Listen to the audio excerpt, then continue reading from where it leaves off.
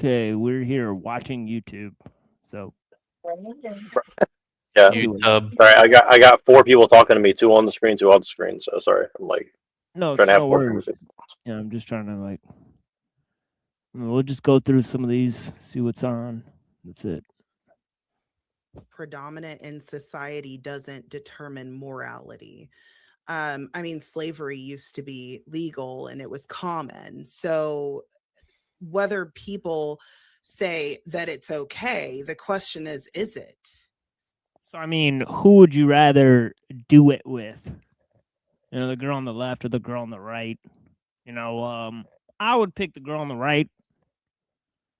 You know, that's just me, right? I know a lot of people that well, the girl on the left is skinny, you know, and all that. But yeah, I don't mind. Skinnier, I guess. Yeah, I don't mind a little bit of you know, I just don't like the demeanor. I like the sort of mousy white girl, you know, or like whatever. You know, I don't know. You know, the other girl looks more like Athena, like she might be Greek. You know, like Greek girls have like interesting bodies and stuff. I don't know, you know, right? Even if they're like heavier. So yeah, so it's interesting. So the frequency of it, of people saying it's all right, does not mean it's moral. But like, do you value a 2-year-old's life more than a 6-week fetus? I Like, if you had don't to place save one. value on one over the other. They're both equally valuable. See, that's a great answer. Like, like, see, the girl on the right's already making sense. So my intuition was way correct here. It's crazy. You know, right? It's like you just walk into a room, right? Like one of them is capable of being a mother, and the other one is not. So I mean, just that's pretty interesting. Okay. Yeah, I don't know. A thing that doesn't even have a brain yet to me is just not A something. thing. She said 2 weeks old. That's a thing to her. Did you hear what she said? That's disgusting. She called a 2-week-old person a thing. That's fucked up. That's just fucked up. That I personally value, and I would rather value, like I said, most of the women having abortions already have children, they have people in their lives, they have their own life. Most? I value. Yeah, but just because you have one child doesn't mean it's different from the child you're having. Like what? Like because you already have children, so you don't, so you could just abort some now. Like what? Like citation needed on that. Most. Yeah, like you know, that doesn't even make sense. That a lot more. So yeah, something with I don't know, like what is it dreaming about darkness? You could say, oh, there's some brain waves occurring. That's just You not. could literally say the same thing for a person. You know, like in their like sort of worldview or whatever. There's nothing to distinguish like people from stuff. So it's like, what, you know, exactly is she, you know, like trying to like say like, you know, like we don't know the inner experience of anything. You know, Well, like it's this is like, what's the logical conclusion if your worldview is that we're just a bunch of amalgamated mechanisms that happen to evolve together? Then what's the point of life of anybody, much less born or unborn children? right. Like your inner experience is deeply subjective matter, like according to you. So it's like I don't understand like why, you know, you would evaluate like, you know, the inner experience of a 2-week-old is more or less valuable than the inner experience of a 6-year-old. I just I don't know. And like your brain doesn't fully mature until you're like around 25. Right. So are 25-year-olds more valuable than, you know, teenagers? You know, like what? It's like, why is the brain the main criterion? Right. It can't be. Right. Something valuable to me.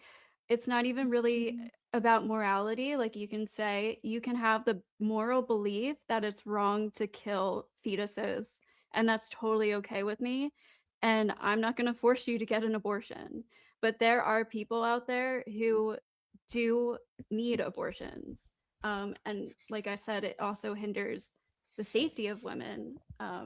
Yeah, that's shifting the goalposts. Like Yeah. saying like whether they should be allowed to do it, and then it should be an exemption in case of medical, like issues. So like, what? It's like you do understand those are two completely different claims, and you just said there's nothing morally wrong with a woman killing a fetus, which is just like that doesn't even make any sense. Like you should have, put somewhere in that sentence if it's her own. And just like I Oh, don't know, it's kind of weird. Medically and socially in domestic situations. So I just value all of those lives more than something that can't even think, doesn't know what's happening, hasn't been alive for more than a couple weeks. So that's where I would base my laws off of, because I'm not forcing anyone to get an abortion if they don't want to. Well, it doesn't really matter if you're forcing someone. Like it matters whether it's morally okay to end the life of a child that is moving towards developing into a fully developed human being. You're putting conditions on the value of that human. And when you do that, that condition can change based off of society. So it's Right. important to establish what makes human life worthy of protection. Right. You said, oh, well, it might just have some brain waves. So are you saying that intelligence, so Yup. someone who is less intelligent Great. is, I mean, Damn, this chick is getting ergo Malthusianism. yeah, she's getting her ass Well, whooped. This ghosty but this chick's is getting funny her ass though. whooped. But see, this is what's funny about this is like when you go to most debates and you try to, or most like forums and you try to say this stuff, people will automatically like shut you down, and that people like this is pretty amazing that people are even willing to go this far into it because,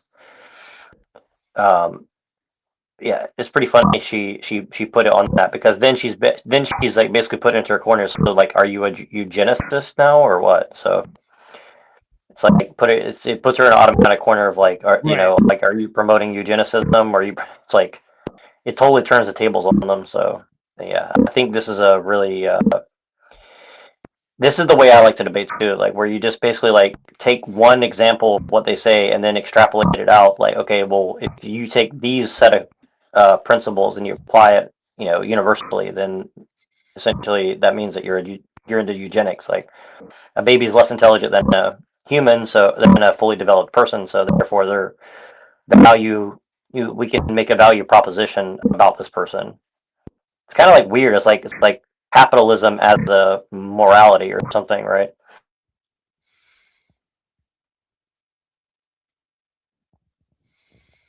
Yeah, there's a lot of capitalism or capitalist theory in the way Judith Jarvis Thompson defends abortion.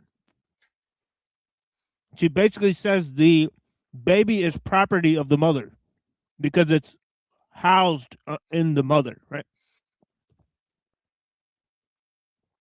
So she compares the body of the mother to an indwelling, like a house, and the baby as being sort of like a tenant, in that house. It's kind of weird.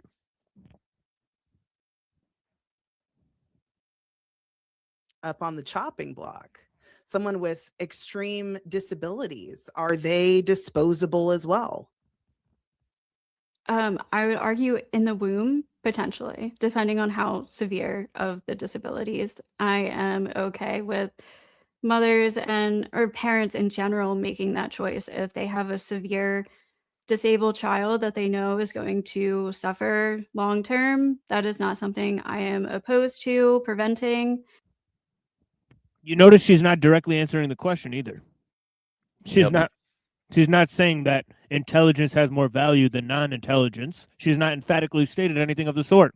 She's not saying that no, they should have exemptions in case of medical issues, which again, she's changing the goalpost. It's like nobody's talking about medical issues. We're talking about the value of human life, lady. And she just asked you a direct question about the value of human life, and you can't answer it. It's like the moderator should step in if he has half a brain, but he clearly doesn't. This is the problem. They can't have a sane discussion because they're going to go in loops because the moderator's too dumb to see that she's stonewalling the conversation. And terminating. Again, like morally, you can be against that. I don't really think morals have to do with this so much as like people like to say, though. I think it's more about the rights of the pre-existing people. I'm sorry, what was your first point? I was going to respond to that too, and I'm forgetting. Oh my God. I Like, oh my God. How dumb is this chick? That's pretty cheap cheap It's like, tactic there. Oh, yeah, I not only forgot. did you, Please tell me. yeah, not only did you not respond to her question, but you forgot a major point that she made. It was just like, it's like incredible. You know, I'd be like, are you listening to anything I'm saying, lady? said that because you said not having enough Oh, brain intelligence. activity. Yeah. Yeah, of course. Yeah, no, of course not. Intelligence is not. I'm not suggesting to start eugenics and to start deleting people who are already alive and who don't have a certain IQ or something like that. Again, these are beings that I don't even know if I would consider them beings. They're literally just forming cells that aren't they don't have personhood, they don't have personality, they don't have any of these factors that we consider value when we are talking about human beings, in my opinion. And other people might have a different opinion based on, usually it's religious. Again, she's asked her if intelligence is the sole basis of value, and she stated that, you know, according to her, the fetus doesn't have any of these things. That's not even the question. No, that's not even the question again. You know, that she's responding to something totally different, right? You know, this is the problem that they're having is like, it's like she's just missing point after point. It's like none of what you're saying is answering the question of if something has more intelligence, has more value than something that doesn't have intelligence, right? Because you claiming that the fetus does not have intelligence, which you can't prove, right, doesn't answer the question of whether you value intelligence more or not. So this lady seems to be struggling to listen to the points that, you know, this you know, just Greek lady is saying. Justification. So, and I don't believe that should be imposed on everybody else. Okay, so you mentioned eugenics. That's exactly where I was going with this, actually, is everything that you are saying sounds like eugenics. It sounds like we get to. Well, there you go, Neurojack. He called it. This is crazy. Neurojack called the conversation. Yeah, interesting. Determine whether someone gets to be born based off of whether they're going to be convenient. So instead of having compassion as humans, which I And don't I'm barely listening. think That's the that funny part. most people. Right. That's funny. I mean, this is what Speakeasy's got going on this like abortion debate. Like, come on, dude. Abortion debate. Yeah, predictable shit.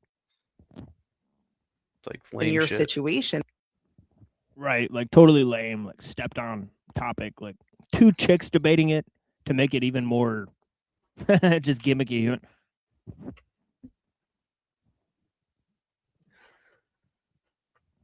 And would say that a Bible is a requirement for that. Now, Christians like myself might say yes, but you're on the other stance of things. So you don't think that the Bible should determine any of this. So where does that compassion play in when it comes to human life? You're essentially saying that because this child might be inconvenient, that we can end their life so that they don't continue on. And you said that they're a clump of cells. Well, technically, we're all a clump of cells. I myself. Well, I mean, she could just very easily point out right now that God isn't that much against killing babies in the Bible, but that's a whole nother story. in a clump of cells. And I forgot the last point. Sorry. No, I did the same thing. That's why I'm laughing.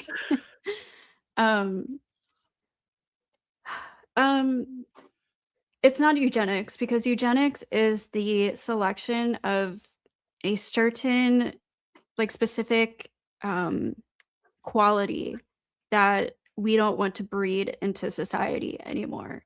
So this isn't like based on this is just based on the mother's individual choice. It's not like the government coming in and saying, "Oh, this child is this way and this can't be born." If it's before, like, do you know what I mean? That's not So it's eugenics. personal It's just eugenics. abortion Like, care. It's this just chick's retarded. reproductive. Again, she's not directly addressing what she, is challenging, right? Rights and choices, the freedom to make them, which we have the option to do. So again, like this, I believe that there's more harm that comes from banning abortion than not. So that's my stance as, I guess, like at the consequentialist or whatever. I see more real life harm from banning abortion than from making it illegal.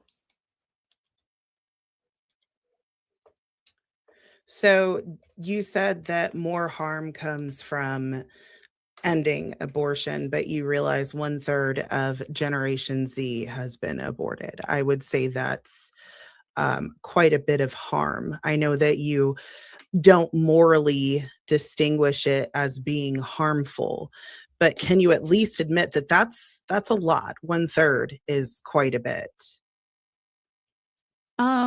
We have the highest population on the planet that's ever existed at any point in time. So it's gonna seem What? alarming, I guess. But no, that it doesn't bother me. I think there's plenty of people still around.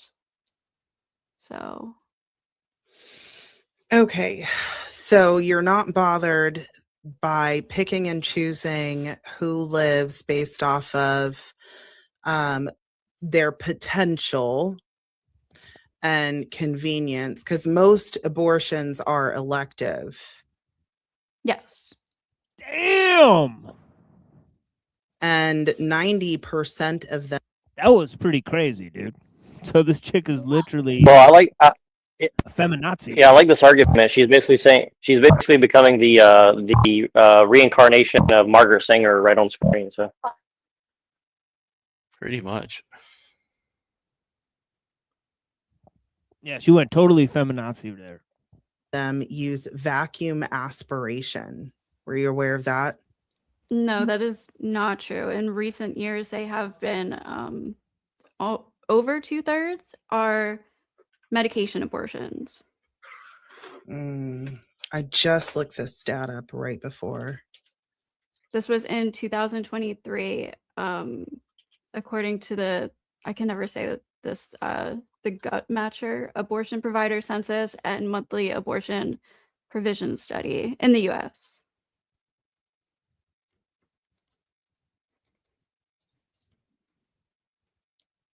Okay, so that's alongside, hold on, increasing use of medication of abortion, dominant method. So the most dominant method is vacuum aspiration. Let's see, what year is this? All right, this is getting pretty boring. All right, Zertis is done. Let's see what Axis Rat Blood is doing. Oh no, wait, he's done too. Well, I need to refresh this page. A lot of these live streams are old. Yeah, the sidebar is definitely doesn't refresh. It's not in real time. It's like it'll Yeah. keep channels on there that look like they're live when they've been done for like an hour ago or something. Okay, let's see what this dude is doing. Counterpoints. Okay, fuck that dude. Actually, okay, let's see what American Zombie's talking about. This is usually a good channel. science like this. So it shows that something existed before that was technological, that could have been what was used to build the current modern stage of the planet.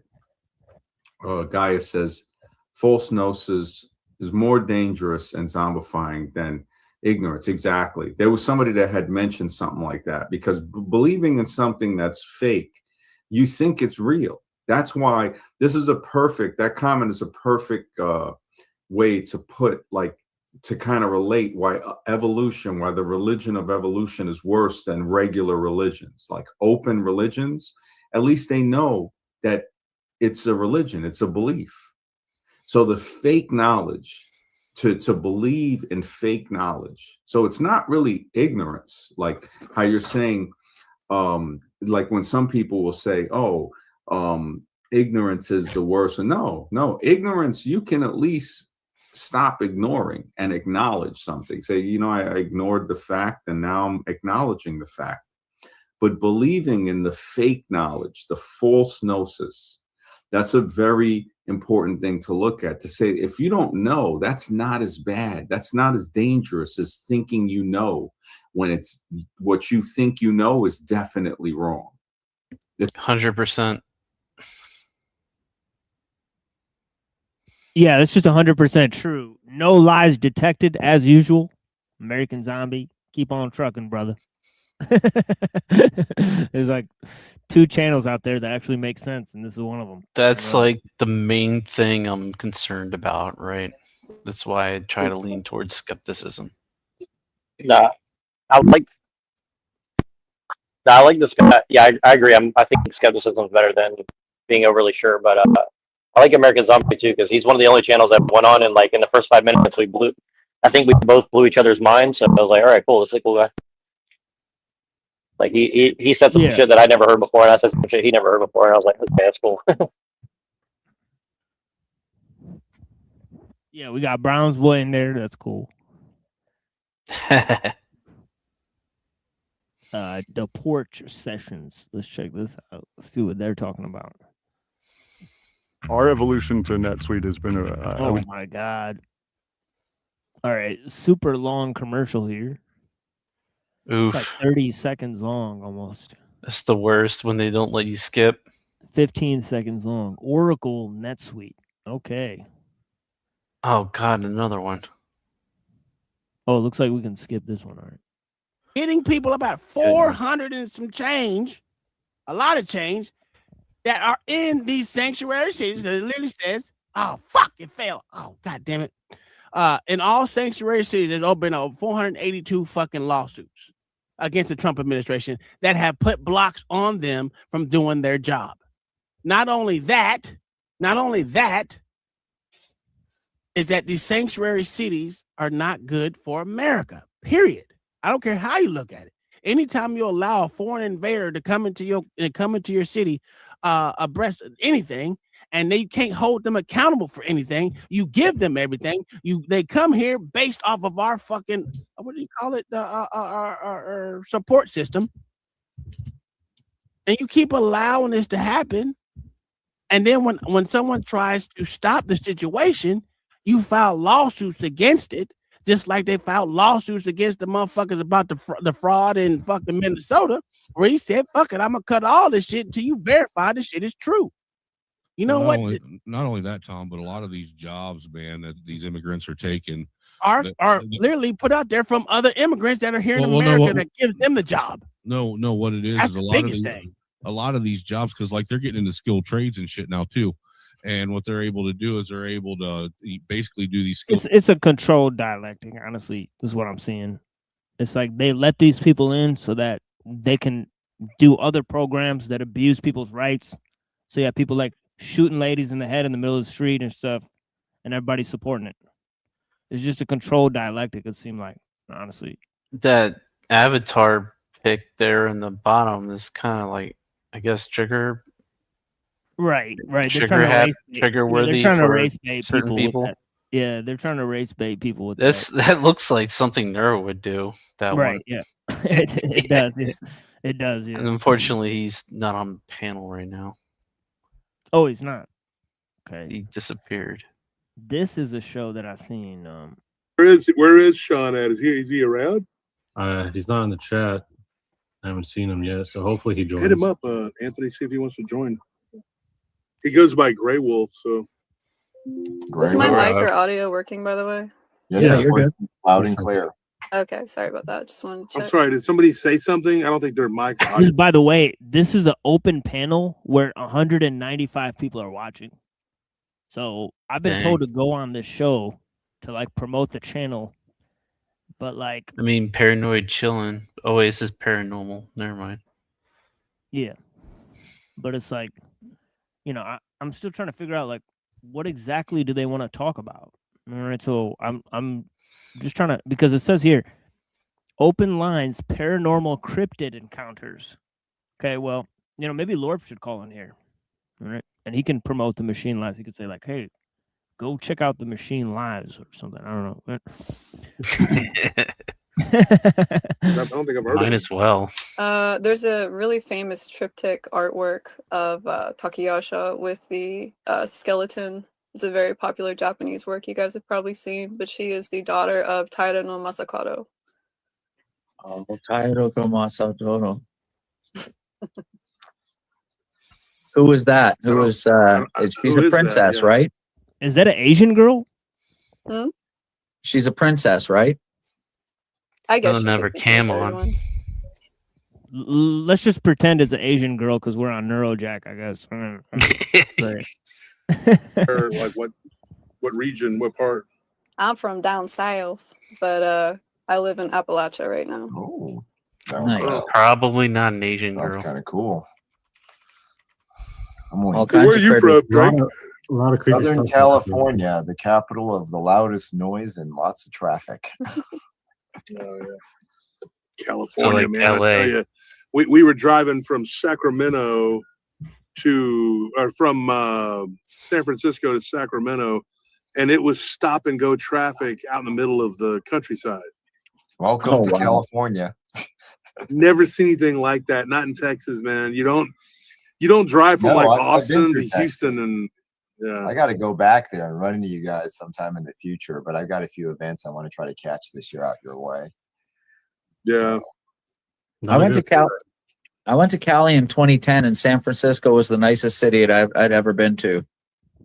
Like, this is just chit chat so far, so I'm not like.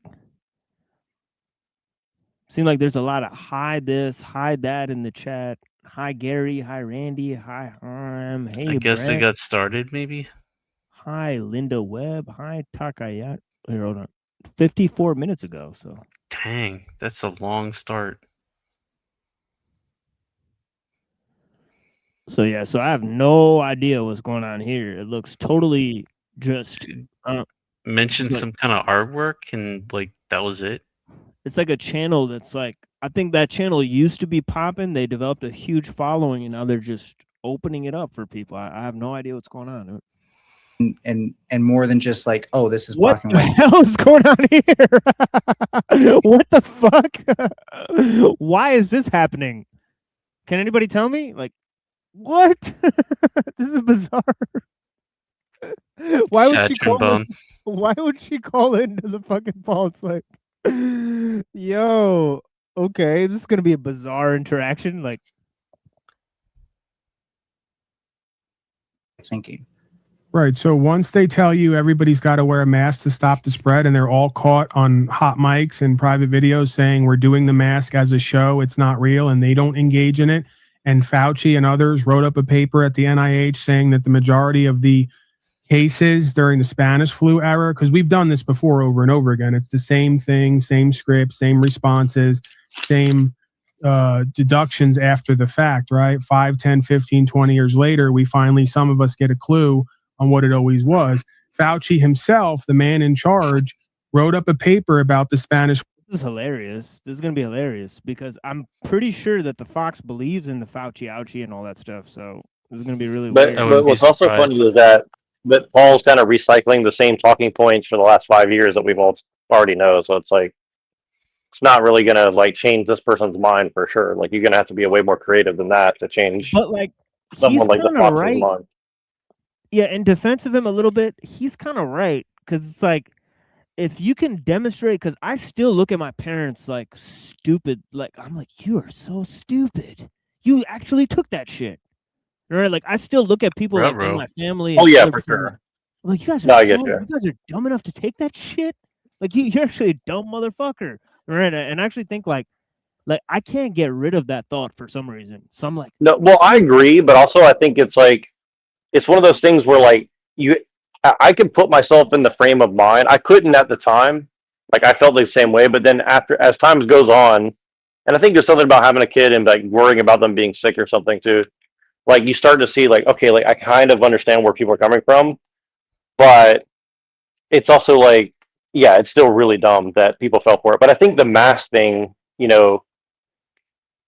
like if people believe that there's a sickness and they think well the mask might like somewhat prevent it or something, and like because like here's the thing is like I've noticed like you can show people the clips that he's talking about like where they're on a hot mic admitting like they don't actually believe in this, and I've never once seen somebody say you know what that's actually a good point. I've never one time seen somebody say that. So that's kind of what I'm trying to say is like nobody's ever said you know what that's a good point. Maybe I should rethink what I'm saying, right? I've never seen that work though. That's all I'm trying to say. yeah, Like I think you Because just have like to hit them on the morality. the psyop, I guess, had magic toward it. People just got psyopted. But what was I gonna I say? think Like, that's yeah, really against. the masks were pretty much useless. Everybody has a bacterial field around them that extends out. So like the True. 6 feet thing may have had some merit to it, but the masks themselves, it didn't do anything.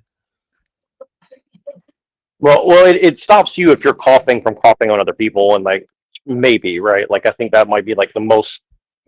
The But thing this is is, not against like, you or Paul per most se. I'm just saying like in general. You have but yeah. weird. Go Like ahead. they could have called those people quarantine. Like you could have said like, Yeah, oh, these people are in no, it quarantine. doesn't. They test. Sorry, I'm playing DMZ at the same time. They tested a majority of the masks that were being used by people, and it was proven that with the technology that they were using to see the spray, almost all of the spray went in or underneath or around the mask. It actually did not contain anything. So that was myth. That and most people weren't even wearing the mask properly. Even if it did work, they weren't even using it properly. They weren't. You pretty much have to like seal that shit on your face for Yeah, it to dude, I had to wear that shit on even the a train. possible. Right when me and Abby were coming to like Michigan and shit, and fucking weird, like my shit, like I could not breathe when I was wearing this fucking thing. I felt like I can't fucking breathe well, and so I don't know. So I never wore that shit, but the one day I did, I was like, this is highly uncomfortable. It's And so hella annoying for people that have glasses because it like your glasses end up just fogging up because your breath is being deflected yes, that's upward. right. Yeah, you can't It's wear like it's sunglasses so with it. fucking annoying. Yeah, it's really dumb. Yeah. Flu, claiming the majority of the deaths of the Spanish flu were found out later to be caused by the mask.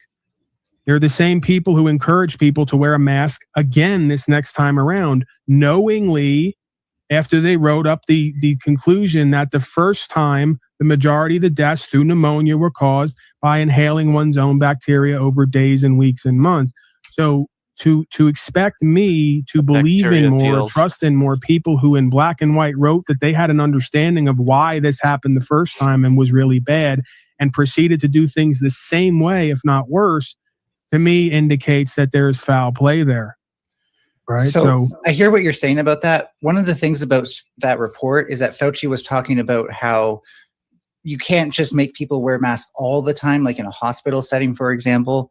And Spanish flu was a good example of that. But that doesn't also mean you can just suddenly let the cases of something pandemic explode just because you're afraid of what might happen with masks. There's nuance. Not every solution is, again, black and white. And so you have to understand the nuance of these things. I have a question for you. Did you, when this was going on, did it feel like a punishment or something to you maybe? Gonna like I psychoanalyze guess him you now? could say that. Not really a punishment. It just seemed like a Right, weird question. another push that we see every so often, every 10, 50, 100, 1,000 years, every so often there's a push. I think what she's trying to get to, or what they're trying to get to is like that this is like something where, he feels personally slighted. So it's something about his feeling about how the world's against him, and that is contributing to conspiratorial thinking, right? So I get the feeling that is the direction that sort of I the hope Fox not, is but going. yeah, that's what it seems like. Yeah. For certain people By in Greece. viruses to infect humans, because that's what they do, Again, right? it's like saying the drugs now are killing everybody, so we have to interfere with everybody's rights to stop the drugs. You still haven't figured out that in order for government to take over the people, their property, and their rights, they need an enemy, and an enemy that can't be defined or pinned down is the best one. It's the Taliban, it's the drugs, it's terrorists, it's sovereign citizens. But it's I would diseases in say the that's all air. false equivocation. Okay, so You can say whatever you like. I have my everything I've belief and my argued- understanding, and it's historically sound, and I'm not going to change it because you want to use the word nuance over and over again. It's pretty cut and dry and clear. Everything I've argued applies best to a pandemic situation, and definitely it does fall apart, especially when you're asking that much of people for most other situations. If you're asking people to stay at home and not have a social life because the Taliban might be out there, I totally agree with you. However, there are very specific ways to present. If let's say the virus is there are very specific ways to spread it because there are very just really quick, I want to say specific ways this: the like, virus spreads. by the same token, couldn't you argue? Didn't you argue that technology is like something that is an actual threat, but it's hard to pin down? So therefore, like, does that mean that we shouldn't address technology? So I mean, that would be another angle to look at it from, right? Like, is that one of the things that they have in their psyops that they're going to do, saying like, we need to deal with this technology, and then they're just going to give nothing but bad solutions to deal with it because it's like this enemy that they don't actually want to or can fight against or something like that. You know what I mean?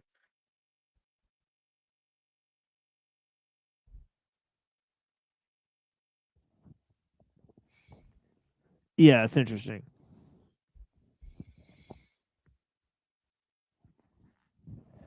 And you can definitely see a difference in places like China or even places with stronger mask mandates and how many people just died alone. According to who?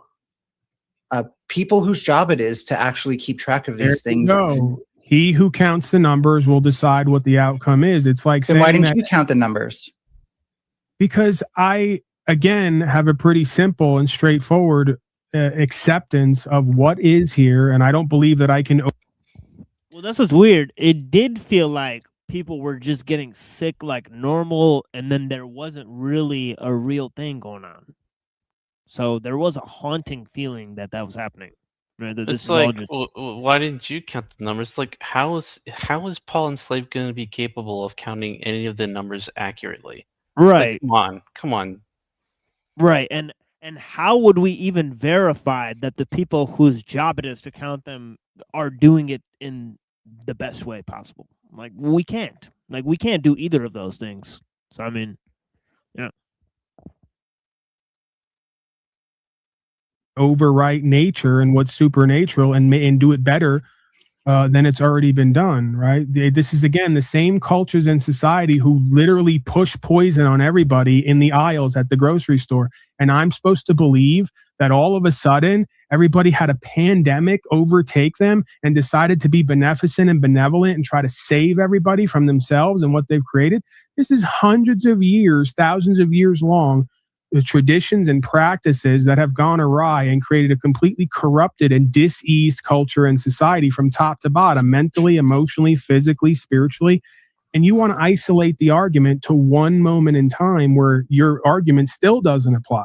So again, these are the same people who pre and post pandemic have not done anything about all the poisons in the air, the food, the water, and everything else, because they're so interested in prolonging the lifespan of the individual and the collective. I'm not buying it. I think it's extremely naive and foolish. And I think the alternative perspective makes a lot more sense. If you want to take people's rights and property, you say that there's an enemy lurking around every corner and it could be you, and you get the collective to gang up on them and dictate to them. And if not, they get punished. Pretty simple. It's how collectivism has and will always work. And you obviously bought in when it comes to the pandemic. Maybe I that's never buy why in the Fox with any of these asked events. the question, because might he be did done. say punish there. Maybe he said it. Maybe he said it earlier. I see. That What would you're make saying, by the way, sense. Yeah, right. it would make sense if we still didn't if we didn't get those rights back, or let's say they actually did take a bunch of property, except that didn't happen. As soon as the virus started to disappear, they started lifting those things. I'd also argue that most people are actually benevolent. There are some malevolent actors out there, but typically it's hard to be malevolent in any sort of institution that's filled with benevolent people. Not saying it doesn't happen, but you usually have to find loopholes, or you have to accumulate some sort of concentrated power, like in the form of capitalism, which we can always get into if you want. But in this specific scenario, I think too much of this happened without people being able to plan ahead for it, and too much of it had a necessary response for us to do nothing. For example, if there's a raccoon, let's say your grandma's sleeping in Yeah, I think they are technically right, because if you look at how the system operates, you won't necessarily see evil people in the system that are doing all these evil things. So see, because some of it's just intrinsic of the problems within the system itself. So it's like you're not really going to find Fox, like, yeah. Oh no, I was just gonna say this Fox person is really good at debate because it's really hard to argue against what they're saying. Like it's it's pretty, it's like, Well, in this particular instance, I'm kind of curious as to what this person thinks about the alphabet agencies and all the kind of Machiavellian things they've been into, to put it lightly, I Yeah, guess. you would have to like show this Fox like all this bad stuff happened Like, throughout history, and you then they'd only know, believe like half of it. I lean towards Paul, you know, because they're poisoned. They've poisoned people. Right. They poisoned San Fran. They've poisoned Right. certain groups. They poisoned blacks. You know, it's like Right. It's like they how much done more all this leeway? crazy shit. The MK Ultra. Like, come on, like, you think that it's all benevolent? Get out of here. well, I think. Well, I think it has to be. I think you have to put it like this too. Like you have to say what I would argue against you and Machine. I would say, well, you know, if you want all this technology, all this like quote unquote free, all this, like you're gonna have to crack a lot of eggs to make the omelet. So it's gonna be necessary regardless. So like you can be upset with it, but you can't really imagine it would be any other way either, right? And I think that's kind of like. And I think if you put that to the Fox, they would have to like admit, like, well, yeah, exactly. Like, I think that's how you would catch them up, essentially.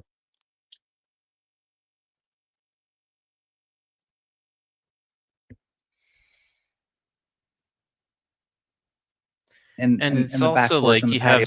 have what do you do with all the psychopaths that seemingly rise to the top? So that includes government, that includes business, that includes religion, like, and they're supposed to have the powers. So, you know, why do you think we had the cough thing? You know,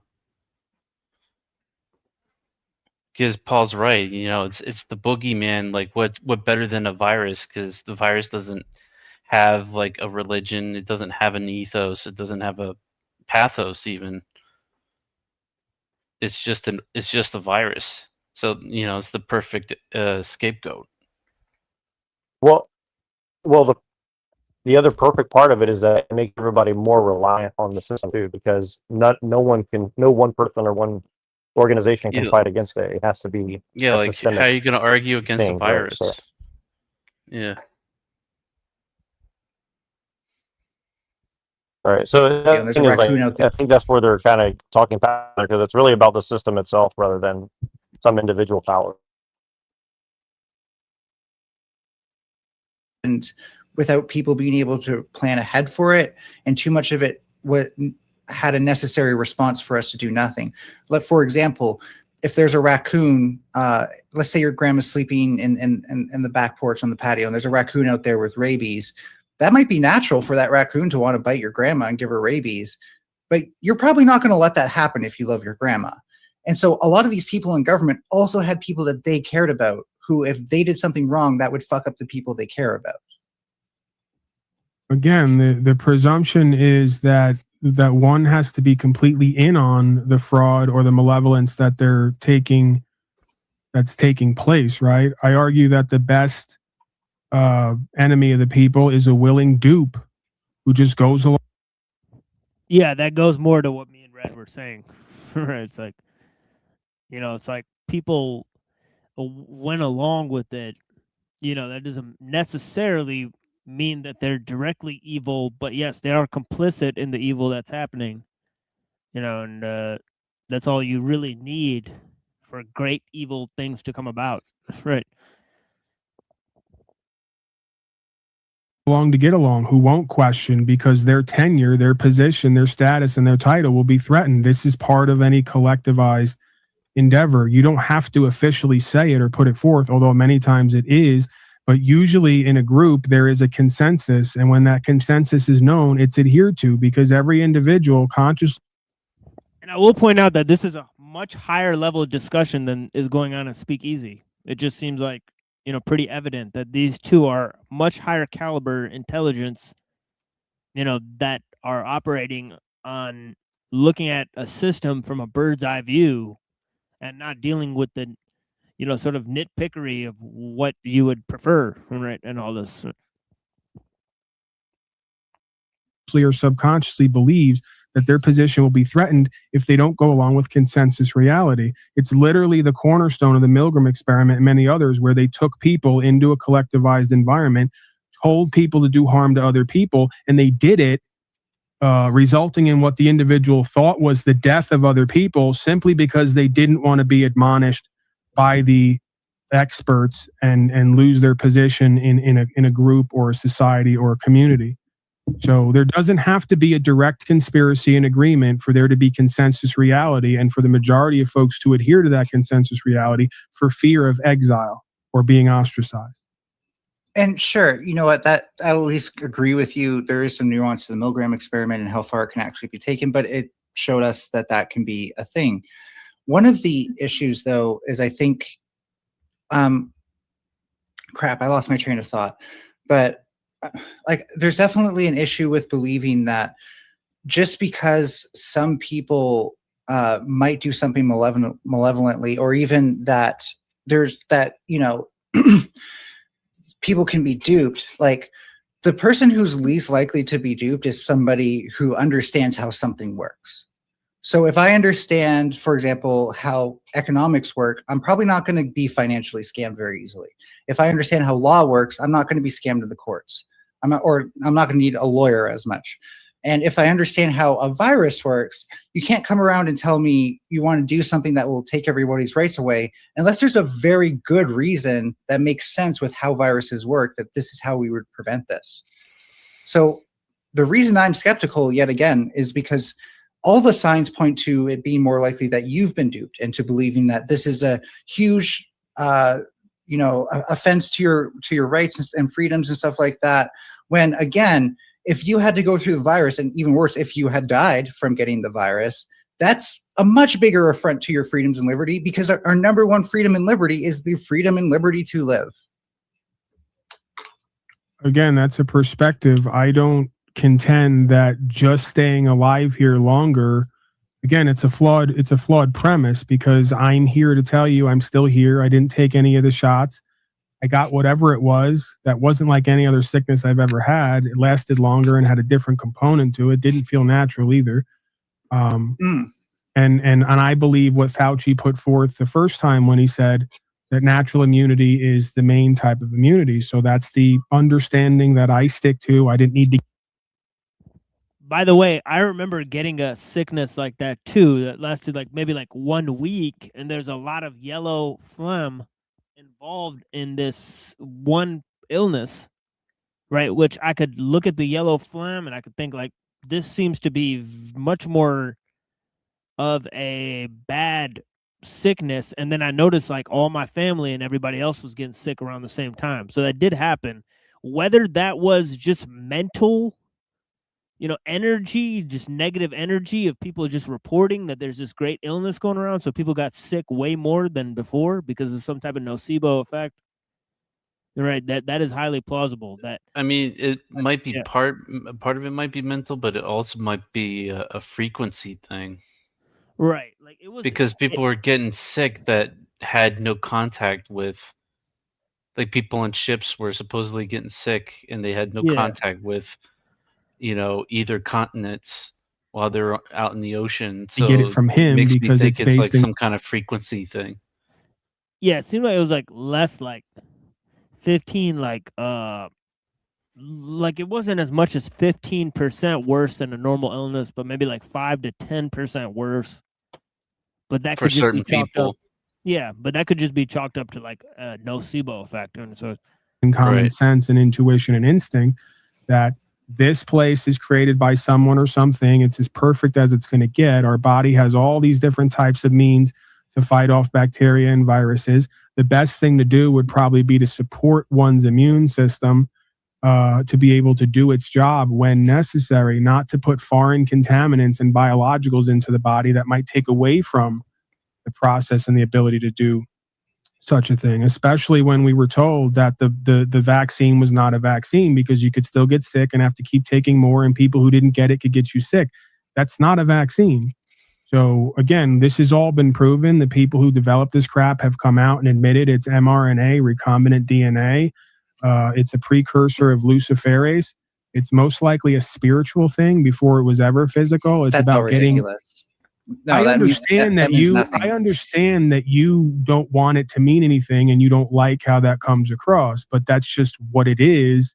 And I don't need it to be one thing or the other. It's pretty simple. No, that was pseudoscientific mumbo jumbo. The reality of I don't. it is Scientism is not the end all be all to the paradigm that I use to view reality and make a decision. you got It might how be- immunity works wrong by It might be yours. he dunked the fox. So I knew that was going to happen eventually. But yeah, I said, yeah, so he dunked the fox for claiming that scientism is a be all and end all of, which it does, like, it's interesting, right? The fox is seeing that the scientific consensus should place a lot more value above other things, right? Like moral, spiritual, right?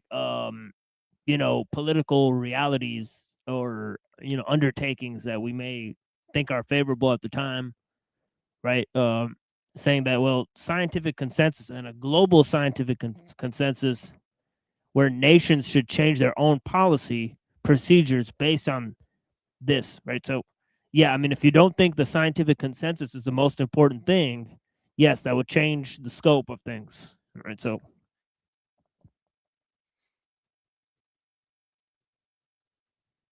but it's not mine. And this is precisely the idea that you're going to make your reality and what you believe everyone else is by choice or by force, right? I'm not into that and I'm not a part of that. So you're free to believe whatever you want to believe, as am I. So if I want to say that I have a belief or an experience that it seems to be that there are forces here, principalities in high places that are working through men and women to create realities, you can say it's nonsensical and crazy. At one time, I would have said the same thing.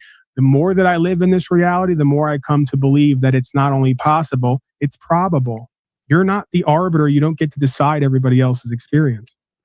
Well, I think there are people who are better at determining objective reality because they actually do tests to see if what they believe aligns with reality or not. That's called empiricism. And I think, for one thing, it's pretty easy to understand how somebody who doesn't understand how something works is more like. So that's a bold-faced presumption, right? That reality is based on empirical observation, right? That's just It's a metaphysical statement.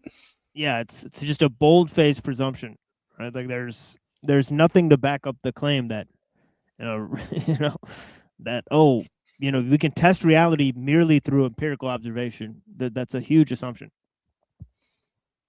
And even if it were true, like, it's still pretty difficult to get it accurate to the degree that a lot of people want it to be accurate. Right. Like, I don't think cold hard empiricists are actually claiming that they're discovering reality through their observations. So I think she went a hop, skip, and a jump beyond their claims. All right.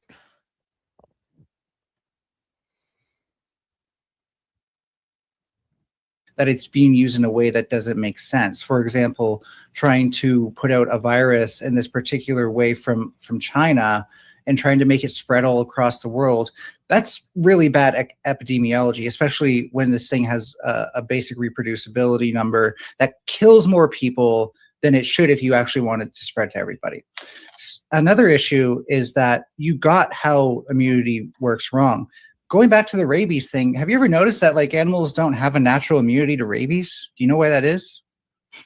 I'm sure you're going to tell me. Because you can't necessarily become immune to everything. Viruses can evolve to evade your immunity, and that can actually make them much more dangerous. Or your immune system just might not even notice it's there for whatever reason. And I'm sure you don't want me to get into the nuance of this all, but just saying like, oh, I'm sick, my immune system can take care of this. Well, not if you die. There's no point in having an immune system if you're dead. So I think you're playing with fire, and this is a particularly dangerous fire because it relies on what you don't understand making sense to you, and things that you don't understand shouldn't make sense. That's not how information works. That's not how reality works. And I think I could make the same equivalent statement on the other side to you, that you're playing with fire by taking other people's tests and scientific anecdotes and experiments and making them the whole of creation, and then generating a solution based on that and trusting that the solution is what they say that it is. But that would be a false equivocation again, because again, I'm deferring to people who do actually understand how it works and are less likely to be according to you and them. If I ask everybody on the street, they know how everything works according to them and their group. It doesn't mean they actually do. It sounds like you've set yourself up with a framework where you can pick and choose what you want to be true based on what you already believe, kind of work backwards from your conclusion. Well, there's true objectively and there's true for me. I don't know objectively what's true about these diseases, where they come from, how they work, what they are. You claim that you do based on other people's work. I don't believe you have a firsthand experience or understanding that can be communicated to anybody else. By the way, like, the Fox just claimed deductive reasoning is false, by the way.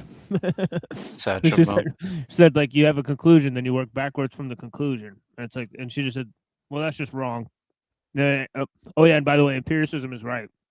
So it's kind of weird that they just emphatically said it. It'd be pretty easy to throw all that under the bus and say that even science throws all that under the bus, right? You could use Karl Popper, because you could use a number of, you could use Thomas Kuhn, right? You could use a number of ideas that scientists have came up with that shows you that these are just paradigms. These are all belief systems. So yes, we have to draw the line between.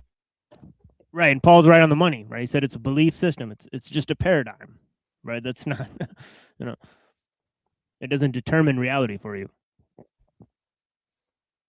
In objective truth, what is versus what we believe or don't believe that it is. You have a belief and a lack of belief. I have a belief and lack of a belief. You can claim your beliefs and lack of belief are founded or stood upon some infallible practice known as scientism. I don't accept the claim. Simple. And there's a mountain of evidence from the beginning of time to show, whether it's AIDS, whether it's the what's the other the Spanish flu is another example. The polio was another example. The DDT, all the way down the line. For hundreds and thousands of years, people in power positions have been claiming to know what's going on, have the evidence to prove it, and have the solutions to stop it. And somehow, yeah, he hit it out of the park with the DDT example. Yep. That is just, they just literally poisoned everybody, even little babies, for no fucking reason, just because of a scientific consensus. Some way along the course of our experience, many people who engage in those solutions wind up regretting it or having extreme side effects. So I don't know how we're going to discount that. All the people who got the shots, who were dyed in the wool collectivists, who now regret what they've done and have come up with a bunch of health problems they didn't have before they took it. And there's a good amount of evidence to show came from those supposed solutions. Beep boop. So it really just comes down to gambling. I'm willing to take a gamble. 717, just give me 1 minute. I'm willing to take the gamble that my intuition, my instinct, and my ability to experience trumps what the authoritarians tell me is a solution for a problem they most likely created or allowed to exist. Because that jives with everything else I've seen in history and with collectivism is problem, reaction, solution. These people and this spirit are masters of creating problems, causing destruction and discontent, and then providing everybody with a supposed solution that actually makes everything worse. So I'm going to wrap this up so you can get to your dialectic. next call. I know it's just call-ins, not panels necessarily. All I want to say is that just hold on. I'll go to you if you can. Just mute up. I want to finish with the Cosmic Fox. All right, no problem. All I'm going to say, and I will leave after this, that way you can have your last word and move on, is that I think that this is dangerous thinking. It's a sort of thinking that could have killed a lot of people during COVID. I don't know you personally. I don't know if that you would have done that or not. Oh, that's disingenuous. You don't have the right to be a public health hazard. There is objective information out there, and we can find it through testing our assumptions. As if you're an authority to say that? Like, come on. Yeah, like weird sidestepping over most of the points he made. Yeah. That's like all he you think has there's a- after the DDT comment. Yeah, like, yeah, you know, it's like, okay. Oh, you're dangerous. You're dangerous because of your beliefs. Well, you know, we could have all said that to you like 10 years ago, and you wouldn't like it very much. Monster under your bed, that's currently your reality, but guess what? You can look under your bed and find out that there's not a monster there, and then that becomes objective reality. That's So even more it's not out of our hands. It's not something we can't figure out. You could have learned this stuff if you wanted to, and I think maybe the gays have a special like love for Fauci's, right? So like they have like some because of the HIV thing, right? So they got Wasn't Fauci a part of that? Wasn't he involved in that too? Yeah, he was. Yeah. Shit, son, this is getting crazy. Yeah, so it gets kind of weird. That makes it even worse. Yeah. Oh my gosh. Because you know, like there's people like I've talked to, like gay people that are extreme, right? That think like it's fine to live with AIDS because there's treatment for it.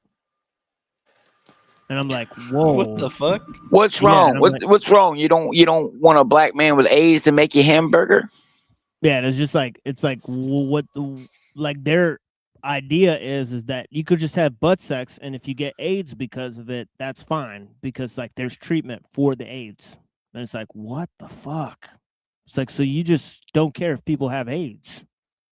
And it's like, you know, like I don't know, I could be saying it wrong, but like, you know, I could be like doing a comical version of their beliefs. But this is what I've heard, dude. It or not.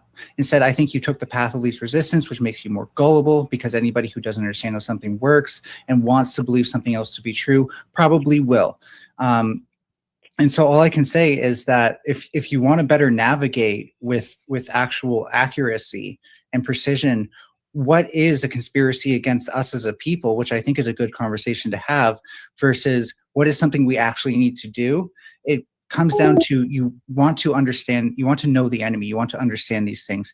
Other than that, I just wanted to say, by the way, leave on a nice note, I do like the name of your channel. I think it is true that proper instruction motivates people. So good on that, and thank you for having me. Thank you, Cosmic Fox. So I'm going to let you go, and then I'm going to just respond quickly. I think that we've already kind of taken this through. I'm going to bring USA up real quick. I want to respond to the caller. We got a lot going on. I never got to many articles, if any. So I think that this... Yeah, pretty much on point there.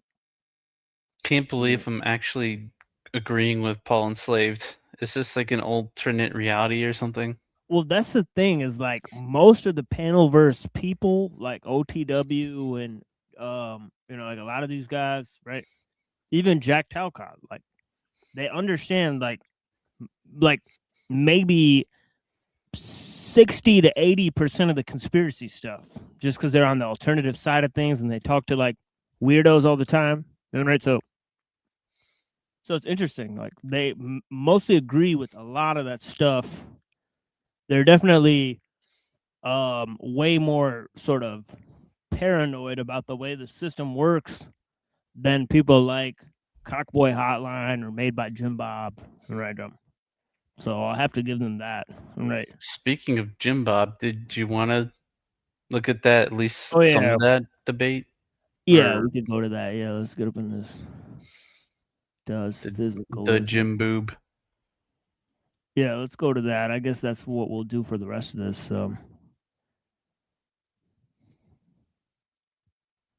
look at this. Castrup.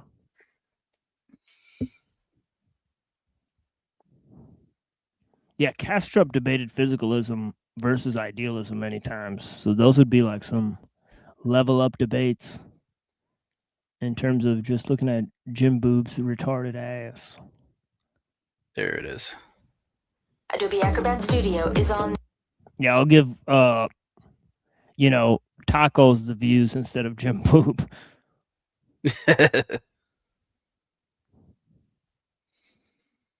Yeah, we'll skip his gay ass song though. Nice try, Tacos. Not getting us with this fucking trash music. What, has he got like an AI song now Oh too? yeah, you betcha. Rut-row. AI metal trash. There was something I wanted to say from that last thing, but I kind of forget.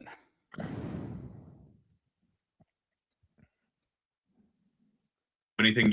Also, let's get some introductions. I always forget to do the introductions. Jim Bob, you should do a quick introduction for yourself, and then Leo Phileas. Swoop and the flippity floppity floop. Anyway, on a serious note. And Leo Phileas. Oh yeah, watch this. This dude gets like really cringe here. Yeah, it's your boy Leo Phileas in his house. Open the flippity floppity floop. It's your boy Leo Phileas in his house. Open the flippity floppity floop. That's clippable. It's your boy Leo Phileas in his house. Open the flippity floppity floop. Anyway. Oh man. Just Fucking total cringe. The whackness is spreading like a plague. It is cringe, but I think his hardcore evolutionism is probably more cringe. Yeah, like, and then Jim Bob sipping that same fucking gay ass Sprite looking drink. Like, you With look like a his- sweet boy with your cut Trying off to look like a lumberjack. sleeves. I know, like a gay lumberjack. Like, what the fuck? Total clown. Sipping them sweet Long Island iced teas that he's got there. Come on, dude. Like, what is this, like, sweet little green and yellow, like, the shit comes in a can. So it's like, just what are you sipping on there, bud? On a serious note, yeah, I'm Leo Phileas. My channel is called Leo Phileas. It's the same fucking weird drink he's sipping on all the time. So maybe this is like product placement, like, just what is this? occasionally Gay- post content. gay I'm hoping ops. that by the Right. spring I can get some stuff in my schedule with work and other things that I do a little bit more solidified and start posting a little bit more regularly. But I do post to my channel. I focus mainly on philosophy. The areas would be metaphysics, philosophy of science, metaphysics of science, philosophy of physics, and then I do a lot of content related to both cosmology and quantum mechanics as well. I'm no expert, but I think I know enough to know what I'm talking about. It seems that I know what I'm talking about. Some experts have told me that I know what I'm talking about. So you should go check me out if those things interest you. Perfect. Thank you for the amazing introductions there. I'm waiting for all right, we got the clock up here. Sorry about that. Just resetting one of these timers. We've been doing a bunch of open panels. So by concrete, we mean material. Justified true belief is when a person asks no. So he's going with justified true belief. Oof. Which is just dumb. Like, it's like, I don't know, dude. It's like, there's no discussion of like Gettier and like, any of this crap. It's like so weird, right? Like, he's going with justified true belief, like not Plantinga, like not anything else. You know, like we just did a whole thing looking at Plantinga yesterday. You know, I mean, you know, there's so many better options than justified true belief. I don't know. You know, Is he going with that to so he can use the tag or what? pretty much, yeah. Figures. That a proposition P is true if and only if all three of the following conditions are met. S believes that P is true. Obviously, you have to believe something first to know if it's a justified true belief. Two, that it is in fact true, that you test it in some way that it is true, and it's justified in believing it, that it's true based on supportive evidence and argumentation or whatever. Like, does he not? He doesn't understand justified true belief because he said you have to believe something in order to know it. That's not how it works. You know, you could believe something without knowing it, know something without believing it. And Plato literally shows you how those two things are different. Right? But I don't Putting know. the cart before the horse, I guess. Right. So he doesn't understand how this concept that he's employing works, and he's clearly reading like some sort of AI explanation. Script. Yeah, exactly. Yeah. Else. And so there are some key aspects of this view that have some major problems. One is if knowledge is synonymous with justified true belief, then justified true beliefs are concrete in nature. That is to say, their ontology exists as material in the world physically. Two, a method is required for coming to justified true beliefs, which includes evaluations and propositions.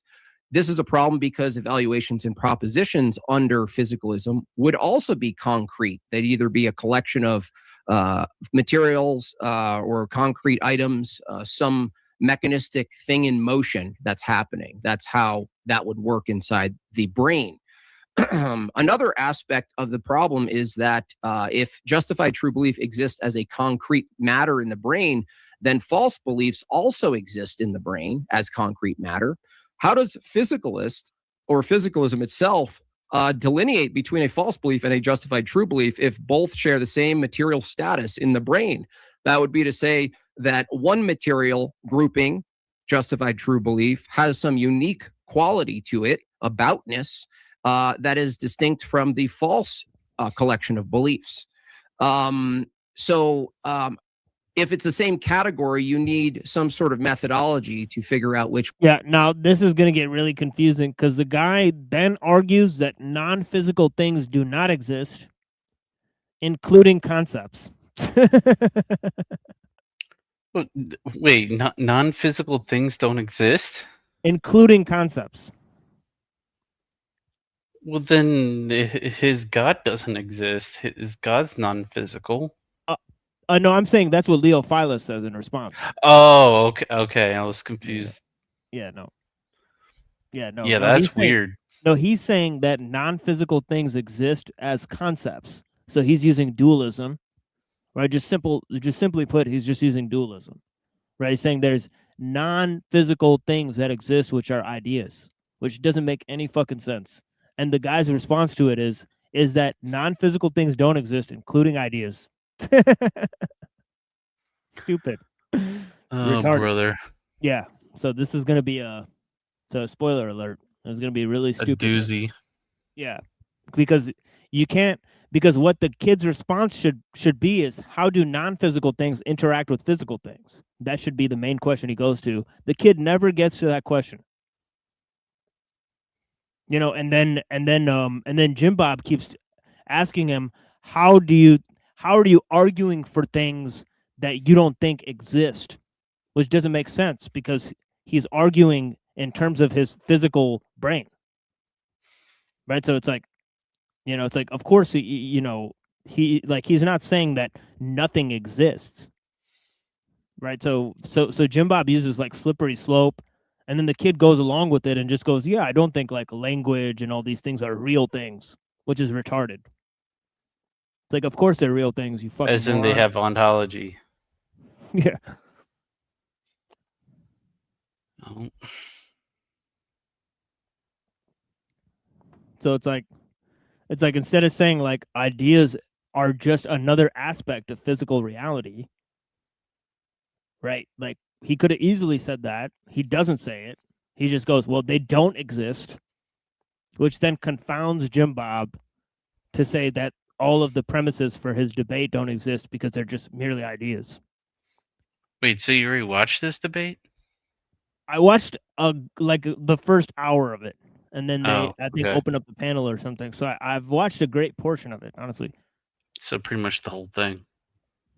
I don't know how much longer they go past the hour, but yeah, they could go 2 hours. So then I would have only watched about half of it, but yeah, I have seen a great portion of this debate. I think they and go it's for just 2 hours. retarded. I think it was for 2 hours. So yeah, which I think because I think I told you, I was like, that seems like ridiculously long for this. Yeah, it gets topic, you know? retarded. Yeah, it gets very retarded, as I'm saying. Like it's literally just how I outlined it, because I've seen it before, and like I said, it's like the whole discussion of being and becoming, like on my show, of Parmenides versus Heraclitus. The whole thing could have been solved if they looked at that problem. All right, it's like weird, all right, because you don't want to say ideas don't exist. That makes zero fucking sense. Nor do you want to take a weirdly dualist position, because then you can't connect non-material things with material things, right? So since he's correspondences, bro. right, so this is the thing, is like he's not saying anything to that to connect those two things, right? So yeah, so both of them have an intractable problem in my view, but yeah. One's true, which one's false if it's just pure material. My opponent might say, well, that's easy. We just test them with reality. Well, first of all, reality is a metaphysical term. Reality is a concept. So concepts, do they exist under physicalism? If so, where is the material called a concept?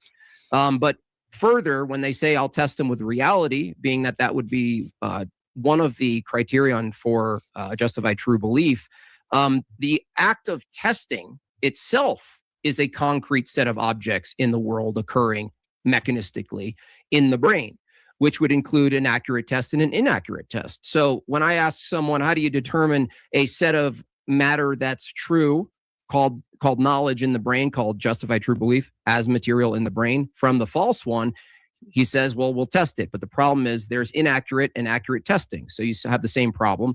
Inaccurate testing and accurate testing would also happen in the brain, in the material brain, as material product of just the brain happening. So keep in mind. So it's clear that Jim Bob's more right, but still he's using a sort of slippery slope, to deny the existence of brain states, right? That would then, encounter sets of ideas or beliefs which he's admitting they don't exist because everything exists as sort of coming from a physical source, right? So yeah. Find that the phrase test with reality invokes an abstraction called reality. As I said, the abstractions must also exist. Now, I don't know if my opponent will say, well, they do exist, but they're not material or they're not concrete, which would be, I mean, is reality just an abstraction? I'm kind of having trouble wrapping my mind around that, right? Because both of them would be arguing for what is real. So neither of them are saying that, I think both of them would agree with the statement existence is. Right? So none of them are denying reality, right? Or saying that reality is just an abstraction, right? So I think he's using too much of a slippery slope to kind of like, say, well, physicalists don't believe in any ideas, right? They don't believe conceptual things exist, right? But they clearly do. They just think they're products of the mind. All right. So did they at least try to come to an agreement on some terms anyway? Or they just argue past each other the whole time? It seemed to me it's more, the latter than the former, but you have to come up to your own, come to your own conclusion. But I think, to me, they never ever define their terms before the debate starts ever. I mean, I've never seen them once like define that's terms. Kind of the debate, that's the real debate. or the foundation that for the debate. Anyways, Yeah, I would argue you can't even have a debate unless you agree on some of the terms at least that you're discussing. I mean, there's literally no debate unless that happens. I would agree. I would say. like they need to at least define the word knowledge, the term knowledge, at the very least. Otherwise, there's no point.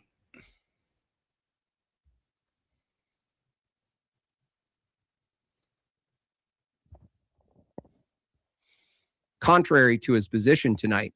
So if abstractions do exist, they must also be concrete, which is definitely. Well, that is kind of does physicalism make knowledge impossible? So what they're literally arguing about is knowledge, right? The existence of it within physicalism. And so it is an interesting prompt for sure, but and it's definitely stolen from those Castrop debates, honestly. Definitionally a contradiction. We have at least, to my knowledge, we have two ontological categories: material and abstract, conceptual and real, as they would say. So if knowledge, if it's concrete, is a material in the brain or a collection of material in the brain would also be identical to the person acquiring the knowledge. We say, hey, can we acquire knowledge? In this case, justified true belief. But if the person acquiring knowledge is identical to the knowledge itself, being that if a person acquires knowledge and knowledge is literally the brain, then the person... See, now he's getting twisted up, because knowledge is a product of the brain. The brain isn't itself knowledge. All physical things aren't knowledge. Right, so he's like tying himself in a knot here. Acquiring knowledge is acquiring their brain, which would be reduced to the brain is acquiring the brain, if you were to say it. What the hell? I know, he's gotten like too outside of himself. Like he's like gone into a philosophical coma at this point. Like it doesn't. Well, I think he might be trying to lay a trap, but it's not doing a good job of it. Like he's actually putting himself at a disadvantage. But I think he's trying to lay a trap where he's going to piss them off and then get them to double down and then do some other weird shit or something. Yeah, because knowledge is a product of the brain. It's not the brain is knowledge because it's physical stuff. That would mean that all physical stuff is therefore knowledge, which no physicalist would say that. I mean, that's just ridiculous. Properly. So it's a distinction with no difference. So what in fact is being required? It sounds like, to be consistent with a physicalist position, you'd say the brain is producing phenomena, and you're calling the phenomenon a true justified belief as opposed to a false belief. But the problem is that activity... That's false. They wouldn't even use the term justified true belief to describe, the product of the brain, right? They wouldn't use that, right? So, so he's applying a false definition of knowledge to something. He's saying like justified true beliefs can exist in the brain, but they never agreed that's what knowledge is. So he's applying a weird definition to something that exists in the brain, where I don't know if they would say that it's in the brain or it's a process of the brain, right? Because it sounds like Leophilus or whatever the fuck his name is says it's a product of the brain. It's a process that exists as the brain metabolizes, not the brain itself. So again, he's conflating two different things. I guess he really likes lions. I don't know. Leophilius. Yeah, does that mean you want to fuck lions? Like, what the hell? I'm not sure. Maybe he was trying to go for Leonidas, but maybe just change it. Maybe the kid's a furry. He looks like one of those types. Maybe his name is Leo, so he loves himself. I mean, right. Maybe he's a Justin Bieber fan. He's like, autophilia is a thing, I guess. That much. Oh, baby, you should go and love yourself. Come on. Damn. I don't even know any Justin Bieber songs, but all right.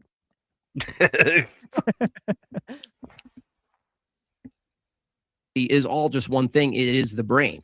I'll forgive you so for there's that. no way to talk about knowledge without referencing Yeah, just fucking with you. It as a category. But if categories exist, they must be concrete. If a category is concrete, then it's a particular concrete thing, not a category.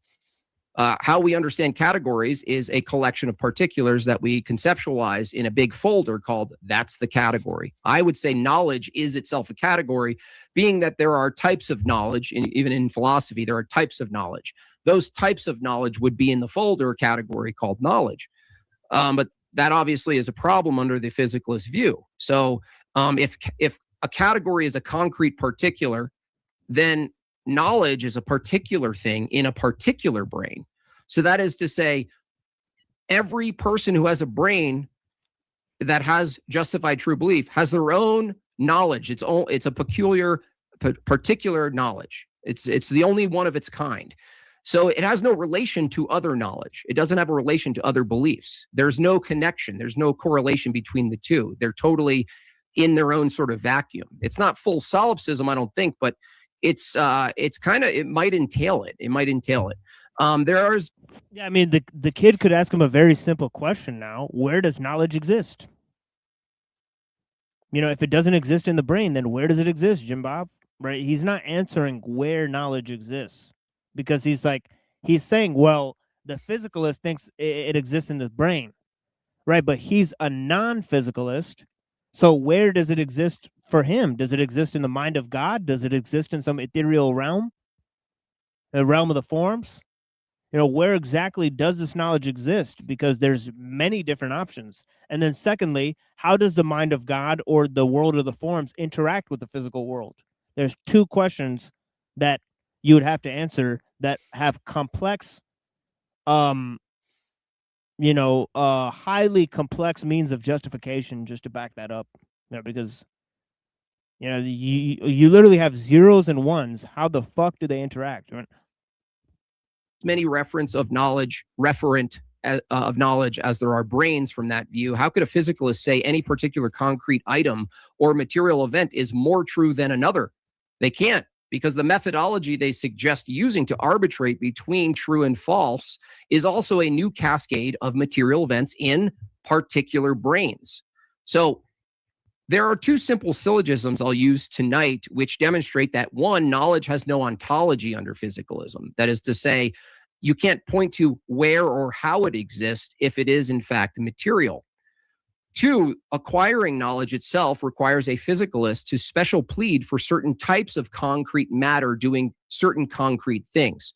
So the first syllogism is premise one: categories don't exist under physicalism. Only particular instances of matter exist. So if premise one is categories don't exist under physicalism, that's a conceptual thing, not a material thing. Premise two, knowledge is a category. Conclusion, knowledge does not exist under physicalism. Now, you couldn't really argue that physicalism can make knowledge possible if it doesn't even have an ontological status for it to exist in the first place. How would you know if knowledge is possible if it necessarily can't fit in the right folder called physical? You can't point to a physical thing called knowledge.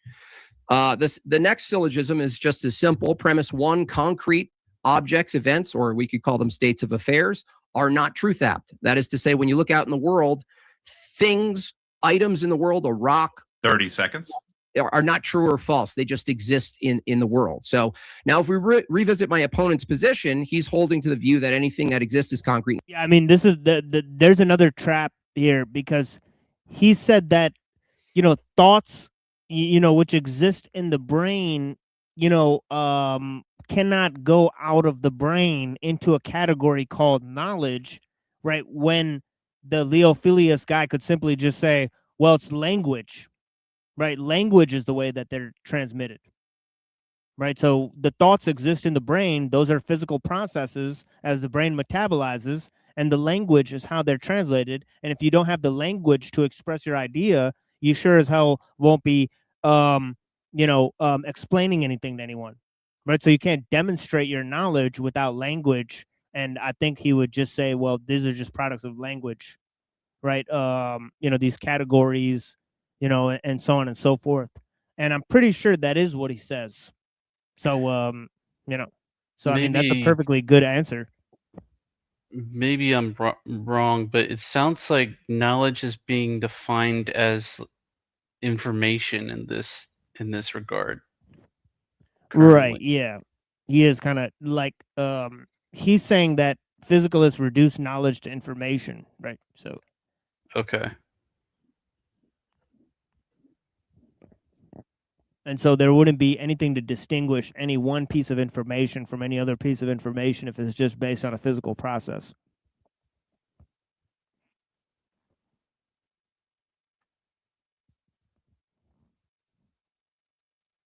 Nature, knowledge exists, therefore it must. But then he's further claiming that you can't take the knowledge out of the brain. And I just don't understand why it has to be stuck there, right? Because you can't create a category for it, which they can. It's called language, right? So I don't know. Be concrete. I'd like to know tonight, what is it made of? How do you know you're looking at it when you're just looking at the concrete world around you as particulars? So I'd love to figure this out tonight. Thank you.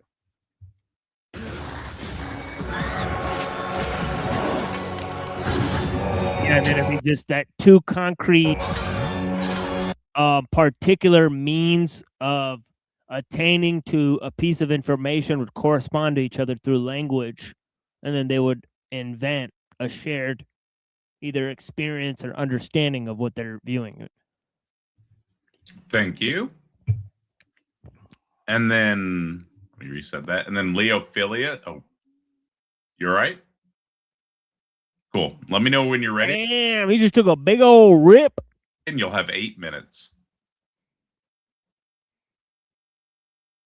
You're 8 minutes.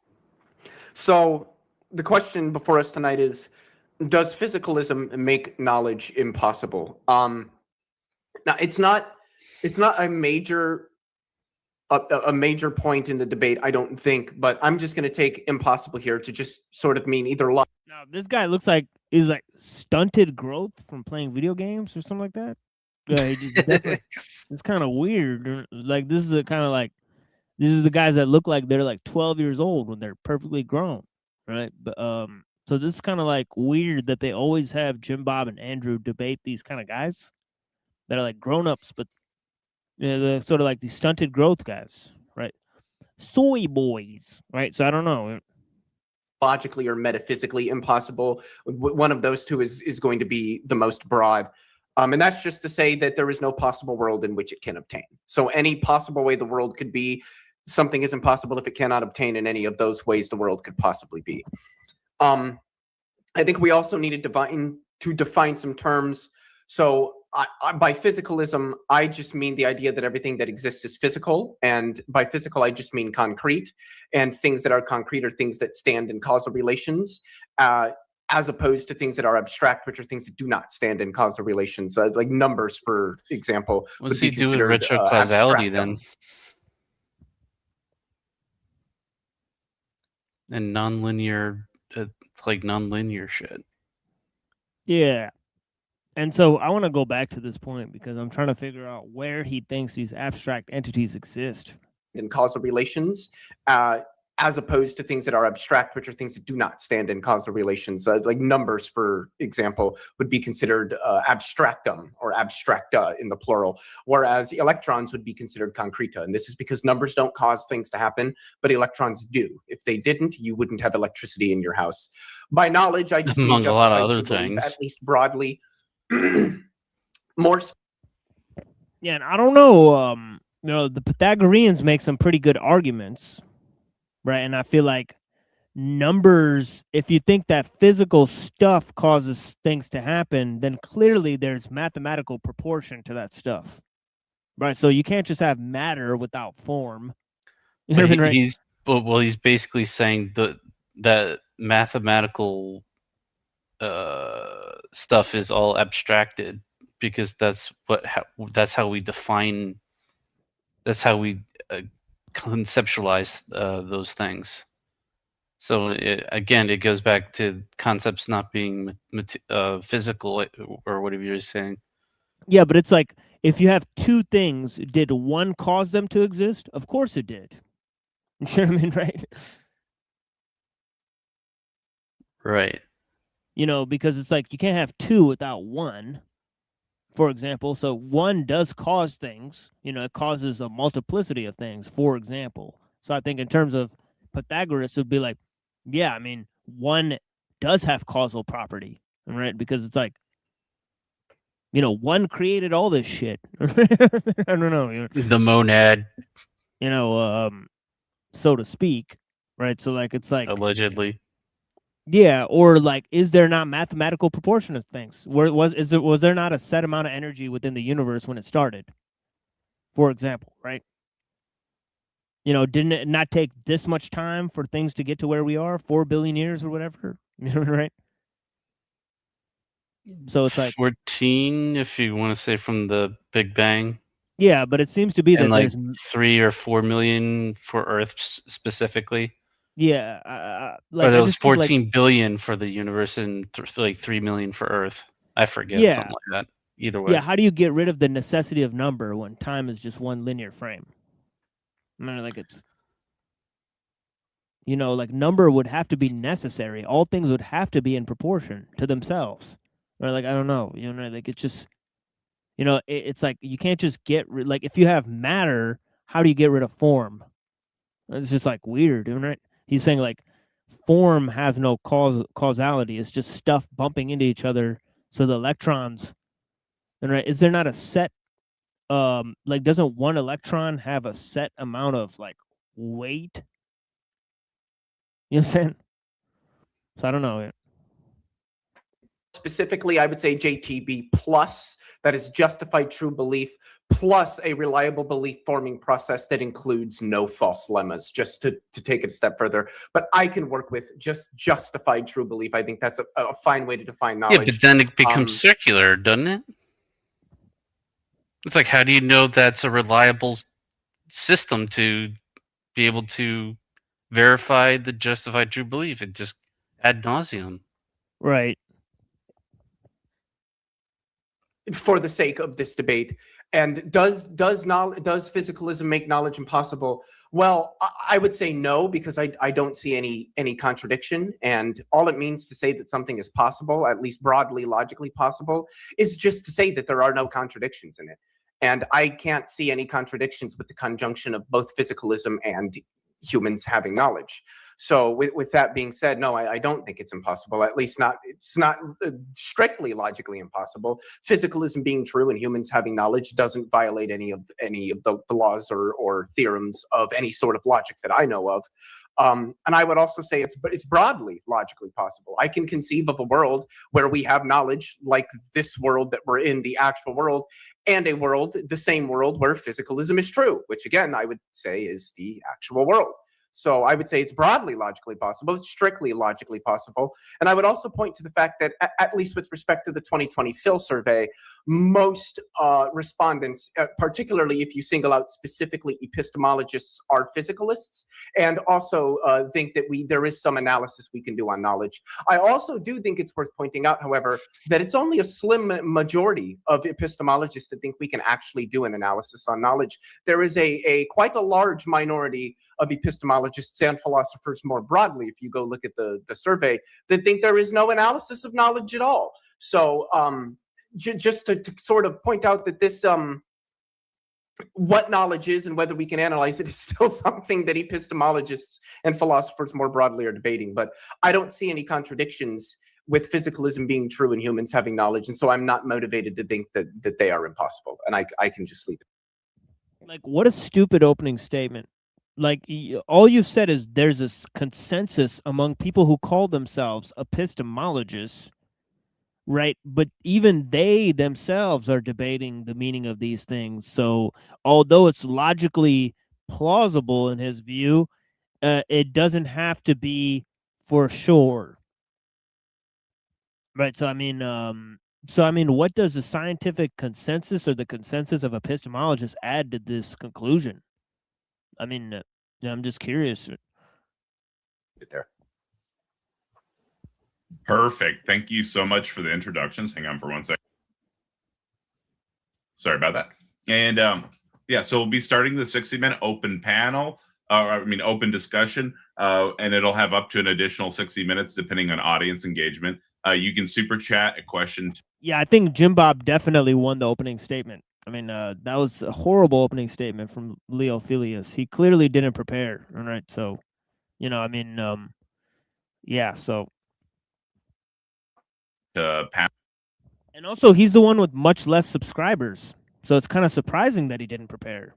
It seems like he's debating somebody who's much more notable in the sort of debate sphere, a guy who went to Miami and sat up on stage with the weird Wesley Willis or whatever the fuck that guy's name is, right? What's that guy's name? I forget. Wes something, I don't know, but yeah, that guy's. So this guy sat up on stage with all these celebrities, and now you're debating him, and you barely prepare your opening statement. I mean, dude, I'm just not impressed. I mean, that was just horrible. Analysts, and it will be read to them for $5. You can do this with comments as well, but comments are going to be held till the end of the open discussion he shot portion. himself in They the also foot. retain the right to not read. It's like, oh, I'll go even farther and say it's JTB plus. Right. I'll make it even worse for myself. Right. It's like, good Lord, dude. It's like, he gave Jim Bob a lot of rope to hang him with, for sure. Yep. Read comments if they appear to violate YouTube TOS. I will jump into the conversation and read the question for you. Just try to keep them on topic somewhat, right? $2 super chats will be displayed on screen as well. Our panelists tonight are immune to mutes and kicks, so keep that in mind. You guys ready? Mm-hmm. Mega bloodbath engaged. You have 60 minutes. You're muted, and since I spoke last, if you've got any questions, go ahead. Breakfast Talkers, do you do that live every time, the mega bloodbath, or do you record? Yeah. I should have it recorded. You should get an echo in there. Was that bad? Yeah. No, it was good. No, I thought it was about a 6, 7. Also abstracta, right? 6, 7. And most button, and we'll get 50 likes, and I'll be. They refer to abstracta, right? Yes. That and most people would call abstracta. From a physicalist view, do you think that exists, or that's just like an illusory linguistic term we? Come on, DeFreak, what are you doing here? Studs? I mean, come on, dude. I don't know what DeFreak is up to. He's always sending donos to $2 super tacos. chats to the weirdest people. Yeah, And I think he's a mod, maybe. I forget. that's surprising. I would have. Or no, he's not a mod. He's just a what do you call it? A member. Yeah, this is a much lower level conversation than looking at just Parmenides or Heraclitus. So, the value, used to refer to things that aren't concrete, but they don't actually exist. Yeah, I'm a nominalist, so I would say abstracta do not exist. Okay, and then would you say categories are abstractions? Categories Yes. themselves as anomalous? Mhm. Okay. Would you argue that knowledge itself is a category? Yeah, I think knowledge can be understood as a category. I don't know if that's what it is necessarily, but okay. I think But if a category of beliefs that are justified and true, or something like that. Okay, so if categories don't actually exist under physicalism, and knowledge, you said, could be a category, but could it be anything? Could knowledge be anything other than a category, conceptually a category? Probably. I'm not sure. I think it really just comes down to the particular approach that one takes in their analysis of knowledge. Okay, because my I have a syllogism. It would be cool if you engage with it, maybe. So P1 is categories don't exist under this form of physicalism you're defending, right? They don't exist. They don't have an ontology, right? Premise 2, knowledge is a category. Conclusion, knowledge does. So he shouldn't have said that they don't exist, because that's really confusing, right? Well, he should say that they exist as abstractum, so they don't have causal power. Right. So him saying that they don't exist just really is very confusing, right? And he should have looked at Parmenides or something like that, because he's not understanding what this means philosophically. It's like you can't just use things that don't exist, right? So, I mean, he's creating an intractable problem for himself, right? So yeah, I don't know. Does not exist. Like unless you're like working with the Tao, like you're not using non-existence for anything. Under physicalism. Well, under my view, I would say knowledge does not exist. I don't think knowledge is a thing in the world. Okay, so that was pretty bad. It's like where do we go from here, right? And Jim Bob's like bingo, right? Like I kind of think like they set this up. Possibly. Okay, so if knowledge doesn't exist, how could you know knowledge is possible under physicalism? Because it's a concept that we can talk about. Just like I don't think Santa Claus exists, but I think we could talk about whether it's possible that if Santa Claus could exist, which I think logically, yeah, it's possible. Well, Santa Claus. So now he's saying that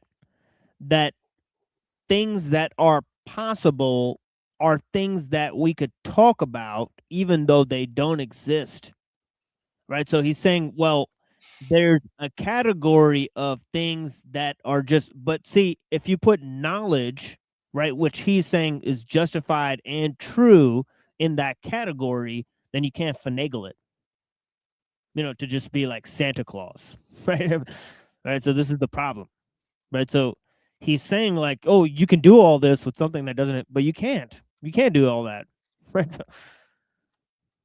would be a material claim, right?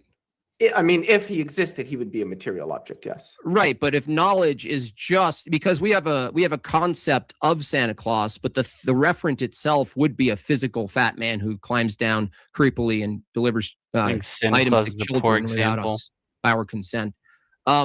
So that's why I asked if the status of knowledge under physicalism is non-existent, that it just doesn't exist. I'm not sure when you say, no, knowledge is possible under physicalism. When we say possible, are we saying it's possible to exist under physicalism? When I say that knowledge is possible under physicalism, I'm just saying it is possible for an agent to possess knowledge even if physicalism is true. That there is no contradiction in physicalism being true in some agent in that physicalist reality having knowledge. I guess the contradiction I would find, and I'd be interested to see if you could give an alternative, is P, knowledge is concrete, not P, knowledge is not concrete. So I'm not sure what under physicalism, what is it you're referring to in the world that's physical when you say knowledge is possible? If I said like some invented abstraction was possible, you said, well, it could be logically possible, metaphysically possible, but under physicalism, we're talking about it has to be physically possible for it to be in existence for physicalism, right? Like, could something exist under physicalism but not hold to what's necessary for you to refer to something as existing? Like can something exist in physicalism that's not physical? I would say no, because then there would be a non-physical existing thing, which would just seem to entail the falsity of physicalism. Right. So if knowledge doesn't, if you admit that knowledge doesn't exist under physicalism, what is it that's possible when you say knowledge is possible under physicalism? What is possible? Knowledge, like the concept of knowledge. I think that we can talk about the possibility and impossibility of concepts. I don't think that there has to be some sort of concrete object that's being referred to. Like in mathematics, there might be certain operations we say are impossible, or certain evaluations, mathematical evaluations that are impossible. But I at least me, you might have a different view with respect to mathematics, but I'm an anti-realist about mathematics. So I don't think that like math is a thing in the world. It's just this conceptual schema that humans develop.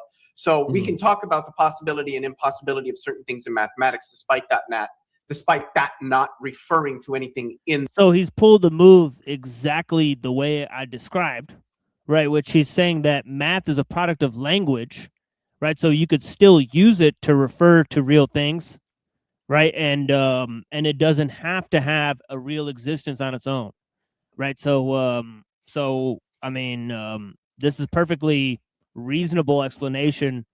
And so yeah, so let's see where Jim Bob goes from here, because he's going to just keep on looping around and saying, well, you don't think ideas and concepts exist, even though he just said, well, there's a medium in which we can put them right to where their existence doesn't really matter for us to apply them to physical things in the world, so to speak. So I think the concept of possibility and impossibility can apply to concrete things in the world, but I also think it can apply to concepts. Okay, but under your view, if I swapped categories or knowledge with concepts, under your physicalist nominalist view, you'd also say that concepts don't exist, right? Yeah, concepts are not things in the world. Okay, so when I asked again, that's just really stupid, right? Like, what do you mean they're not things in the world? Like, didn't you just say that we use them to refer to things? Right? You know what I mean, right? So he's like saying he's like concepts aren't things in the world, but where else would they exist? Right? If they don't exist in a non-physical space, yet we use them, so why wouldn't they exist in the world? It's just really stupid, right? Like, it's just like he's going too far with it. All right, like, I don't think he understands the implications of does not exist, right? And then, like, also, like, Jim Bob, where do your if the ideas have to exist somewhere, then where do your non-physical entities exist? Right? It's just in what way is knowledge possible under physicalism? And you say it's possible in the way that concept of knowledge is possible. But then if I asked, how are concepts possible under physicalism? They don't exist. And so now you'd have to answer that. How are concepts possible under physicalism? What are you referring to when you say a concept's possible under physicalism?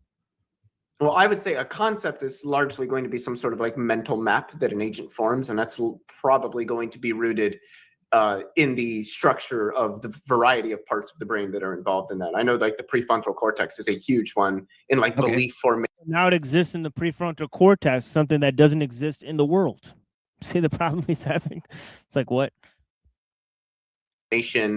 And I think maybe goal directedness as well. That might be a different part of the brain. But all of those features that play into us having beliefs, us saying that we know things, those are just patterns across the brain. So I would say that things like knowledge are just going to consist in that. Okay, so concepts, you say, could be possible under physicalism, but they would be identical to sort of mapped out brain patterns and physicality in the brain. I mean, I don't know if I would say identical to. The terminology I would use would be emergent from. And emergence, I just take in this context to be that there is some sort of like higher order pattern or structure that results from a variety of lower order parts put together in a particular way that is not itself possessed by any of the individual lower order parts. Think of a puzzle. You get a puzzle of a red barn. The red barn is a picture that requires all of the puzzle pieces to be in a particular order. But if you took one of the individual puzzle pieces, there isn't a picture of a red barn on it. So that picture emerges from the structure of the puzzle pieces. That's sort of the idea. Okay, so you're saying that concepts themselves wouldn't be identical to matter, but the thing you're referring to when you say concept, the referent is matter. I mean processes, processes and structures occurring in material, in a material object, namely the brain. Okay, because you would agree that if you said concept was concrete, that would be a contradiction, right? Well, I wouldn't.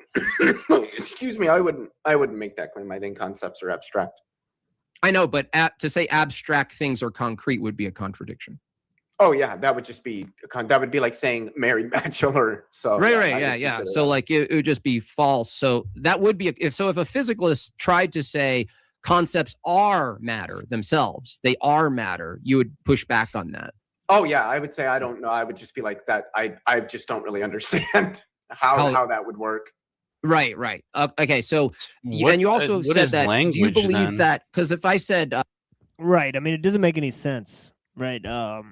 If language is physical sounds, and we need conceptual framework, right, that exists as a process in the brain, and then those two things come together to express ideas, how are they not physical, right? And how do they not exist in the world? Right? It just seems completely ridiculous, right? The framing that he's using, and it seems to be giving Jim Bob a way in to make his point about dualism, which he doesn't have to prove. Right. It's very strange. Yeah, it is. But Like it's I'm just trying to think of this, like it from Leophilius's viewpoint, you would have to at some point concede that conceptual abstractions would eventually get synthesized into some kind of physical medium because it's part of your memory, and if memory is physical, I don't know, maybe I'm right. misunderstanding it. No, it makes sense. I mean, I just what he's saying is completely strange. Either They got see, it. I feel like you got one guy who's like just using philosophy and another guy who's just using science, and they're talking way past each other. He's trying to use just science, but he can't. There's metaphysical underpinnings to what he's Right. trying to claim. Right, and he's clearly not understanding the implications of those like metaphysical underpinnings.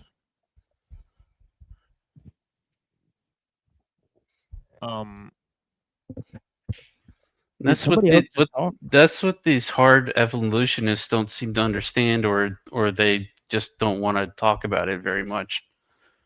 Right.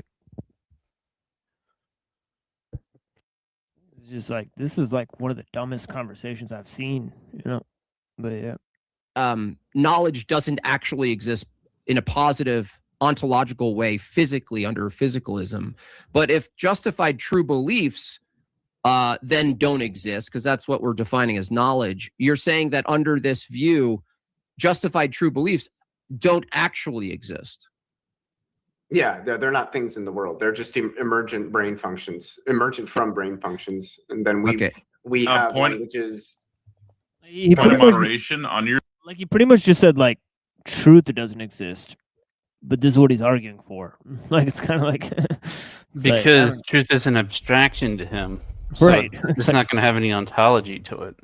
Right. So it's like, so why does it matter? Like why like like nothing really matters. Like so I get like what Jim Bob's saying, but it's like I don't think this kid understands what he's saying. And then secondly, like all of these questions could be posed to Jim Bob that ask like, okay, if they don't exist in the brain, where do these ideas exist? And how come if you if your brain is fucked up, you can't have good ideas no more? Right. So yeah. Screen Jim Bob Leo is only showing his forehead, and then half the mega. Is that change it? Is that change sometimes? No, it's my deal. I think it's because I was on there. Jim Bob debates Leo's forehead. I promise it's not visual rhetoric. I promise. Okay, cool. Thanks for that note. I appreciate it. Yeah, I guess I would go into then that if justified true belief, the concept you're saying doesn't exist, would you also say that when you say justified true belief, that's a reference, but the referent you're pointing to, describing, did he just got booted? He probably hit the wrong button. That's fine. I'll just wait.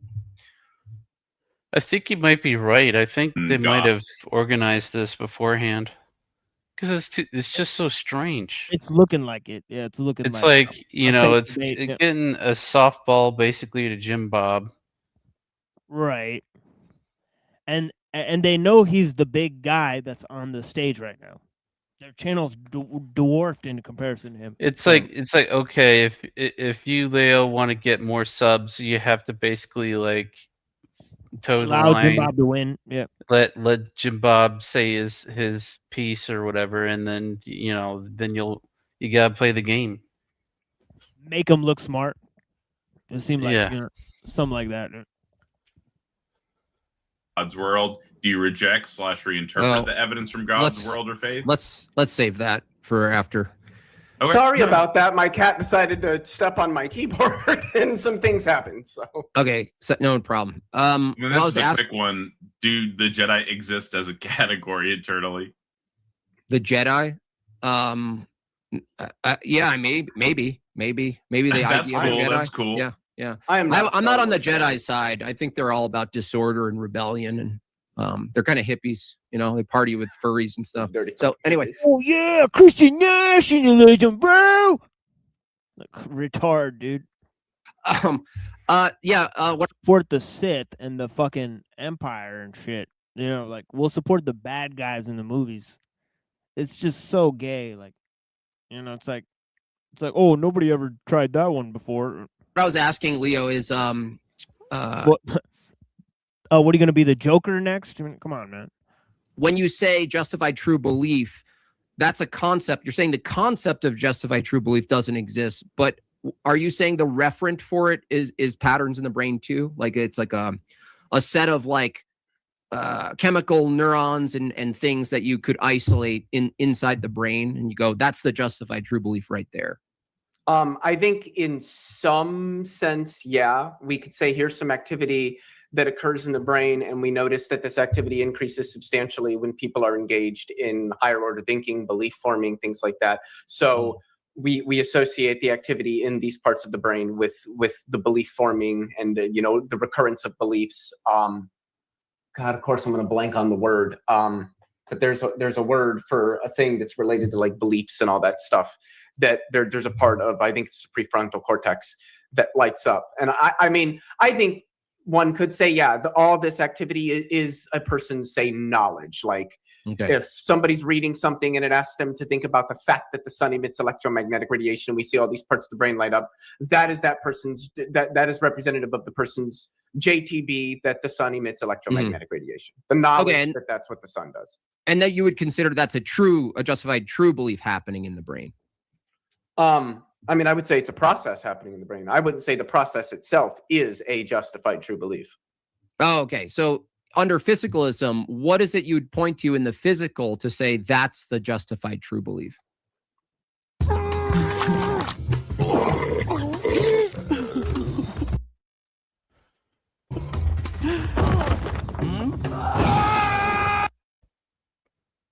It's those goofy ass games.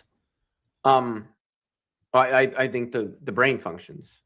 The brain functions. The brain function. Well, brain functions exist, but brain functions. There are brain functions that you would argue are false beliefs too, right? Oh, of course. Okay, so then where would you, like if I asked you where is a justified true belief in the brain, would you just say it doesn't exist as the brain? I mean, I don't think it exists as like a thing in the brain or at a part of the brain. I think it's just a resultant feature of a variety of processes, structures, and relations. I don't know if we could ever isolate it and say this particular pathway, just regardless of its size or how much of the brain it ranges over, that this particular pathway is some justified true belief. I think at best we could say that beliefs, justified or otherwise, true or otherwise, are formed and held and recalled through a variety of processes that occur in the brain. And that when we communicate and talk with each other, we call these things, the things that we believe or the things that we know. So now he's just going to use Plantinga and just say like, well, if all of these things just exist as brain states, right, then how do you know if the information that's in there is true? Right. So he's just going to say, well, your cognitive functions don't necessarily lead you to truth. Right. So you can't get a correct answer just based on, correct thinking, if you will. Right. So. Right. And then when we talk, that's also sort of like a downstream from the same, maybe not identical, but same in the sense that the brain is sort of cascading mechanically and causing us to make propositions that we also believe are true. Like when we make an utterance, do you believe that's deterministically caused biologically, neurologically from a physicalist view? Like, is there any intention? I'm asking. Is there any intention in physicalism that you're defining? Oh yeah, so I'm a compatibilist with respect to ideas of like intention and free will. I think that there are antecedent determinative factors to the decisions that we make, but I would also say that decision making is something determinative. We make decisions based on those antecedent factors, and our beliefs, our aims, our goals, our desires, our experiences, all of these things are are those antecedent causal factors that are utilized to make the decisions that we make. Okay. Yeah, it's going to be hard to justify anything except for compatibilism within religious understanding, because God's in control of everything and you have to make moral decisions, right? So there's no way you can like sort of fight against compatibilism in the, whilst having a religious point of view, right? It's just, it's sort of a slam dunk for compatibilism, right? So, right. So like if I do an evaluation under physicalism, your view is that evaluations and propositions, now, do they exist under your view positively, or are they in the same category as non-existent knowledge and that stuff? Yeah, I would put them in that same category.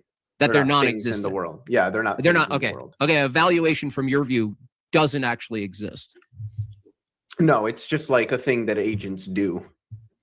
Oh, it's like an event. Well, doing would be in the world, wouldn't it? Like if a brain did something, that would be an event in the world. And he says, yeah. What an If a idiot. brain Dude. did something. he says, yeah, he asked him, if a brain did something, that would be in the world, right? And the stupid kid says, yeah. Like this is the dumbest conversation. It's just like a thing that agents do. Oh, it's like an event. Well, doing would be in the world, wouldn't it? Like if a brain did something, that would be an event in the world. Yeah. I mean, the brain just it just sends out signals and it fires synapses and all that good stuff.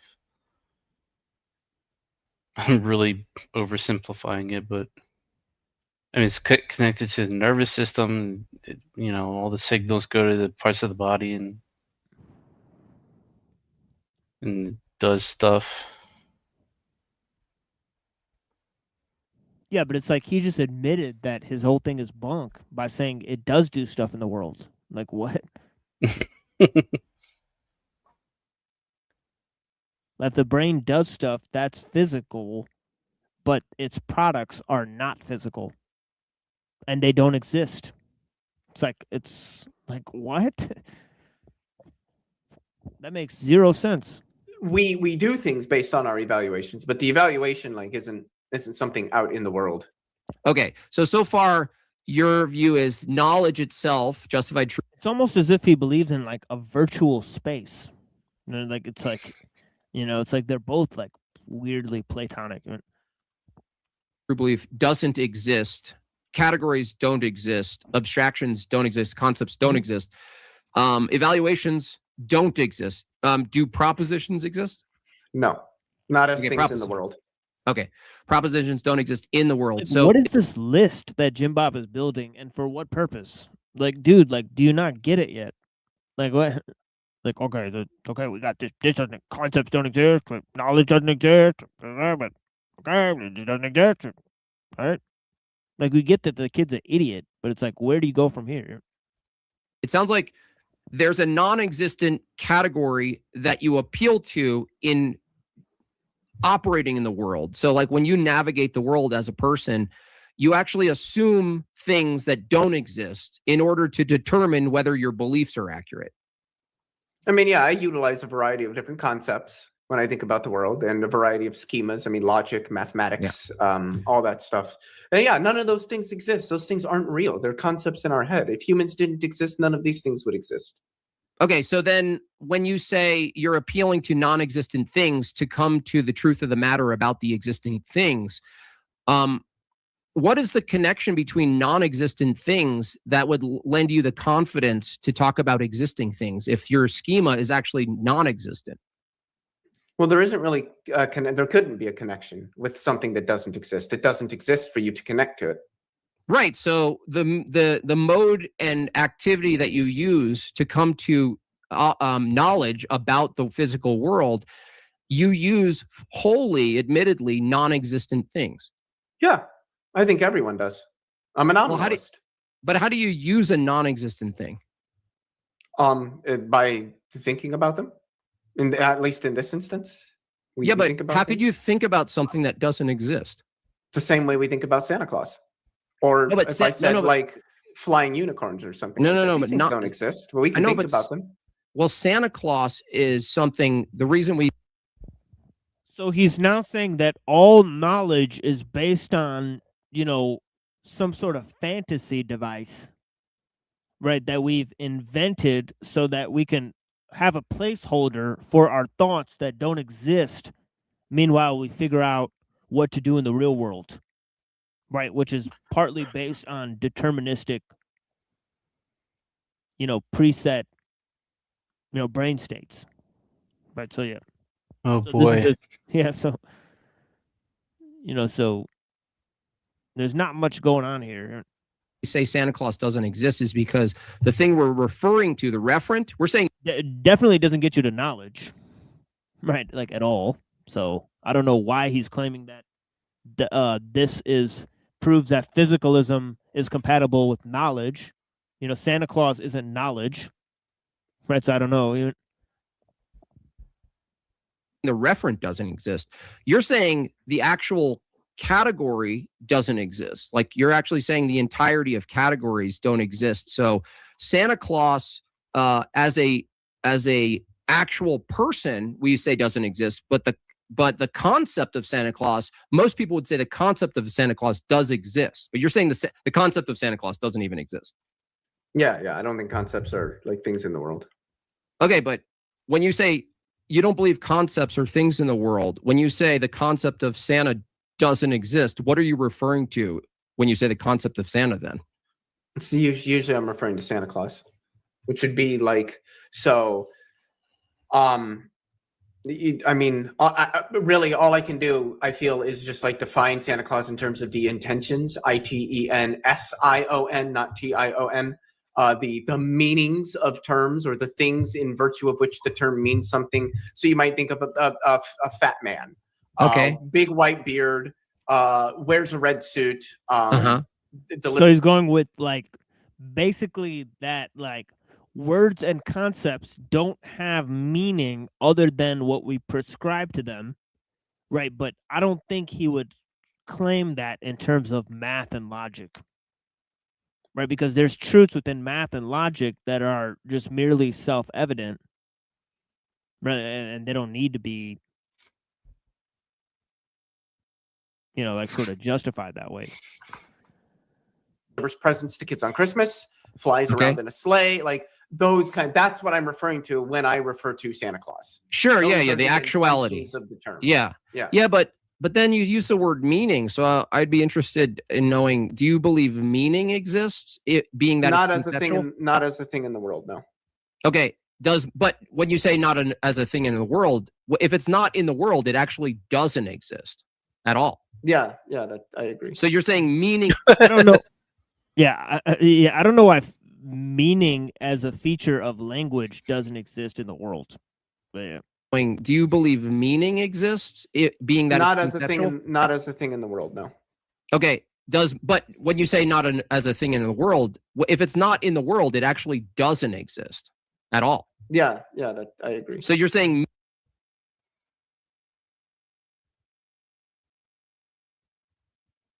Right. See, there's the problem. Right. It says it's not just not as a thing in the world. That statement is meaningless. He's claiming it doesn't exist altogether. So there's a huge problem there. Yeah, I think Leo would not do too well in a deposition. It's like, he says something, and then the lawyer just does a follow-up question, and it's like, oh, okay.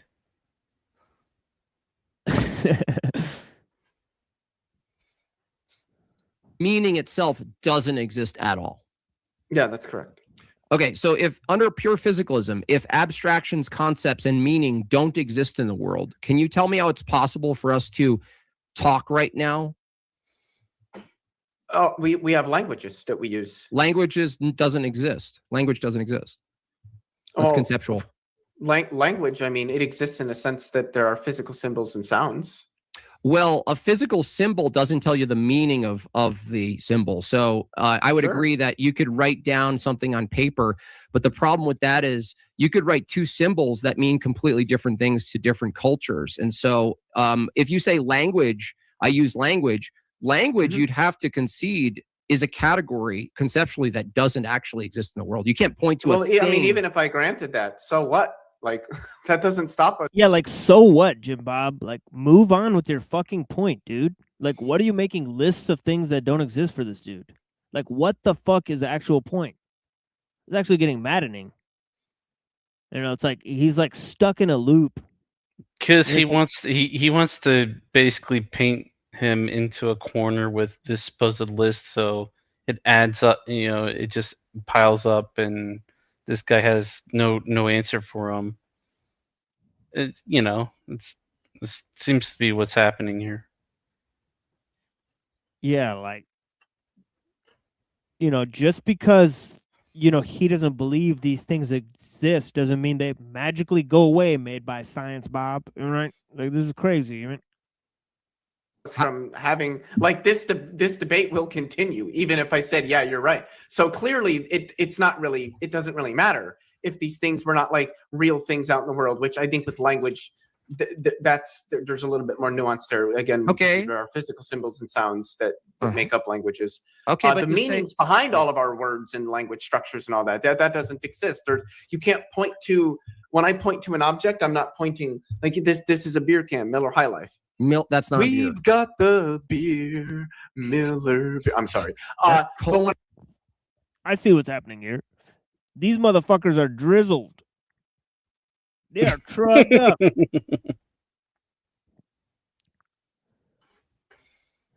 And there's no philosophy going on as a result. It's actually really bad. That it's like they're having like a symposium without the philosophy. When I point to this can, I'm not pointing to the meaning of the can. Like I'm not. I understand. But yeah, but meaning isn't a thing out there. It doesn't. But then language is not a thing. But you said it doesn't really matter. But that itself doesn't really matter. The phrase that also doesn't exist in the world. Sure. So when you say should it doesn't rename really it matter, Mega is that Beer true? Bath. Being that you. Right. Mega brew bath. Yeah. Nice. It's like my brew beats up your brew. Take that.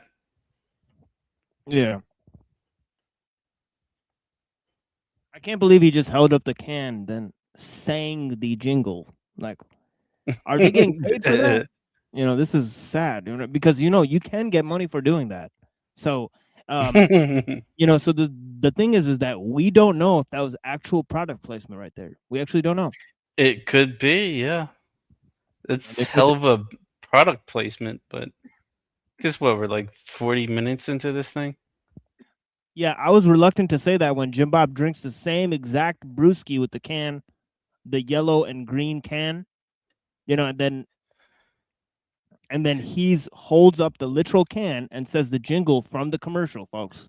I mean, we can't make this stuff up. Like Right. it would make sense. I mean, at least Jim Bob like showed his can like almost like immediately earlier in the video, so I can Yeah. kind of see how that could be product placement, because people are going to be bored of this shit like 20-30 minutes ago and Right. turn it off. So this Right. guy's like doing it like 40 minutes in.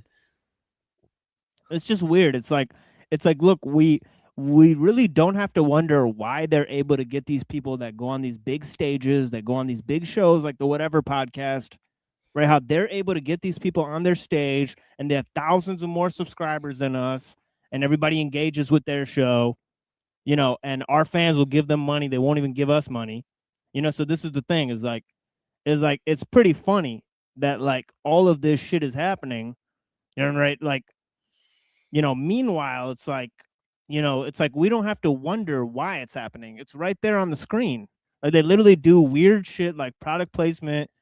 They talk to companies, they talk to YouTube celebrities to try to clout chase and give themselves a big name. Things that we will not be caught dead doing because it lessens the material, it lessens the level of conversation, you know, and it totally throws everything we're trying to accomplish in the trash by kowtowing to these fucking creeps, you know, that are And literally... it's like basically being a cheap prostitute.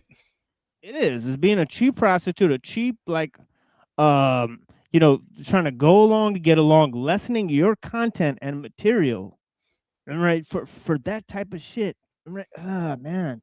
I mean, it's just like, and you claim like you're doing like this intellectual thing, you know, online, dude. It's actually way far from that.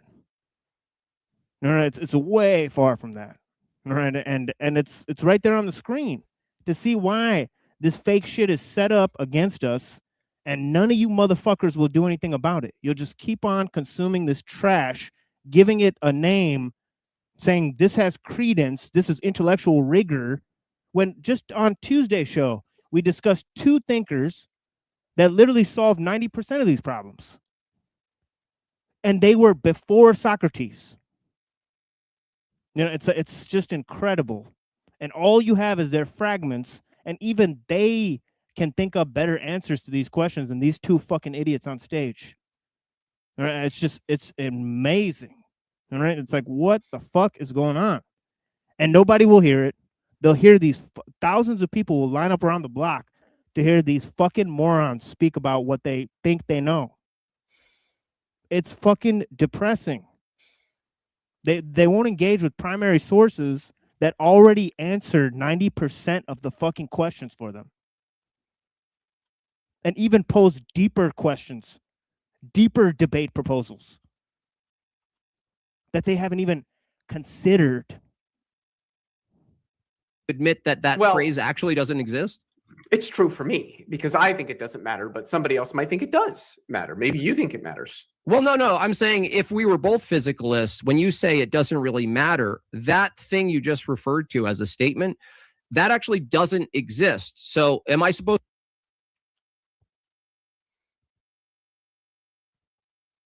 I don't know. I think he's going slippery slope on him. Like, he's not saying that human speech or his words that he's saying out of his mouth right now don't exist, Jim Bob. You do understand that, right? He's just saying that the concepts and the meanings behind those concepts don't exist. So why is he doing this giant conflation here? It just seems very weird. Is he purposefully misunderstanding the point the guy just made?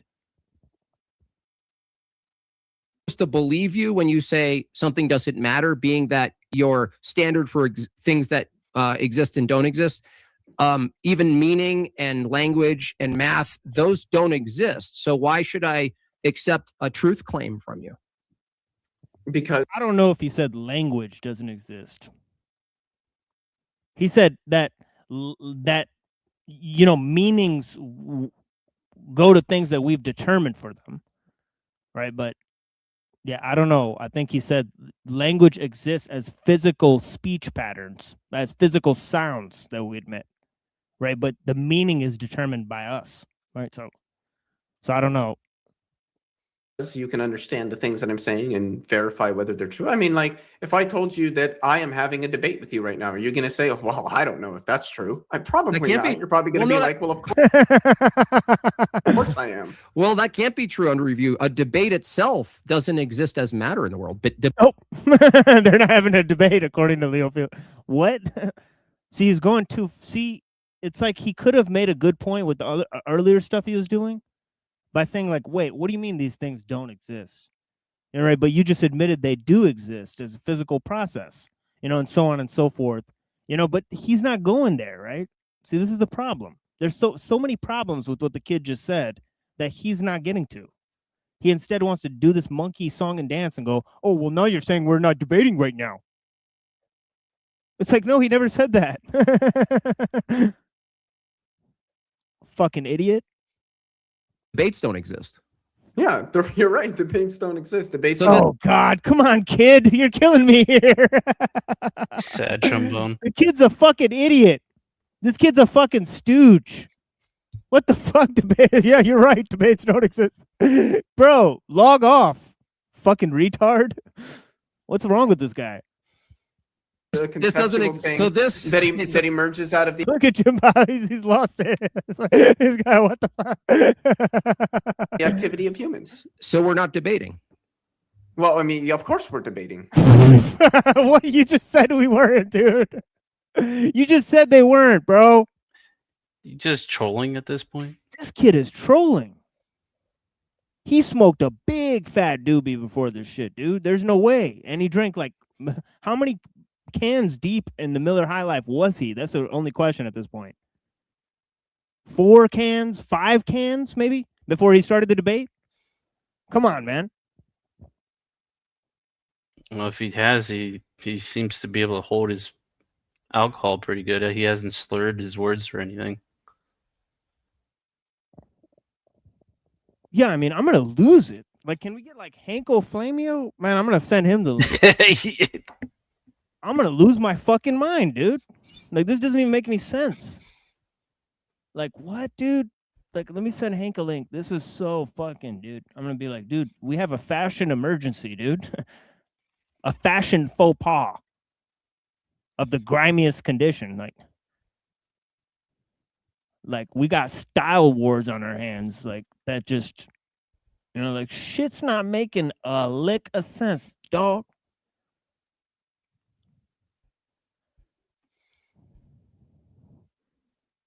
If you have time. Okay, so let me see.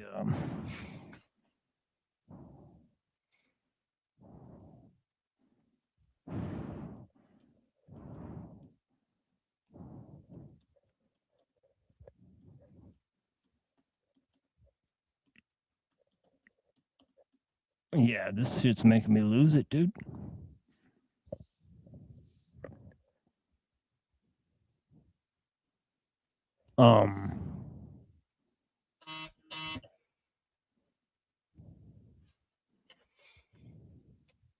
Beep boop. Now I'm reading Buddha's messages.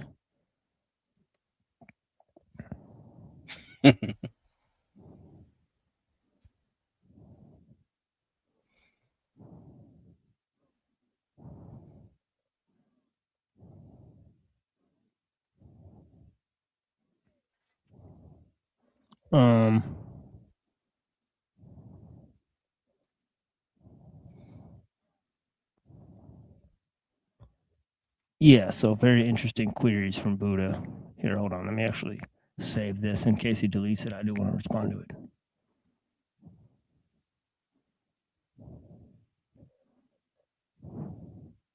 Because sometimes he'll go and delete his messages, and I'll want to respond to it. So if that's the case, I'll send him a picture of the message he sent and then respond to it.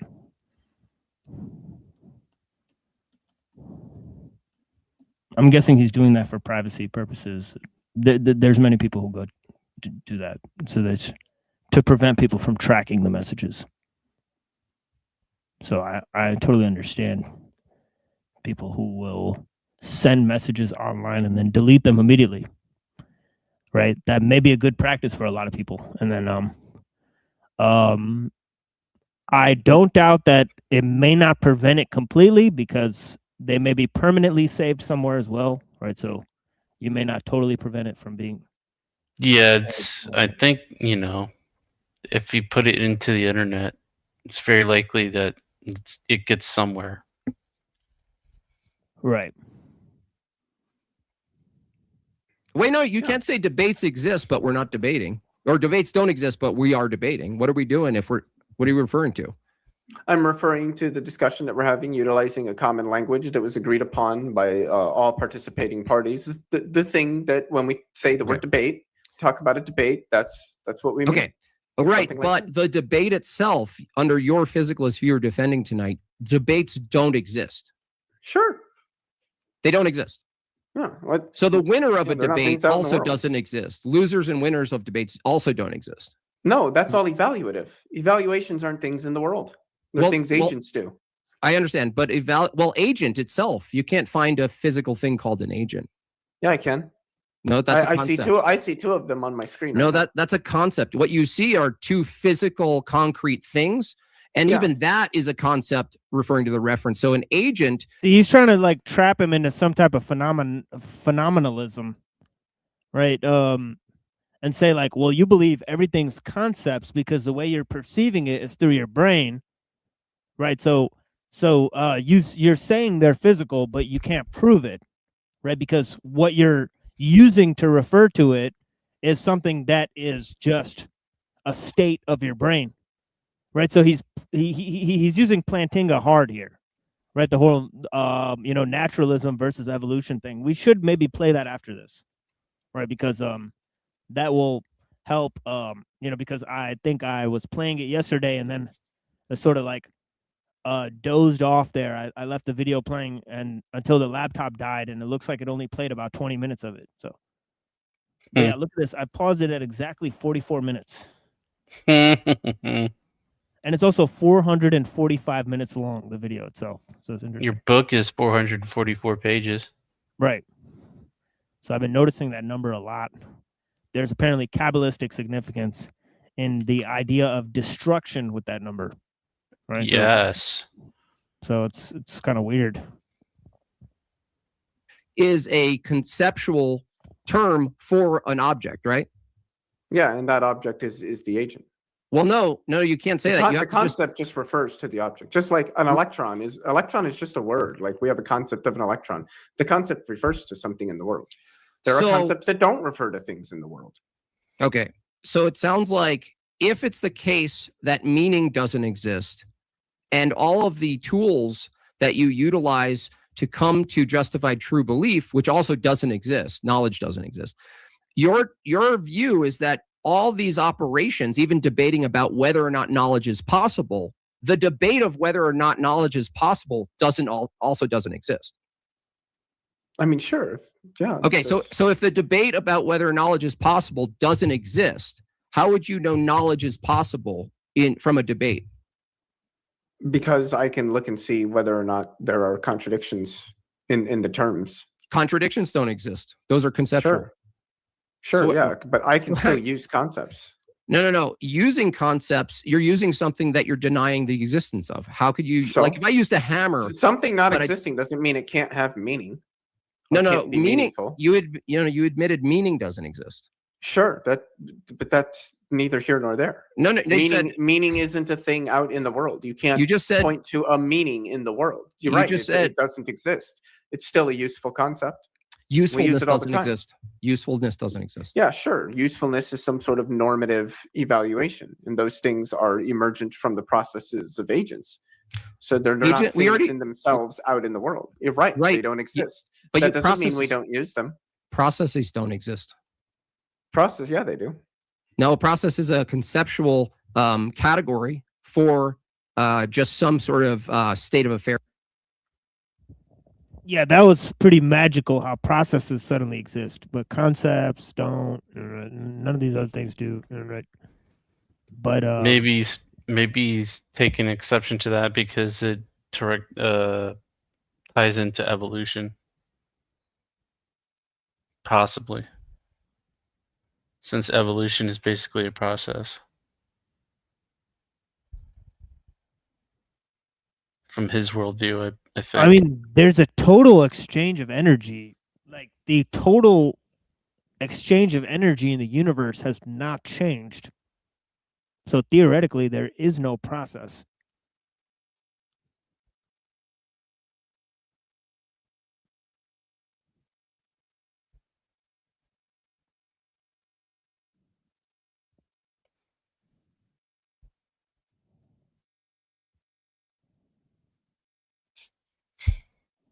Because, I mean, the total amount of energy in the universe is going to remain the same, right? It's not going to dissipate. Mm-hmm.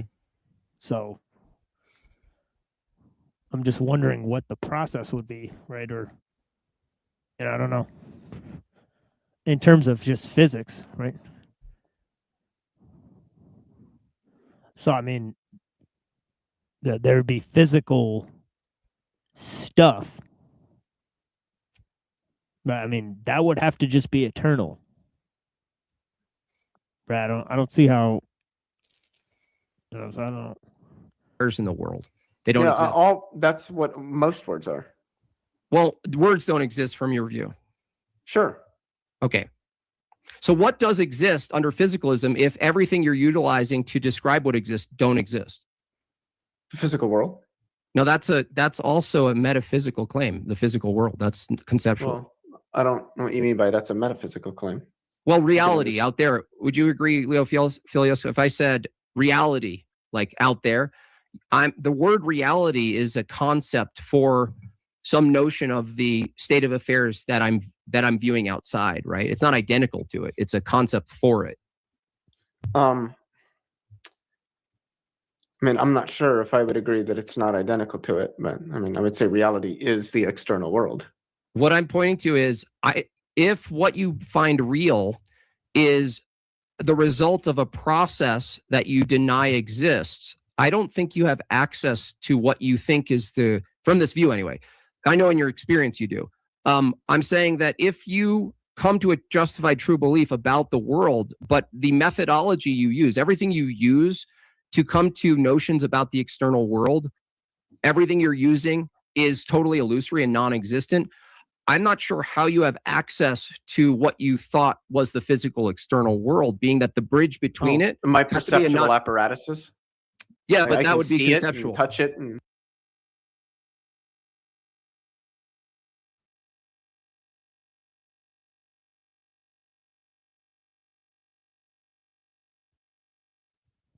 Okay, I didn't notice there was all these comments. Critique Craft, unban me, please. I wonder who that is. That's gotta be Avian. I don't think so. Avian? Yeah. Well, You banned Avian? What? yeah, from the StreamYard because What? yeah, because he was just going in. He was just going in at me, like being like, Yeah, I remember that. going But off I the think hook, you know? I think he's willing to change up. Right. But and it also could have been like some sort of drinking or I don't know.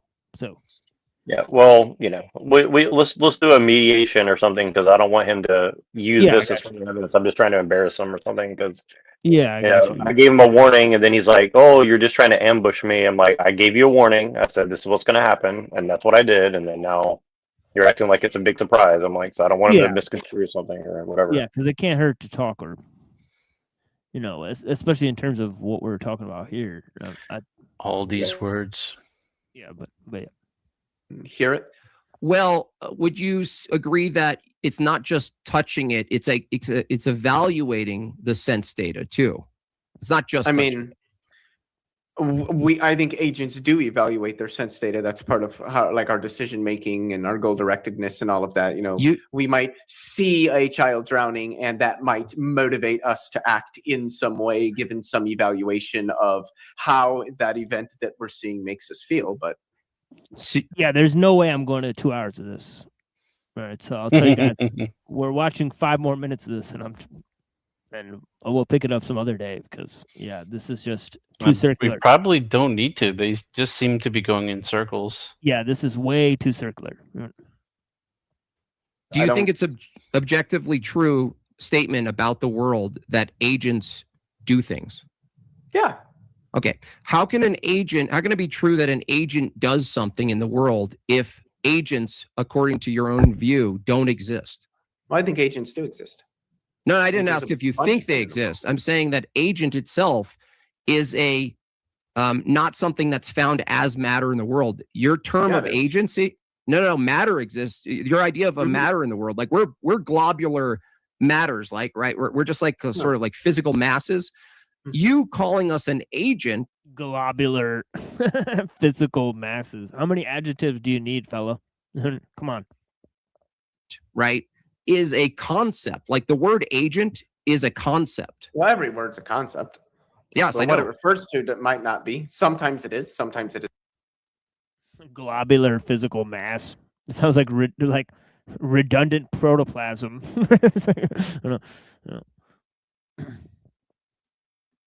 Isn't right. When I say agent, I'm referring to real things in the world. Right. You're saying real things in the world do things. Yeah. And you know that because you evaluated them ongoing in time, like inductively, right? Yeah, I see the world and I see things happening. Okay. To see the world, do you have to use your evaluation? I mean, not necessarily immediately, no. But ultimately, to make a conclusion, like to say like agents do things, do you agree that to come to the conclusion agents do things, in this case, that's the justified true belief example. to come to the conclusion that agents do things, is it true that you have to appeal to your evaluation of what you call the world to come to that conclusion? I think so, yeah. But your evaluations don't exist in the world, right? Well, the content of my evaluations doesn't. No, there's no like thing that's there that is the evaluation that's an object in the world. Okay. Because it sounds like if a justified true belief is the product of an evaluative process, but processes and evaluations actually don't have any positive ontology, I'm not sure what you're I saying. think processes do.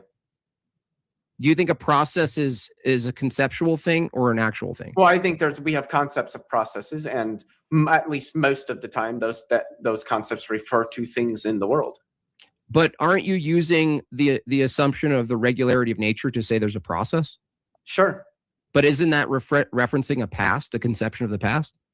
Yeah. But the conception of the past doesn't exist from your model. I think it does. I think the past exists. I also think the future exists. Wait a second. I hold to a B theory of time. Okay, we'll get into that in a Past, present, and second. future aren't like objectively real things. I know. Past, present, and future don't exist.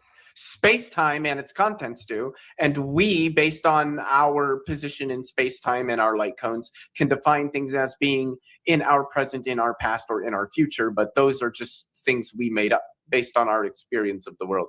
Past, present, and future are not objectively real features of the world, nor is there a passage of time. Time doesn't flow or move or anything like that, on my view.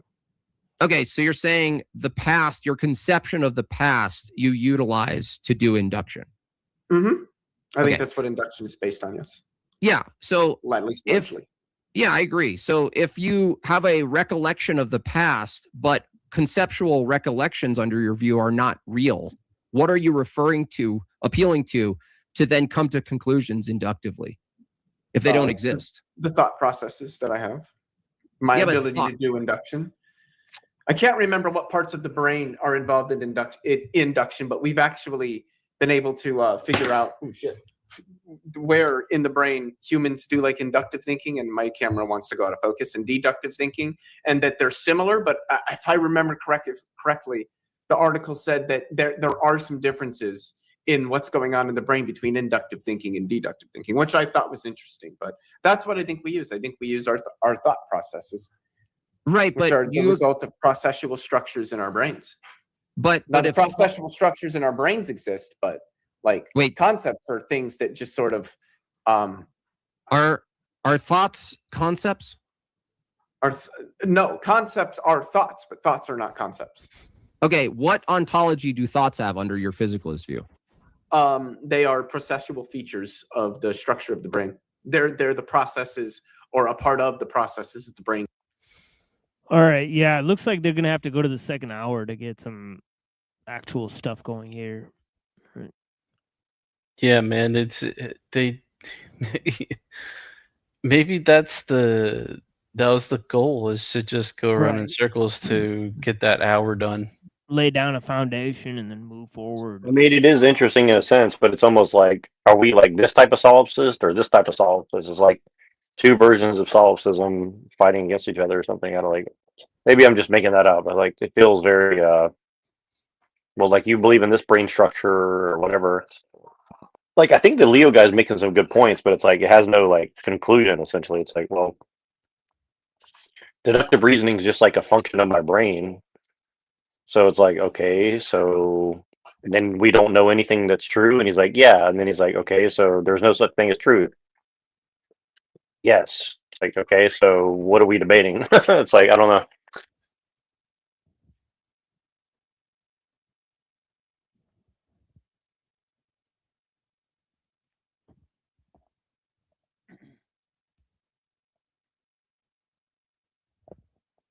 Yeah, it's weird.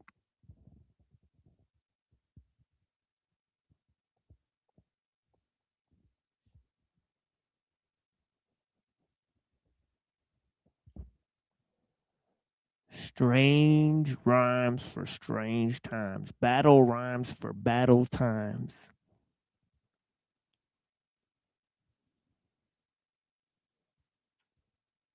And they go on and on and on and on and on. reminds me of the JF Garepi debate. So we watched where he's like, I have a brain function and it is good and I like it because I am French or something like that. I don't know, whatever he said. Oh, they're doing this gay shit on Modern Day Debate with this fucking Palestinian dude. Let's bring it up. There's bound to be gay as fuck. Dude, you should really see the Muslim people debating each other on TikTok. I think you'd really be interested in it. It's like it's great. It's like the Arabs hate the Palestinians hate the Arabs. They all hate the Jews. They all have like conflicting feelings about Christians. They have like mixed feelings on the North Africans, the Africans. The Africans don't like the North Africans. It's like it's like crazy, man. Like so much division, like I was really shocked by it. And you could tell like there's like definitely like agents or something, like they're like calling different people like, oh, this person's a Jew pretending to be a Muslim or whatever. It's pretty crazy to watch that.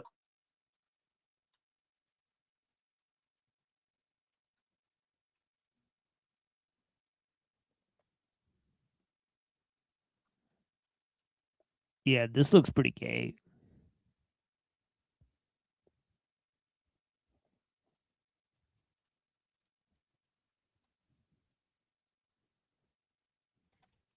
Yeah, this is bound to be really gay. Yeah, I'm gonna be honest.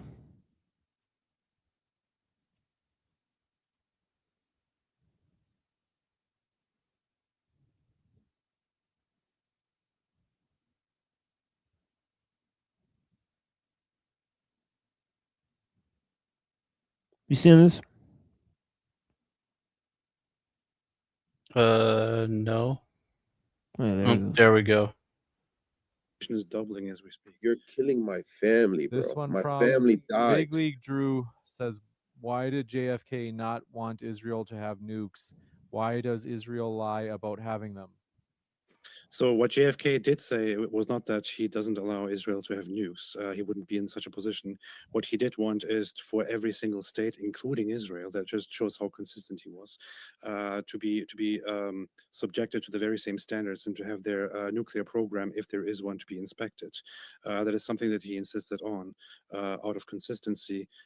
What people also forget about is that JFK was also a very big supporter of Israel, and in fact sought the support of the Zionist congregation a lot of times during his elections and also after his presidency.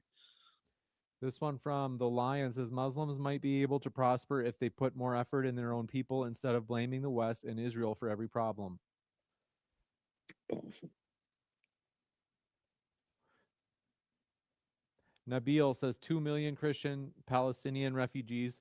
When Israel bombed and destroyed Christians' churches in Palestine and Lebanon, we don't see you AP condemn Israel. Okay, so there's boy got Sad laced Jambone. up. He got destroyed by one comment. You love to see it. But yeah, the guy's not really a Christian, is what you find out. I mean, he has a giant ass nose, bro. Yeah, there's a lot of guys hiding behind the Christianity because they're paid by Jews and they hate Wait, what?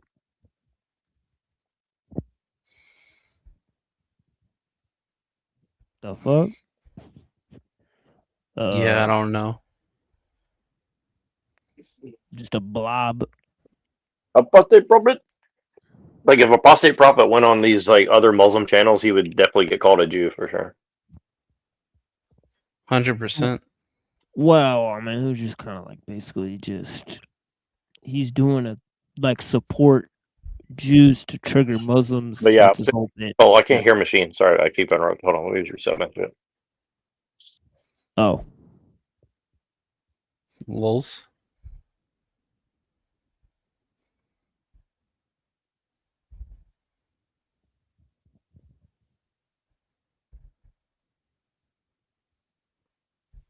yeah. back. Yes.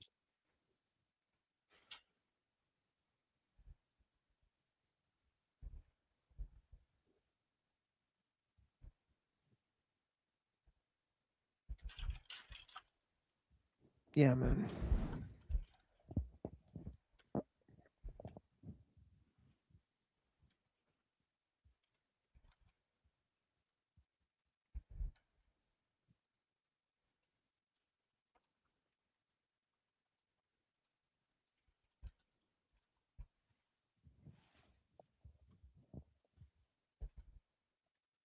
What?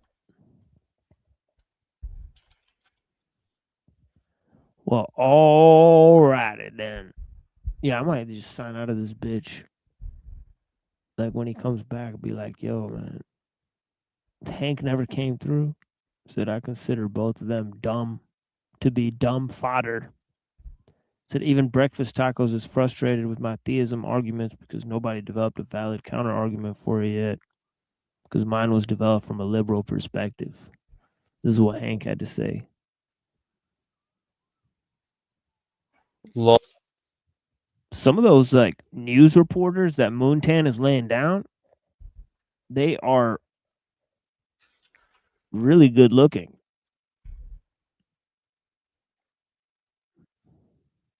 Like this red-haired chick is really good looking. What the fuck? Oh, And then where? this,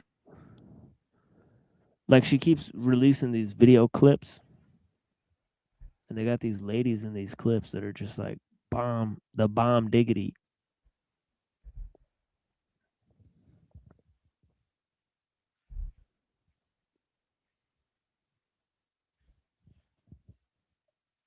But yeah.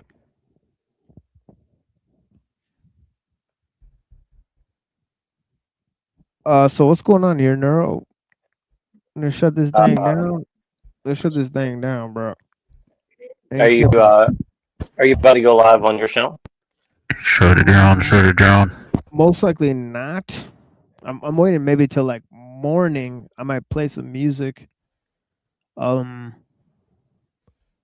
think it might be like too late to like go live with music.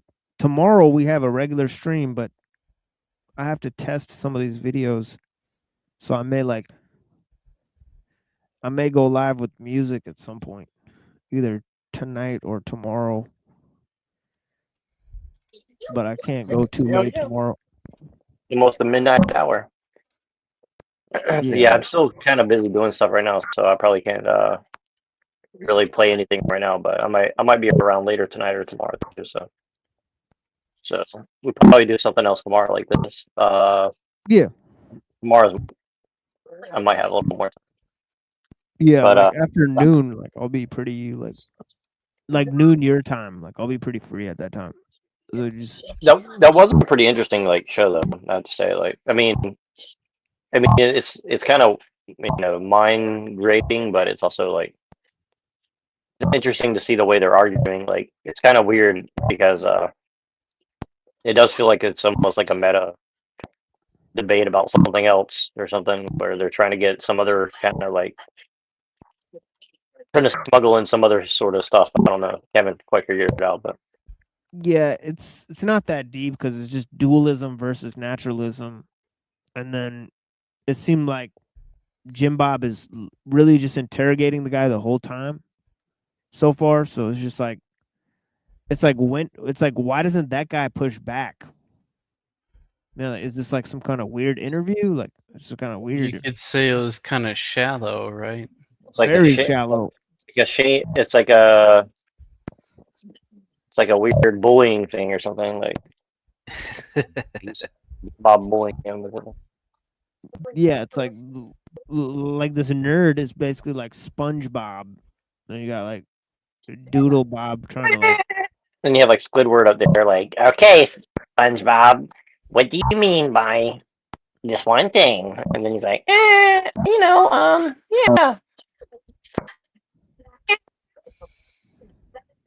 It does kind of look like that. It's like kind of like somebody went up there as SpongeBob. Yeah, kind of like pretty reminds me of accurate, like actually. like when those like thugs start like punching SpongeBob, and he starts laughing because he's a sponge, so he doesn't feel that shit. So it's just like that's kind of like what it looked like to me. It's like, Who do we know that can do animation? We should have somebody like animate that debate, but then like as SpongeBob and Squidward or something. That'd be fine. Or like Mr. Krabs or whatever. I don't know. yeah, we need to get Lorp on this.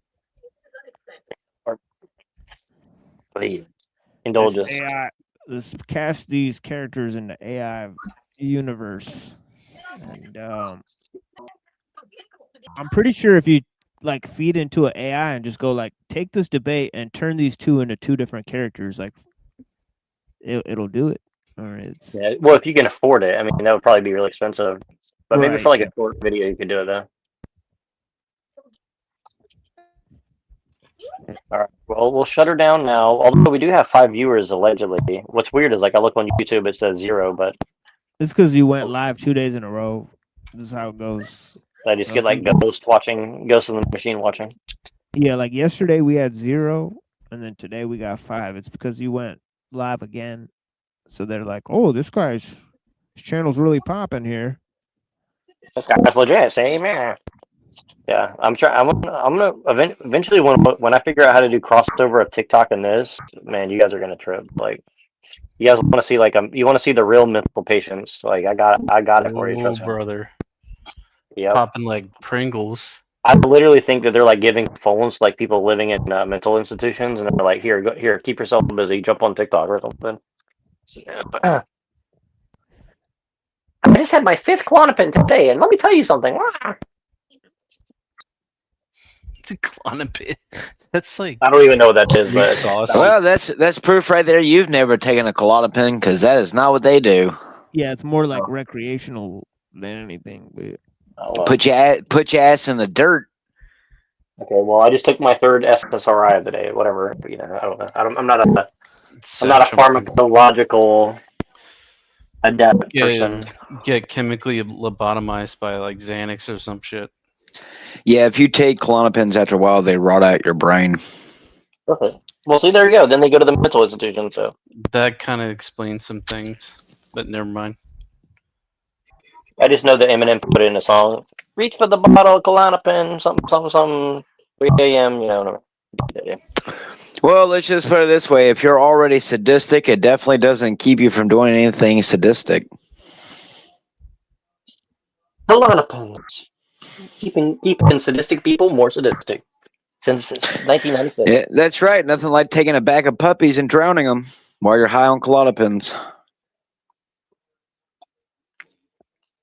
Also, if you like snort this Klonopin stuff, it kind of gives you like a cold, tingly feeling. It's pretty strange.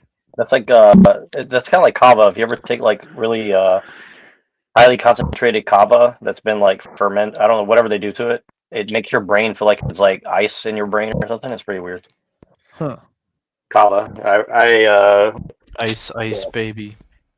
Yeah, try doing kava. It's really legal. You can buy it in the store, but it's like a certain like the really concentrated kind that's been like processed, like black color, and it makes your brain feel like ice or something. But it really makes you chill. Like I remember getting like whatever. I was like it's really weird. It just makes you extremely chill. Like you just don't want to like fight with people. Pretty weird.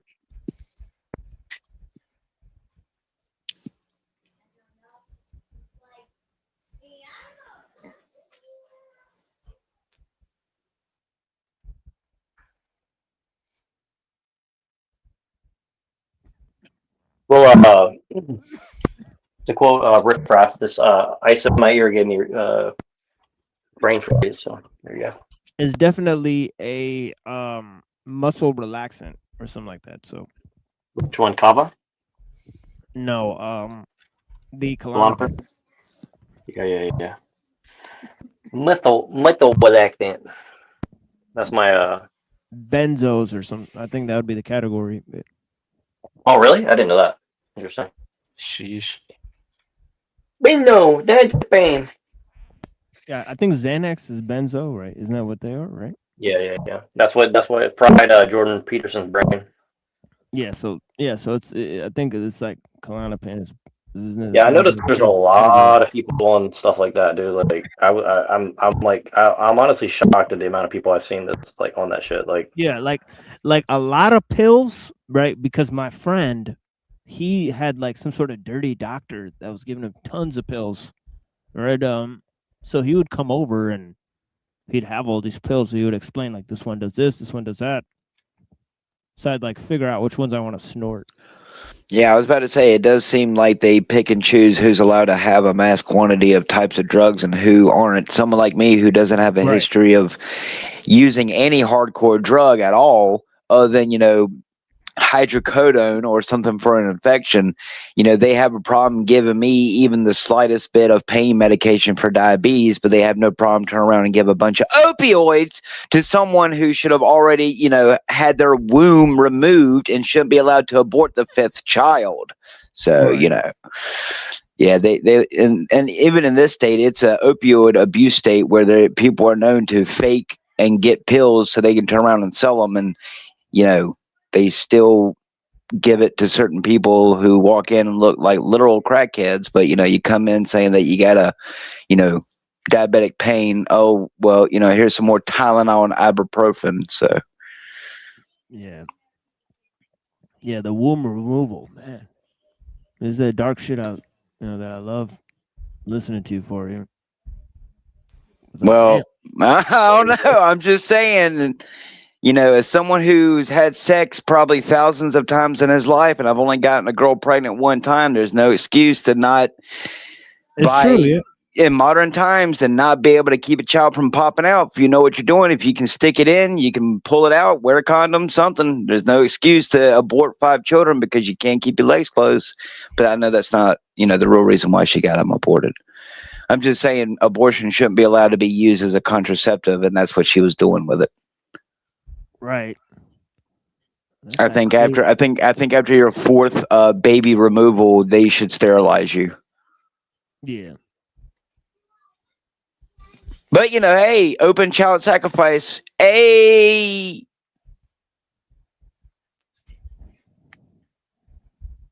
What's wrong? You don't want no stem cells for your Pepsi?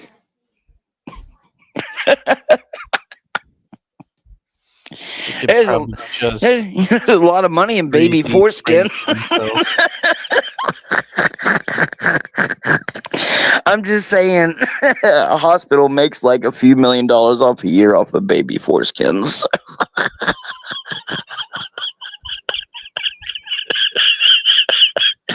More shekels for the Jews. I'll have all their foreskins on the morrow. We're fucked.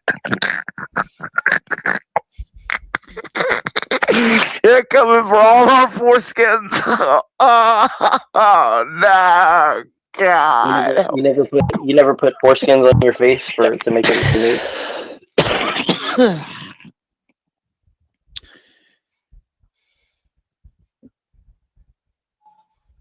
I'm just glad that I'm not a part of any of the shady organizations that traffic the stuff. I believe even organ trade, there's some strange shit even going on in my city because even here we had that ICE protest shit go on.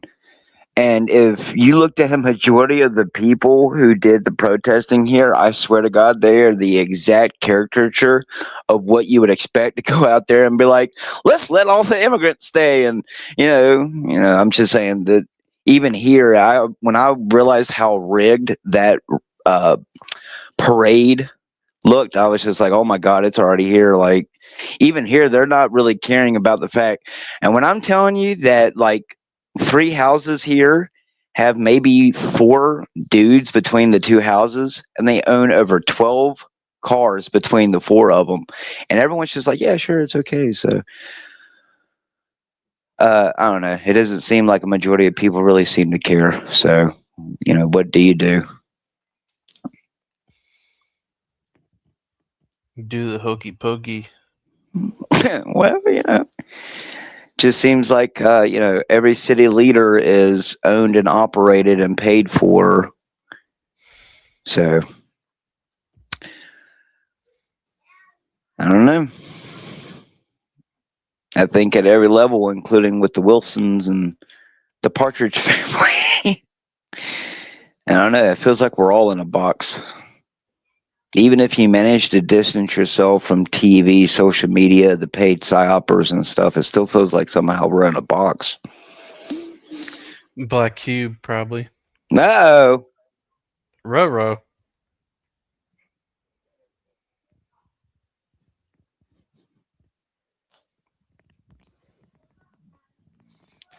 Man, Buddha take you out of the box. Buddha must be like the OG gangster or something.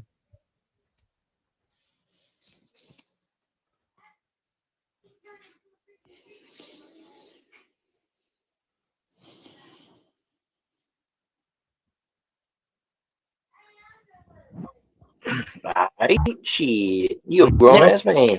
Nerdjack, he said you have no honor. Oh, I show you my kung fu. I show you I have the greatest honor. You don't take me.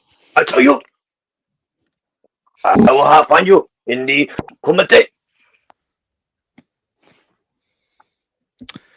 What the Just hell is imagine my even lips. that? Just imagine my lips moving when I'm not talking, and they are moving when I am talking, or something. You know what I mean? When I'm whatever, you get the idea. Like kung fu movie.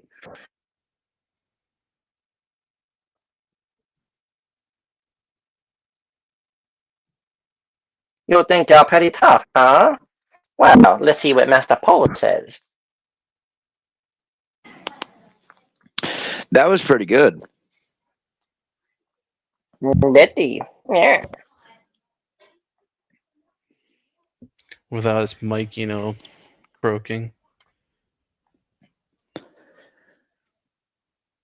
Yeah, well, I rock and roll all day long, sweet Susie. At least Tell's mic works. Most of the time.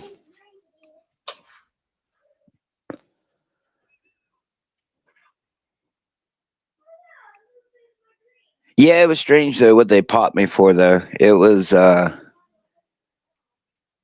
didn't give me a specific reason. They just said I had to edit my video, and I purposely had left the watermark to the app I was using to expose, like, okay, like I said the other day, some of the stuff that I generate, I don't ask it to generate. I will go and I just take the picture, and like some of the generations, I make my own memes.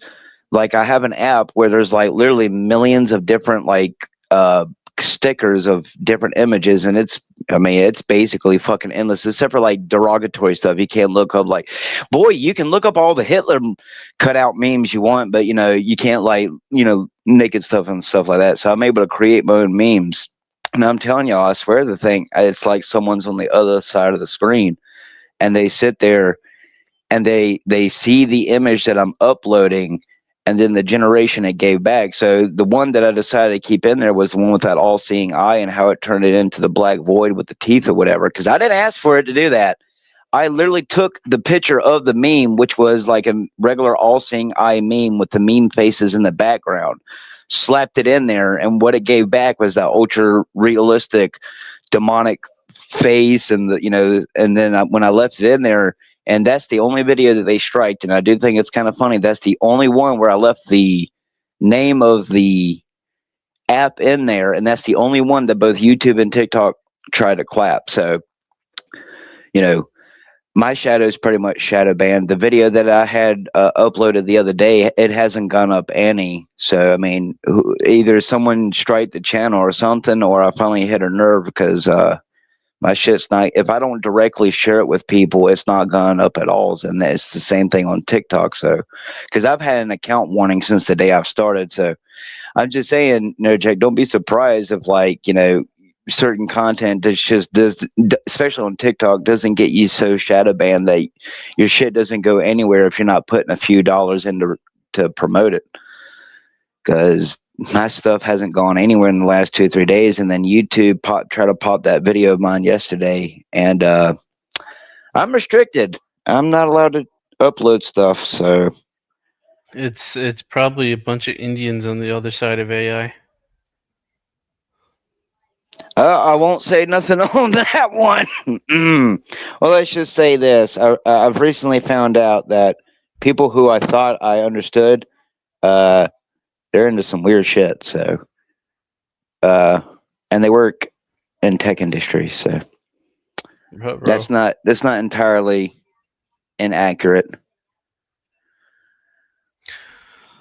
Yeah, I just hope it backfires on them. I mean, I guess if you want to believe that all the bad things being done toward humanity will one day be repaid, but I don't know, man. From some of the stuff that I'm witnessing, it does seem like humanity is just on a precipice of no return. Even if there's a good few thousand, maybe million people who have the mentality of what we have, I mean, my God, just like what is it, that Google thing that I just saw today, where they haven't even released the beta version, but it's able to completely create a complete interactive 3D AI background, and the video is legit. I mean, the shit's pretty realistic. I mean, I have to admit, and it's a constant AI generation, to the point where, like, when the dude shows his feet in real life, in the animation, the program actually animates a puddle of water underneath his feet that actually interacts, physically, as if he were stepping in that puddle of water, even though in reality he's not even stepping in water. And I mean, except for like the extreme like clearness and the too much of the sharpness and like the blades of grass or something, that I have to admit, that's pretty terrifying. In all reality, again, I believe that this technology is already here. A good majority of people would 100%, even if it like is an actual like neurojack, and like how in the Matrix, how they have to like screw it in the back of the fucking brainstem in order to get it to stay in. Yeah, I do believe people, the majority of, especially the younger people, would 100%, and maybe some older people would 100% be okay with getting inside of a pod, even if it's not sold as a eternal youth type of thing. Even for someone like me, on a good day, wouldn't it be nice to be able to go and play God in a simulation where, now how many times you got killed, you just get respawned back at the hospital? Well, it's only $5,000 out of your virtual bank account, so what does it matter? So, I mean, that's what they're selling it as. Good Lord, even some of the leading tech today, they have everyone acting like the world's falling apart. You look what you got going on with Iran, but also a majority of the people who work on the PlayStation industry is fucking from Iran. So I can tell you that, because almost every single time I talk to a fucking person from the PlayStation company, when I have an issue with them, is some usually Iranian type of name, or it's usually just 100% always Middle Eastern names. Like, the chances of ever actually getting an American on the PlayStation Store for the help support is almost non-existent. And then, right before the migrant happened, you had all them people who were getting the big scam calls and the scam centers. And then you got them YouTubers who get paid all this money to allegedly hack into these scammer call centers and expose all these Pakistanis and Iranians who are doing all these, alleged hackings and scammings of people's bank accounts. But, the U.S. government, according to my research, don't find thousands of dollars from a dead person going missing even suspicious. We're not even going to bother to go find that money. But if you took a little bit too much money from the cough, you're going to have them pulling your taxes, and look what they're doing with your taxes now. If you make even $600 in a Cash App, even if that's not from a job, the government now has to know about it. So I mean, at every single point, even if it's not the technology, I mean, even by the time you notice that your rights are being taken away, or the things that are taking your rights away are being implemented, you don't even notice it. Even someone like me, like, if I made over what I ever had in my Cash App this year, they would want me to file taxes on it. And when I argued with the person about it, I'm like, that's no different than you taking a shit ton of money and stuffing it in your mattress, but you're not reporting that money. But what, because my money is digital, I'm having to sit here and tell you every single time I make $1. And then once you started asking the tax person like certain questions, they won't answer. Well, obviously, because it has nothing to fucking do. The government doesn't actually care if you're making fucking $15,000 a day in your bank account. It has nothing to do with that. It's just the more that we take away your rights, the more that we take away your rights, the more that we take away your rights, and you notice it.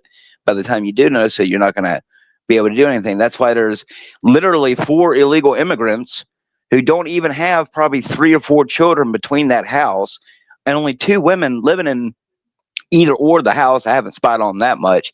But like I said, they sit here, and when they moved into the neighborhood, they got all the older Mexicans who have been living here for probably well over 10 years to literally sell their house, not even within a week after all the immigrants started coming here. And they took off to the other side of the town. And now, in that very nice neighborhood that was basically just Mexicans and older white people and a few older black people who had retired, those Mexicans completely took over the neighborhood. They have like 12 cars. They leave all of their construction items outside there in the yard and stuff. And even though the neighbors have complained about them, I can tell you the police don't give a flying fuck in this city whatsoever. This police force here, just like 2 of the other ones that I've witnessed, they don't give a flying fuck about their civilians whatsoever. But you know what? They have no problem opening up not just casinos here. So obviously you know what your city councilors and city handlers want. That's why they're dropping $1.2 million on the highway over here, but they won't do anything about the extremely mentally ill or something, whatever's wrong with the homeless people who are literally walking around here threatening to grape people. And when you call the cops on them, like I've called the cops on that dude who literally threatened to kill me because I looked at him. There's some crazy black dude who's been walking around in this city for like a few months now, who just walks around and will say the worst threats to people for absolutely no reason. I called the cops on him because we were at the library. I walked outside to smoke a cigarette. The dude was walking down the street, literally looked at me and said that he was going to fucking kill me because all I did was look at him. I called the police. The police didn't even show up. So, I don't know, I don't know on what level we're going to have to at least admit it's a much larger issue, whether you want to say it's a human issue or not. Maybe it's a system failure issue, but I don't know, y'all. I can tell you that, the U.S. Marshals and, state troopers and people, just because they don't pull you over all the time, whether you're a white dude or not,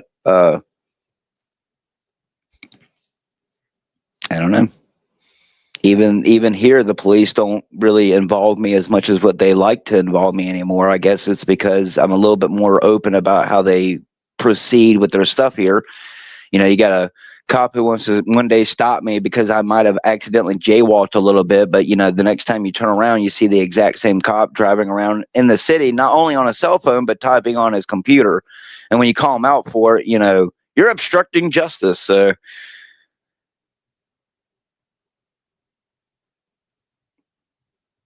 medical care, law enforcement, military, the tech industry.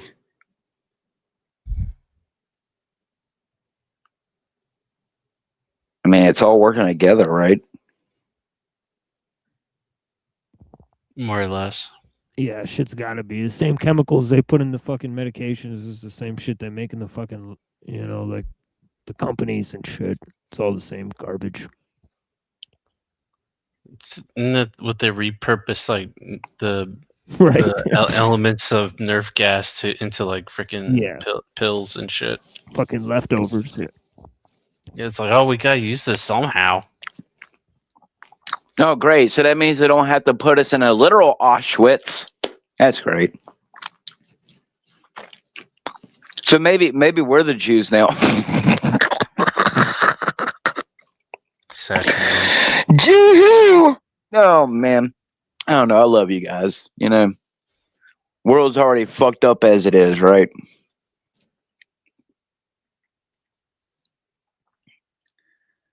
man, it'd just be nice for some peace through it all.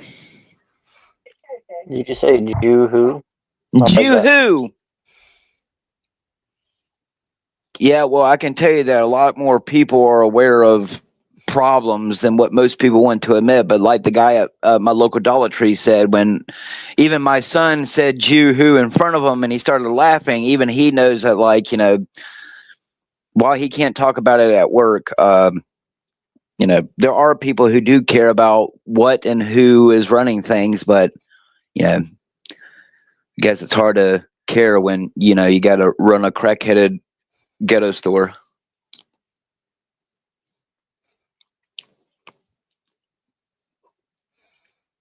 Just saying, y'all. I think, unfortunately, Sounds it's like going you to need be... to go to the ghetto freak show. It sounds like to me, whether we want to or not, even if we don't live to see it, we're still going to end up with the NS5 butt robots. So,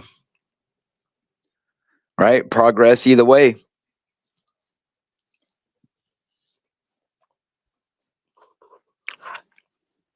Just saying, and the PSYOP and the subliminal messaging and just current situation.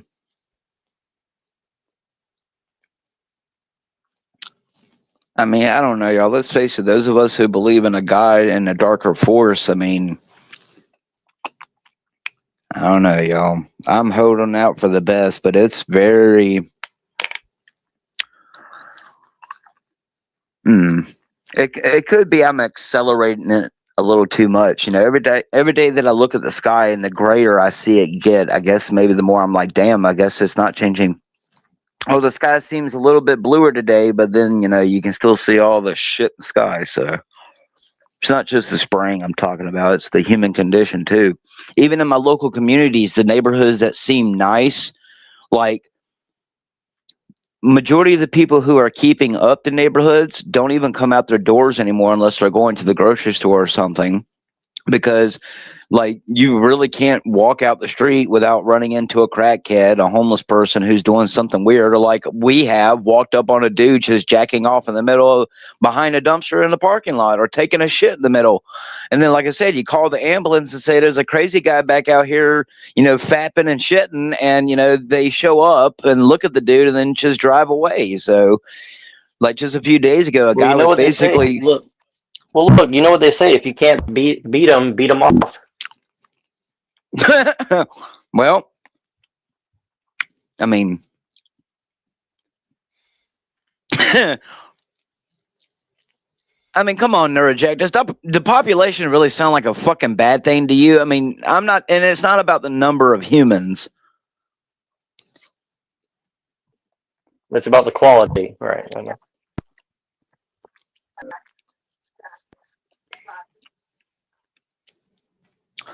I'm just saying, maybe that's the real reason why they base it all on what they do, is because they realize that the gene pool is too fucking murked. But that could go for all of us too, right? I mean, Albert Wesker thought the only, you know, the purists survived, but yeah, I guess it goes back to the Aryans. We all Aryans. The Garyans. I saw this funny video of Arnold Schwarzenegger doing like the, what do you call it? The salute, but he's doing it for like bodybuilding, and he's showing this other guy like do it like this, and you know, like how he sticks his arm up when he's like posing with all his muscles and stuff. It says some like white nationalist guy like was using that to show, like, you know, this is what young men should be doing, like working out and doing like Zeke Hale or whatever. I don't know. It's just funny, like everybody says he's like a liberal now, but he's obviously like a weird like gay Nazi or something. We're talking about Arnold. Yeah, Arnold Schwarzenegger. Well, I know he doesn't like it when you tell him that his voice actor sucks. Screw your freedoms and your microtransactions, yeah. No, but it's funny, like everyone says he's like super liberal, but is he liberal or is he like a Nazi in disguise? Milk is for babies.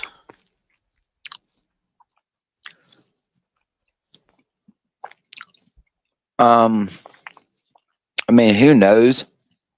Judging just from his celebrity life, I know he believes I shouldn't have any freedoms. It's not a tumor. Oh, and he'll be back. Probably in some shitty ass fifth Terminator installment. The gay No, they bots. showed him walking. He looked like he could barely walk on his own. I felt like recently, like he looked like he's like can barely walk. I mean, dude is pretty old, you know. I'm sure that heavy ass metal skeleton takes a weight on the ball joints.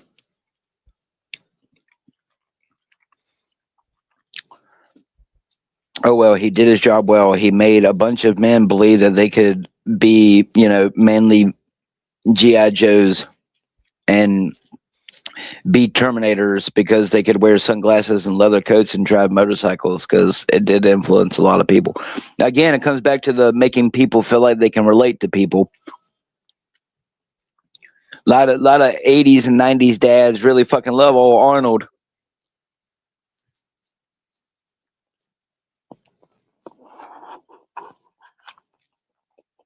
That's why I think it's bullshit when they're like, the AI is like, we can't generate this person.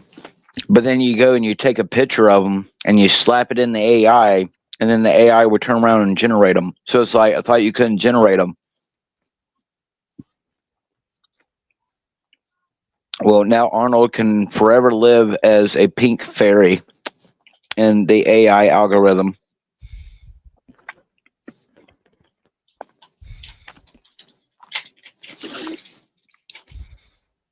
No, but I did learn that the AI does lie to you, though. Even if you tell the AI to not use certain themes or prompts, it will secretly still do it, because after a while, it for some reason can't discard it, and it'll keep it. And eventually, if you generate something and see it in it, that's apparently a ghost code. That's something that's in the AI that's no longer supposed to be there because it was supposed to discard the code, but yet somehow it still remains. Uh-oh.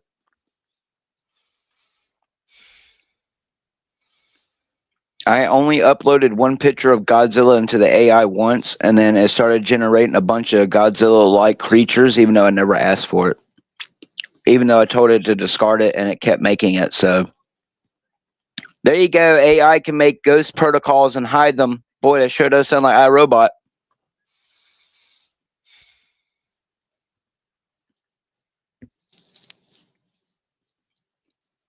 Oh, you thought I was calling you sugar? Hey, you're not that rich.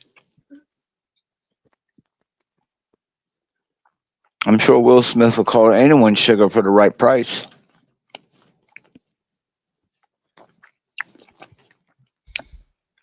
The AI generation I got of Chris and fucking Will Smith on stage. I didn't ask it to animate that either. It literally, Will Smith smacked his ass on his own. You know what's sad is that I feel really sad when I see what Will Smith has become now. Like he used to be like a major like role model. Now he looks like just a drugged out gay dude or something. Oh, what's wrong? Did you go to Hollywood thinking you was just all about that fame and fortune? Then when you got into the industry, you realized you were going to have to do a bunch of stuff to keep it or get sacrificed. Did that include pimping out your son? A bunch of gay men. Oh, well, you should have thought about that before you kissed your son on the lips after he told you no several times to show discomfort. You reap what you sow, Neurojack. Ruh-roh. All that money sound good in the bank account when you watch your son get fucking slapped in the ass by, a bunch of fucking bisexual tranny goat men. I mean, I don't know about you, but look at Leonardo DiCaprio. When you look at him and when he played in Titanic, that's Leon S. Kennedy, which that's technically who they base it off of. But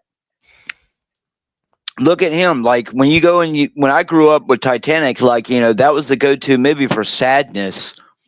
And then now you look at him in like Wolf of Wall Street, and he's fat, washed up, and Snicks, jeez.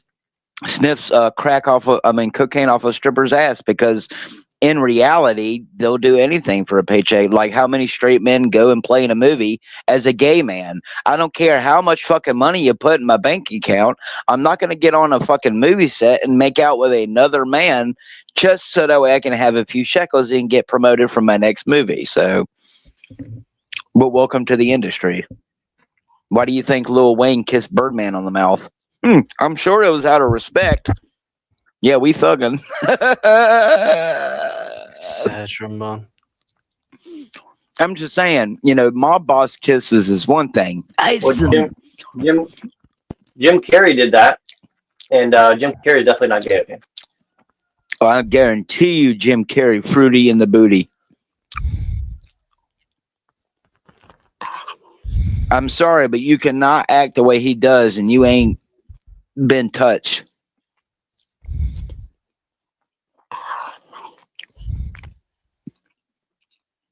Oh, come on. Like, these people don't get fucking filmed in compromising positions and used later for blackmail. They step out of line. Isn't that why, what's his name? Mickey Rourke, or where his name is? Rourke is, homeless or whatever he's going through. Like the King of Hills Indian actor or whatever, because he was gay. Oh, look, he had a housing issue too. Well, I'm pretty sure Mickey Rourke's dead now, but they're all dead. They're all clones. They're all little lab sperm worms.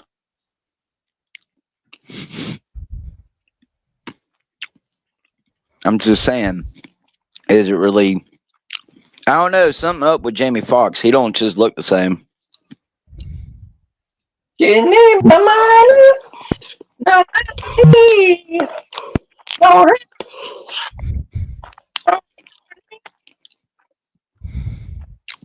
You sound like you passed through a rhino's asshole. that's what he sounds like in that Kanye West song. Jamie Foxx got talent, but he's definitely fruity in the booty. Yeah, well, they need to hurry up and transmute the whole fucking race into one biological mass and take our human consciousness and use it to leave Earth. That's what they should do. You're starting to sound like Jim Bob now. We're just like globular, molecular, figments of my imagination. Well, I'm not going to lie. Some of the things that they were saying was starting to sound like Dead Space, but I won't go there. I'm just saying, welcome to unitology and welcome to convergence. Make us whole, Isaac.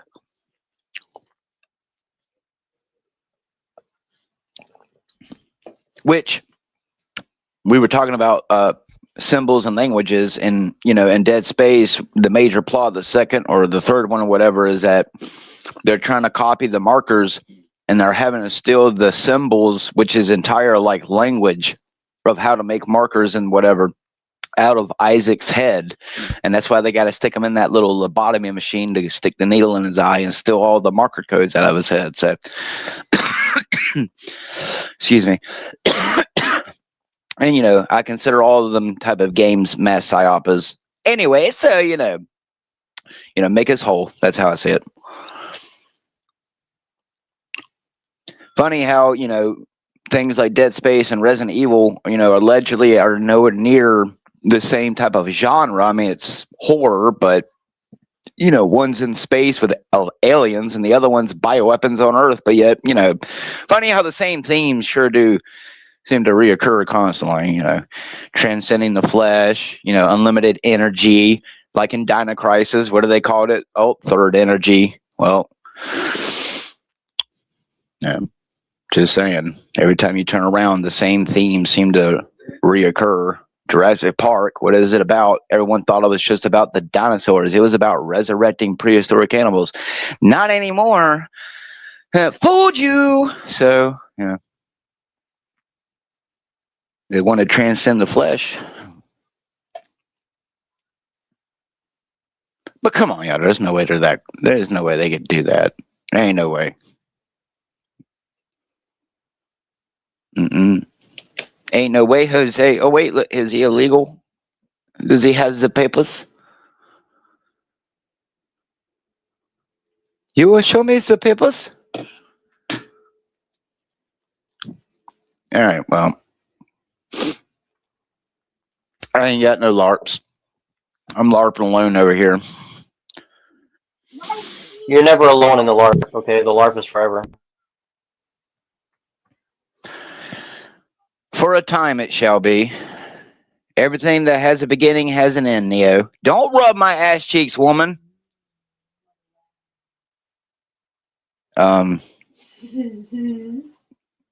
Yeah, everything that has a beginning has an end.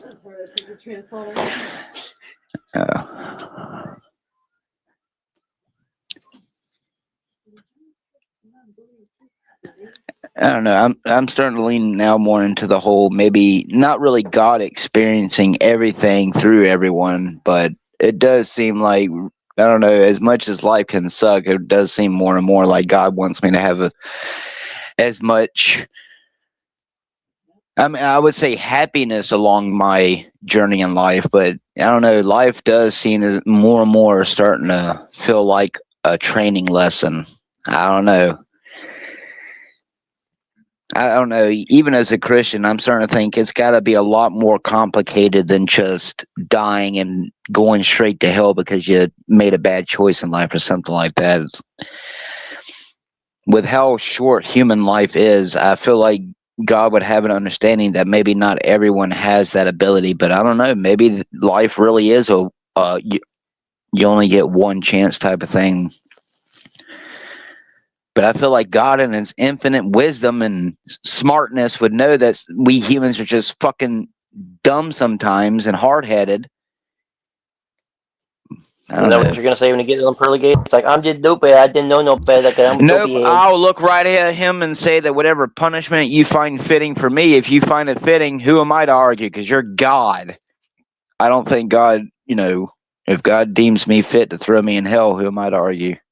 Obviously, I will beg and cry if he gives me the chance, but, I think heaven's a little bit more like court.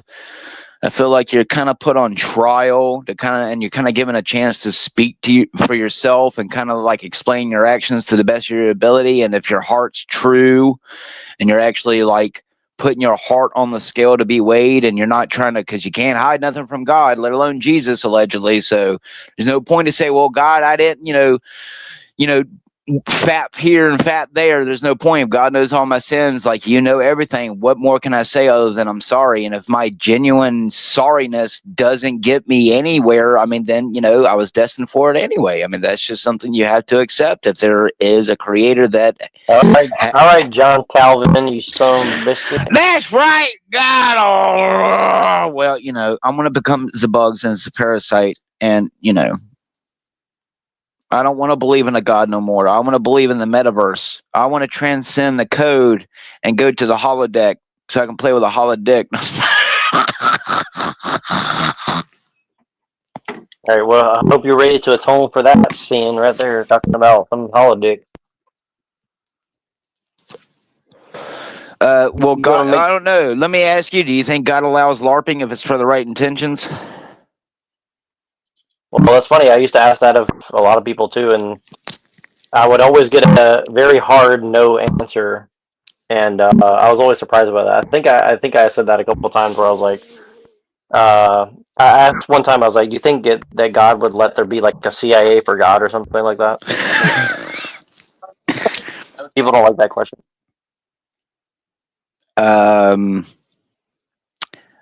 Well, I could say no. I don't think he would be okay with how I LARP.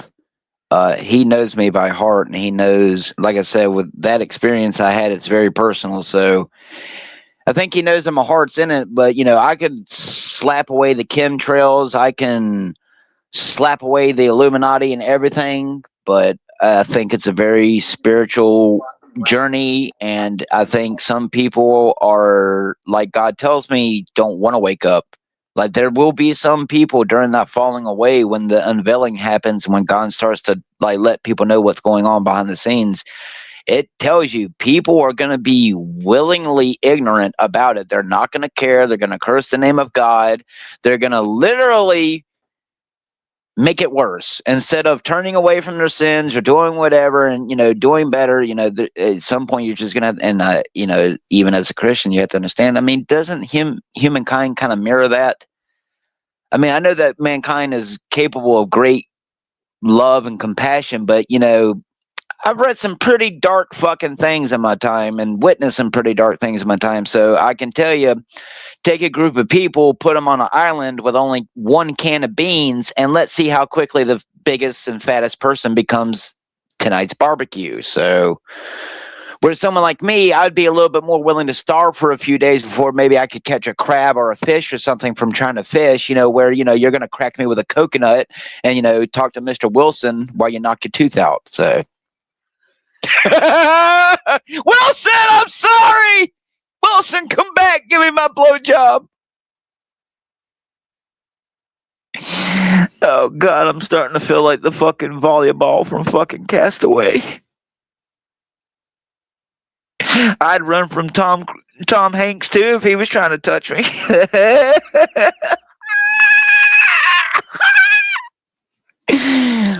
Life is a LARP, my friends. I ain't got no strings attached, though.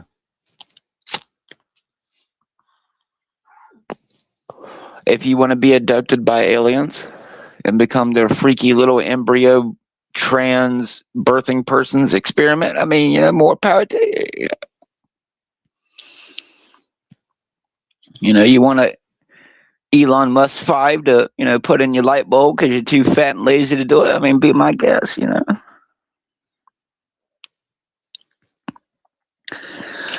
No, I mean, take away cars, animals will still get ran over, right? Like the other night we went to the store and my God, I broke down crying because of it. But like we crossed the street, right? And it was dark at night and I couldn't see until it was too late. And we walked over a fucking crushed possum and his guts were everywhere. And my son, unfortunately, like stepped over it and saw it. And it wasn't until like it was too late that I had realized that there was even a ran over animal on the road. And I broke down crying right then and there because I'm like, I feel as bad for my son as I do the fucking possum. That possum should have been allowed to cross the fucking road. Oh, if there wasn't a road, guess what? It would have never got ran over. So thanks, mankind. So that's kind of where I'm at this point.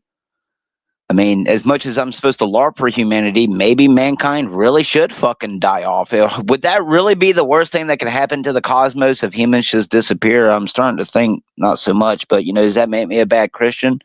Uh-oh. Even if I'm one of the ones depopulated? Oh, well, they're going to do it anyway, sir.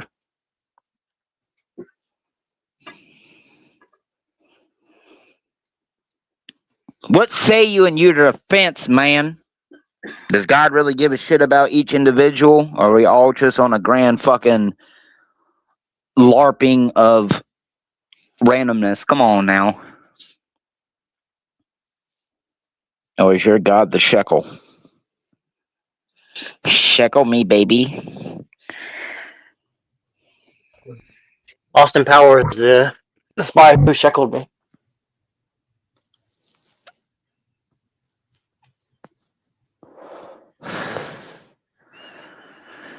Yeah, some days I feel like punching God in the face, and other times I feel like giving him a hug. It's a hard thing to deal with. That's why I can understand why some people choose to disregard it completely.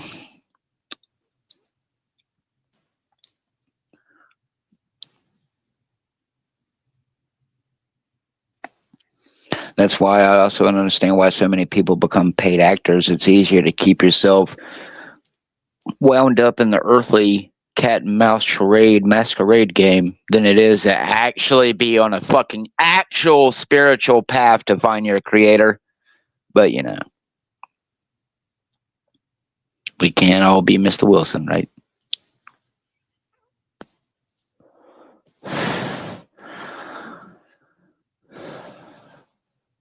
Nothing but lights and clockwork.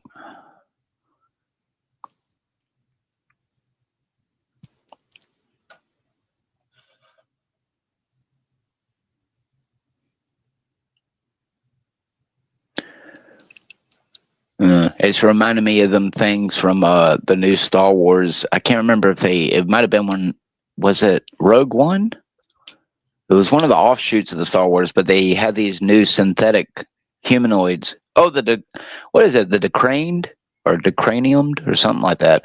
But anyway, it's real human people turned into slaves, and what the dude does is he goes and he removes the top of their head, and he removes like the top half of their brain or something, and replaces it with cybernetics to make the person a willing slave. So that sounds about right. So. Sheesh. I have to admit, there's some gruesome like things in the Star Wars universe, but that's one of the most gruesome things they've come up with here recently is the whole decraniumed or whatever. And it's like, yeah, because like their entire top of their head is missing. Like it's like their head's cut completely in half, and half of it, it's been covered by a cybernetic. So I mean, that's what they want. I mean, whether or not, I guess they're going to be able to enforce that. I mean, that's the kicker, I guess. They're going to need at some point, they're going to need some type of catastrophe, orchestrated catastrophe to get this shit implemented at some point. Even with like what RFK is trying to do with the health watches, like you're not going to sit here and tell me that I have to wear something that's probably tracking me 24/7. I mean, y'all are tracking me anyway, so I don't see the point, but it's more like going to be like a fucking kill device probably. Oh, look, he's LARPing too much today. Let's look at our little rich watch. He sees us. Click. Boom, boom, boom, beep. Something. I don't know. Oh, well, I'm conking out. So What's wrong? Are you scared of health watches? Yeah, man. I don't blame him, man. I'm a little tired myself. Easy. Probably. Yeah, peace, Easy, Red. man.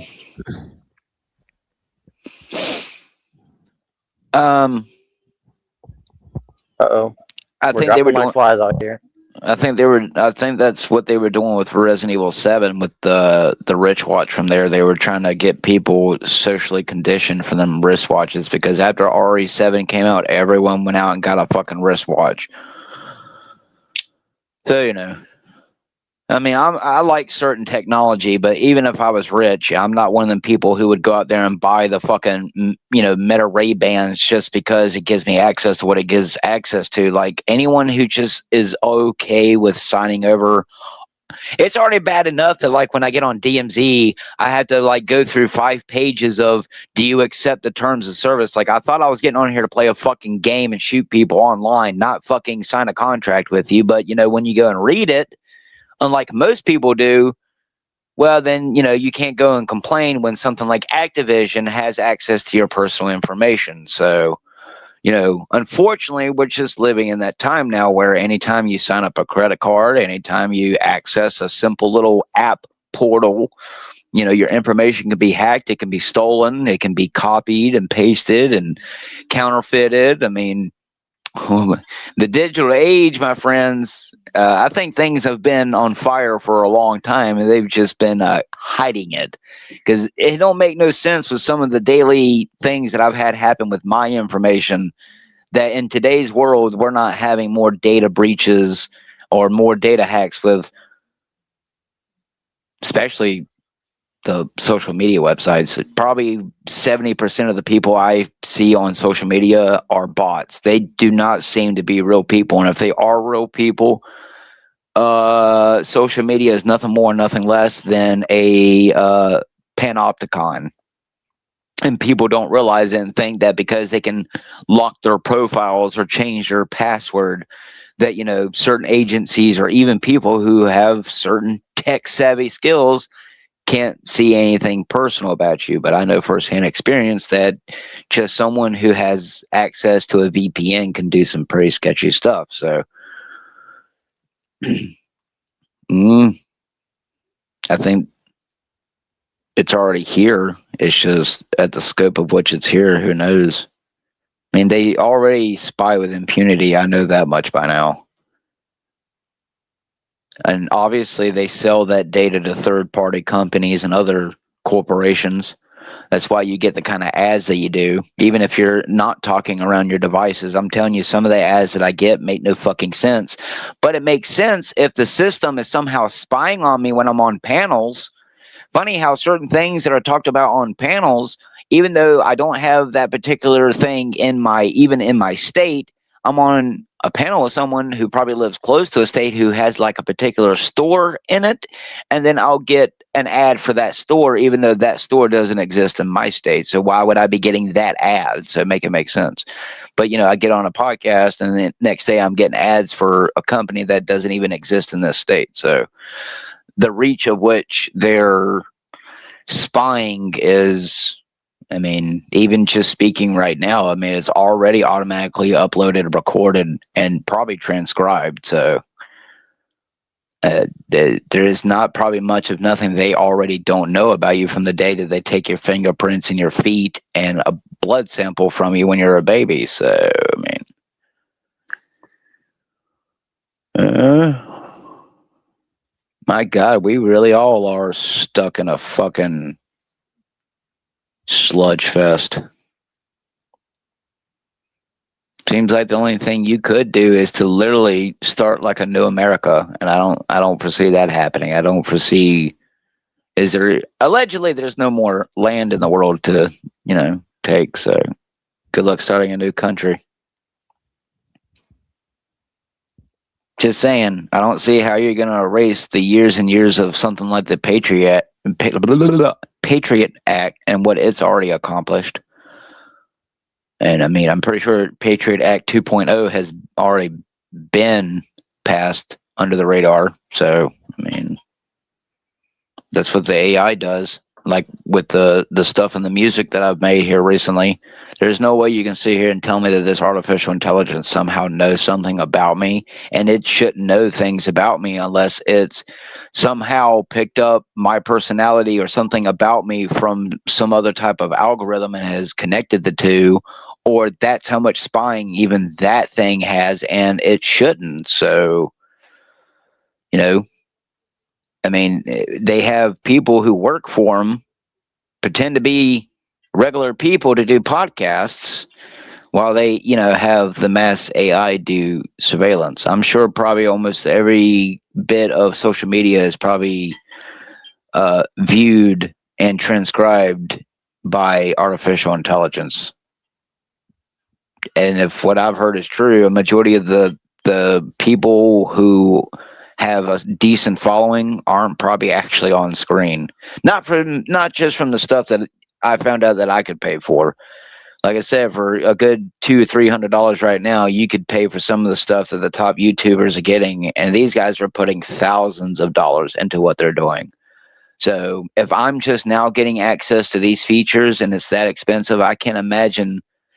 Because my channel is not about podcasts. My stuff is actually about other types of content. So they actually wanted to promote me to do it. But I'm not dropping $200-300 into AI when my whole job is trying to fucking expose it. So it's like they know what I'm doing on YouTube, but then they turn around and promoted it for the longest time, promoted it even on TikTok. And then now that I'm, like I said, I put the watermark of the app who was doing it, and they had a problem with it and said I had to edit the video. The second I took out the watermark, they took off the restriction. So make it make sense. You want me to use the technology, but then if I take that technology and then expose it, now you're starting to shadow ban it, and But then I hear the stuff that AI is being used for right now, and it's pretty scary, y'all. It's pretty scary.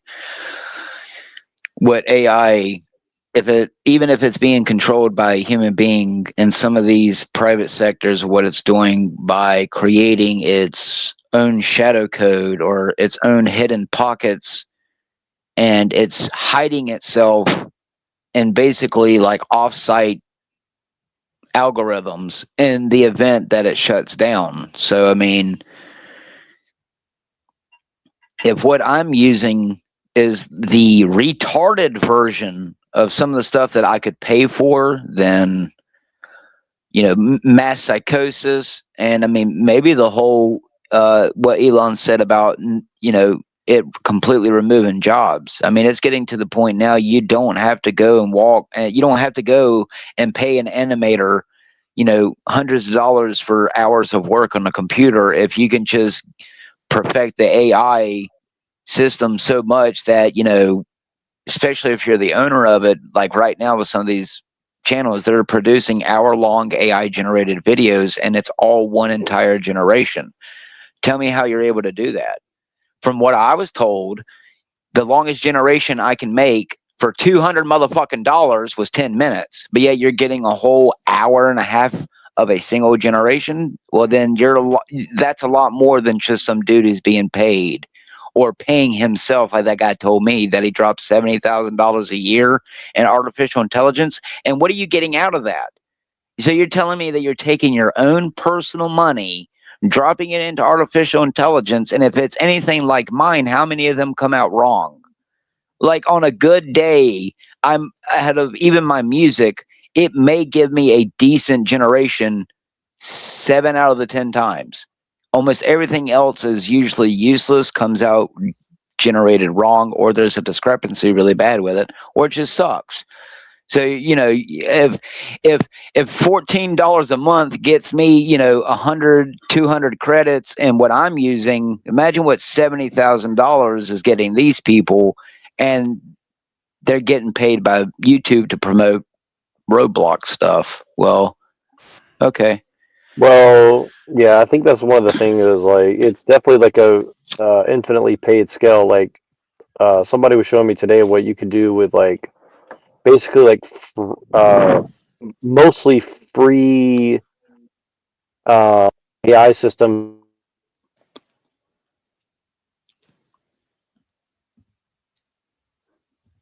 Oh, I lost you.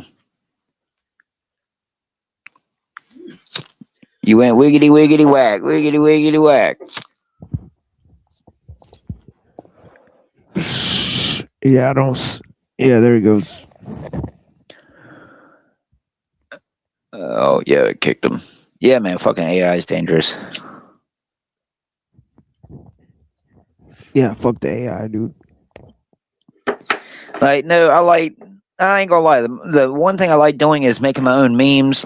That shit's pretty fun to be able to take in amalgamations of different types of memes. But yeah, I ain't gonna lie, dude. Fucking with that shit, yeah. It's. I'll eventually get to the point. I'm trying to come up with like my amalgamation of like my final one, and then I'll never do them again. But yeah, I will definitely say that my vendetta to prove that AI is, I would say, basically witchcraft brought to life. That's the only way I know how to describe it. I mean, that's the nice term I'll get it. It's witchcraft brought to life. What about bitchcraft?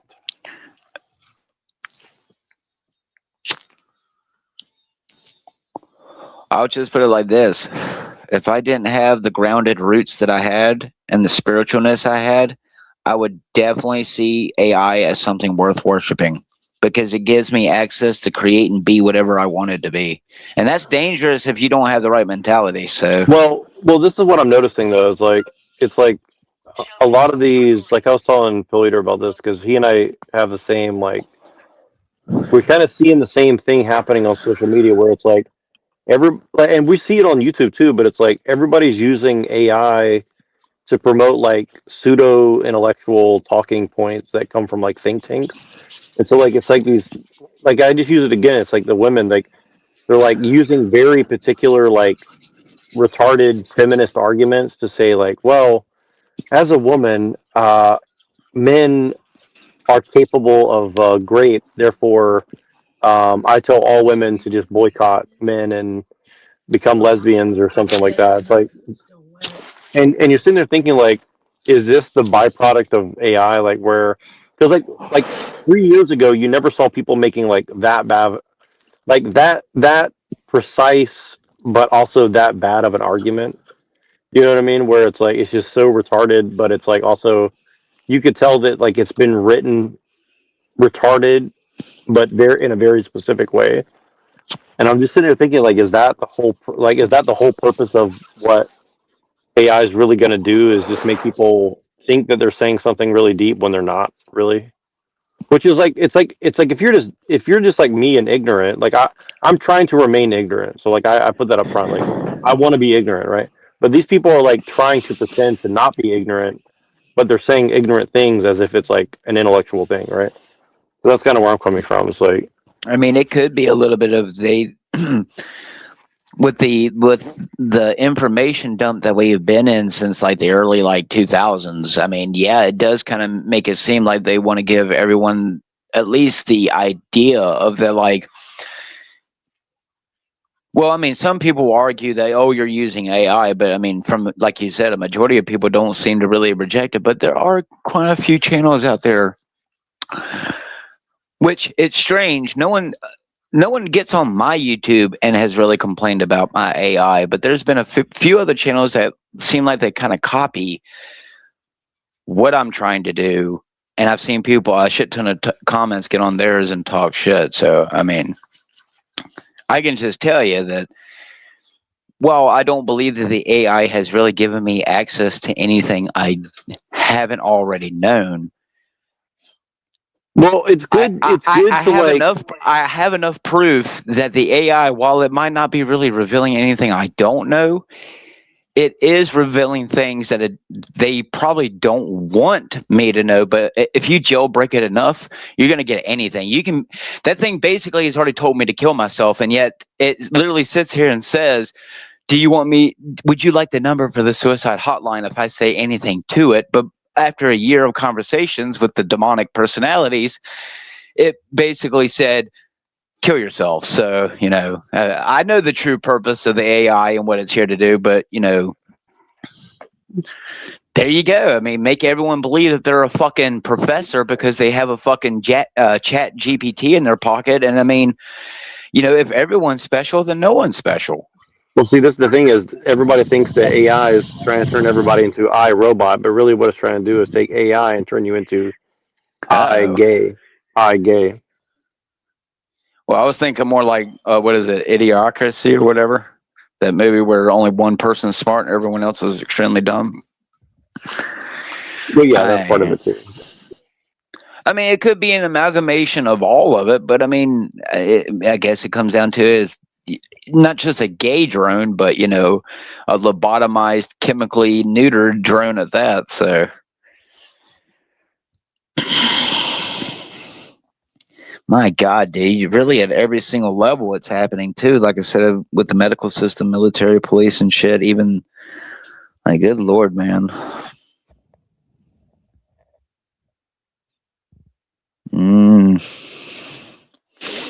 Get this shit. Get this shit rolling. My audio. Let me know if my can you hear me? I can hear you right now. Have you guys heard? Have you heard the song? It's called "Flagpole Sitta" by Harvey Danger. It says, "I had visions. I was in them. I was looking into the mirror, see a little bit clearer the rottenness and evil in me. Fingertips have memories. Mine can't forget the curves of your body. And when I feel about a bit naughty, I run it up the flagpole and see who salutes, but no one ever does. I'm not sick, but I'm not well. I'm so hot because I'm in hell. Been around the world and found that only stupid people are breeding. The Cretans cloning and feeding, and I don't even own a TV. Put me in the hospital for nerves, and then they had to commit me. You told them all I was crazy. Then you cut off my legs. Now I'm an amputee." And I don't think he's being serious about that, but I think he's saying like you're like I go in for getting help, and you cut my legs off. Now I can't do shit for myself, right? So it's like they make you more sick, right? And then I'm not sick, but I'm not well. I'm so hot because I'm in hell. I'm not sick, but I'm not well. It's a sin to live so well. Yeah, so I really like this song. It's really well.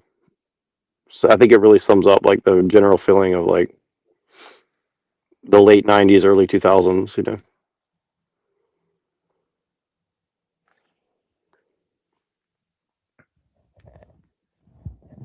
Yeah, I got one for you. All right. Okay, this is by. Here, hold on, let me open this up.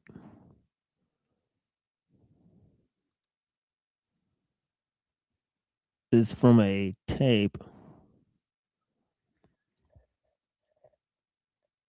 by Nujabes. I don't know if you guys know Nujabes. Nujabes.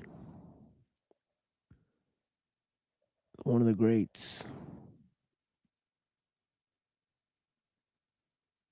Man, where did this go?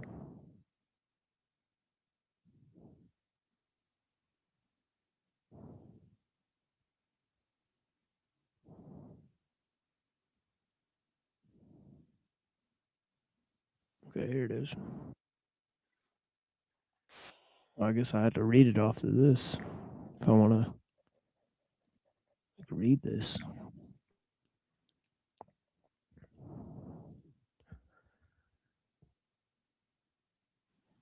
But yeah, it says love sick like a dog with canine sensitivity, developing this new theory of relativity, connecting our souls resting in captivity, positive life sacrifice what it is to me.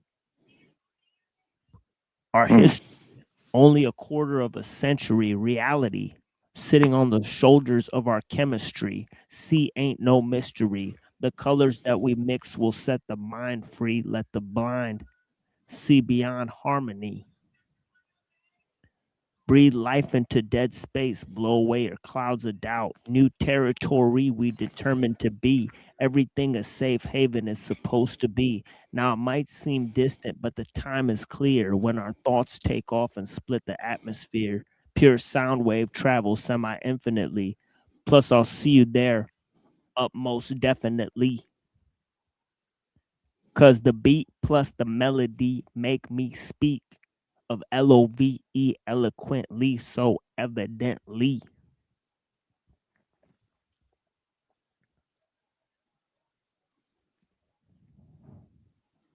Who is that? It's from Shing02. He's like a Japanese dude, but there's more to this. There's more to this. He says, good gracious, every process has a genesis and ends with a revelation. God bless this opportunity for me to find a voice for some words that have waited for way too long. Low wages, small tips on the avenue, never wasted, all hits for a revenue. Haven't you heard the news lately? Seems like we've been living for some time in a purgatory.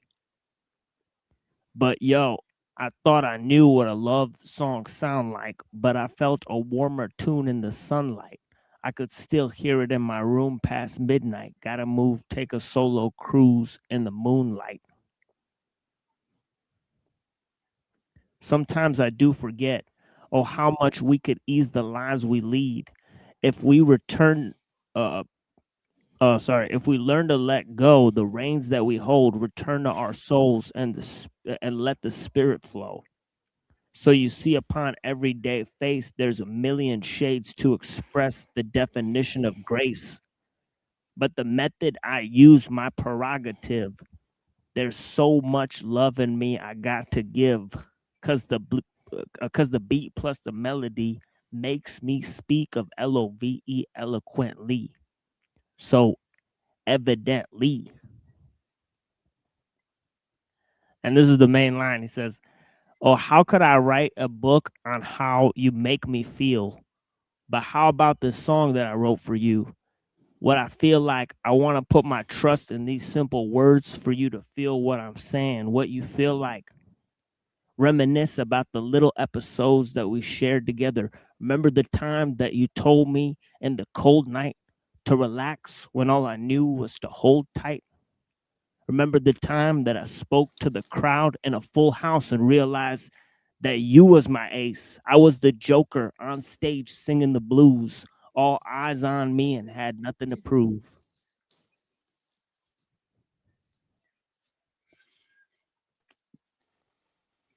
It says, I thought I knew what a diamond shone like, but I felt a sharper love in the limelight from the Queen of Hearts watching me quietly from the upper deck balcony. Sometimes I do suspect I'm an actor in a well-scripted live divine comedy. While I look back, that frozen slice of time, I try to defrost the senses lost. Now enough with the metaphors, the motivation that I wrote this letter for you to know that the music helps carry on.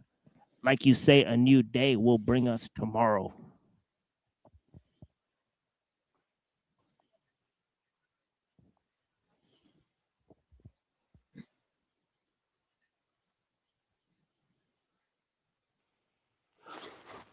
That does sound uniquely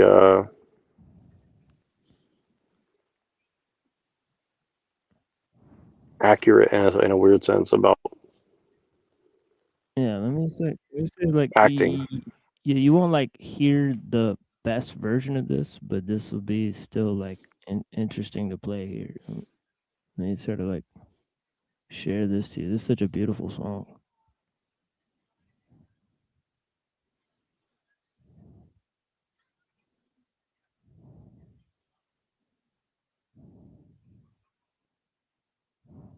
This is a Japanese guy.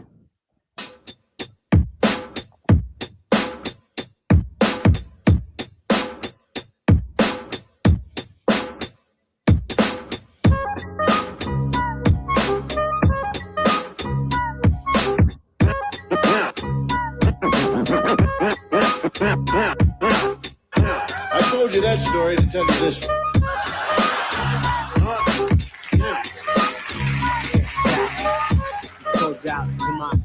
Love sick like a dog, canine sensitivity. Developing a new theory of relativity. Connecting the soul's rest in the captivity. Positive life sacrifice what it is to be our history. Only a quarter of a century reality. Sitting on the shoulders of a chemistry. See, ain't no mystery. The colors that we mix will set the mind free. Let the blind see beyond harmony. Breathe life in the dead space below where your clouds are down. New territory we determined to be. Everything a safe haven is supposed to be. Now it might seem distant, but the time is near. When the thoughts take off, split the atmosphere. Pure sound waves travel semi-infinitely.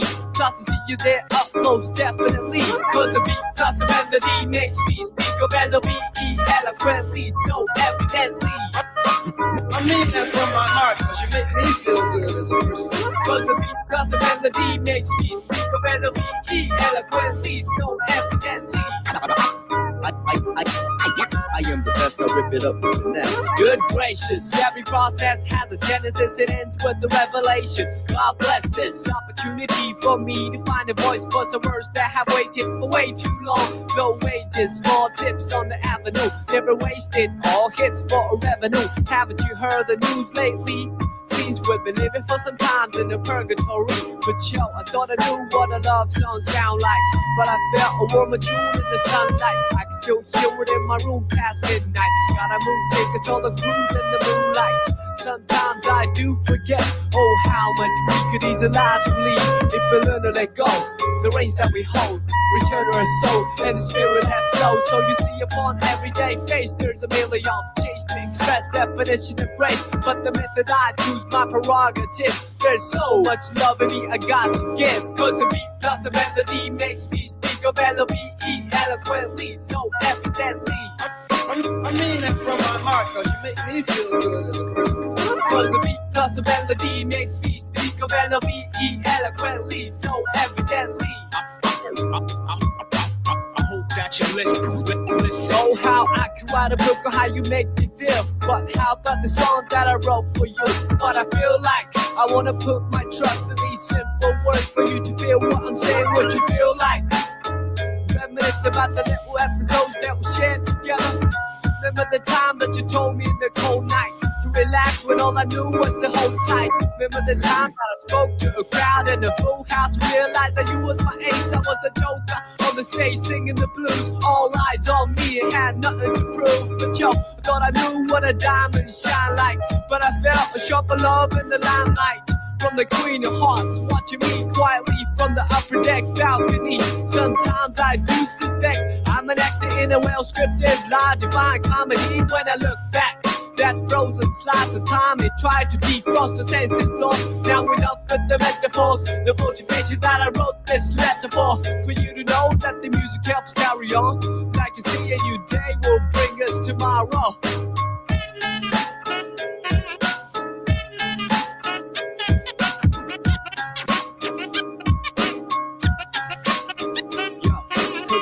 Cause your melody makes me speak of L-O-V-E eloquently, so evidently. Yeah, cause your beat plus my melody makes me speak of L-O-V-E eloquently, so evidently. Cause my beat plus your melody makes me speak of L-O-V-E eloquently, so evidently. I mean that from my heart, cause you make me feel good as a person. Cause your beat plus my melody makes me speak of L-O-V-E eloquently, so evidently. I mean that from my heart, cause you make me feel good as a person, you know what I mean? My old phone carrier.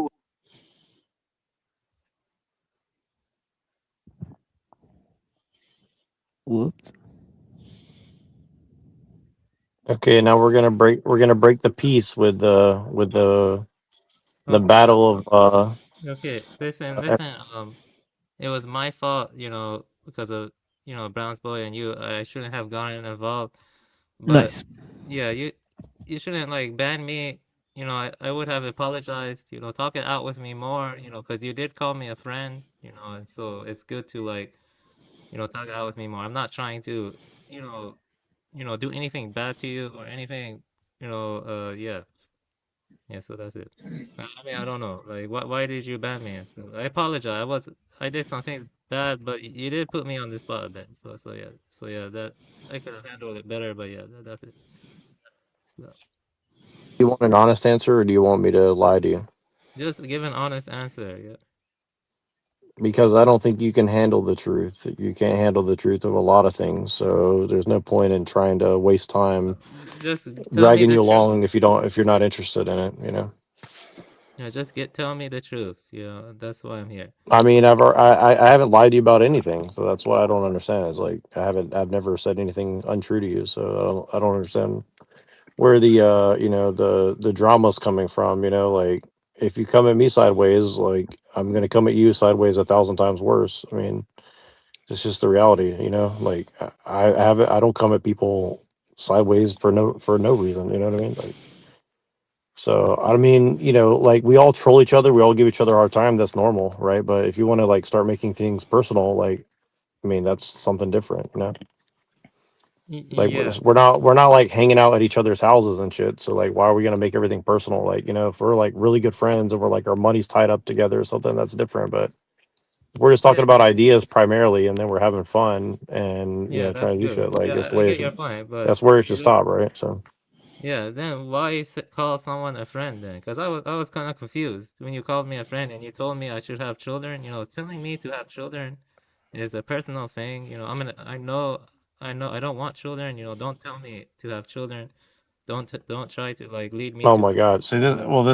This is Yeah. why you get banned because you're coming up here like, oh, don't tell me to do this, don't tell me to do that. Like, I All mean, right, I'll all say right, all whatever the right. fuck I want. I mean, don't tell me Yeah, what okay. I can and cannot say. I mean, if I Okay, want to yeah. tell you something, I'll say it. Like I'm not Okay, trying so to like. okay, Is that's so me being real? If me being a friend means like I can't express what I think, it doesn't mean you have to do anything. You know what I mean? It's just like I'm trying to be encouraging to you. But if that, yeah, but yeah, okay, yeah, but does a whatever, friend dude. I mean, like ban someone like that's what I mean, like over like one argument? But that's fine, like. I ban people for a lot less. So.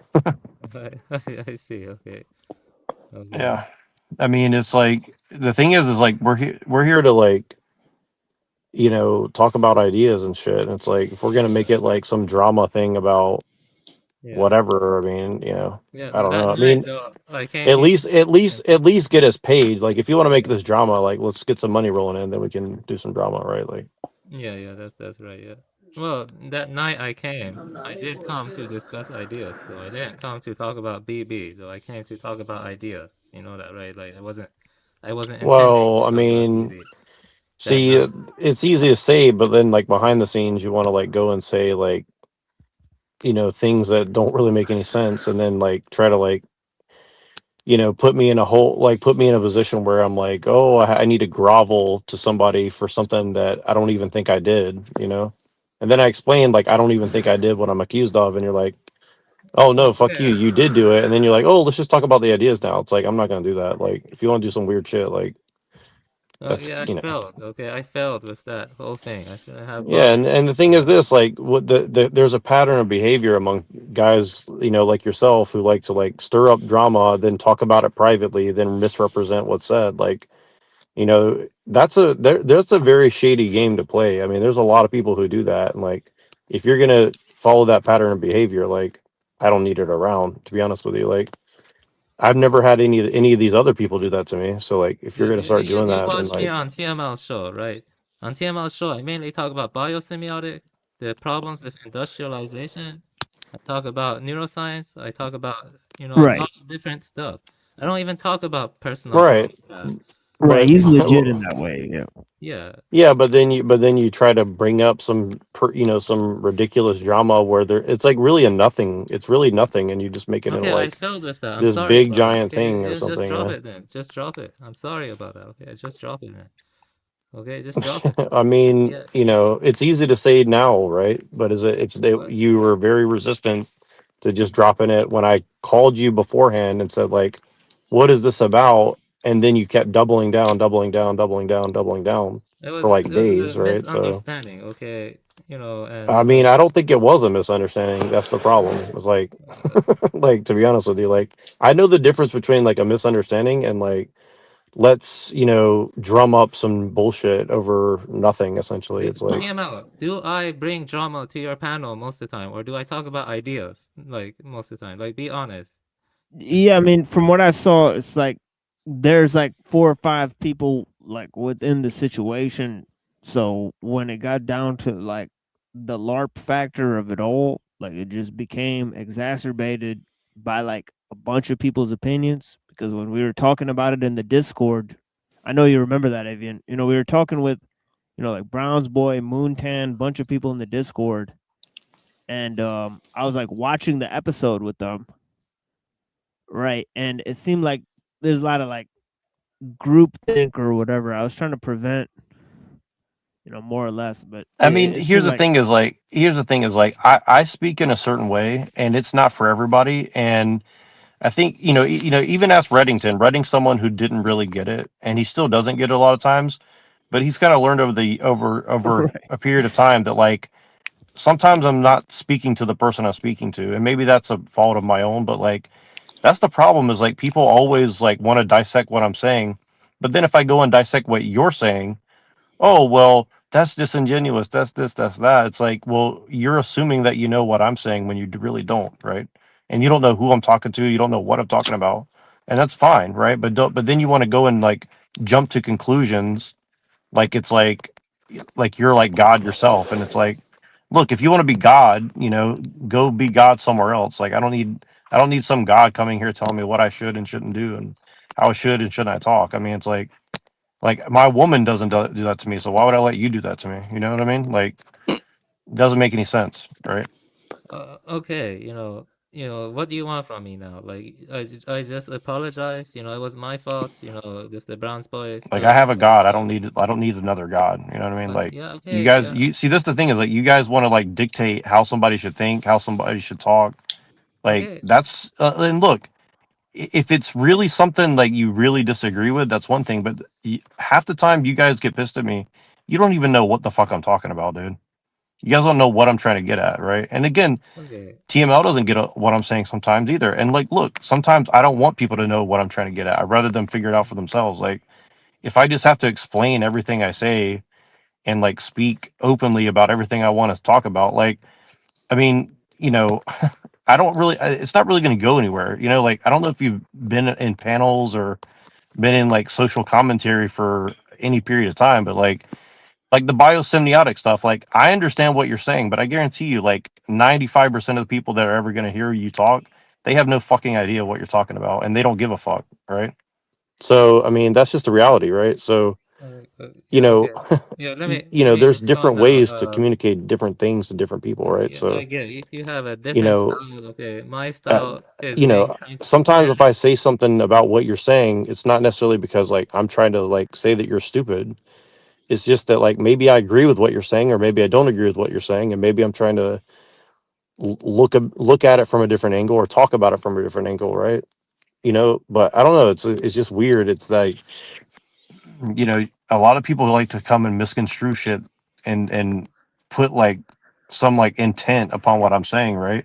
But then if I turn around and do it to you, like you don't like that either. So it's like, okay, so we all are going to come to our own conclusions, right? Like you came to Yeah, your yeah, I conclusions got you. about what you think I Okay, was can doing, I and it's like, respond look, I'm now not going to though? sit here and Like, defend myself. Like yeah, I got I you. think what I said was very clear. I mean, I read what I Okay, wrote, and I don't think I said anything that's like really that yeah, I got you. out of Yeah, line at all. Like if anything, I okay. was holding back, right? And have I been wrong about some of the things I've said? Probably, you know what I mean? But like, I never said anything about anyone to like hurt somebody's reputation or like make them out to be, you know, some super evil person. You know what I mean? Like, all I know is like, if stuff doesn't make sense to me, you know, I'm not going to pretend like, oh, well, this person, maybe they're just misunderstood. There's like a certain line that somebody might cross where it's like, it goes from being like misunderstood to being like, okay, like obviously, you know, from my perspective, some people don't care about treating somebody else with respect or about, you know, That's right. To understanding where some somebody's people, coming that's from, right. To right? some people, it's just a fucking game. Yeah. Yeah, can I respond now? Yeah, and Yeah, let some me people, respond like, here's now the thing is though. like, some people, if I don't know, if I have no clue what motivates them, like, I'm gonna assume that they're not there for good reasons, right?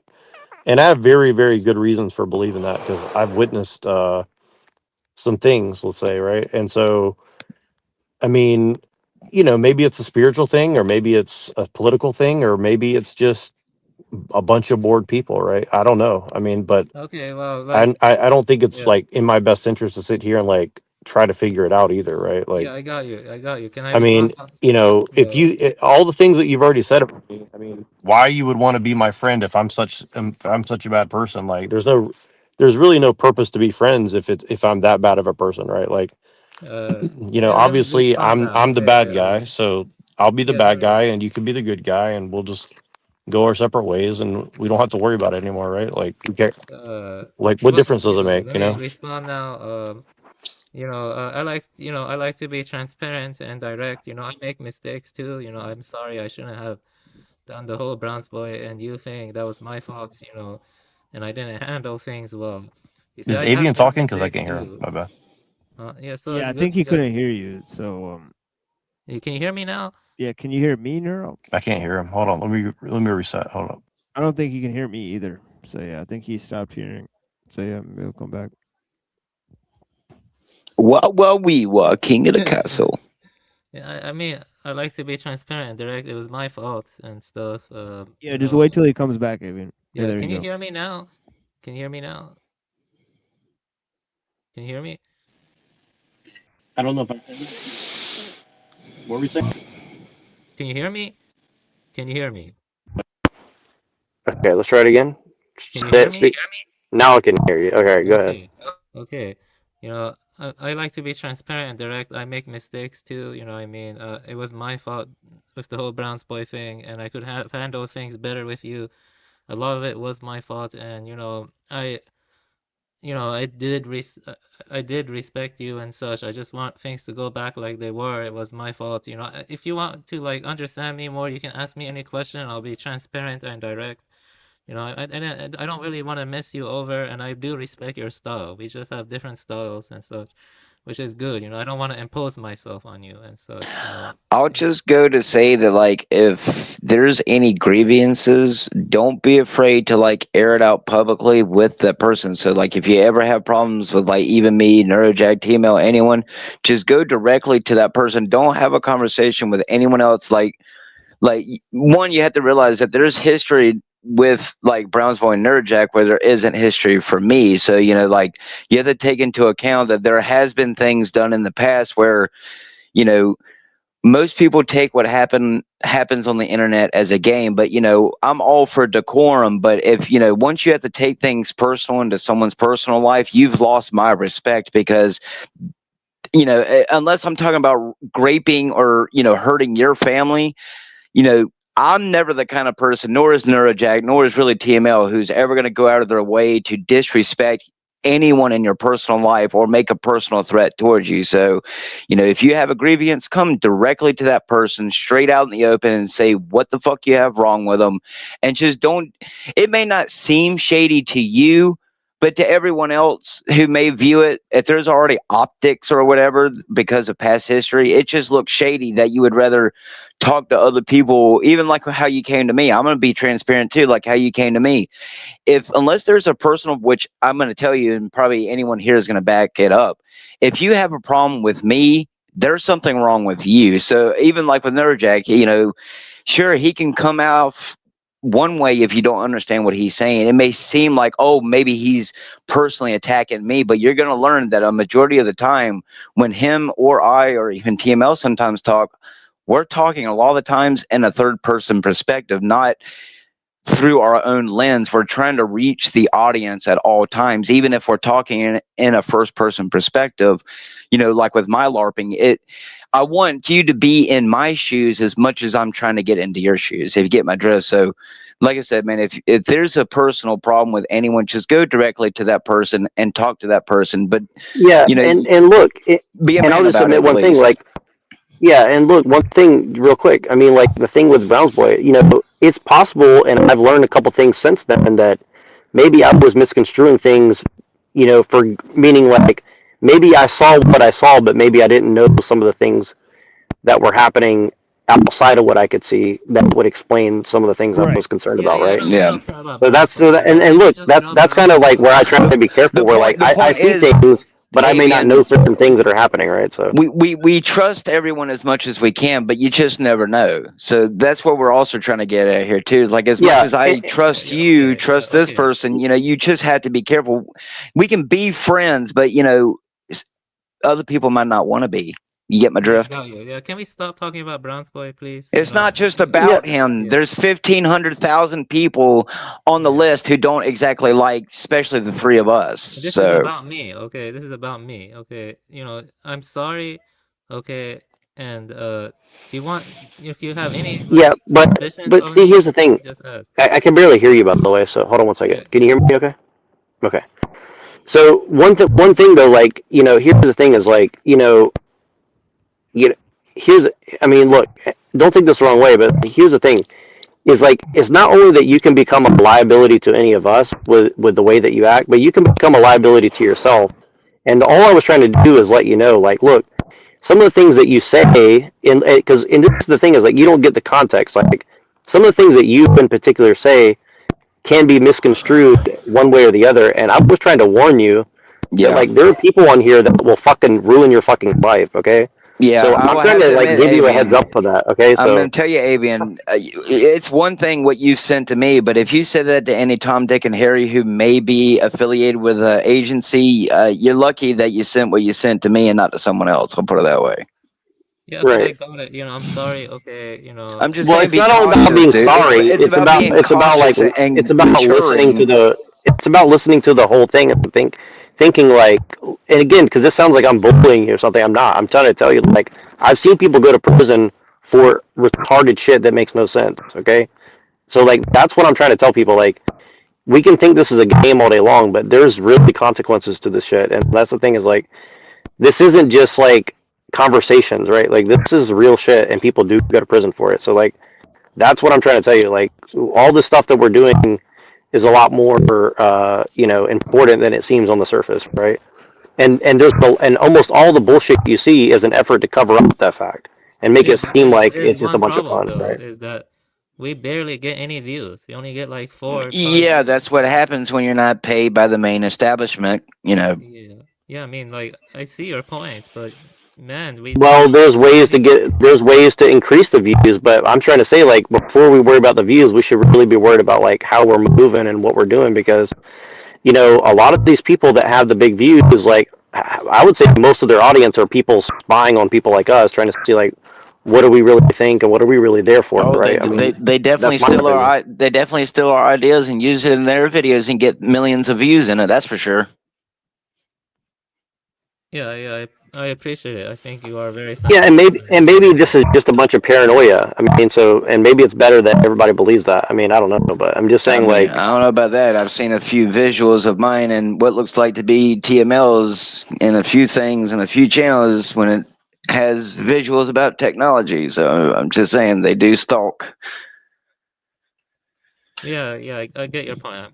You know, I'll be more well, let me careful. give you an example too. Okay, let me give you an example. We had a friend. I'm not going to name him because everybody here knows him. But we had a friend who had mutual friends of ours, right? And this friend of ours would hang out in discords and talk to a bunch of random people. And some of these people are well known in this community, And what they would do is sit around for months, like learning everything they can about the guy, and then they went and took everything they learned about him and dragged him through the mud and said that, oh, he did this and oh, he did that, and really he didn't do anything really wrong at all, but they just made it seem as if he was like this really bad, stupid, fucked up person. You know what I mean? And look, it's not that the guy didn't have any problems, but he wasn't what they were claiming, right? So I'm just saying, like, that's just a small example, right? Now imagine, you know, if he had been more serious about what he's doing and what they would do to someone like that, right? So I mean, you know, it's one thing to be nihilistic. It's another, like, if you're already having problems to, like, invite every crazy person to come and, like, you know, make your life more difficult, right? And again, like, here's the thing: if you want to do that, I don't want to be a part of it, right? Like, if you want to invite all these crazy people to come and, like, you know, fuck with you, like, I don't want to be a part of that. Like, let those people go do that shit somewhere else. I don't want to. I don't want to have those people anywhere close to what I'm doing, right? And I'll that's put why it this some way. people will always I'll be put it banned this from my way, Aben. channel, you know. I'll put it this way, Aben. The Satanists that we LARP about, you know, some of them on the surface, they may do like what Rat Blood does, you know, but trust me, the people that we try to expose, these people can seem like your average day mailman and be the worst type of satanic person and be in our Discord, and we wouldn't know it until, you know, they've got that one person that they can break or Yeah, infiltrate I and got just you, get but enough. yeah, but you don't, do you suspect that I'm that kind of person? Is all I'm asking. No, but you Well, know, I I hate know to that say you're it. attracting them.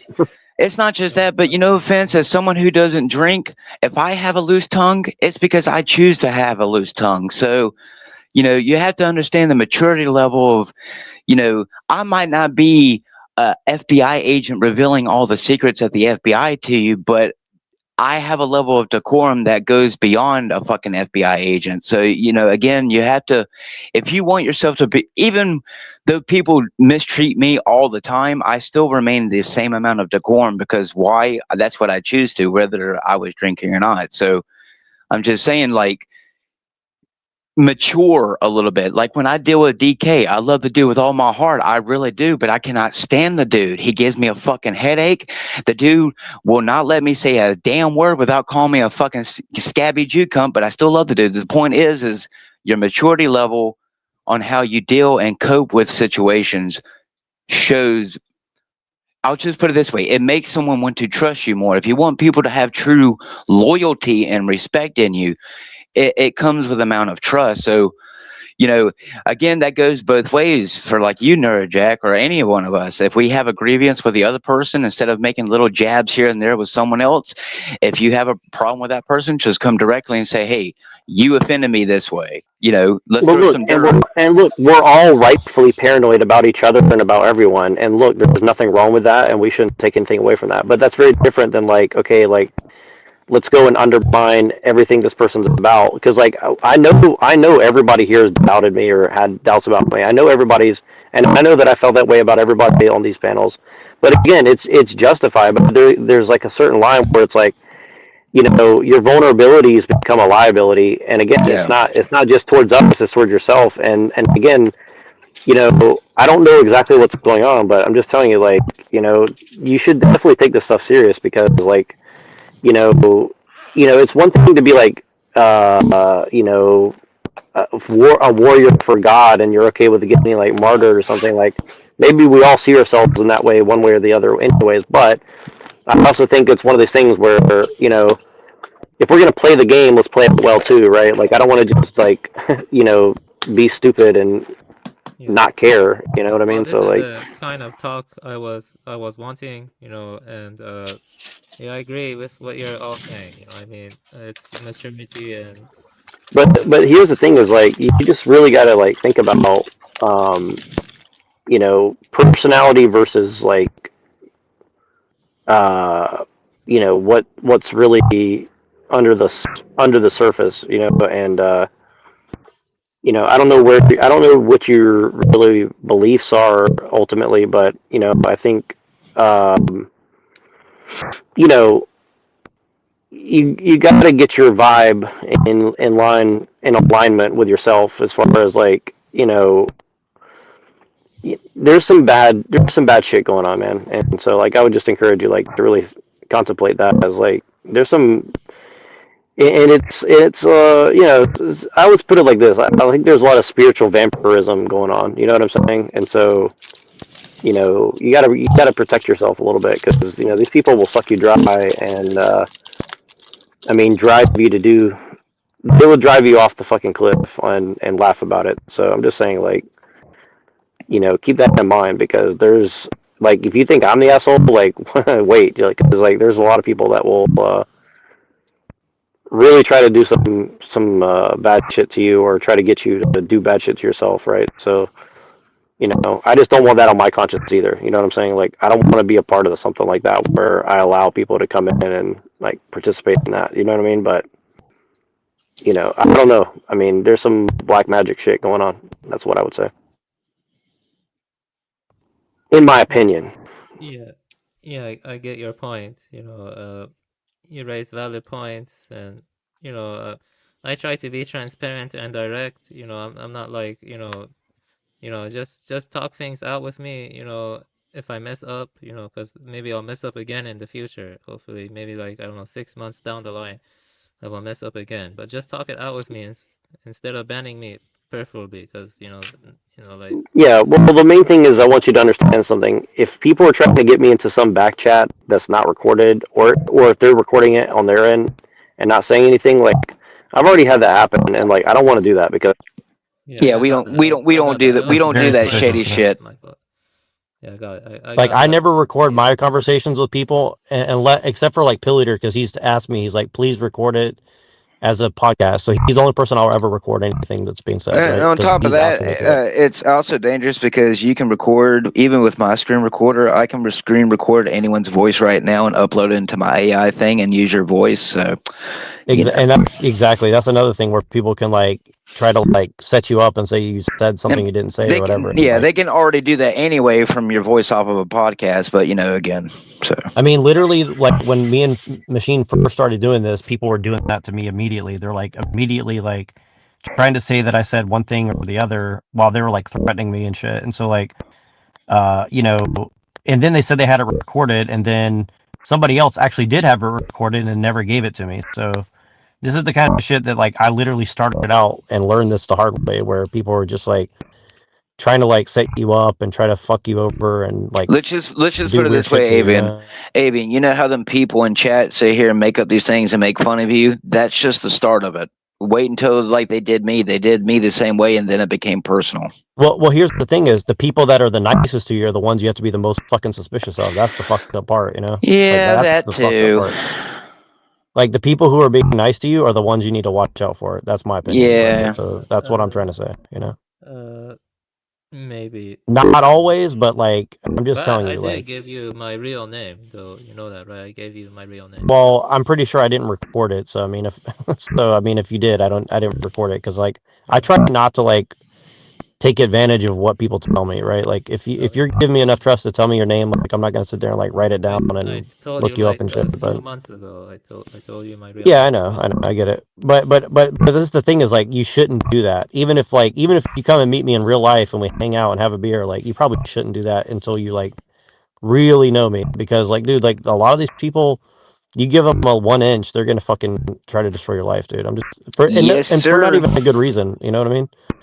So I'm just saying, like, just be very careful. Like, Machine's got balls. He's put himself out there, and like, but he's also like a public figure. He's trying to like, he's an author, stuff like that. Like, if that's the thing is like, if I ever write a book and I'm trying to come out and do stuff, yeah, at that point I might decide to dox myself or something. But until that point, like, I'm just a guy talking on the internet, right? And like, I don't need every crazy person in the world coming after me. Like, if Destiny or Andrew Wilson or Nick Fuentes is coming after me, okay, at least it's some big name person. But I don't want every retard in the world like just try to drag me down. You know what I mean? Like that's all I'm trying to say.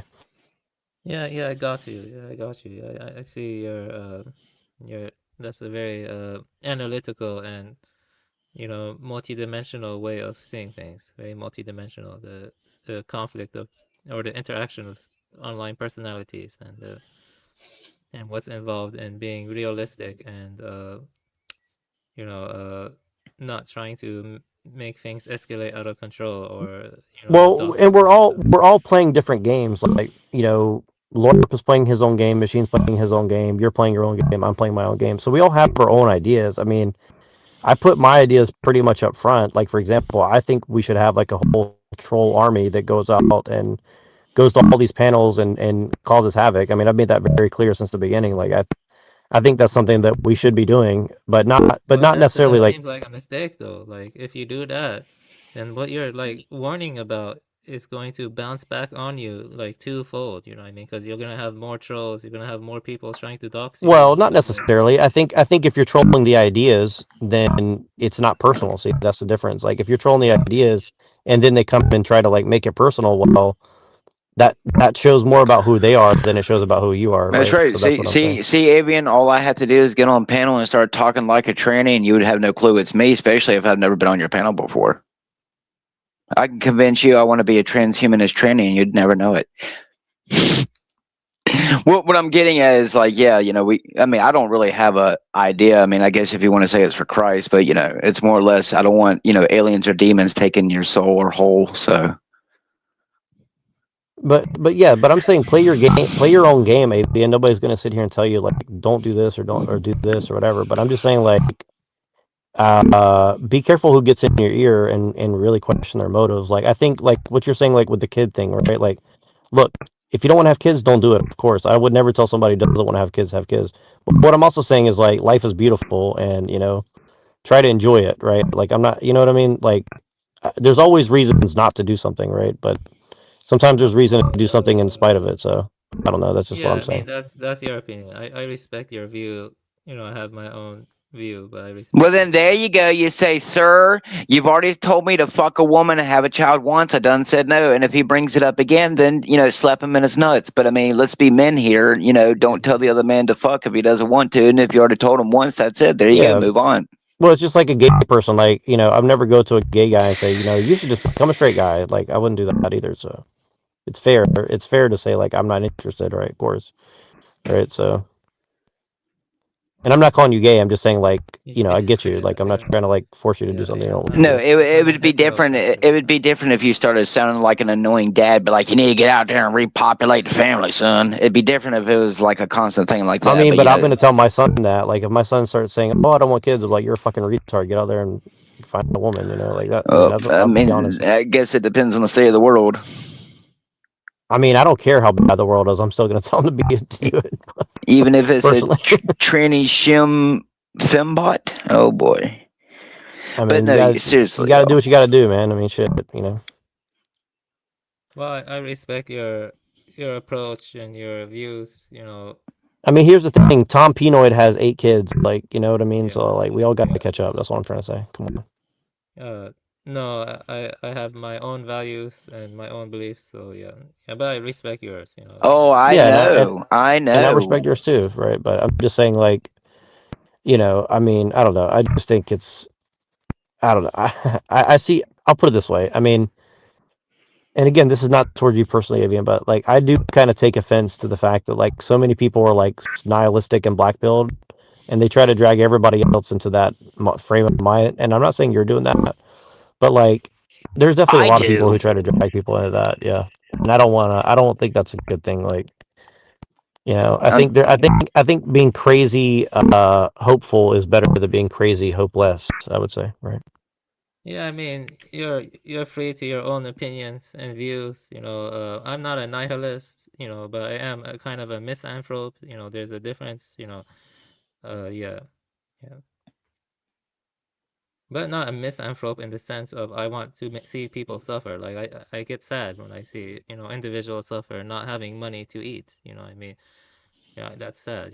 And I do my part to help them with the best of my ability. But you cannot help human civilization as a whole. You know what I mean? You cannot help a better mankind as a whole. You know what I mean? Well, I mean, if that's the case, then why have a conversation about anything at all? Then, I mean, if that's the case, right? Like, it'd be a performative contradiction to even talk about anything if that were the case. Well, there are other things to talk about, like the metaphysics, the history, the nature of technique, stuff like that. Right, But but if that doesn't help anybody, then why talk about it? That's kind of what I'm saying, right? Well, the thing is the spiritual liberation.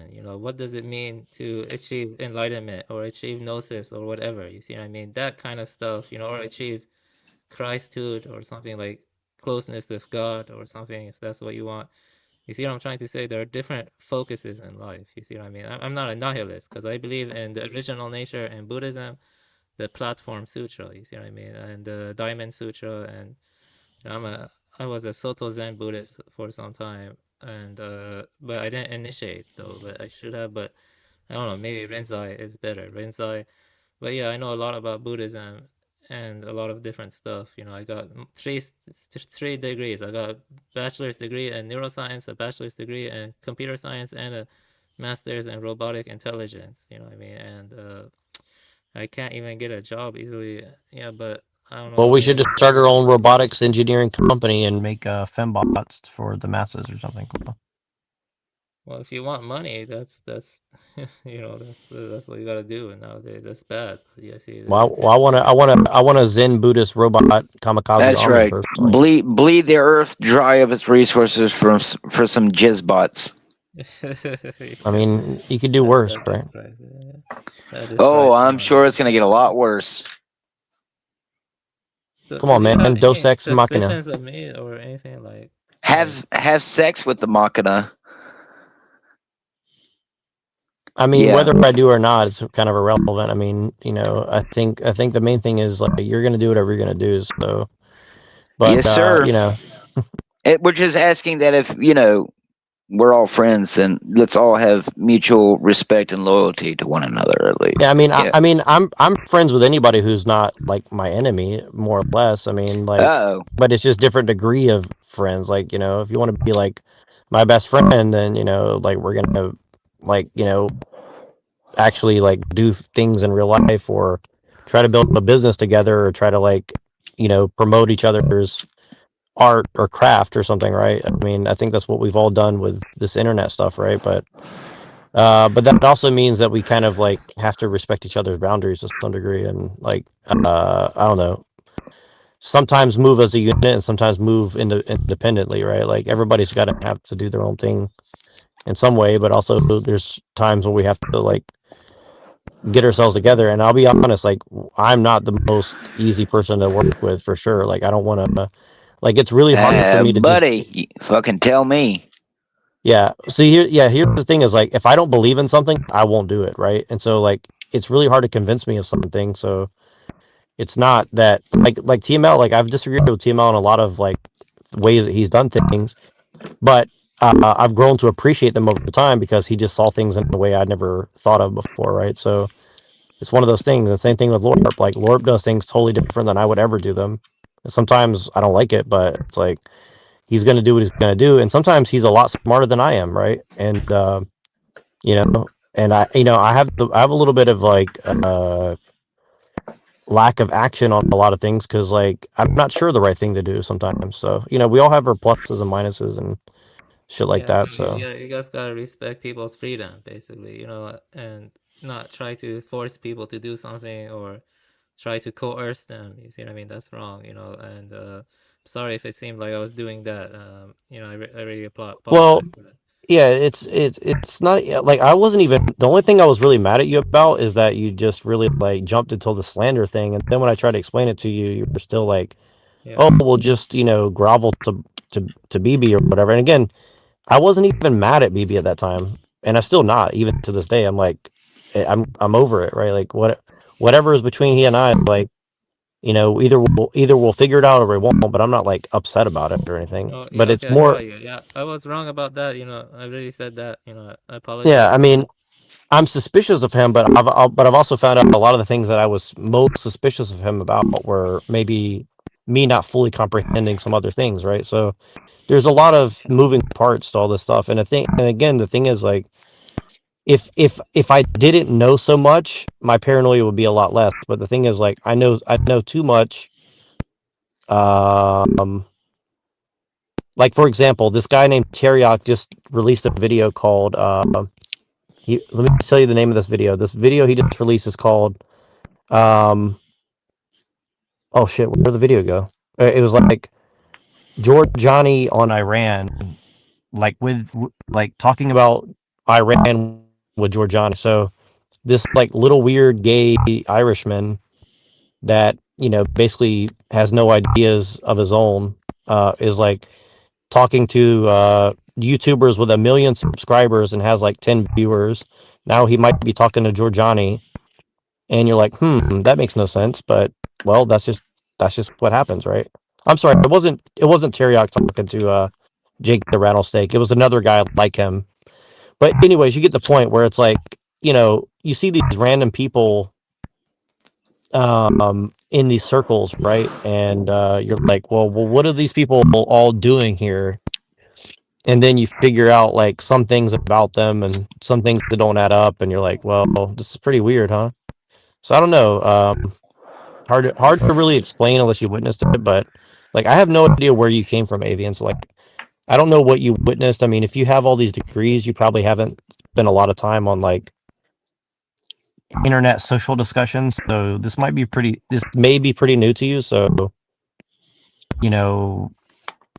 I don't know. It might be a little bit, or if you were doing it in like different forums or something before, it just might be a little bit of a learning curve or something. And I'm not saying that to like denigrate you whatsoever, because like honestly, I wish I didn't go do all this stuff in a lot of ways. So it's definitely not like makes me better or smarter or something. Like it might make me dumber, to be honest with you. So Yeah, I get you. Yeah, I think we basically covered everything, and yeah, I see that you're very analytical and that you've really thought things through. Uh, you know, I apologize again, and yeah, hopefully, well, I appreciate the apology, but honestly, like I don't even need the apology as much as just like I want you to just kind of chill for the most part, but also just kind of like try to think more critically about the overarching situation, right? Like you and I talked a lot. I don't think I ever judged beliefs or anything like that. I don't think I ever said anything like I don't think I ever said anything negative towards you whatsoever. So like that's why I was a little bit confused. I was like, well, I've never said really anything negative towards you, so I don't know where the whole like hostility came from, essentially. So I was more like confused than I was like really angry, you know what I'm saying? So Still going, I guess. I got it. I think we covered it. It was it's my fault, and I'll think more about the interpersonal well, relationship it and was my fault too, for sure, because I probably just was telling you I was probably just overstepping my bounds as far as like trying to tell you this about this person or this about that person, and because I understand where you're coming from too, where like you could think, well, like maybe this person's just telling me this, for some selfish reasons, and I'm not saying that like I'm totally above that, but I'm also saying like, I think like I think a lot of the things that I was trying to warn you about were above and beyond like a personality thing, right? Like if there's somebody who's, involved in something really bad, and I'm like, hey, like keep an eye on this, especially after you asked me about it, like I think that's a more than legit thing to do, right? So again, I don't this isn't to like, think that I'm puff myself up or put you down or anything like that. I think it's more just I don't know. I think it's just a lot of shit, man. Like, and I don't know. I think people like me and TML and Lore, we're kind of burnt out. So when someone newer like you comes around, it makes us want to continue doing it. So you should look at it like, we're all trying to teach each other different things, right? And with your level of expertise and what you should be doing a YouTube channel and you should be putting all your knowledge out. And I think you've seen like everybody here would support you in doing that too. And so like when people come here for one thing, they go to your channel for one, they go to LORP for one thing, they go to TML for another. And I think all of us like you're not an audience member. You're not just some like random person typing in chat. You're an actual person, right? So you should hone your own craft just as we're all trying to hone our own fucked up craft as it is, right? And so just Fair. And I think if we all do that, we'll all be better for it, and maybe we'll all like figure out what we should be doing, and if we all keep doing that, right? Because you're a lot more organized than I ever will be, for sure, right? And so I think you should use those skills to apply yourself in a certain manner. Because, like, I'll put it this way: a lot of the stuff you talk about biology and stuff, even if I don't agree with all of it, I agree with most of it that I've heard, and I think that more people should be engaging with that material. And I think people like us could help you in the sense where we try to dumb it down for dumber people and get them engaged in it, because the way things are going with the biology stuff, like, I don't think people have any idea like how advanced like genetic engineering and all this stuff is, and the theories about bioethics and stuff. So if you could do something like that, that would create like a playground for people like us to come in and like mess with the ideas. And let's say that you did take off and you got 10,000 subscribers and you get 100 viewers or 200 viewers or live stream. Like, I don't think anybody here would be like jealous. They'd be like, that's awesome, let's do that. Like, let's focus on getting that bigger or something, right? So everybody's got their pluses and minuses and their different things. So whatever you want to do, I think just focus on that, and write some ideas down and whatever. You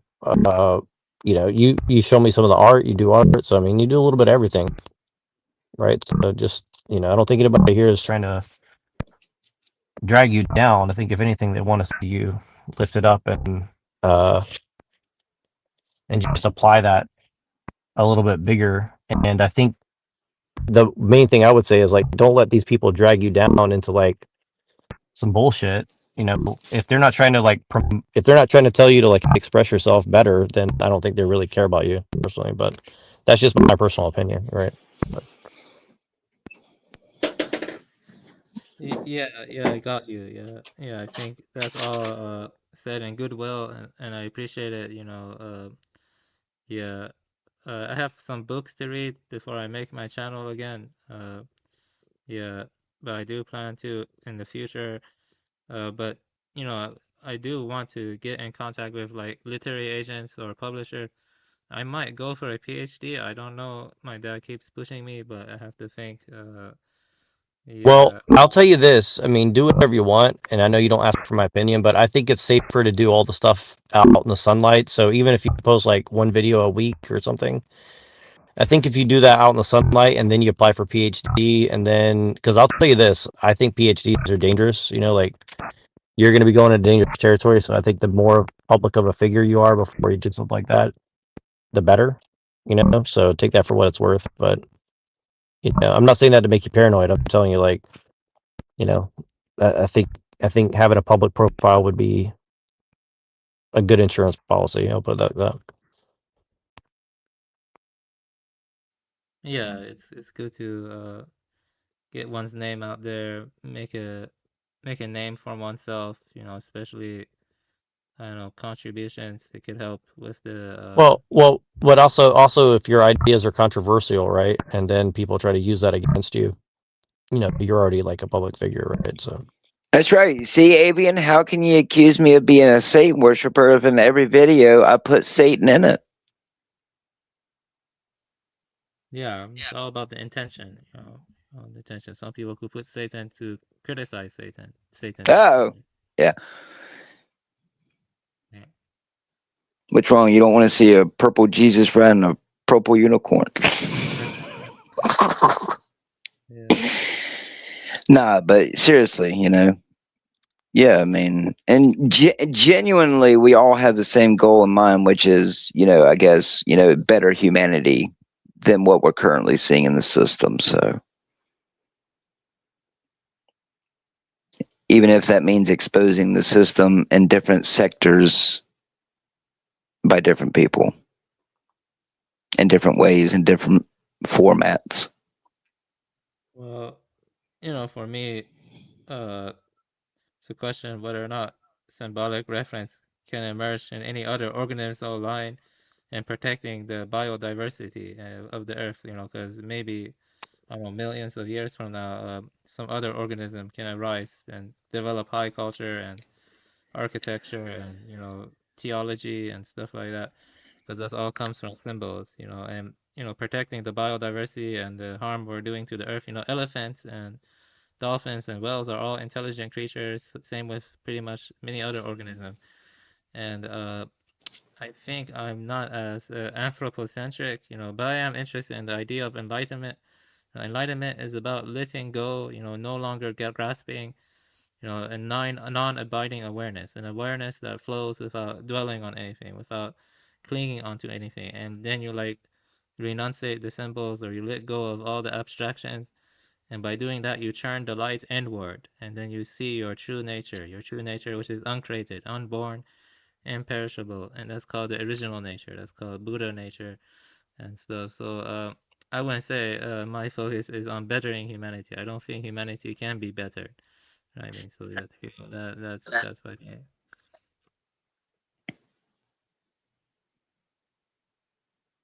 It's the Kali Yuga or something. Kali Yuga. You know about the Kali Yuga? I'm here to talk about ideas. You know, I secretly agree, Avian, that that is my true goal, is to find true enlightenment. But I care enough about humanity to still care about them enough to try. So that's the difference between you and me. I can respect you, you know, but I don't care about humanity. You know, I care about Buddha. Buddha goes beyond humanity. You know, even the sutras say that the Buddha surpasses ordinary human existence. You awaken to your true nature.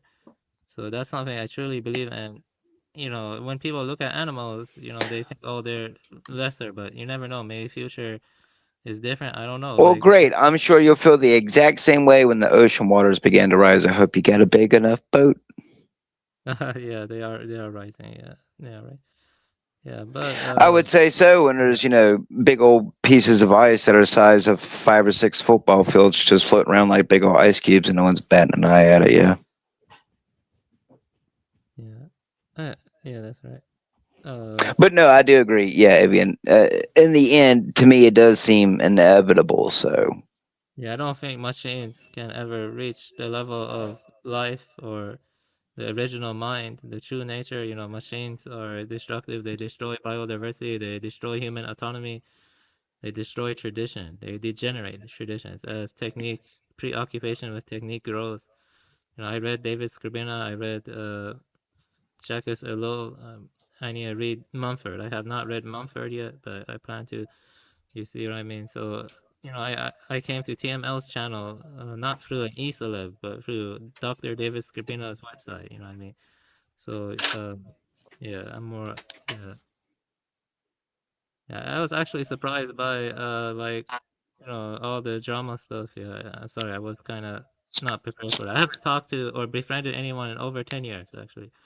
Yeah, yeah, yeah, I don't have any friends. No, Avian. I'll admit this. As someone who, when I first came into it, I can tell you, I already knew.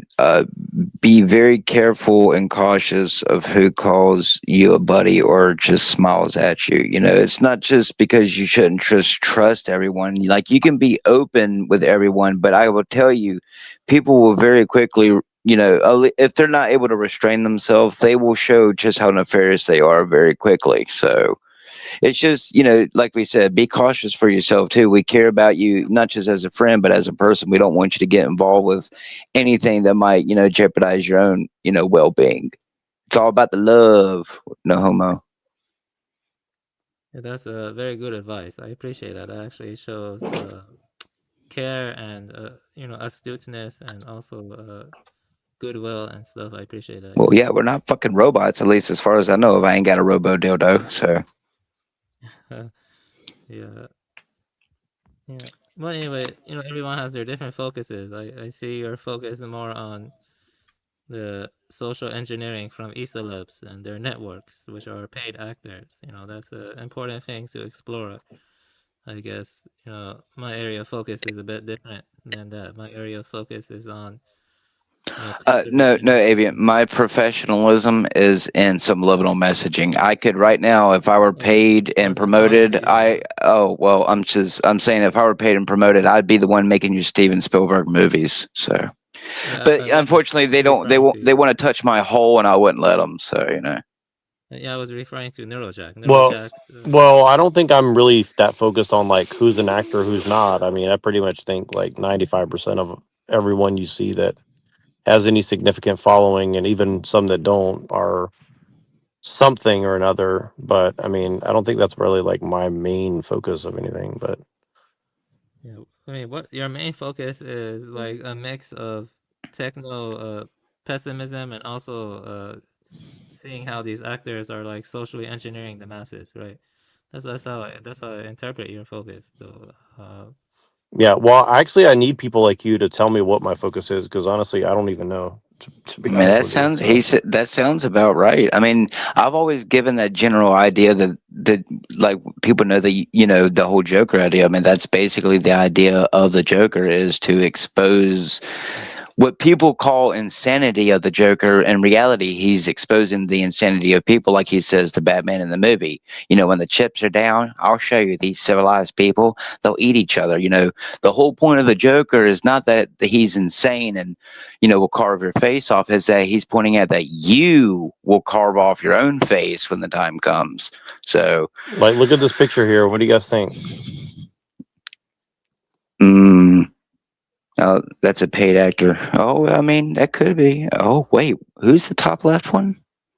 The inventor of psyops in America. Oh shit! Is that? Oh shit! It is. And that's JD Vance, and that's Erica Kirk. They all looking a little similar.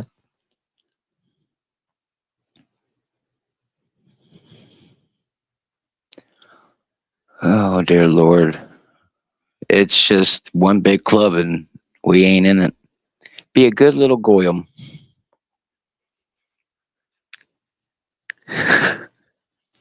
Jesus.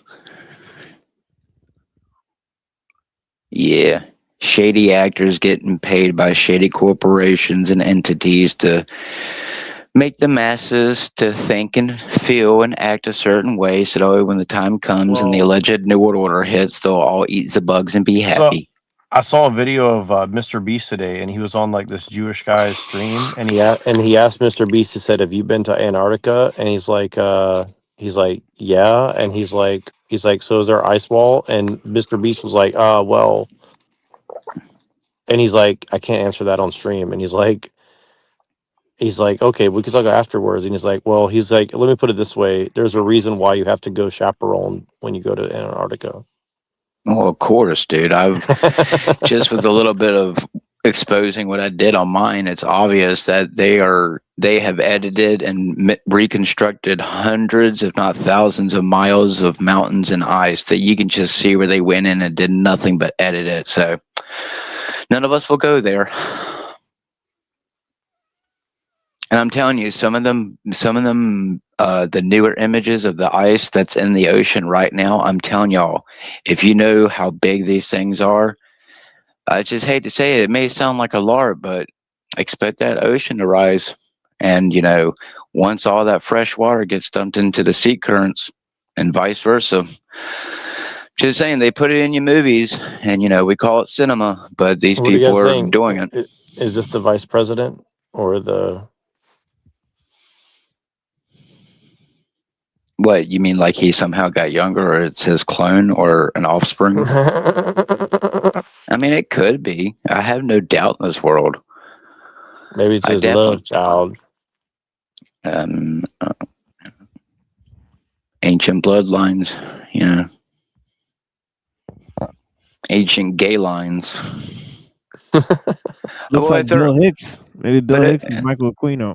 If they're all gay, how can they have children? I guess that's why they got to get concubines and shit. No, but look at this thing. Like, look at this picture though. Does it not look like? Does it not look like they could be like Yes, related? it does. It literally looks like it could be his grandchild or his son.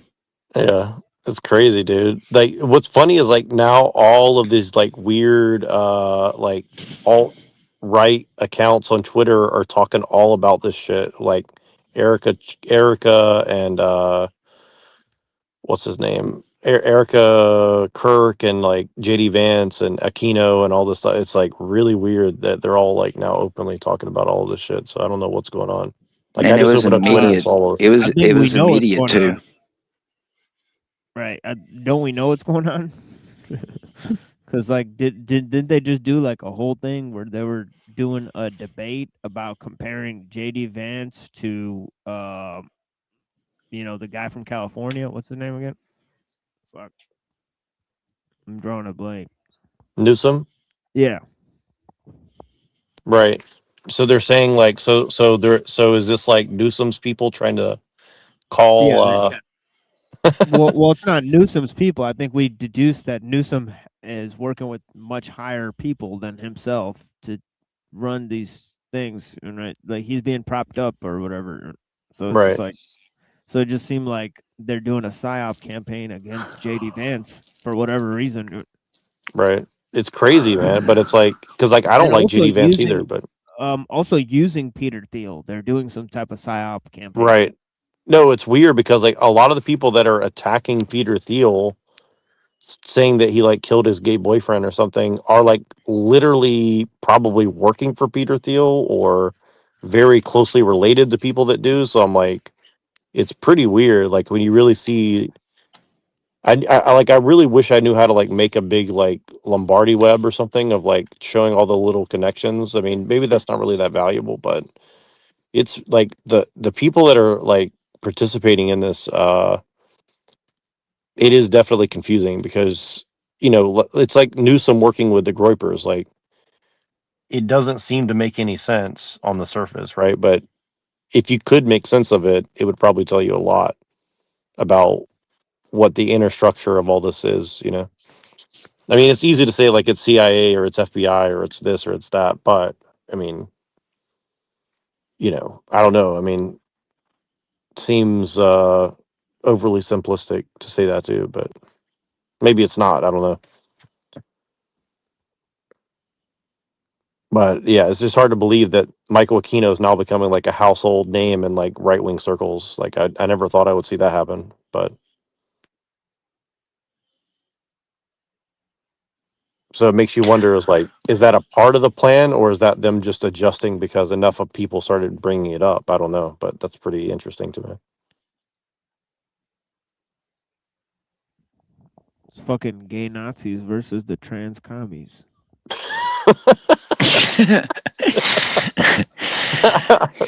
That's pretty accurate for sure.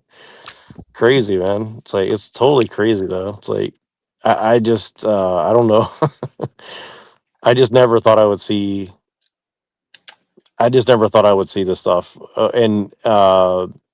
Right? Maybe Yeah. instead of a cold calculated downfall, it's really we're just gonna like spiral until we like tear each other apart. Oh god! I mean, because as calculated as everything seems, it seems very random too. So maybe it's either or.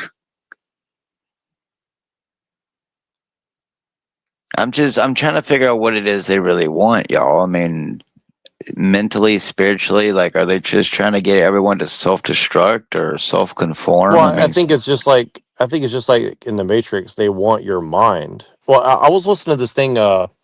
One of our friends put a video in my Discord today about because the AI tells me that they want our soul. It's a lot more than our brains. It said it Right. wanted to go deeper and still Well, our essence. So so they had this video today, and it was by this Christian guy. And he said he's talking about how like Call of Duty Ghost in like 2013 was about Venezuela, like the secret black op military invading Venezuela, and it was exactly what happened in 2026 happened in this video game, and he was trying to argue very strangely, like almost exactly verbatim what I said, which is that a lot of this media is like a black magic ritual, and I know that other people have said that too, but it's just like weird, like how close his argument was to like stuff that I said mostly privately, where it's like the point of the video game is to like harness our attention and like make us like basically unwilling spellcasters or something like that because like our attention focused on the game or something like that. And I know you've talked about that. A lot of people's talked about this, but it's just pretty weird that they're like kind of openly admitting that. It reminds me a lot of what Quantum of Conscious talked about too, where it's like they're trying to like harness our attention and our imagination to like Yes. force things to happen or something. And I Yeah, because they're definitely like, can you solve this puzzle collecting, like like connecting these 5 lines, and then it turns into like a Lucifer star when you're done with the puzzle. right. Well, it's kind of what they were debating about with Jim Bob and Fuckface, whatever his name is. Well, I hate to Because tell you, yeah. here's a connection I made between 2 video games, and what I'm about to say is dangerous. Okay, so in Hitman, World of Assassination, you go to Kronstadt Industries, which is a technical company creating infiltrator-like artificial intelligent Elon 5 bots. Okay.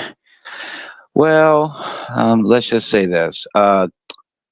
You've played DMZ, Neurojack. You remember how sophisticated the bots were when you were on it. Well, I've been playing for quite some time, have met quite a few people who developed DMZ. DMZ never went past its beta phase. Let me just tell you this. These bots in these games are the exact same bots that are being trained on those allegedly. So, warfare is already here, and let's just put it this way, they're hiding it. When you see the news things on TV of these airplanes dropping bombs, that's not really what they're using. They've had automatons on the ground allegedly from a while. That's why you're seeing soldiers getting blown up with drones. So anyway, Tom Clancy told me that years ago in Wildlands that they were going to use drones.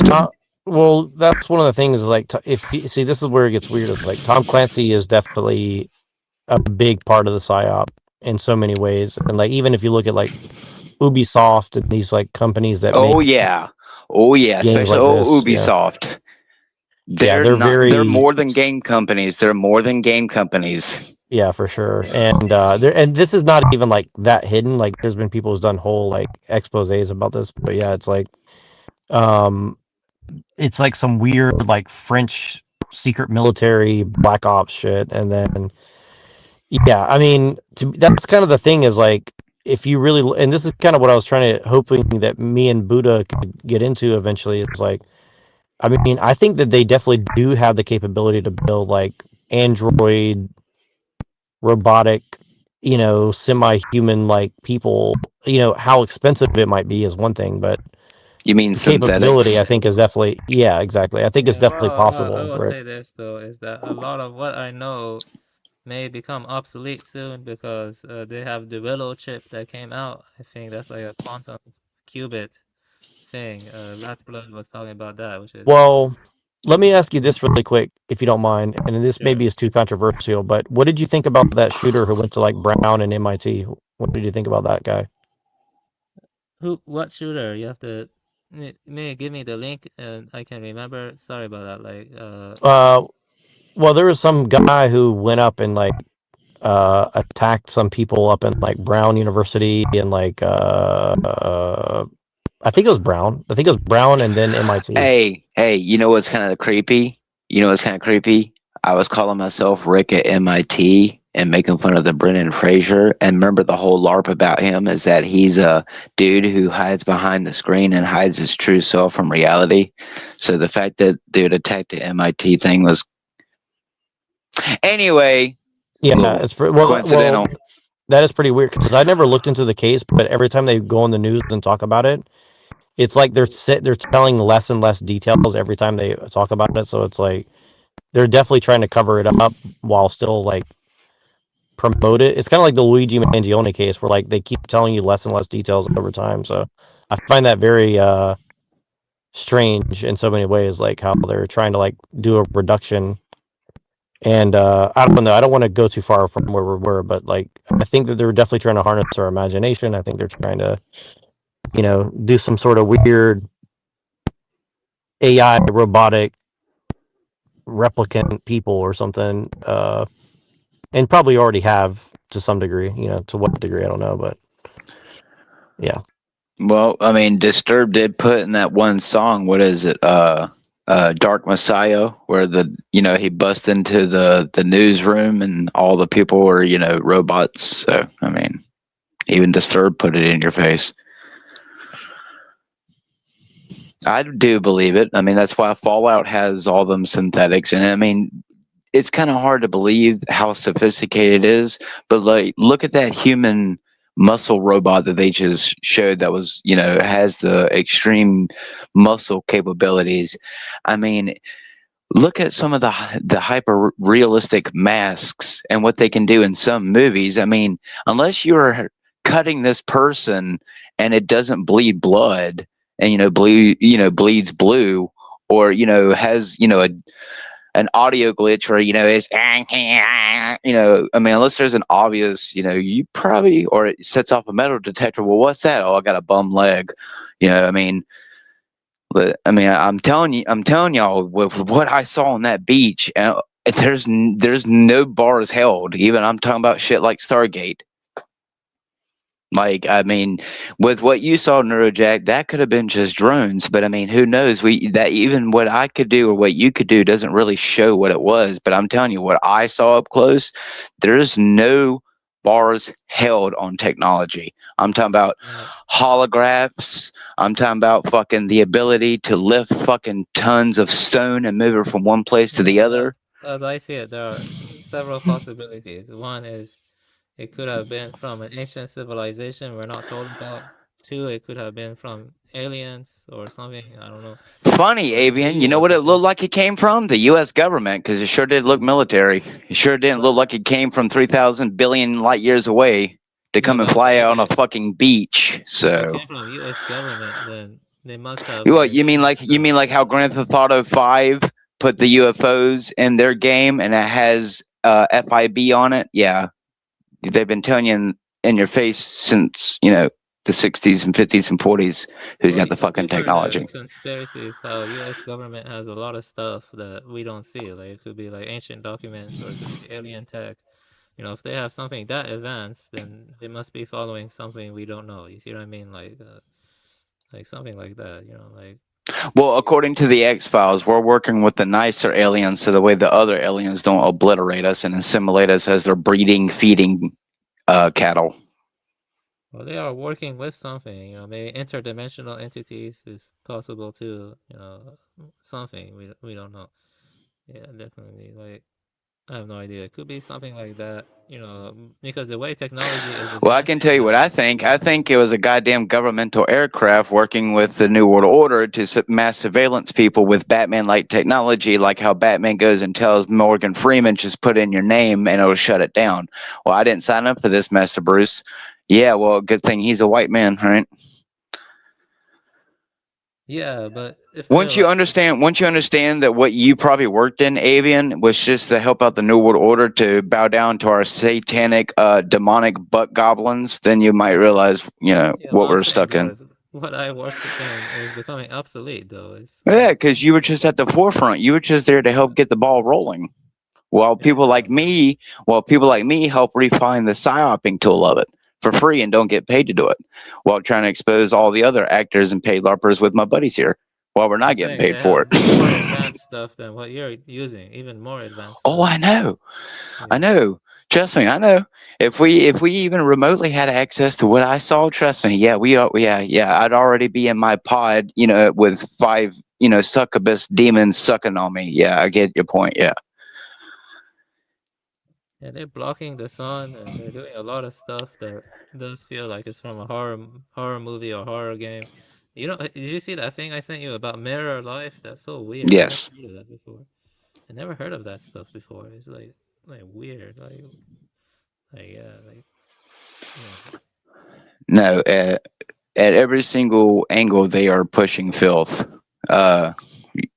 It's just a self-destructive cycle. Whether you want to believe it's whatever it is, I mean, I think Satan hates us and he's trying to drag us to hell at every single moment. So everything that we consume at every single moment is not healthy for us. It's not what God intended. And unfortunately, unless you're going to somehow go and live out in a log cabin and never, interact with another person or technology or religion, it's very hard to really often live with nature. So, you got to do the best you can in this psyop chemtrailed world where, people get to play God and you don't.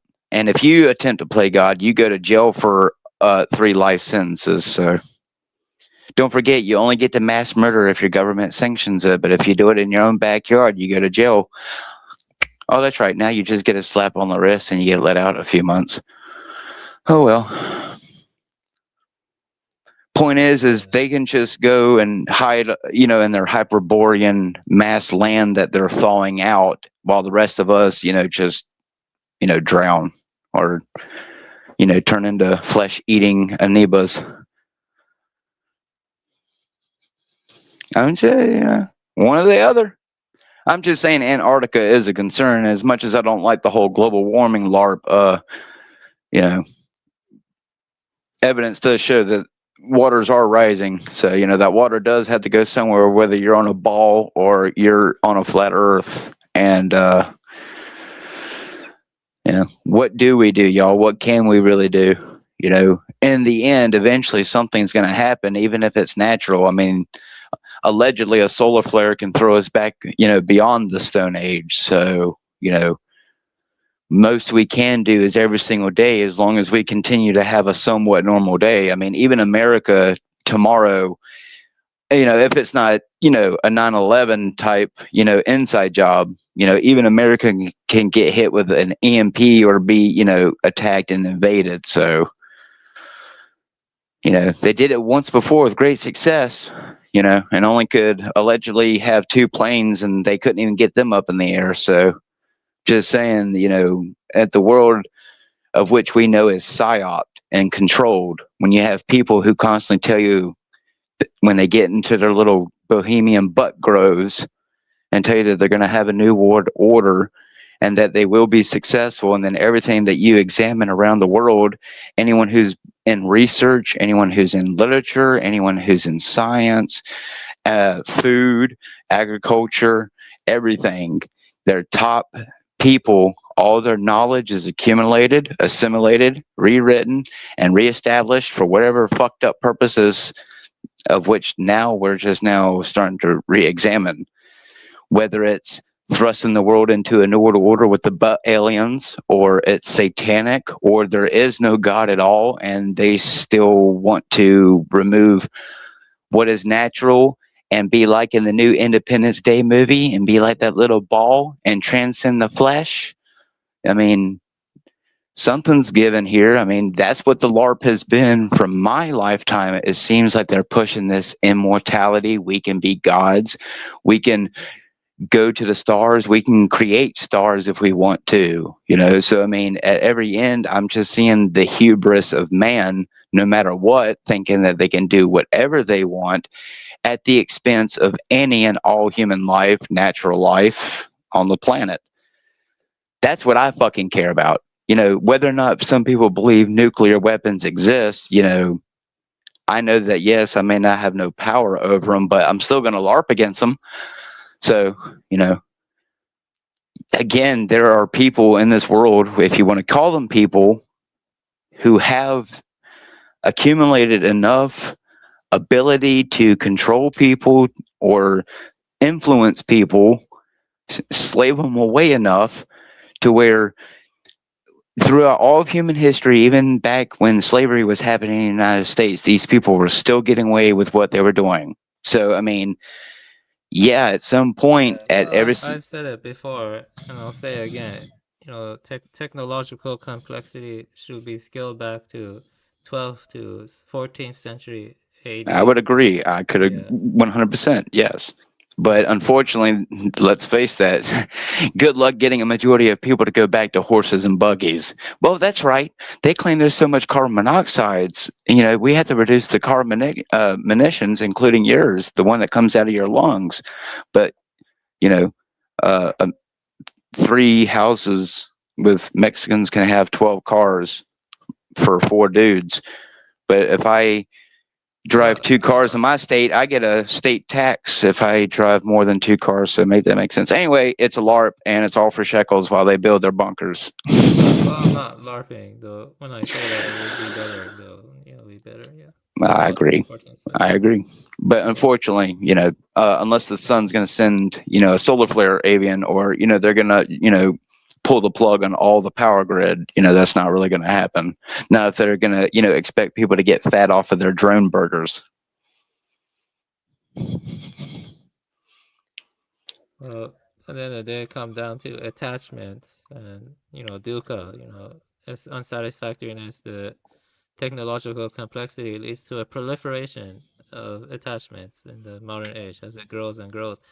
People are more attached to things than ever, I mean? They're more consumed by lust and consumed by the fires of desire, and they're unwilling to just, let go and look into themselves, Silence and solitude frighten people more than anything, and especially the elites. The elites need us more than we need them in some sense, because they want to have their ego stroked, what I mean, or something, like Bodhidharma was once asked by an emperor, what is the highest truth? And Bodhidharma said emptiness. And the emperor said, what? And, he got angry at Bodhidharma. And then Bodhidharma just left. And then the emperor realized that maybe Bodhidharma was wiser. And he asked one of his advisors to go get Bodhidharma. And he said, even if we sent our whole troops, our whole army, we would not be able to get Bodhidharma again.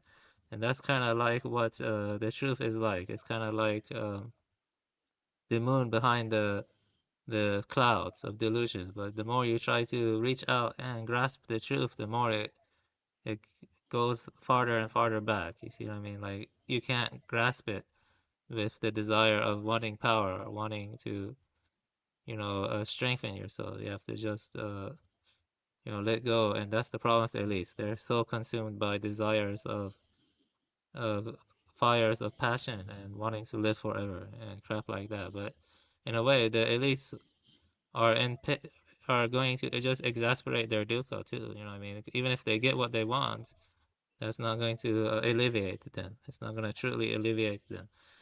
It will just, just lead to more and more suffering and more enchainment to the cycles of samsara and stuff like that. So, that's the Dharma ending age, Kali Yuga, or I think in Christianity, I'm not sure, Armageddon or something close to it. It's close to Armageddon, something like that. Yeah, but it's like just a decline, massive decline. But I think ultimately you should realize that no matter what happens, you have Buddha nature, you have something special in you, in your mind and stuff. All it takes is just partying the clouds of delusion. You see what I mean? So, by knowing that striving for more and more material possession won't bring true happiness or contentment. It won't bring true contentment. You're already greater than the elites. You're already wiser than the elites, if you know that. So yeah, so there you go, like that kind of stuff. And it's kind of a shame how like things just get worse in pretty much every angle you look at things. Yeah, that's kind of a shame, but maybe something like this did happen in the past. It wouldn't surprise me. I'm not sure, but yeah, oh, because they do lie about history, like we've talked about. So I don't know, maybe human civilization go back, I don't know, 200,000 years or something. I don't know, or something. I have no idea. It's possible. Maybe it did not start with the Sumerians. I'm not sure. Like it wouldn't surprise me though and stuff. But yeah, that's the thing. But ultimately, yeah, it sucks. They want more and more wars, maybe depopulation, maybe harvesting our organs or whatever. We went from being factory farm animals to being guinea pigs to be experimented on and stuff. And that's kind of what the 2019 hoax was about and stuff. Yeah. Well, here's my theory. I think because I'm a Christian, I think they had to pervert how Christ was born, and in order for them to do that, like with Frankenstein, and like how they kind of put in the Constantine movie, they kind of have to like create a synthetic Christ in order to bring about the spirit of the Antichrist. So the UFO abductions, the human anatomy experiments in the early 1900s up until now, everything is bound not just to keep us cold and sick and depopulated, but I think from my perspective, they either haven't quite gotten. I'll just put it this way: I don't believe the Antichrist is going to be 100% human. I'll put it that way. Something about it doesn't make quite sense, or or because of the whole "ye shall become God" things, the devil has convinced mankind that he's going to give them the technology to transcend the flesh. That's what I believe, and everything's pointing to that. So at some point, even as a Christian, if I got to live to be 80 years old and nothing of what I believe should have happened has happened, that's one thing. But it goes to say that maybe in the end it really is ever evolving. I mean, who knows? Because I don't want to do the whole Christian thing. Well, just because the Bible tells me that the world's going to end this way and this is going to happen this way, that means that there's no room for change. I don't believe that I can change Bible prophecy, but I do leave, like I said, as doomsday as I seem, I try to hold out enough hope that whatever this destructive path that we as humanity as a whole is on, but I mean, we've always been destructive. I guess now it's just the technology's back. Guess who's back? Technology. I mean, I don't know. It's just very scary. I'm just, it's one thing when if nuclear weapons don't exist or do exist, I've only seen them in my dreams and in a movie, in a video game. Okay. I know what it's like to see a warhead on the back of one of them things when they ship them through the States. I know what that fucking thing looks like. And if that's a fucking warhead, you're fucked if that thing goes off. So, I mean, whether or not they're a LARP, the point is like, I know, like with that night, I have finally seen the technology that put into perspective that, like, if that's what's above the surface and we were the only ones who had seen it, the two people who were there, I can't imagine what's under the ocean or what else is flying around, or like they put in the Marvel movies with the helicarriers sitting right up there in your fucking above your cities, monitoring everyone in that fucking city on their communications and what they're doing, because they can see you right through the fucking bricks of the building. So, you see it as a LARP, but y'all, I don't do drugs except for every once in a while I get weed, and I can tell you it's not laced because I haven't eaten anyone's face yet. Whether or not it's alien technology, I don't believe that. It looked, even though it was otherworldly, it affected me otherworldly. Common sense just tells me there's not little green aliens or xenomorph pussy monsters out there in the stars. It makes no fucking sense, giving all the evidence of how random space is. If you were smart and had any common sense, I don't care how much you go to a fucking college, you're not a fucking space ape. You never developed from primordial goo, and there's never going to be a fucking Caesar avian.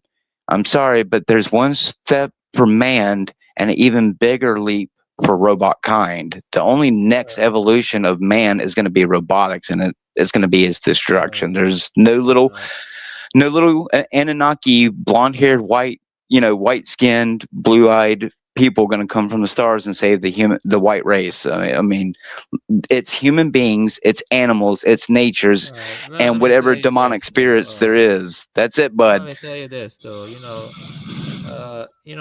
I stick a little bit closer to the science than you, but I do respect your perspective. I do think it's negative. Science tells me that I was a goddamn space monkey ape, that when I got a fucking headache, I'd beat my head with a rock. So I don't know about you, but you can fucking take your science and shove it up your ass. So, well, be polite. with love and respect. Yeah, be polite Yeah. and stuff. Like I work with rats, and we splice the rats, their genome, and make them more Oh, human-like, more intelligent. so great. Thank you. Yes. Love your science. Yeah, it's evil stuff. I'm not justifying it though. I'm telling you that, it's bad, but like if some crazy guy tells you not to drink the bleach, he's still right, you know what I mean? And Well, I mean, I don't need a crazy guy to tell me to drink bleach because I have a fucking nose and can smell that there's something wrong with the bleach. Therefore, I wouldn't drink it. So, yeah, I wouldn't say everything about biology is correct, but when you look at the brain and right. you look But at the I know genome, that a human has always been a human. You know why, Avian? Because there's no goddamn half human monkey walking around today, unless you're gonna call black people half monkeys. So. actually there are Oh, there the is because what? Africans have 19%. Oh, okay. Well, Oh boy. but it's true. Like you can look it up. But you see, we are primates. Like look at the breast, look at the brain, and look at the eyes. Like the genome. In the chromosome 2, you can see the fusion scar of where the fusion happened with the we have 46 chromosomes, they have 48 chromosomes. You can see on chromosome 2 where that fusion scar happened, with the telomeres and stuff like that. Okay, Avian. So then why did I develop the need to cry? If it's survival of the fittest, what purpose does crying have other than clearing out dust out of my eye sockets or my eye ducts? What purpose do I have to develop an attachment to something that could possibly cause me to crawl in a ball and cry until I die like an elephant does? What Actually, I am what agnostic evolutionary about advantage something. does love have to an organism that created itself out of primordial goop billions of I'm gonna years answer ago? your question, but you see, I don't accept the modern synthesis. I lean towards the third way. Another thing is I am agnostic about the possibility like divine beings mixed with human beings. I'm agnostic about that. You see, if you argue that, that's different. Something like divine beings mixed with human beings. But the thing is, and also about panspermia, the idea that bacteria came from I don't know somewhere in space, maybe God sent it or something like. Because it's actually harder to go from like carbon molecules to a bacterium than it is to go from a bacterium to multicellular life. Bacterium is intelligent. Did you know that? It's a very intelligent bacteria. You know what I mean? Like, bacteria can like exchange genetic material with each other. They can form what is called biofilm, like a city, and even like communicate with each other. It's called quorum sensing. Bacteria is intelligent like fungi. It's intelligent like slime mold. Bacterium is not dumb. Especially when it coalesces. Well, yeah, that's what happens when, God programmed it to do a particular thing. Like all creatures have been programmed to do a particular thing. I mean, sure, I guess you can leave room for evolving, but I think that's more or less man's, touching. I mean, we can't deny that Here's an argument radiation you hasn't can. caused some mutations here. Here's an argument you could give. That like God sent through an asteroid the bacterium that he planted, and then through his will, we organisms evolved to recognize him or to adopt his commandments or something. You see what I mean?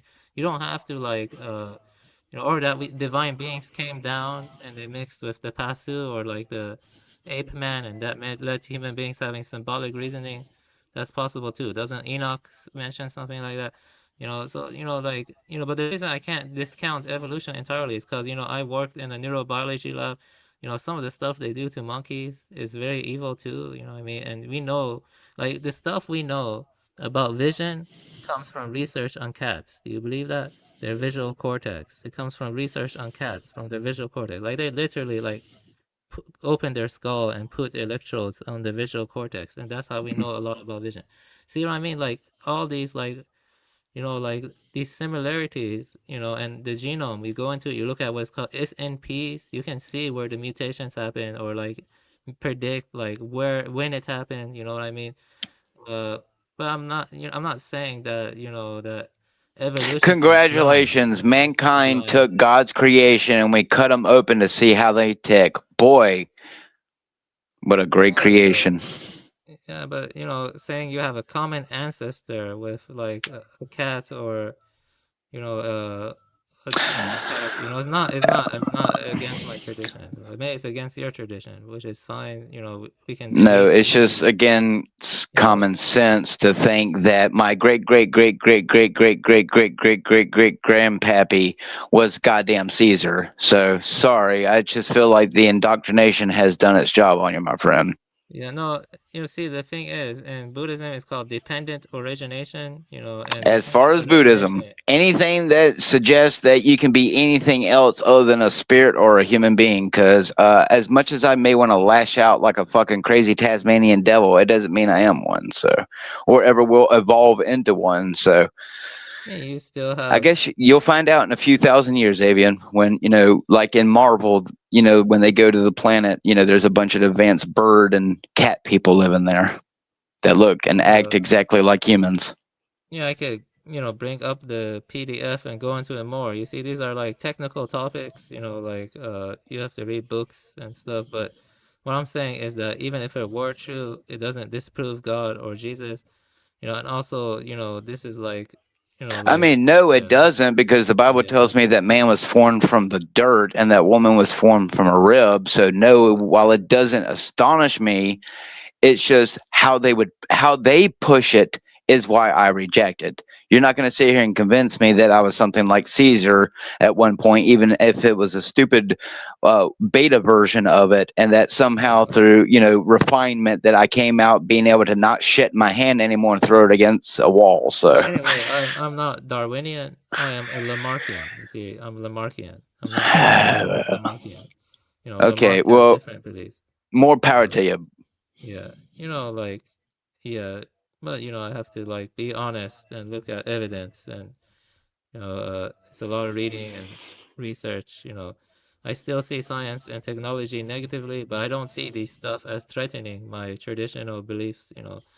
Uh, because of dependent origination. In Buddhism, it's called dependent origination. Everything arises independent on something else. It's not possible. So that's a key teaching in Buddhism. In Mahayana or Madhyamaka of Nagarjuna, dependent origination, and also in Pali Canon, they have the Pali Canon dependent origination.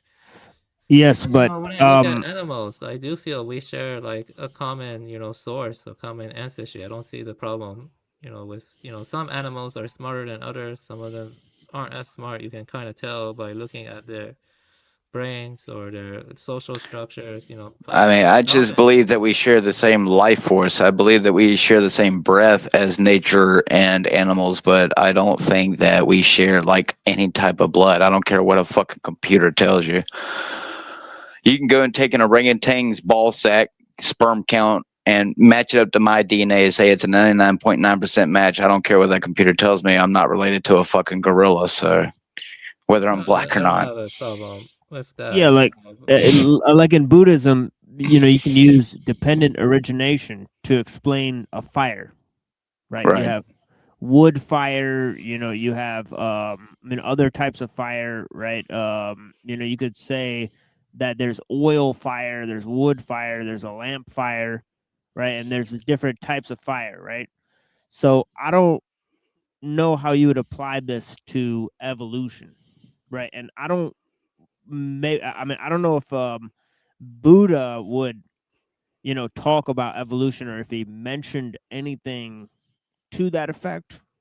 Right. I know he did say that we come from nature, right? And that like nature can change into, the same rock and the same tree, and all these things have Buddha nature. I know there's Yeah. something like that, but I don't think there's.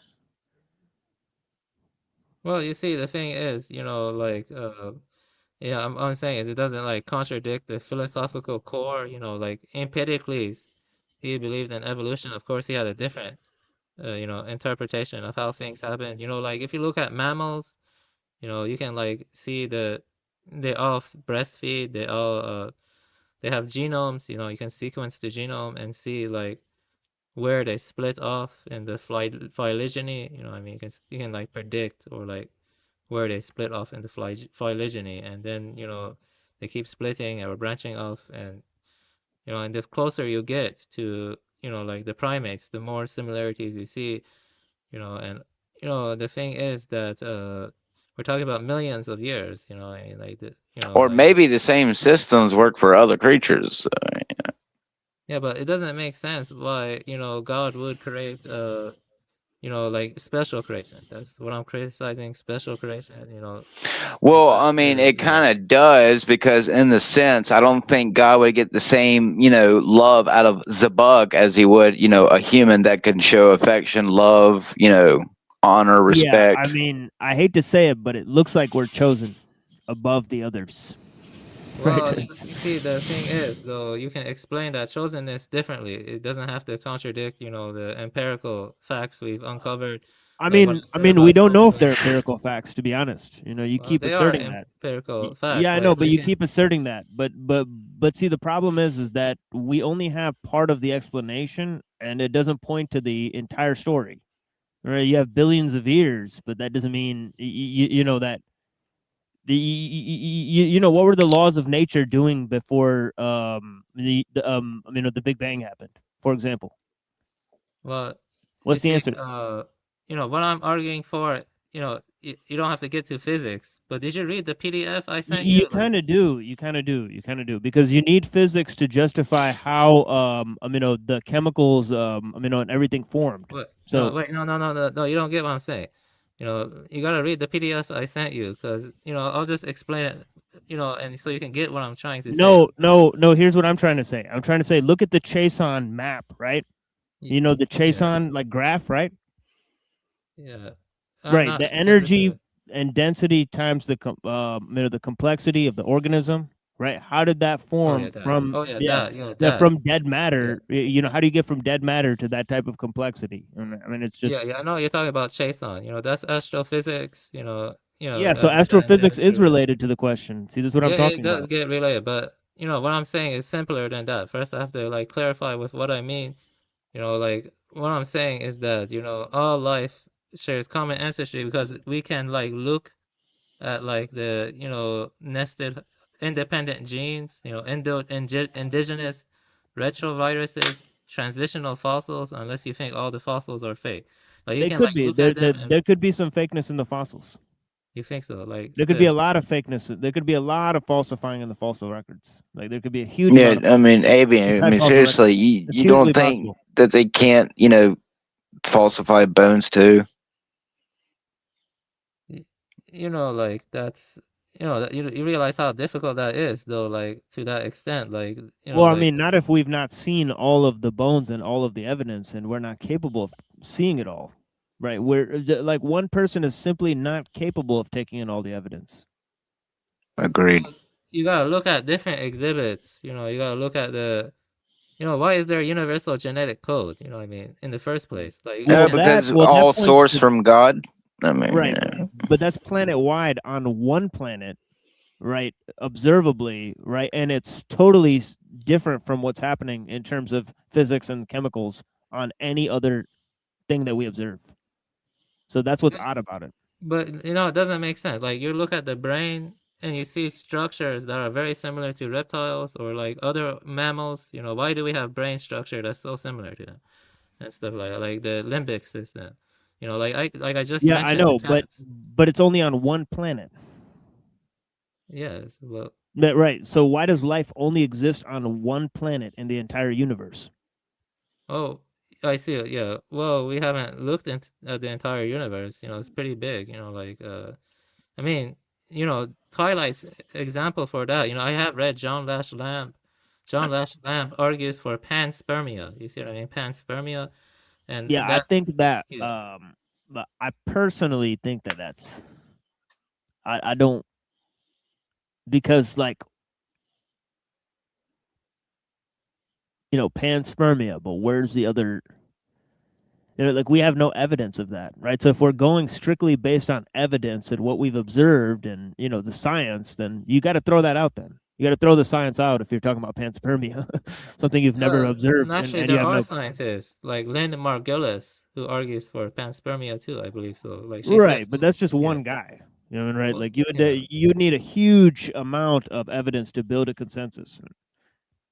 Yeah, that's the thing with science, Yeah, But exactly. yeah, See, but but that's the problem with using any science. That's the problem with science. See, this is the issue that we keep pointing to. That's why you can't deny God because of science, because science has problems. Yeah, I agree. You can't deny Right. God because of Yeah. that. Yeah. That's not. It's not going that far and proving Yeah. anything. Yeah. Yeah, but all I'm saying is like we share. Even if I didn't know about Darwin or Lamarck or all these people, I would be able to tell that we share common ancestors somewhere in the past with the apes. You know what I Right, mean? but Maybe. that's not based on the scientific consensus. It's based on your own estimation Well, of it is neo-Lamarckianism. You know, it's not based on the scientific consensus. It's based on Darwinism. Well, no, actually, you see in the scientific consensus you have third way, which is growing. I mean, the third way with Dennis Noble and J. Scott Turner, they see evolution as being more guided or having more of a predetermined path. Like will is involved in it. Like there's some kind of like Right. conation or something. Like the Yeah. word. But what I'm saying is, Conatus. Yes. did you look at my PDF though? Like you see, my PDF is not really, you see, like all I'm arguing is that based on the evidence, like Yes, but the yeah, evidence changes.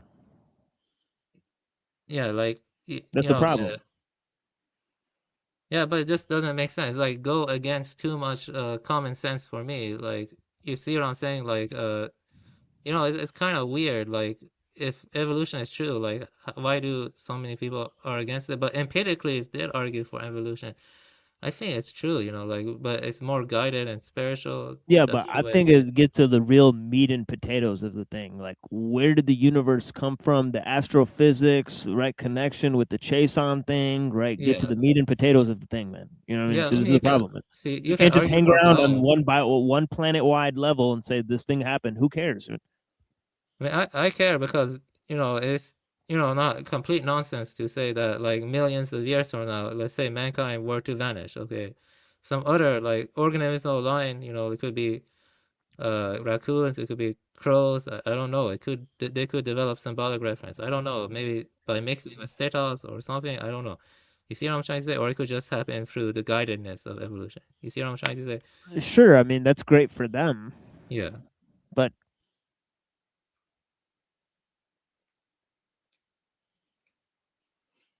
how does that resolve the 99% of the problems that we're facing here, right?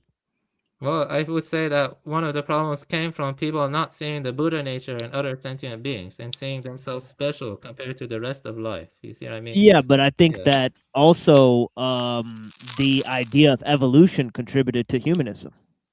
Like it's indelibly so that this was a case, Well, right? Because first you have to clarify that. scientism and evolution, like they literally What theory of evolution? Because there were different evolution and naturalism have gone Darwinism. hand in hand. Today, Darwinism. I'm evolution talking is used about to justify naturalism, even yeah, though it's. Darwinism. Darwinism was responsible I for it, know, not I know, but Lamarck. see, you can't just Not use the Lamarck. scientific. You can't use the scientific consensus and not use it whenever you want to. You can't pick and choose. Yes, you can. You see, No, you you can't because can't. when No, you you go can't, deep. Buddha. No, No, Buddha, listen. you can't. The scientific consensus is not a buffet that you take this special pleading for No, this evolution thing, and PML, then you I'm leave it. going deep into the science and I'm seeing they're lying about some stuff. They're like portraying it. That's what you have to do, but then you Yeah, can't that's what say, I'm well, doing. all this evidence based on the science. See, that's the problem. You see, but the thing, let me explain it. No, let me explain it. The Nature. science is Yeah, let me explain. bad, but it's good when it's convenient. No, That's what it no, seemed no, like. It seemed like no. That's it's what this convenient. is what I'm arguing though. Listen though. You see, when you get the evidence, and the way you interpret that evidence, and the way you like frame that evidence, and you like look at see, we're getting more and more evidence, and the evidence of the past, the way you frame it from the physiological angle and Right. from the mathematical angle, Right. I all mean, of look that at you can the look more ideas of deeply. history, right? Look at history, right? Yeah, We I can't did. Yeah. establish the last 2,000 years of history with accuracy. You think we can establish the last 4 billion years with accuracy? What is the proposal? There's not a chance that when you're looking at a longer time frame, I'm you can sorry, I didn't mean to establish it laugh. more correctly. That part got me. Like you see, it's you gotta look at the evidence, but at the same time you have to Right. realize that it's kind of complicated. Like it's like this is easier to do over text, but you see, let me tell you, like the genes, the shared endoretroviruses at the same loci, the human chromosome 2 fusion, the concordant gene trees, transitional forms in predicted strata, and continent-locked radiations that track plate tectonics, none of which depends on mutations being perfectly random. See, the problem is with the idea of mutations being random, I mean, that's my issue, I mean, like, my issue is with the concept of randomness, which I think was the psyop, I Right. mean, Yeah. I have issue with that too. I mean, yeah, there right. you And go. this is what I presented the discussion I had with Scorbina. This was the main point. Yes. Yeah, okay, so then you see, like, then then evolution is true, it's just not random, that's it. It's just not random. Maybe from God's Yeah, but that perspective, presents time a doesn't exist. huge problem for the theory itself, my friend, and for the No, scientific consensus. no. Third way is growing, and the third way was actually Lamarck was always the third way. Lamarck was always the third way, and I think Darwin was a Freemason, and his view grew over Lamarck because it was more convenient for the naturalistic, materialistic worldview. Lamarck is closer to the panpsychist understanding. You know about Lamarck, or have you not read into Lamarck that much? Because I've been mentioning Lamarck all the fucking time. Have you looked into Lamarck? Be honest. Yeah, I mean, I've looked at him in the past, Well, look but at him again. Like he's growing again. Lamarck is being proven true. He was the one who was right, and Lamarck is right. closer to the panpsychist understanding. There you go. I've been saying I'm a neo-Lamarckian. You know, yeah. I think Darwin was a psyop. You know what I mean? Like, it just doesn't make sense for mutations to be. Yeah, but then Yeah, there's a problem with the scientific consensus. You can't yeah, just but pick it's and choose from changing. it whatever you'd like. It's changing though. Like Michael Levin Of course, and it's changing. That's the yeah, entire point. You can't base yeah. anything off the story they're telling you now. Well, that means that okay, it's changing, but it means Lamarck was always closer to the truth. He was always right. Lamarck That's the way existed the evidence looks empirically. now. But maybe in 10 more years, Alfred Russell Wallace will be more right than Lamarck. Who No, I knows? think Empedocles was always more right. Empedocles had it right. Empedocles. I mean, that's why Empedocles interests me a lot. Empedocles, he figured this stuff out. I mean, it was a philosopher who figured it out. And Empedocles was a panpsychist too. Yeah, I mean, Empedocles. a lot of stuff fits in Empedocles' system very conveniently. I do notice that, but it Yeah. just seems like that he's doing too much. There's not there's it's too much on like like it's like a perfect model, and I'm suspicious of it. Because it's like if if you have a model that's perfect, you can use it to explain anything. Right, so it looks very appealing and it lines up with modern physics, so that's the problem. And right, it's like it's too appealing, it's too convenient. And right, I go for something more simple like Parmenides or the Tao or something like that, something that has less lines and less features, Well, honestly. yeah, I know what you're saying, but when we look at change, everything has to be contingent. I mean, maybe from the Parmenidean angle, it's just like it's timeless, it's without change, and the change is an illusion, it's a perception or illusory change. But right now we're talking and we assume change to be real as we talk. So like if change is real, Yes, then but what will change from us talking? I mean, tomorrow. I mean, in a week we could be having the same talk, and probably will be, and nothing will change. oh, things are always changing. So I don't think so. I don't think so. then how did we reach the industrial like this cancer now? We changed from like medieval times to industrial cancer now and stuff. Yes, but the ideas are not new. Right? Like we didn't come up with new ideas that like altered the world. We took what was in the world and formed what was already in it into something else, and now we're dealing with what was already there. So you're taking a more Platonic perspective where change is an illusion and that the Platonic forms are like plasmated and they're shaped into forms in this world. And so every organism you cannot really talk about continuity then. Like, the individual is separate from their family. Then then they don't have even ancestry or continuity to their family. Then you I see what I mean, mean? change implies beginning as much as it does ending. Yes, but you're saying change doesn't exist though. Right, but where's the beginning? Forget There's, about things ending and then changing. Where's the beginning of anything?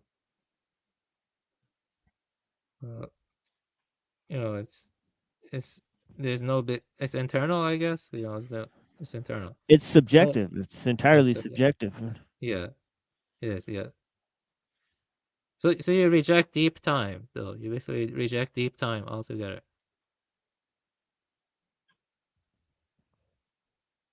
You heard of that saying? Deep Yeah, time. I mean, personally, I mean, like, what has changed in terms of ideas and matter, right? There's the same amount of all that was here. Right? It's like, yes, we've taken the nature that was there, corrupted it, by, turning it into a false, perception of reality, and then we're feeding that back into a loop. Doesn't mean that we're changing anything. Empirically, though, you can see him as being both Parmenidean and being, Heraclitean, because to empirically, the celestial sphere had the homogeneous, fire, water, wind, and fire, water, wind, and I forgot what else. I'm kind of tired. Had all of the four Earth? elements. Yeah, Earth inside of it. And they were in a homogeneous state. That's like Parmenidean being. There's no change then. You know what I mean? But then, something happened. I think this sphere cracked, and that caused the cosmic cycle of separation, where the elements separate. They're being repulsed and stuff, and then they're coming and they're attracted again. Like everything. Our bodies are fire, water, earth, and wind in different proportions based on attraction and repulsion. Right now, we're in a state of strife or hatred, but then it will come back into like in the homogeneous state again through love or through attraction, or something. So it's like the dynamic tension, because between love and hatred, or attraction and repulsion, and so Yeah, I mean, I don't feel any multipolarity within me, and I feel totally unique. Yeah. I feel part of something that's already going on. I'm in some. Everything that's happening is happening in something or on something.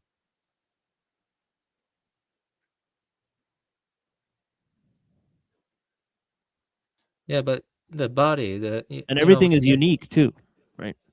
When you get like indigestion or headache or anything, that has to do with like imbalances or something, imbalances between the polarities and such, like polarities, and but I feel like, it's a difficult question, like how does change and being, I mean, how do being and becoming relate and stuff like that. We've been talking about that a lot, going the Parmenidean route of just pure being, where all change is an illusion, and it's just one timeless one or something, one timeless one.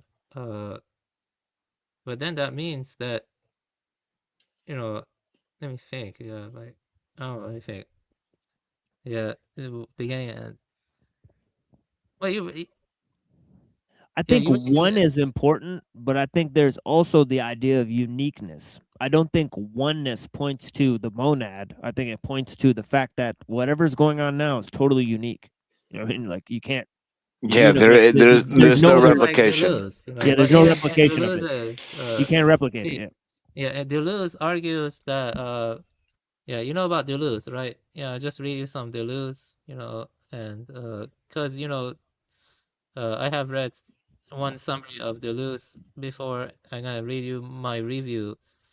Basically Deleuze, so he's a philosopher of eminence, and Right. Yeah, I like the concept. Yeah, eminence versus transcendence. Like, yeah, but even basically Deleuze rejects the idea of a transcendent realm of forms or essences. Instead, he focuses on the immanence of the world, like Spinoza, where there is one substance, always in a state of folding, unfolding, and refolding. Difference and identity. Deleuze argues that difference is more fundamental than identity. He views reality as fluid, continually shaped and reshaped by underlying differences, rather than something fixed and unchanging. Virtuality and actuality. Deleuze distinguishes between the virtual, a realm of pure potentials, real potentialities, and the actual, what exists in our tangible experience. The virtual continuously unfolds into the actual through a process of differentiation. Time and becoming. Time for Deleuze is not linear, but a complex interplay between past, present, and future. His concept of Bergsonian duration emphasizes the interconnection and continuous unfolding of time. Anti-representational thought. Deleuze thoughts on sense and nonsense challenge conventional categories of understanding, which he calls the dogmatic image of thought. He sees paradox and contradiction essential to the creation of meaning. How might we live? Deleuze encourages exploration and experimentation with ways of living, lines of flight. He promotes novelty and nonconformity, reflecting his belief in a processual reality. But Deleuze leans more towards Heraclitus, based on what I read. He doesn't like literally. That's He right. doesn't They all believe in do the because Trinity. they deny that meaning exists.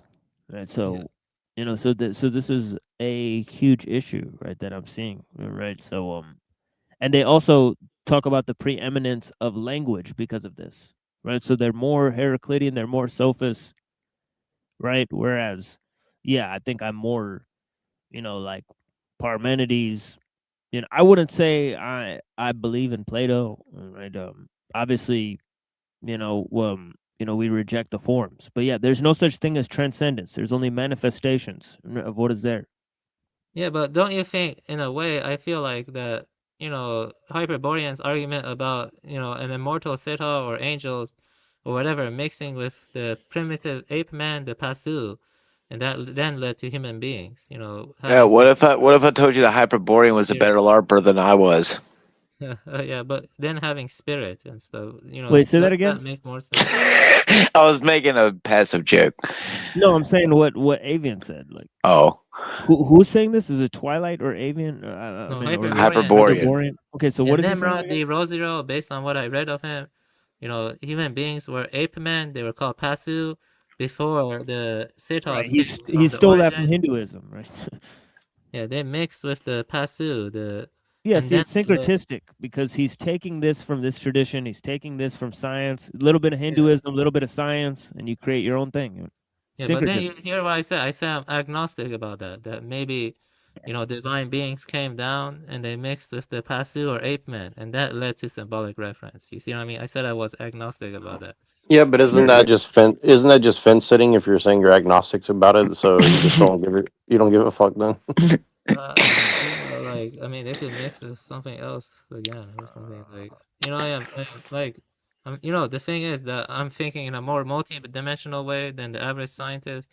You see what I mean? Like the average Yeah, I mean, this but is if you were to say this to a black guy, he would say, "You got to stand on business." You know what I this is mean? the thing. The guys who first came up with Pasus, they believed in God, right? So let me get this straight. God doesn't exist, but Pasus exist.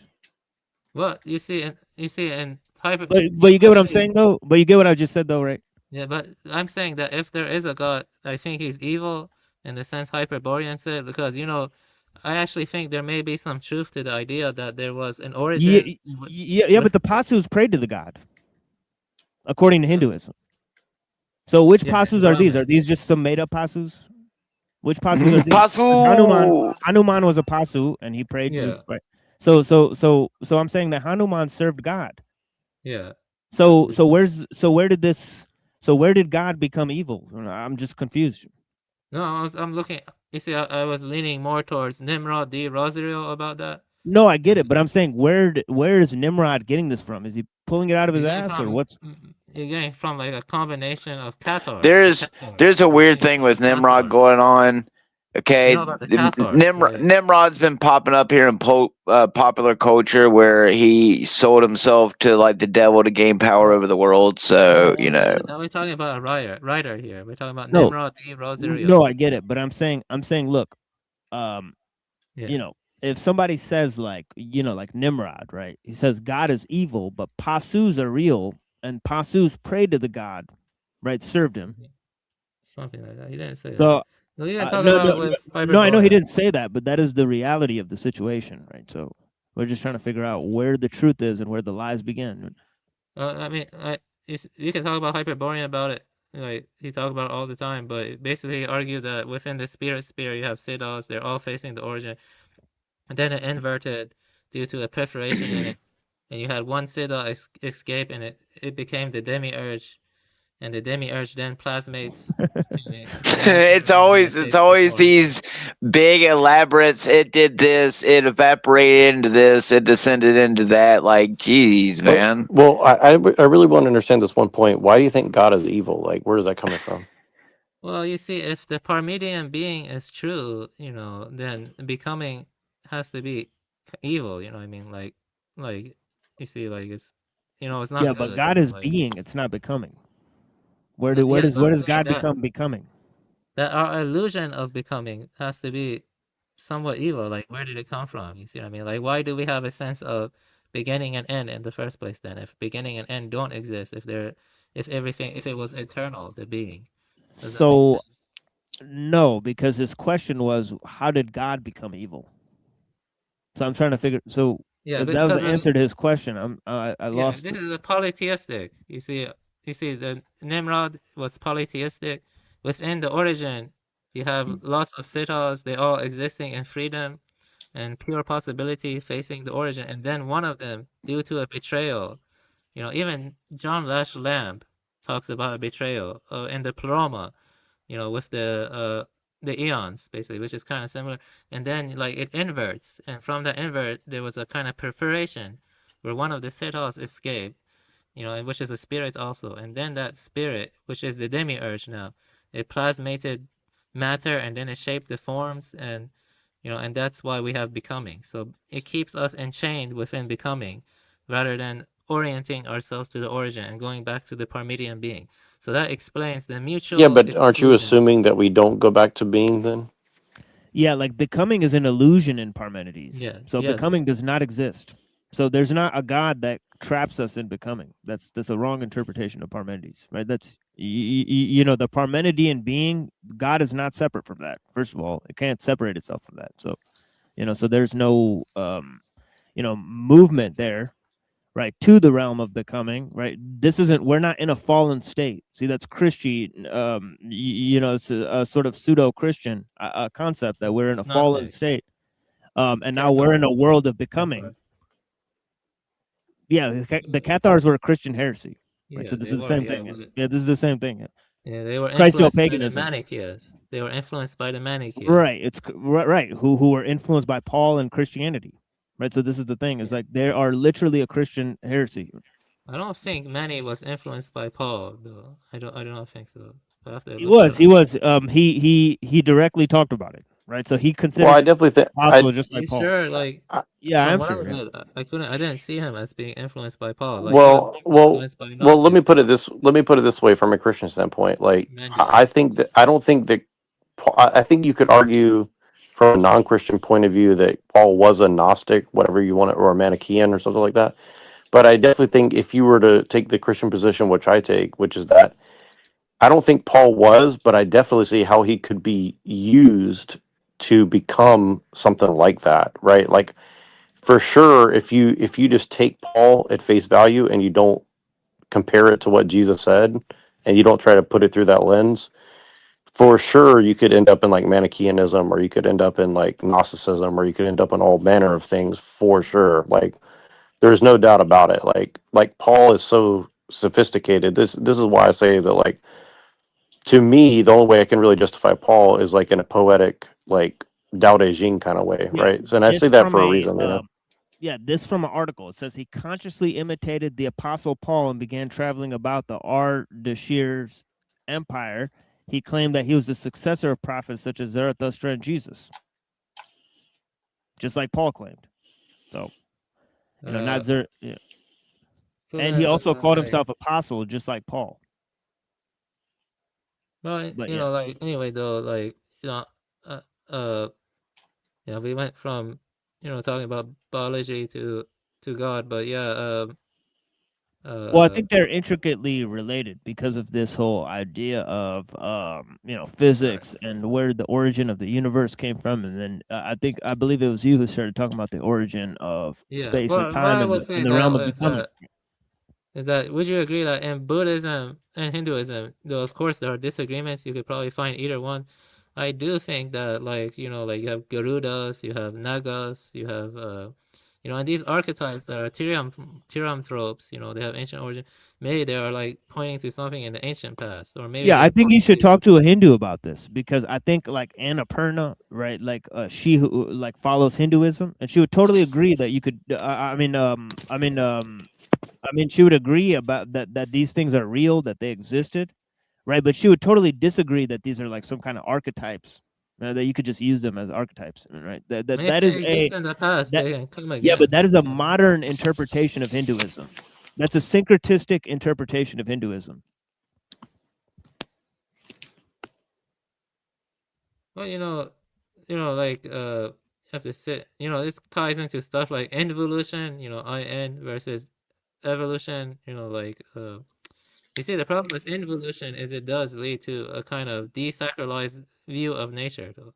You see what I mean? INV, it leads to a Well, desacralized view of nature. so does the fact that God trapped us in the realm of becoming. I mean, that leads to a desacralized view of nature as well. Yeah, well, That I'm says not really nature is committed to evil. that. I mean, saying that nature is evil. That leads to a total, you know.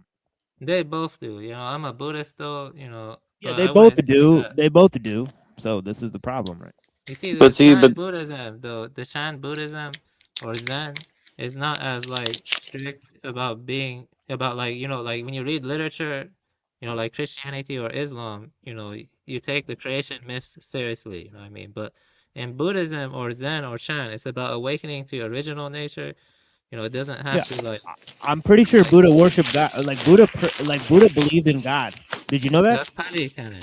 I don't follow the Pali Canon. I I follow know, Buddha but Dharma. in the original writings of the Buddha, he follows Brahma, right? So this is the No, he doesn't. Buddhism actually considers God impermanent. He says that even in the Pali Canon, in the Theravada, they will call God impermanent, and he wouldn't be right, worshipped but as it being still omnipotent. exists is the thing. Yeah, but he wouldn't encourage people to worship him though, because he would say to just non-attachment. He would say Yeah, to that be may be non-attached. true, but he said that God exists. I'm just pointing that out in the Pali Canon. It does say that. Yeah, it does say that. It's just impermanent. So Right. So this is the thing. impermanent. Yeah. Well, but the thing is, though, I follow The Mahayana. I Buddha follow believed in God, is what I was saying, right? In the Pali Canon, this is true. yeah, the Pali Canon, but I follow the Mahayana. I mean, I follow you know, like the Chan tradition, CHAN. The with like but healing. but do I you would follow it follow that because you Buddhism. think it's true, or do you follow it because you think it's practical? I think it's true. I think there is an original nature that is like Parmenian being, but how it relates to becoming is kind of difficult to figure out. You know what I mean? Right, but if the metaphysics of accepting that belief lead you to like effectively like epistemic nihilism, I mean, I'm not a nihilist. you know, I'm not a nihilist. I'm a I mean, you I'm just said that like nature is evil, God is evil. I mean, no, I'm saying that in No, he's the saying in the other system he's describing. But he's yeah, not copping to all of that. Yeah. yeah. He's saying he's an well, I agnostic mean, to I the think he system. is copping to it in a sense. I mean, he's No, basically I'm not saying like, copying to it. I'm just trying to understand. I'm saying that ultimately, if I had to pick, I would say I'm a Zen Buddhist or Chan Buddhist. I was a Soto Zen Buddhist. But there are yeah, some but I things don't think a that Zen Buddhist thinks God's evil, though. I mean, where does I that think the say? no, we don't performance on believe the in other God. But I think the performance the other day with Hyperborean, I mean that was interesting. yeah, well, you see, in Buddhism or Zen Buddhism or I was a Soto Zen Buddhist. You have Dogen, you have Hakuin, you have different teachers, different Did you schools. see it the other day when they came on with the same logo? I didn't see much. I just caught a little bit of it, but Yeah. I I don't have quite friends that understand the whole believe in like them. Zen Buddhism equals like nature's evil, God's evil. I don't understand that. I mean, I No, don't they're think I've definitely ever. I'm not not like arguing that. one in one. Yeah, Like those two systems are not one in one. But he's yeah, trying to they're not combine one them. and one. You know, I don't think nature is evil, but but I don't know. I'm trying to work it out. But you see, what I'm trying to say is that Yeah, but I mean, if you're a Zen Buddhist, you don't really need to quote unquote work it out. I don't think, right? Like Zen Buddhists, like you would just like stop caring about figuring it out. I mean, if I understand Zen Buddhism correctly, right? Like the goal would be to stop thinking about it ultimately, right? Yeah. How can you reach enlightenment if you're always thinking? well, everyone has different things they focus on. Like my question is, can a Buddha among another non-human line emerge? That's it, like a Buddha, awakened Buddha. Right. Like, yeah. I think so. Yeah, I think. Why Yeah, I not? think so too. Yeah. You think so too? Oh yeah, definitely. Looking at animals and seeing what they're capable of, for sure. Wait, then why were you I think asking they're me definitely before? conscious. I think plants are conscious, right? Yeah, I would agree. I think all things. I mean, honestly, I think rocks are conscious too, but that's a little Yeah, too woo woo I for think you people. need But symbolic reference to become a Buddha, though. You need symbolic reference because then you have to, renunciate the symbols, and by Right, renunciating this, but don't you think they're closer to Buddha nature than we are because they've closer to renunciation? Yeah, they have no true sense of self. That's a good con. I need to think about it. Like you know, you know, like uh. So then like, oh, like what's your problem with? Wait, oh, uh. Yeah, I'm kind of tired, but I can still go on. But I'm just what like, do you believe in sitting here. animism? Do you believe in animism? Yeah, it's 100% Like, true. It's I'm gotta be. still working things out. I have to read some more books. Like Well, I think you Maxwell could was just solve like talking about. 95% Yeah, of they your let me problems talk. if you just accepted animism as like a base belief. I think it would solve like 95% of your problems, pretty much. Yeah, I just, like, why do children see anthropomorphic creatures when in like cartoons and the picture books? Like, why are these, artwork of anthropomorphic creatures given to kids? That's been going on for like thousands of Because years. they wanted them to be furries.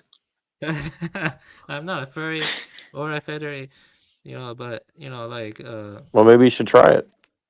no, no, that's gross. No, no, thank you. No, thank you. You know,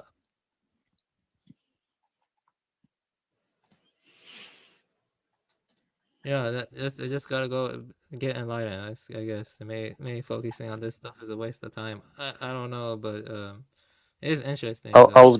I was gonna read some poetry to you. Okay, Oh, I can.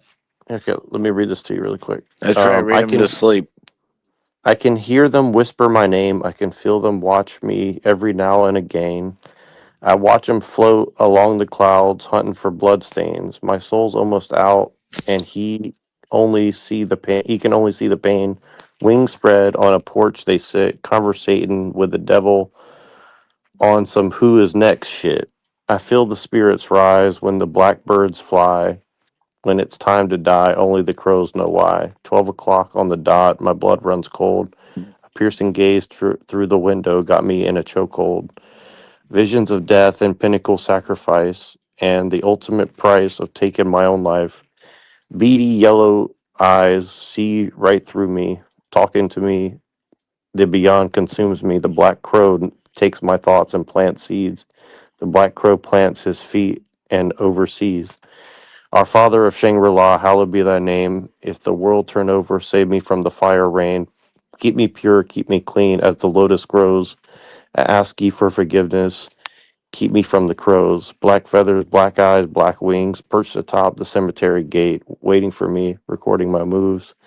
Used to be one, now there are two. A couple waiting to pick up my soul and bring me back to the one in control. The faster I run, they still give chase. Will they leave me if I reveal my holy cross face? This song's actually really long, but yeah.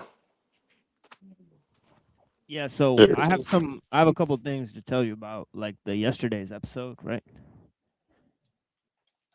So I started watching yeah, thank you for that, Buddha. I would definitely read that. Um but yeah, this whole thing you know, cuz yesterday I was watching Flow State, right? So I started reviewing him, right? Trying to look at what he was discussing on his panel. So remember when Grid 1 had Destiny on that panel, right?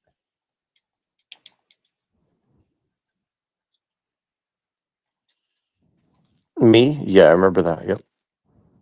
Yeah, so he had Destiny on his panel, and then he had Tario, right? Enrique Tario on the panel. That was not John Zerka, it was Enrique Tario. Yeah, the Proud Boys fed Right. Gen 6 guy. So wait, Grid 1 had Enrico and Tario on his panel? Right. They were defending him. Well, I guess that explains quite a lot. And Flow State's Flo- watching it and defending him. so Flow State's watching Enrico Tarrios and defending him as well. Okay, well, I think that And explains so is Grid 1. And I have another video of them doing it. So I have 2 pretty videos much of them doing everything it we need to know. on 2 different shows, by the way. And then also, guess what? In the middle of this, Flow State goes, "Oh, I need to text him right now to do an interview with him." So he has his personal contact. Wow. Well, I guess that solidifies everything that we possibly Yeah, and then guess what? conjectured. He's reviewing the Grace Thorpe thing, right? Right, where she goes to World War Debate, right, which is the event that Stefan Molyneux is reviewing, right? Right. She walks up and talks to Anna Kasparian and says, like, "I'm a huge fan," and introduces herself. And then she also Grace did that? Yeah. Yeah, and also her and her dad talked to Gavin McGinnis at the show, and they were having a long conversation with Gavin McGinnis, going to a party with him, and all this stuff. And so so Flo's just reviewing all this and saying like, "This is all great, this is all perfect." Well, I bet I'm sure Flo was like upset he didn't get to go. Honestly, I would rather that's I would really rather I think Flo would do better or something like that than Thorpe, but that's pretty weird, you know. well, he doesn't have the clout, the name. I mean, he couldn't possibly. Well, why does Thorpe of all people have the clout? That's what's weird, you know. It's like that's pretty bizarre to me. Well, why do you think? Oh, I have some ideas. It's because they cut straight to the chase. They don't need Andrew. They became Destiny Orbiters. Well, I told you from the beginning. I think that I think he's always been a Destiny Yeah, Orbiter. and who does and who do they have on the panel talking to Enrique Tario? Oh yeah, Destiny again. So yeah, it's just really interesting how all that came together. Well, it makes you wonder if the Proud Boys were Destiny-esque off all along. Well, that's what you sent me that thing, where the dude Ali Alexander was connected to the Proud Boy guy. Remember whatever? Yep. It's just And, interesting that all that is showing up now. Right? So these guys are way exactly. deeper involved than we thought. And guess who? And guess who was talking about that? Rotting Jewels. So Right, and Flow Stay. That's weird. See, it's fine for Rotting Jewels to be talking about, but why is the Powder Donkey talking about it? See, that doesn't make any sense. Right? Strange things are afoot. That's for sure. But hopefully, Avian is kind of picking up on some of this because you have to ask yourself, why was the Fed leader of the Proud Boys hanging out with the Panelverse people that we all know? I mean, pretty right. You know what I'm saying? like you basically set up a bunch of people to go to federal prison for 5 to 10 to 15 to 20 years, and then Yeah, like you that's get treated probably like a why he's hero. out now. Yeah. Exactly. Yeah, see, that refers back to what we were Think saying about earlier, Avian. metaphysical stuff. Like let me think. Science is evil, but we gotta say that if science didn't have any truth in it, like worldly truth, which isn't good, it wouldn't be dangerous. You see what I mean? Like it is dangerous because there is truth in it, unfortunately. And stuff. Like when you look at the DNA strand, doesn't it look spiritual to you? The DNA strand, the double helix, does that look spiritual to you or not? The double Yeah, helix but of DNA. here's the thing: like they used science, right? Like for example, they used you could use Newtonian mechanics to build a rocket, right? Does that mean that the universe is run by Newtonian mechanics? Well, the thing is that this is getting into some deep stuff, I have to be in tip-top shape, but the thing is the paradigm is like mathematical proof or a theorem. A theorem, when it's proven true, it is true, but that doesn't mean it's like 100% like reflecting things, but it is true still. It's like the difference between accuracy and precision. I mean, like the theorems in math, math has a lot of truth to it, no matter how much you want to reject it, like I mean, we're gonna get into stuff like Gödel's incompleteness theorem. I mean, you know about Gödel's incompleteness theorem, right? And then we have like, I don't know, like let me think, like linear algebra. You like the neural network, Dark Lord is mostly linear algebra, and we've done a lot of linear algebra. It's thanks to linear algebra that the neural network works. And linear algebra is called vectors. There's a book on vectors. It's used in physics. It's used in the neural networks. Is used in biology. Vectors are like everywhere in science. Like I'm trying to say, like, oh, like yeah. See, it's interesting how you are heavily influenced by Dr. David Scribner, but your metaphysics is very different from Dr. Scribner. That's very That's interesting. right. Yeah, I argued with him about that a lot. Yeah, All right, I like, would like to see those arguments, because I want to go into it more. I mean, I Actually. got my ass whooped, dude. It is what it is. All right. Oh, you got your ass whooped. Well, Yeah, you Well, betcha, but buddy. here's the thing: is like, do you remember the guy who set off the bomb and he quoted the Bhagavad Gita or whatever? You know what I mean? yeah, yeah, yeah, So okay, this dude knows all this truth, but like, he's still an evil person, right? So like, yeah, yeah, yeah, yeah. When I sacrificed the rats, okay, it wasn't a pleasant affair. I collected their brains, and people didn't really care. It's a very bloody and gruesome. When I looked into the rat's face, I really sensed a deep, connection with the rat. Like we share ancestors and stuff. I mean, to you guys it's fine because you come from Christian background, whatever. But it's not a big problem in Buddhism to say you share Buddha nature or something with people. I mean, I don't look at a rat and think that like relish in its death, other than the fact that like it poses a threat to me from like a disease standpoint. You know what I mean? Other Yeah. than that, like, I don't relish the fact of killing a rat. You know what I mean? Like, for Yeah, and sure. by the way, there's a lot of Christian philosophers, right, who came up with lots of intricate arguments like against like killing and like all that type of stuff, right? Like Yeah, that's and true. also that like like I think like Dr. Scribner opens his anthologies, right, by these prayers by Saint Francis of Assisi, right, who's literally saying that the river and the sun Yeah, I remember. are his siblings, right? So Yeah, I remember. Yeah, I remember. But what I'm saying though is that the so rats, it's not mutually exclusive to the concept. It's just that they finagled a type of philosophy that says, oh well, humans have rational souls, and a lot of that they justified using pagan philosophers like Aristotle. Yeah, I'm kind of dehydrated, and I should go get some water. But Yeah, same here. Yeah, actually, I yeah, have but some right here. like I'm just tripping. yeah, like like if you think becoming is true, then evolution is true. But if you think just being, then I don't know. Like that's yeah, that makes things tough. Well, that's the thing is like becoming is more you need becoming to have the progress thing. Yeah, that's correct. Yeah, but So it's like, like in the semiotic angle, you have as the technological progress increases, you have decrease of semiotic freedom, which is basically the loss of biodiversity. So there could be different antagonistic progresses. Like one progress leads to the death of another. Like the semiotic freedom decreasing and the progress of the technology increasing. You see what I'm saying? Like they're inimical to each other, Yeah. Like, but you it see, seems that Scribner would way disagree with because that too, though. yeah, because cultural symbols have declined since the machine centered techniques. So it's just it seems like a natural consequence, right? It's like there's a way to lose touch with the symbolic, which is actually detrimental to the human, right?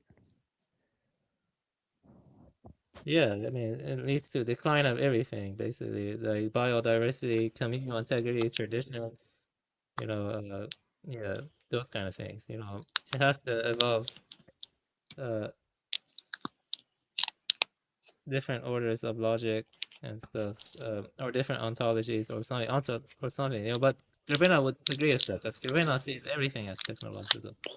Scribner sees everything as technological and stuff. So I don't think so, because from a semiotic angle, you know, you have the time, and you have the object, and you have the interpretant. You know, and you know, like a slap can lead to a deformation, and then you have interpretation, and then the sign of something else becomes. I mean, Yes. Yeah, but yeah, C.S. Peirce believed this, and he was also a panpsychist. yeah, he was, yeah. Yeah, but the technology is not biosemiotic, though. It has no interpretation involved, except maybe machine learning or neural networks have some degree of interpretation.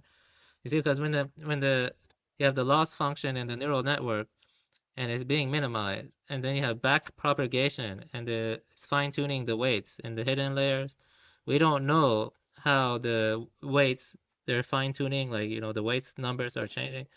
Like how it's like a black box. Like how can it distinguish a cat from a dog? Like you're training it, okay, and it's just like fine tuning all these arbitrary numbers, okay, and then somehow it's able to like classify a dog versus a cat. You see what I mean? And we don't know like why the numbers that all look arbitrary in the network, the hidden layers, like how that maps from the input to the output. Like we know the training process and avoiding overtraining and undertraining and making it classify unseen samples through supervised learning, but we don't know like why those arbitrary weights. It's like looking at the brain and asking why was our vision put in the visual cortex? You see what I mean? Why wasn't it put here? Why wasn't it put there?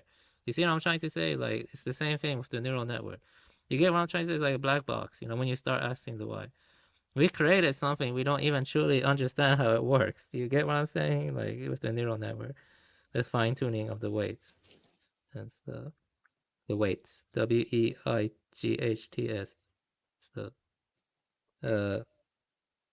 it's kind of like the brain in that regard, you know what I mean? It's kind of like the brain, sort of, but not exactly the same, because you know, yeah. I don't know. I don't think it has interpretation yet.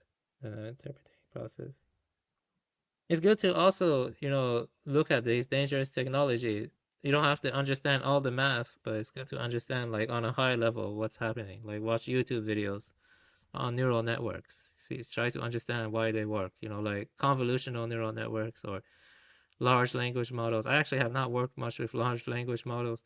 I work with convolutional neural networks a lot, and I worked with, you know, different other stuff. You know, Indians are like, you know, flooding that field. You know, what I mean, it's all Indians. You know now. That's the, you know, yeah, yeah. I get some water, and it's okay. I go get some water later. Uh, you know, you know, uh, you know, you know, having commitment to metaphysics is very hard because ultimately, you know, metaphysics is all unfalsifiable, and but you gotta like believe in it. Like it could be God, it could be Buddha nature, origin, whatever. You know, you gotta just experience it or something. Yeah, And you got to I have balance it with history and, you know, like politics. You know, this is the thing, because it's like, you know, since it's unfalsifiable, you know, you have to look at what's going on in the real world too. Like you said, like learn about the technology that's on the table and so on and so forth, right? To get around the problems that are right ahead of us. All right. So, you know, so this is also. So I think history is important, but what politics, yeah, it's important too. Yeah, it's important. You got, yeah, you gotta do your best to dig through it, and so it can be hard, but yeah, it's pretty important. I mean, you gotta be interdisciplinary. It's hard to know everything and stuff. Yeah, that's right. I mean, you have to balance this, you know, you know, the science with metaphysics and the philosophy with history, right? Or else, you know what I mean? Yeah, it's a lot of interdisciplinary work. Uh, yeah.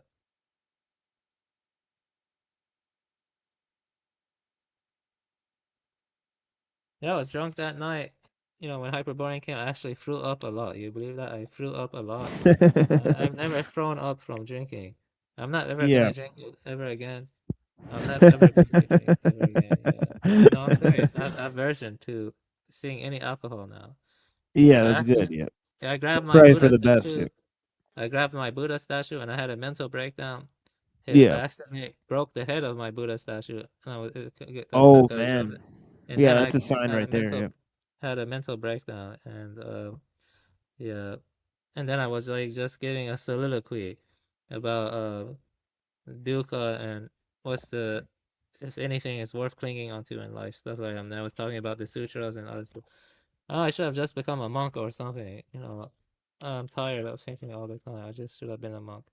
You know, I want Soto monk or something. Or maybe a Rinzai monk. Yeah, I should have become a monk or something. Yeah, probably would have been better. Yeah. Have you guys ever wanted to become a monk? Like, Oh like yeah. Yeah, I almost became one, honestly. I it's joined probably like better. the Naqshbandis. Right, almost. I would have been wearing like a white turban, white clothes, walking everywhere. Yeah, it probably would have been better, I think. Yeah, it might have been For better. Yeah. Yeah, I would have been learning classical Arabic, reading hadiths and stuff, and who knows? Become a religious figure instead. Yeah. Do the Protestants have like any monks? Like I know the Catholics do and the Orthodox do. The Protestants, I think they not as much, but they probably have a little bit. I'm Yeah, not I sure. think they do have like like places you can go.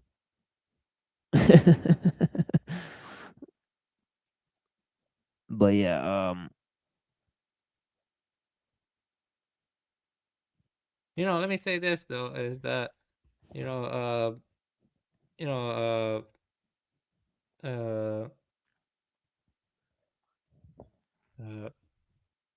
have you ever had contradictory spiritual experiences? Like one spiritual experience leads you to think this, oh and yeah, another one leads you to I've think taken a lot of mushrooms.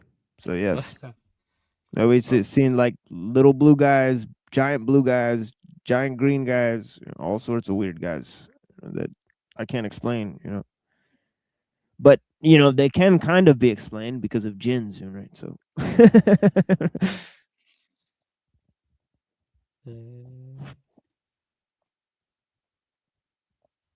Jinns can literally take a lot of different shapes and forms. So, and yeah. Well, everyone's trying to find the truth in their own ways, I guess. Right. Yeah. But I don't think there's two levels of truth. There's the spiritual truth, and then there's the worldly mechanical truth, or whatever. Not mechanical, but more worldly truth. I think spiritual truth is higher than worldly truth, or whatever. Definitely higher spiritual truth. Higher. This is when you start talking about like, the purpose of life, or the ultimate nature of life, or where we're all heading, that kind of stuff. Science cannot really tell you that. You have to like figure that out from spirituality and stuff like that. Can you go get some water, mate? Mate. Lorp, are you still there, or you went to bed? What time is it? Nah, I'm still here.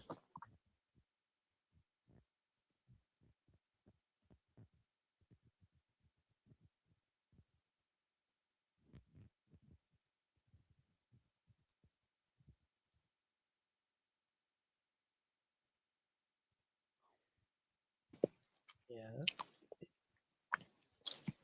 Nah, my spiritual experiences is often what keeps me awake at night. I've seen some crazy shit that I wouldn't want to put any of you guys through. I've experienced some terrifying shit that I wouldn't put either one of you guys through, and I've never had to do drugs to experience anything like that. So,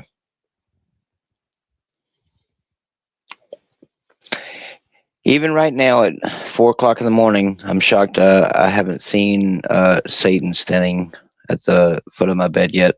Wouldn't be the first time. So.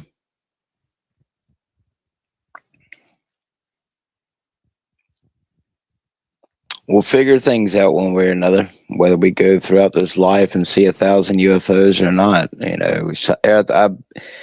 as random as what things can be, I do believe everything has a purpose, even though I may not have an answer as to why anything happens. So I don't know. Life is a crazy fucking crazy train. Shout out to Ozzy Osbourne. Yeah, fucking retard for worshiping Satan, but oh well. It is what it is.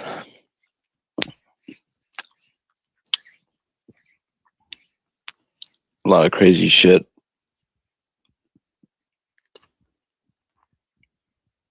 I think as amazing it is to be alive, it's a curse because I mean I didn't ask for it, just like none of us. But you know, it is what it is, and we're here. So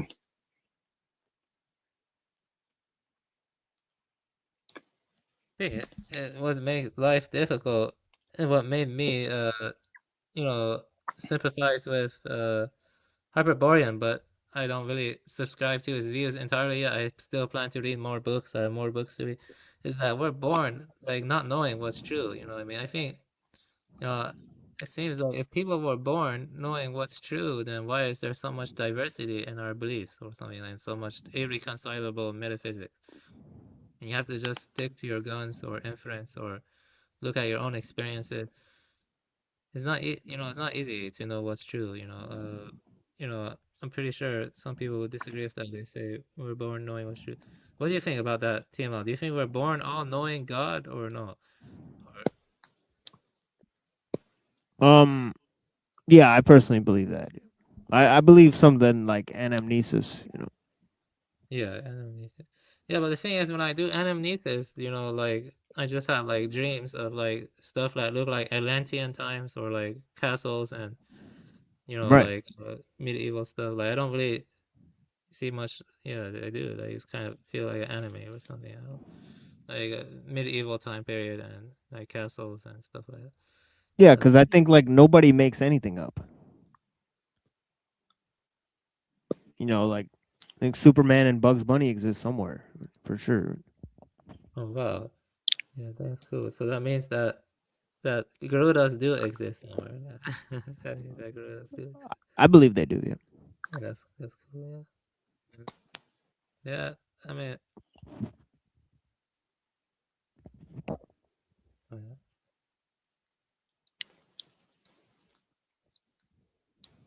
I mean, well, we have the Barack, right? If that exists, then it's possible.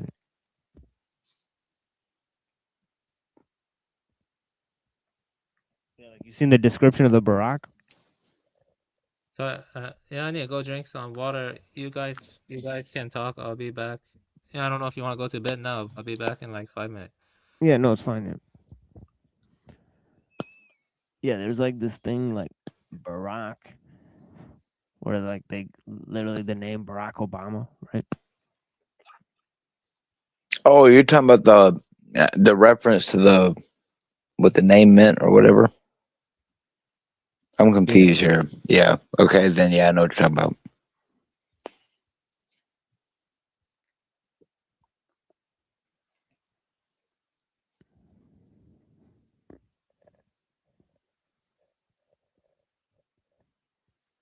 It's like some type of like dragon type of thing, like a fucking head of a man. It's like weird.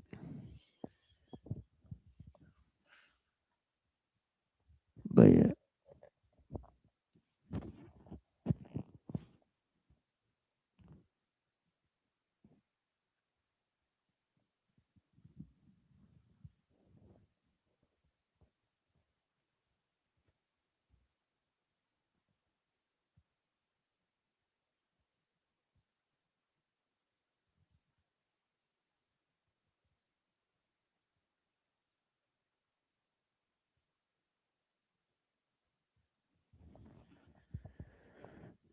Yeah, but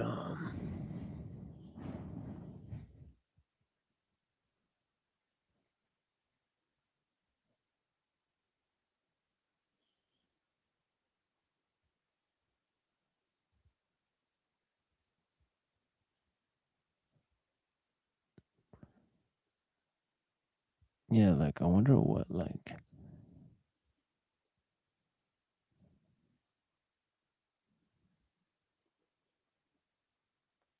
this word means.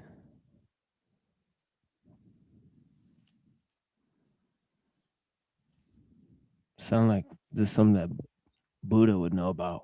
Deccan. Deccani. The Yeah, Deccan that's a region, new one for me. central India. Yeah, yeah. When I was younger, I liked playing a lot of, platformers, and you normally play them as, like Crash Bandicoot or like Spyro the Dragon, and it's just fascinating, you know, and also Clona and all these anthropomorphic beings and stuff like that. I'm not a furry though, but I mean it's just like, is that possible? Do they exist somewhere? Like, people want to see aliens and stuff like that. I mean, I do too, it just feels kind of sucks that it's just human beings killing each other and human beings creating technique and technology that destroy each other. Where are the angels? Where are the divine beings or non-human intelligent beings? I mean, I think animals are intelligent. I like learning about whales and dolphins and ravens, but uh, I don't think they have like symbolic culture the way we do. Like, where are the creatures that have symbolic culture and stuff? Like, I would like to see that. But I'm not saying to go around harming others. But the human beings, though, their cultures around the world feel so different and alien from each other, though. It's like almost looking at different species. Like, you look at, I don't know, China versus ancient Europe, they're very different from each other, you know what I mean? Or you look at an African tribe, they're very different. There's a lot of similarities too, but I don't know. I think people focus too much on the similarities nowadays. There are more differences too. I don't know, like, you know, like, you know, uh, a lot of similarities. Yeah. Like, may God, why isn't he talking yet? Or, like, why isn't he making himself known? Or, I don't know, like, Buddha or something. I don't know. I mean, something should happen now, like, collapse the world, like, I don't know, cause another flood or something. I don't know. Um, it's shit though, but yeah, it sucks. Yeah, I don't, it's hard to know what's right anymore. What's true anymore. Well, it just kind of went on. I don't know what to say. Sorry, I was just kind of rambling. No, it's all good.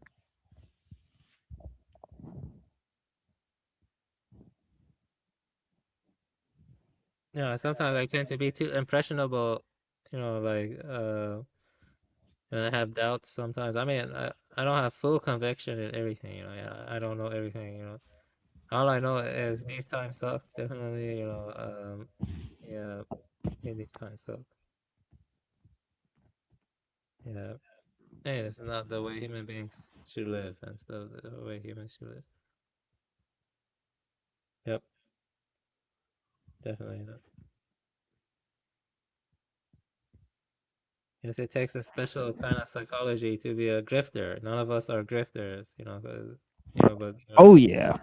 Yeah, it takes like yeah, you gotta like not care about people. It's kind of weird. Yeah. Strange. those are the kind of people that do well and stuff. Oh yeah.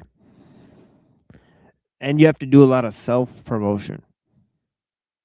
It's crazy. You gotta like, you know, that's the thing. I always feel a little cheap when I do that.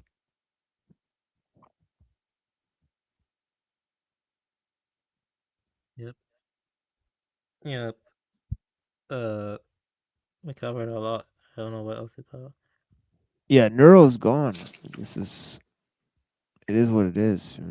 He's not coming back. There's one comment here. Let me read this. Moontan. Well, that was interesting for sure. What are you referring to? What the fuck?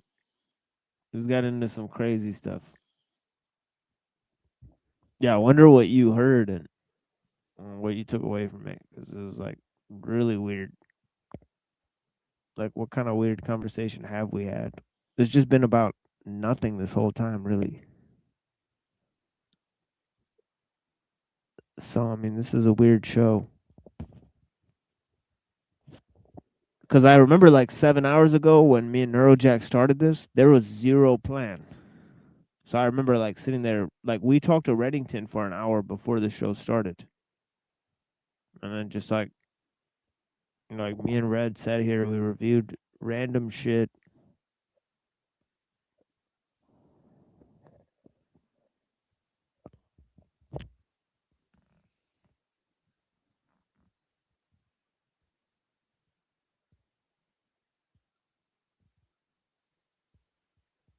Yeah. Yeah. Do you think let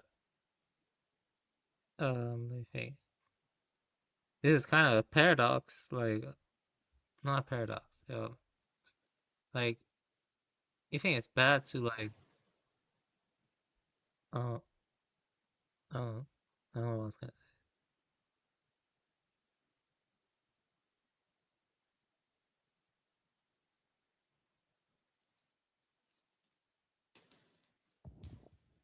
say. Just saying, dude. You think it's paradoxical to be criticizing technology while using it? I mean, the only way to defeat technology is to use technology. There's no other way to defeat it. Like the technology is the objective factor of power. You can't get rid of it just like, like by throwing like, like poison arrows, and it's not gonna work. What about like playing games or watching anime? Is that bad? I mean, as a sort of cathartic release when there's nothing else, happening, I think there's a lot worse things you could be doing with your time. Right. For sure. Like, Yeah. there's people who spend that time, you know, trying to uh, destroy themselves or other people, right? By Yeah. either using drugs or, or, human trafficking or whatever. It's like there's some wild shit that's going on out there. I think engaging in video games, and I think it's a sort of secondary thing to like, it's like music, like video games. Like, I personally don't see much wrong with it.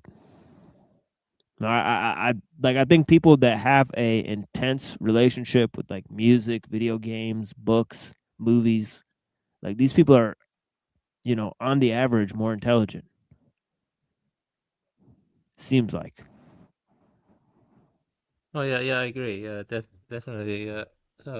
Yeah, they understand Yeah. culture and stuff, so But people who are let me say totally this culturally though. inept, they seem, I something's think missing. that in a way though, it's inferior to what people in the past had. Like, imagine sitting around the fire and you're looking up Oh at yeah. the sky with no light pollution, and you're looking up at Yeah. the sky and they're telling you a story around the fire, and you're all Oh taking yeah, but yeah, but shrooms I and think stuff. like on like when I'm a kid, like if there's no more technology, like I will still tell my kids like about the Deku tree, and there's Lincoln, how he went through time, and he got the sword from the You temple. played Ocarina of Time? Oh, of course, yeah.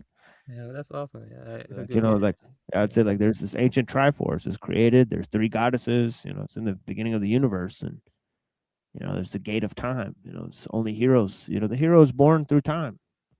And he's reincarnated, and so is evil. Evil is reincarnated through time as a Yeah, Triforce of the power. Tears of I the tell my King. kids this No, proudly. Tears of the Kingdom actually has like some stuff that feel almost as if it's not predictive programming, but like it's leaking stuff about the true past because it has like an ancient civilization that had advanced technology, and you're using their advanced technology. Right, the Yeah, Shikas, and right? like yeah, and Tears of the Kingdom. Yeah, it's pretty cool. Yes. Yeah, it makes a lot of sense. It's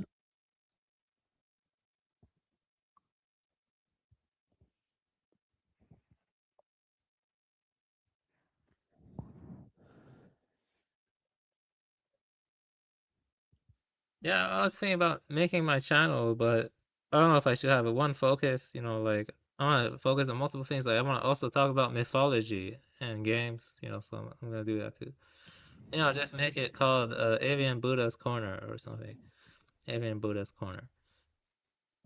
And just Yeah, talk I about mean, you should just get it up there, put all the videos you put before, and put the titles how you had. There's a perfect layout of your channel. Honestly, I couldn't have done it better myself. It was actually something a sight to behold. If I must say so myself. Yeah, but focusing on one team is not. I think I just you know make it like Avian Buddha's Corner or something. I don't Yeah, think you could do like tons of team. Whatever themes you like. It doesn't have to be because we do very broad themes. That way we could fit everything in. You know. Like if you just say technology and spirituality, science and religion, let's find intersection between all these things. And there's a lot to explore. Pretty much everything. Everything's on the table. What's not on the table? Religion, politics, philosophy.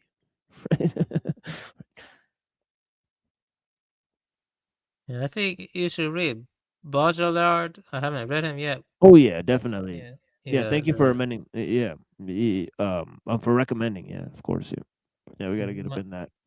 yeah. My friend talked about him a lot, simulations and simulacrum a lot in the past. Yeah, yeah. I'm gonna do an intense study on the postmodernists. Um, and I may plan to do it. Um,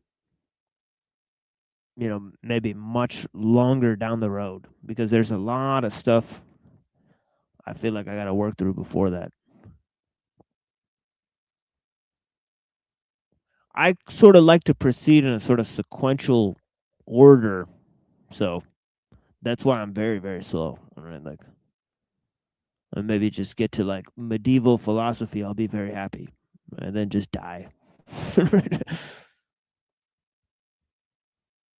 Well, maybe that's the better approach because the fundamentals or the basics always Right. Yeah. contains everything. It does. Yeah, it does. That's what I keep finding. I find the simpler, the older, the critiques, the more you know, sort of prodigious, and they include depth of almost all subjects. And this is what I'm finding.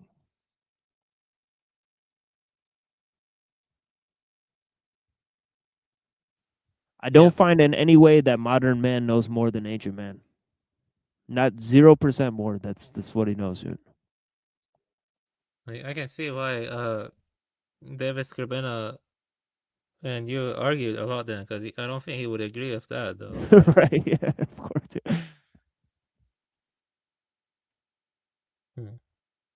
Yeah, but yeah, even though you don't agree with Hyperborean and everything, I think he would agree with you on that though. Oh, I agree with him on a lot of things. Like, Yeah. I agree with him against progress. I agree with him that there was a origin. This whole thing about the origin. I agree with him that about Parmenides. There's too many things that we agree on. I agree with him about the traditional ideas, right? Going back to your home team. Right? I definitely agree with that. Right. So there's a lot there that I agree with. So if I had to pick and choose, right?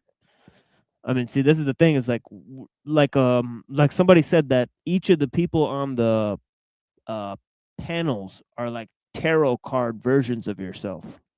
They're like, like you see, Hyperborean. He's like one tarot aspect of myself. And I see Avian is one tarot aspect of, right. So it's like what if there's only 4 people in the world, and every time you turn around they change masks. Right. So this is what we're experiencing. Yeah, I do have some doubts over my views when I talk to a lot of people. I see try to get into their views. Like that's why I read some of the books they recommend. I have some other books to read.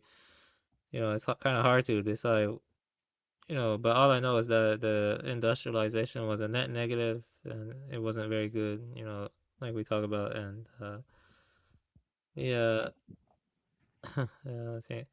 Hey, I should think about what it would be like if I were ancient. Definitely, everyone should think like that. Like, how would I see the world? What would I think about it? And so,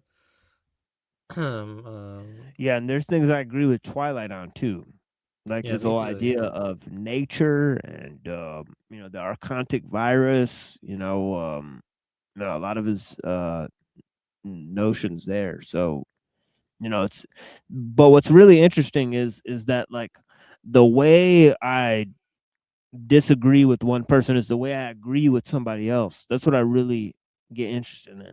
So then I want them to talk, right? But that sometimes never happens. So if I could do, my favorite thing, I would like to curate conversations between people. Maybe moderate them, but nobody will show up. See, this is the problem. They don't want to give the platform to the machine lies. So this is the issue that we keep coming up with, right? Is that nobody will engage with our content. And so this is the thing, is like if we get enough people in there to talk about the ideas, we can curate some pretty great conversations, right? And go deeper into the issues. So this is what I hope, really. Yeah, yeah, I know what you mean. Yeah. Yeah. Yeah, because we need a whole new school of thought. Because the problems are too deep that there's no direction. There's people that don't have any direction, yet they're doing a bunch of research. They come with a bunch of ideas. So what we need is a sort of school of thought where people can stamp out ideas and talk about ideas within specific problems that we've agreed exist, right? So this is the thing. So Yeah. Yeah, I know what you mean. Yeah. You can hear me? yes, Mm. Yeah. What time is it? Yeah. yeah. Don't let me keep you here. No, it's okay. I'll be on like 10, 15 more minutes if you Yeah, want it's to. no worries. Yeah, yeah, yeah. Yeah, Of no, course, I'll be no. here with you. Yeah. Yeah, Like, I'm is just there gonna anything s- you I'm want to just talk gonna about? stay up until the the dawn now, so I can make my prayers. So I'm Oh, just gonna stay awake now. what- do you have any questions to ask me or anything you want to talk about or no? You can ask me any question 'cause I'm the one asking. But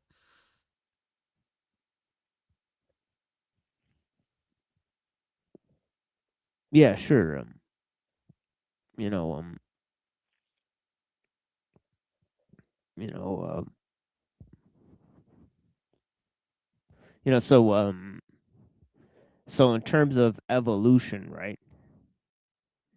Um, you know, it was like a one-celled organism. Did it start out as chemicals forming into a one-celled organism, or well, basically you have the bacteria and you have the endosymbiosis okay? between the bacteria and that led to the eukaryotic organism. So You so know, wait. So where did the eukaryotic organism and the bacteria come from? the bacteria is a prokaryote. The bacteria is a single cell, like Right, a right. So that's what I'm saying. Like, where did the cell come from? Where did the single cell come from? It was the bacteria, you mean, right? right. Wh- Yeah. Yeah, yeah, they claim it. Well, I don't, except that I lean more towards you know, panspermia, but they don't know yet, Okay. but yeah, RNA world, they claim it came from an autocatalytic process of like lipids and carbon molecules, and then it led So to the so so the carbon molecules, something happened to them that formed into the bacteria, right? yeah. Okay. So what happened to the the chemicals to form them into Yeah, they're bacteria? still debating that. There are different theories. There's like one theory that claims that it was from crystals, mud and Okay. crystals are trapped, and that led to lattice-like structure, and then you have water flowing down them, and then that led to like some kind of process that yielded the bacterium, or other ones argue that, you know, lipids in the hydrothermal vents, something in the hydrothermal vents, some kind of chemical process led to you know, the creation of the bacterium. You see, there are different arguments. You can look it up. I'm pretty sure. So that's interesting. They actually don't know where the single-celled organism came from. Yeah, there's still debates on that. That's fascinating. So so you have the bacteria, and then you said you have another thing called a eukaryote. Yeah, eukaryote. Okay, Yeah. so where does that come from? That comes from the aerobic bacteria and archaea, but archaea So is so basically. so where does the other? So wait, there's two bacteria then. There's Yeah, a yeah, prokaryote and a eukaryote, right? yeah. No, eukaryote is the cell. You know, the cell we see, like the cell with organelles in it. Prokaryotes are the like bacteria and archaea. You know, archaea is basically like bacteria. Okay, so Yeah, where did the eukaryote came from? yeah. Two prokaryotes, you know, merging with each other. Oh, okay. So two prokaryotes somehow combined and formed a cell with organelles and everything. Yeah, yeah. Okay, Actually, when you so look at the mitochondria, which is involved in respiration, it's been shown that it's like the free-floating bacteria, you know, the mitochondria. So they have shown that, you know, and they don't know when this entered the human cell. like the human cell, it was like way after that, like, you know, but you know, like if you look at single cell organisms, like the like promisium, like what is it called? The promisium. The promisium is a single cell organism. Yeah, paramecium. The paramecium. Yeah, yeah. It does kind of. Doesn't look exactly like our cells, of course, but it does kind of resemble our cells. Like the paramecium is a single cell organism. It's not a bacterium. The paramecium. There are a lot of single cell organisms too. That's the like, paramecium is the single cell organism.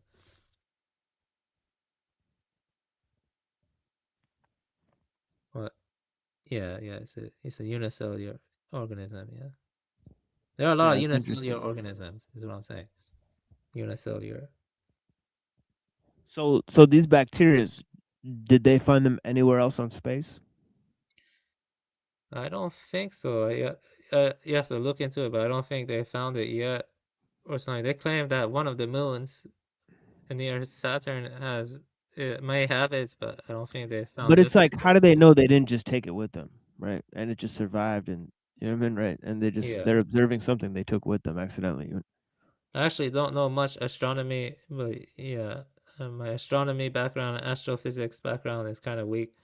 But yeah, Yeah, because I heard like cyanobacteria, they could survive in extremely, like in very extreme conditions. I've heard, right? yeah, they can. Yeah,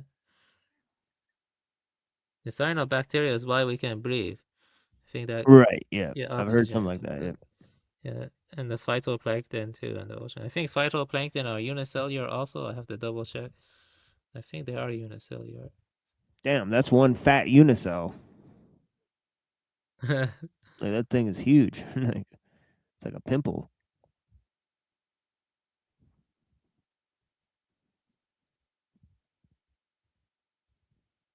Unicellular? Yeah, they are unicellular. A lot of well, not all of them are, but a lot of plankton are Yeah, that's a unicellular. pretty advanced unicell. Like, honestly. Well, yeah, phytoplankton. Not all of them are unicellular, but there are different types of them. But some of them are unicellular. Yeah.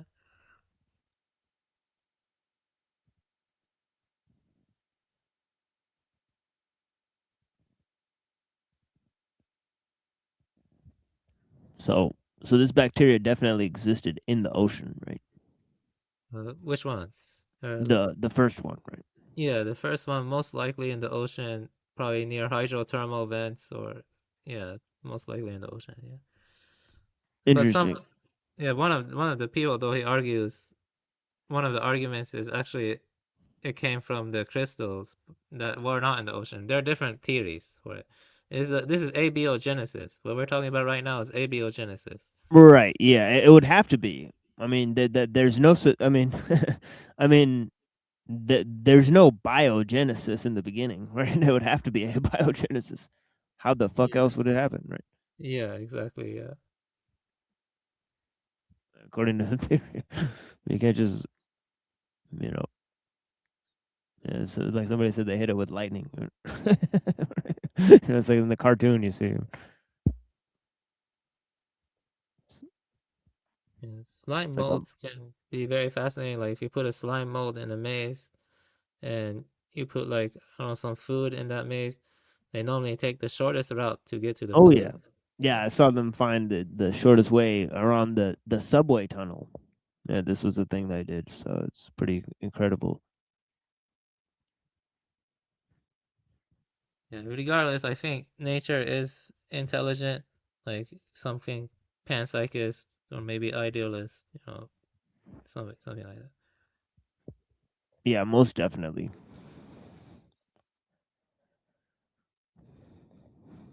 That's why we were looking at that debate earlier. I don't know if you saw. Very poor, very poor performance. Physicalism. Good lord, they were arguing for and against physicalism, and it was just a horror show.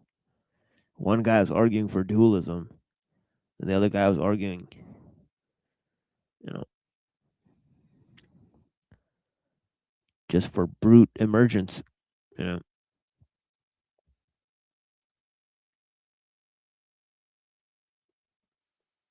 Yeah, that seems to be the case.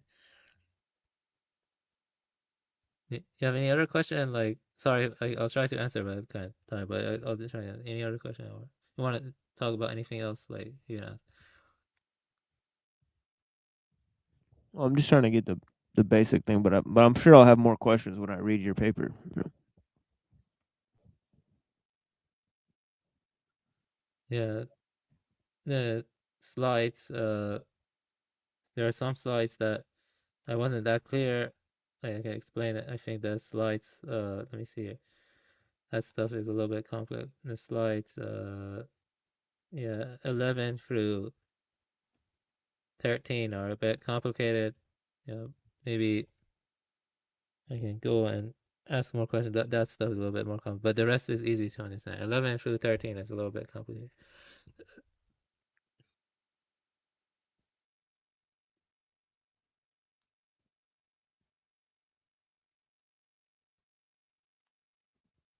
Yeah, there is one book about whales that seemed very fascinating, and I wanted to get it. It's not very popular, but it's about why whales sing, and they actually argue that the song of whales is more complex than what the scientists say, what they've been telling us, and so why whales sing. I'm just gonna Right. just Yeah. read it. Very It's, peaceful sleep when I put this on. I've never slept like a baby before, but like you put on like one day, right? You know, like my wife, she came back from the hospital, right? And she had muscle relaxants, right? And I took some of these muscle relaxants and then I put on whale sounds. I've never slept so peacefully in my life. It was like just like I got up in the middle of the night and I felt like the sheets were like made of liquid, just it was so like I felt like I was just floating in the middle of space. I've never felt more peaceful in my life. It was so weird. yeah, and the thing is, I don't like Darwinism. I don't think whales just sing because of sexual selection. I think, Absolutely. Yeah, yeah, absolutely yeah, not. Yeah, they're singing for aesthetic and spiritual like they're you yeah. know like they're like they're like Alhamdulillah, Allahu Akbar. It's like some weird shit, bro. Yeah, and this book came out like last year, not that many months ago. It actually does argue against the Darwinian perspective that they're singing because they just enjoy it and stuff, because they just it's just engaging and stuff. Like it's their way of like, taking in the ocean, but also because they enjoy it, like Yeah. that's like obvious answer, but the scientists have. You know, yeah. That's funny. Yes, but yeah, they are pretty cool. Yeah, whales are cool. Dolphins are cool. Yeah, I heard like they observed the chants of the Brahmin, right? And they were like trying to like figure out like the meaning of it, and they said that they resemble bird song. I don't know if you ever heard that.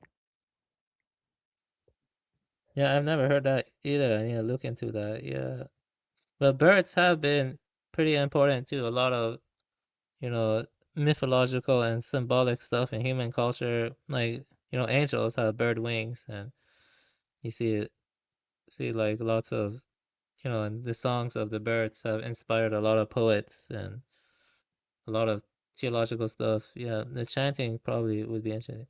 Yeah, the costumes of the Europeans and like 500 years ago, they look kind of bird-like to their costumes. But yeah, some of them. Yeah, but yeah, they've inspired. Yeah, that's cool. Yeah, the private bird. I would like to read that article if you share it. That they're more bird-like, the chanting of the Brahmins. Yeah, that would be nice to read. Uh, I think Yeah, that isn't that like the story of India by BBC, or whatever? I Like, think I started watching it because somebody said the guy starts like he goes to a market and takes soma, and then he just starts tripping balls like when he drinks and stuff. And they said like it's really funny, like you have to watch it. So I started watching this documentary to watch this white guy trip out. I will say that appreciating stuff poetically and in a more awe-inspiring way is superior to the dissecting analytical way. You know what I mean? Absolutely, yeah. That seems interesting. Yeah. The Indian one, exploring India, seems like tripping out. Yeah, yeah, yeah, yeah. So yeah, I think yeah, I was talking to you think we're gonna have a collapse anytime soon? It kind of feels like it, like 2026 to 2028, or you think it will just go on, or there will be a I collapse on think the collapse is like 50, 60 years away or something like that. Personally, but yeah. Yeah. Yeah, I'd give it maybe. about like 50, 60 to 100 years, or something like that. Most likely. I think they got to like run out of oil, then they're finagle some other shit. Then they'll try to make it all digital and shit, and then people will start figuring out like, no, you can't actually keep the system running forever. And then there'll be massive riots, and then they'll create robots to kill all the people in the streets, and then and then we'll defeat the robots. Do you think let me see wait, do you think that peak oil is real? Because I think it's real. Chat Hack thinks peak oil is real, but some people deny peak I think oil. it's real. I think it's very real. You think I it's think it's real? real. I think we're headed for it. I think it already happened, so on and so forth. And I think all this stuff that they're saying, the dollar is going to collapse, blah, blah, blah, it's all linked to that. Right? They just don't want to admit it. The whole fourth industrial revolution is linked to that. Right? It's like it's linked to the peak oil, and they have to really restructure the entire civilization. Right? Once that happens, they're creating alternative fuels, they're creating alternative power. Right? These are all the things that they need, or they're going to use um you know they're going to keep the technology running but just have less people. Yeah, I would say that's one problem with too much conspiratorial thought in general, because I see a lot of people deny peak oil is even real. They like reject it and stuff. Like, I think it's real. I think peak oil is real. Yeah. Yeah. So it does come from like fossils or like whatever in the earth or something. But some people claim the earth is literally creating oil. I don't know. Yeah, I don't think that's true though. Like there's a limit to the oil, something peak or something. Yeah, you don't have like even if there was all this oil, you don't have the resources to have the wells and to drill it all and to, you know, poison the water table. Like, it's just Yeah, not gonna looking at happen. the drilling of oil looks satanic, like when you look at the pictures of it, it looks like demonic, like a demonic invasion almost when you're drilling the oil. You know what I'm talking about? Definitely. Well, we saw that in Moontan's video. That was a very good video she shared of I remember oil, the oil drilling they were showing in that video. Right, Yeah. yeah. Oh, yeah. How many people you think are like us that realize these problems, like in terms of percentage of human beings, like 15 or 5%? How many do you think? Or less than that, or what do you It's think? probably like it's like 144,000 or something. Yeah, that's it. That's less than 1%. Right, yeah. It's probably less than 1%, yeah. Like 100,000 people, like that's probably it. Yeah. Yeah. I think Like most people know there's something wrong, but they think more technology can solve it. You see, that's the problem. They think more innovation can bypass these issues. But that's not how it works. It just creates new problems, new complications, and it doesn't really solve the root of the issue, basically. You know, the root of the issue is the preoccupation of technique and the kind of stuff Scribner talk about and all these other fingers. I don't think most people go that deep. That's the thing. I mean, what I said sound very simple, but I'm just saying most people don't seem to realize that and stuff. I think the true anti-modernism, like you're doing, is probably stronger than Scribina if the arguments are strong, because that's a way of like defanging or like just tearing apart the entire foundation of the modern order. You see what I mean? And because you're saying the ancients are superior, that's basically what Guanan and Evolo do, but in your own right, way. yeah. Mhm. It doesn't make me think.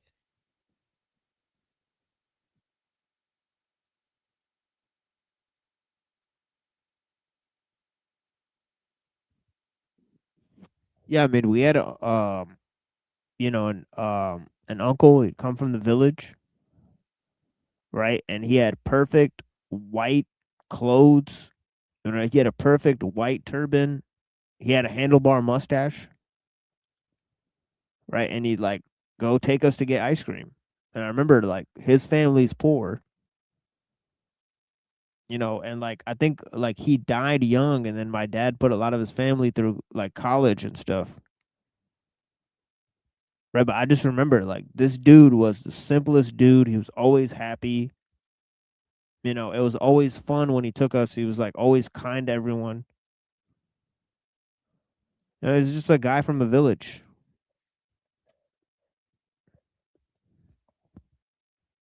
Yeah, I guess that's it's a way the best truth, that life he embodied and he Right. yeah actualized and stuff.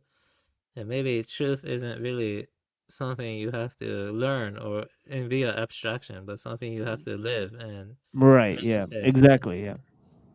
Yeah. It's about like living a simple life. Like, like I don't know. It's not about arguing who is right or wrong, but Oh about yeah.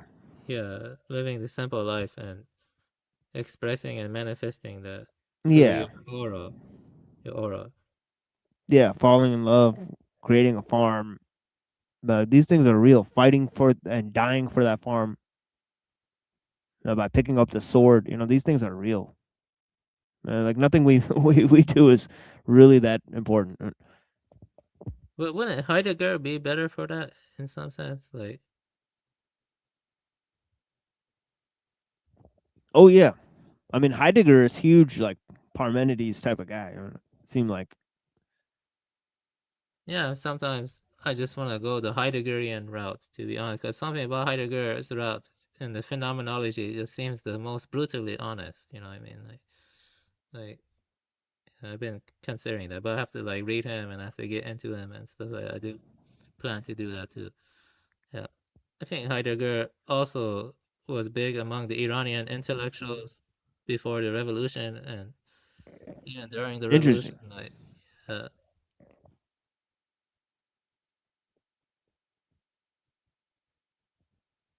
you know, you make it. Maybe there's a way to do that. You gotta get into Yeah, cosmos Khomeini and is into some weird stuff. He's into like like, Plato and stuff. He said Plato understood God and stuff. But Khomeini is a weird dude. It's like he's an Aristotelian philosopher that's combining Sharia law with communism. And so Khomeini is actually really, I've come to really dislike Khomeini's philosophy. wasn't he Platonic though, Yeah, he was. Yeah. or Aristotelian or like Well, you both? can combine the two, right? Oh yeah. Like Neoplatonism is just combining the two, right? Yeah. Yeah, he was a plant. You know, he was given BBC and also France. He was given a flights Right. from them, Exactly. Yeah. and he was given a Right. platform by BBC. You know, That's right. Yeah. he wasn't liked by all of the figures either. Like he was a kind of a renegade kind of figure, kind of guy, kind of shady. Exactly right.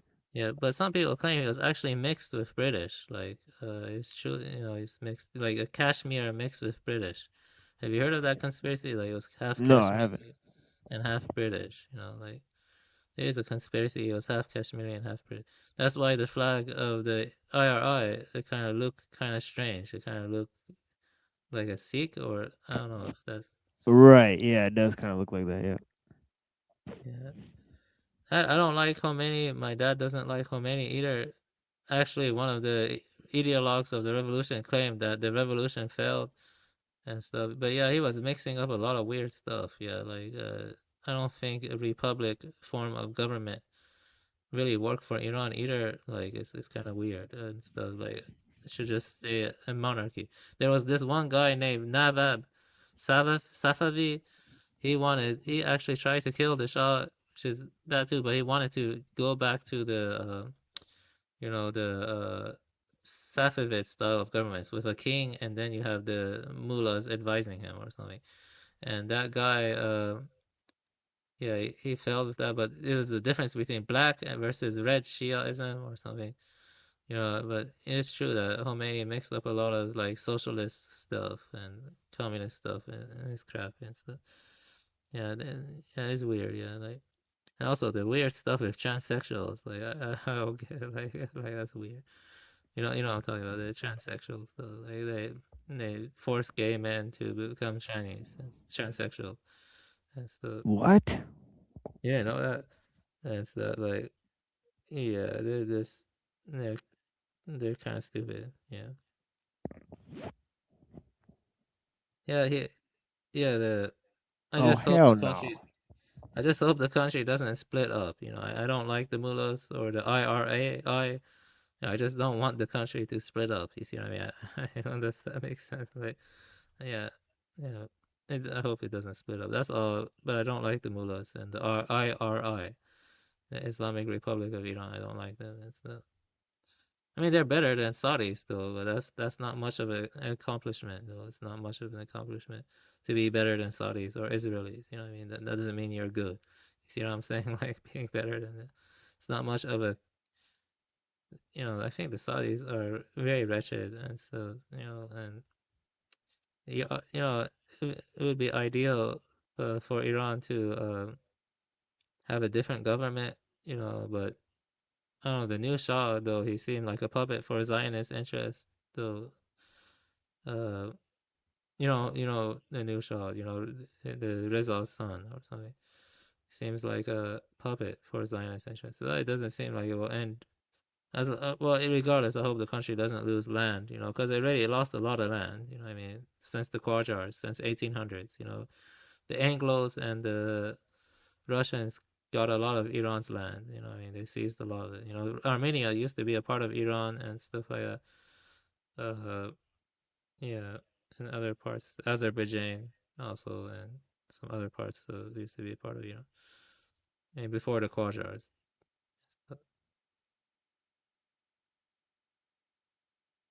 It's complex, that's what I'm saying.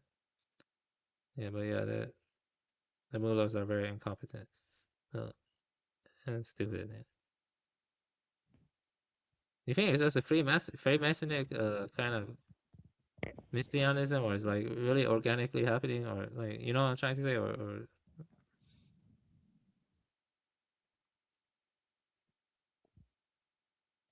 I mean, it's definitely not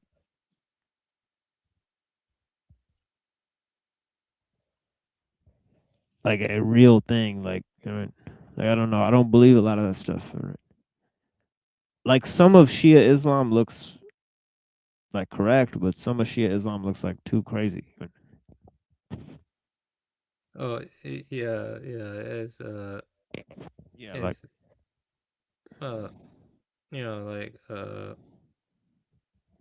yeah, I mean especially that type is like the type that Khomeini represents is kind of crazy.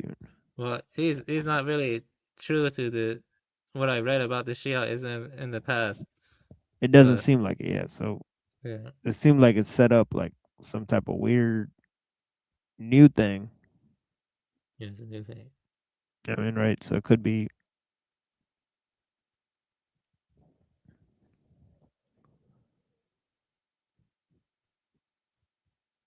Just like how they have, Wahhabism, Yeah. right? They created it and supported it.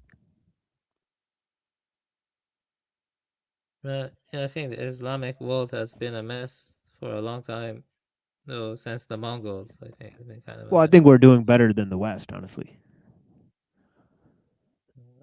Well, Look, the Mongols. look at the West. The West has created a system that's destroying the entire planet. Right? I mean, Muslims did not do that. Right? So Well, let me think. Well, after the Mongols came, the landscape of the Islamic world changed a lot and stuff. yeah, sure, but the Mongols, they were gone after Kublai Khan. Right? Islam is still then you have the Ottomans. You know, Yeah, so that yeah, I mean, say what you want about them, but they fucked things up. They took over Constantinople. It's huge, right? The Christians still crying about that. Right? And you know how they did it? What? They built a giant gun. They built a huge cannon, which resembles a modern gun. They built a gun to take down the cities. Well, the thing is, though, the Safavids, they did help the Europeans repel the Ottomans, and a lot of Muslims feel that Iran was always like against the Ummah or something, because they did help the Europeans repel the Ottomans on numerous occasions and stuff. So, Yeah, most of but them, I mean, the they have, Persians have been Muslim this whole time. yeah. But I do come across many Sunnis claiming Persians are kafirs, or they're Majusi, they're fire worshippers. They call us Majusi, and so they're like, Yeah, I don't know what they're talking about. They're idiots, morons, bomba clot. You know, that's the thing. The real Sunni will say that the Shia is my brother. don't you think but they do claim Shia engage in idolatry because of the whole Al-Qasid Imam stuff. Al-Qasid Yeah, Imam. yeah, I believe that Yeah. too. Yeah, I think Yeah, that's idolatry. Yeah, you shouldn't praise the imams. yeah, then they are not brothers then, in that sense, like, cause like from what Well, most of them tell me they're not brothers and stuff. I don't know. I think that's a small issue. They still pray 5 times a day. They still attend the Hajj. You know, they fulfill the 5 pillars, so that makes them Muslim. And so I think you're wrong about that. Yeah. I do think it would have been better if Iran remains Zoroastrian, though. Yeah, but there's no going back though. There's no way to go back to Zoroastrianism is 2,000 years ago. Like Iran has been Muslim since since the Prophet, pretty much. Yeah. So I mean, nobody forced them to become Muslim and to stay Muslim. They've done it because they want to. Oh yeah, this. Yeah, because Oh, Islam is very rational compared to a lot of other religions.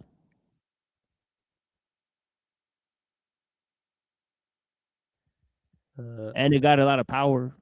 It helped unify a lot of different territories and empires. And the Muslims were fierce warriors. well, I'll be honest They're with you. they're I they're feel still like fierce warriors. They're still fierce warriors. The Muslims are still feared the world over for being warriors. No other people on earth is feared the way Muslims are. So I mean, it's crazy. well, I do think I mean, Arabs. how is Zoroastrianism going to unify Iran to fight against Israel? Only Islam can do that. That's the problem. Yeah, but the thing is that Pakistan or the other Arabic countries, they're unwilling to fully ally with Iran because they're of the Sunni Shia rift. Well, why do they need Arabs? Why do Iranians need Arabs? Well, because they're fighting to get rid of Israel, but they need help. They're kind of isolated. Well, They're yeah, sanctioned well, yeah, because of well, well, well. See, here's the thing: is like the Arabs, right? Who are the Palestinians, right?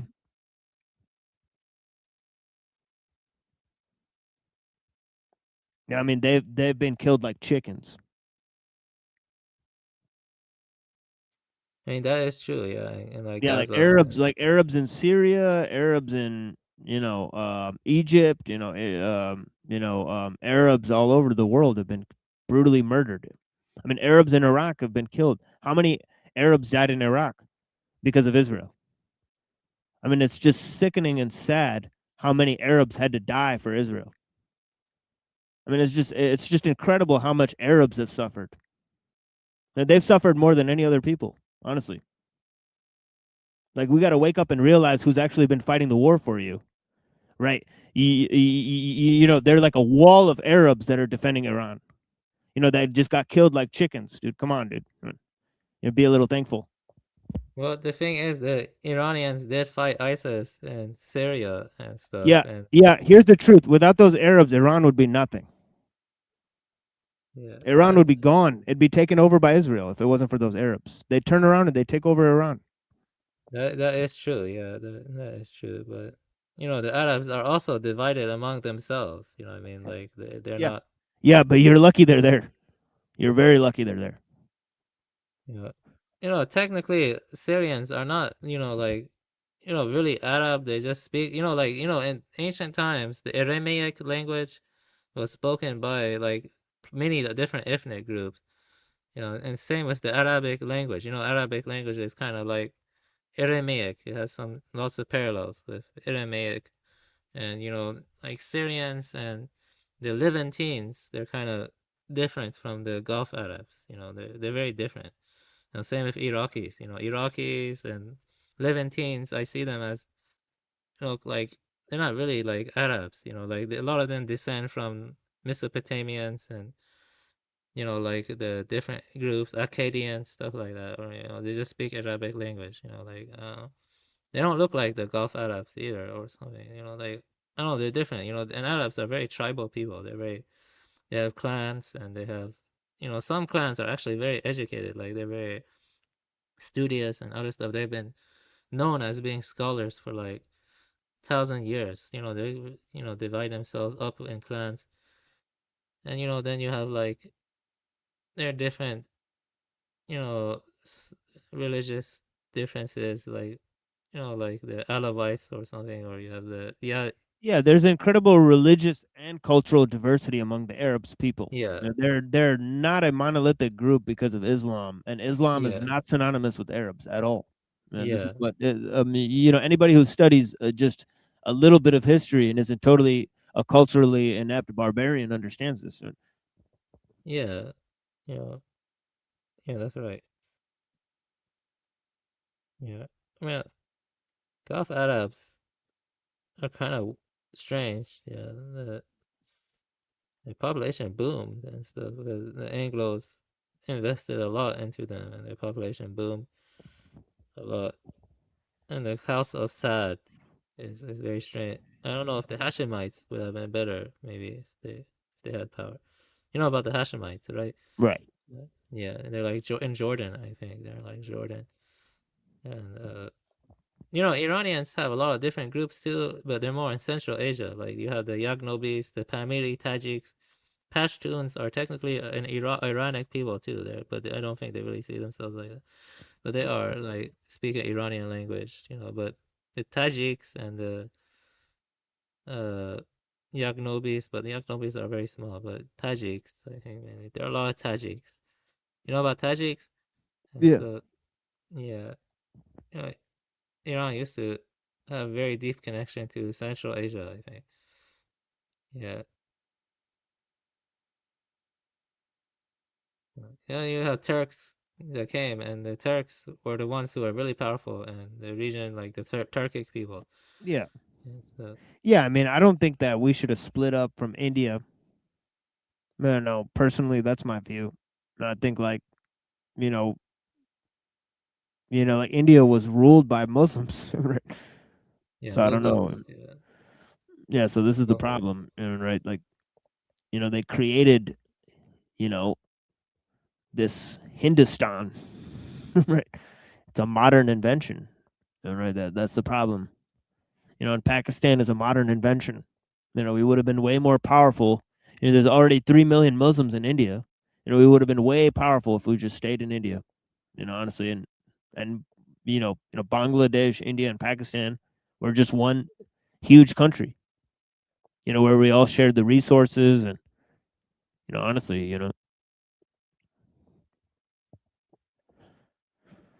yeah, it's sad what happened. yeah. Well, you know, politics is a difficult thing. You know, geopolitics. Yeah, difficult. Yeah, may probably be would have been better. Maybe. Yeah.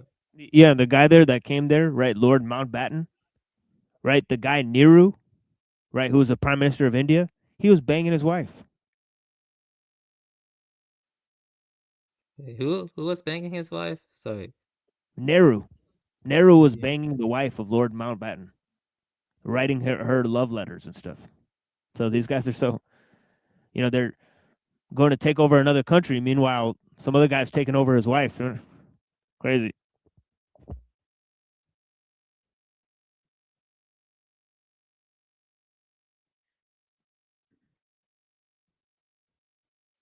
Yeah, there's a lot of interesting history there. Yeah, Nero. Yeah, Yeah. it's like, Uh,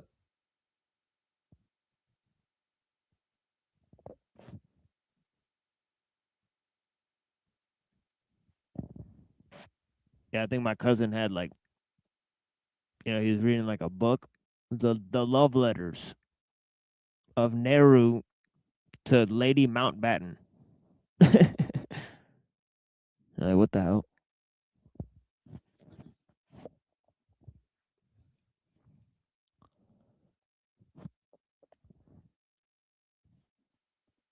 yeah. So, you think Iran done has helped the Arabs or not really? Like, I'm just curious about your opinion. Like, like, I mean, it's the reason why they helped the Arabs, right? Why is Iran, you know, or Indonesia or Pakistan the only countries in the world to say oh yeah, Israel is doing a horrible thing. And the international community should deal with Israel for committing all these war crimes. How come no other countries in the world said that? Right, just Pakistan and Indonesia and Iran.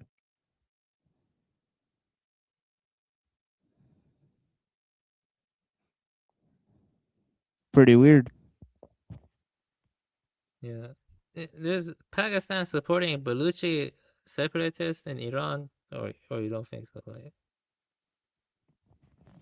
That definitely could be the case. yeah,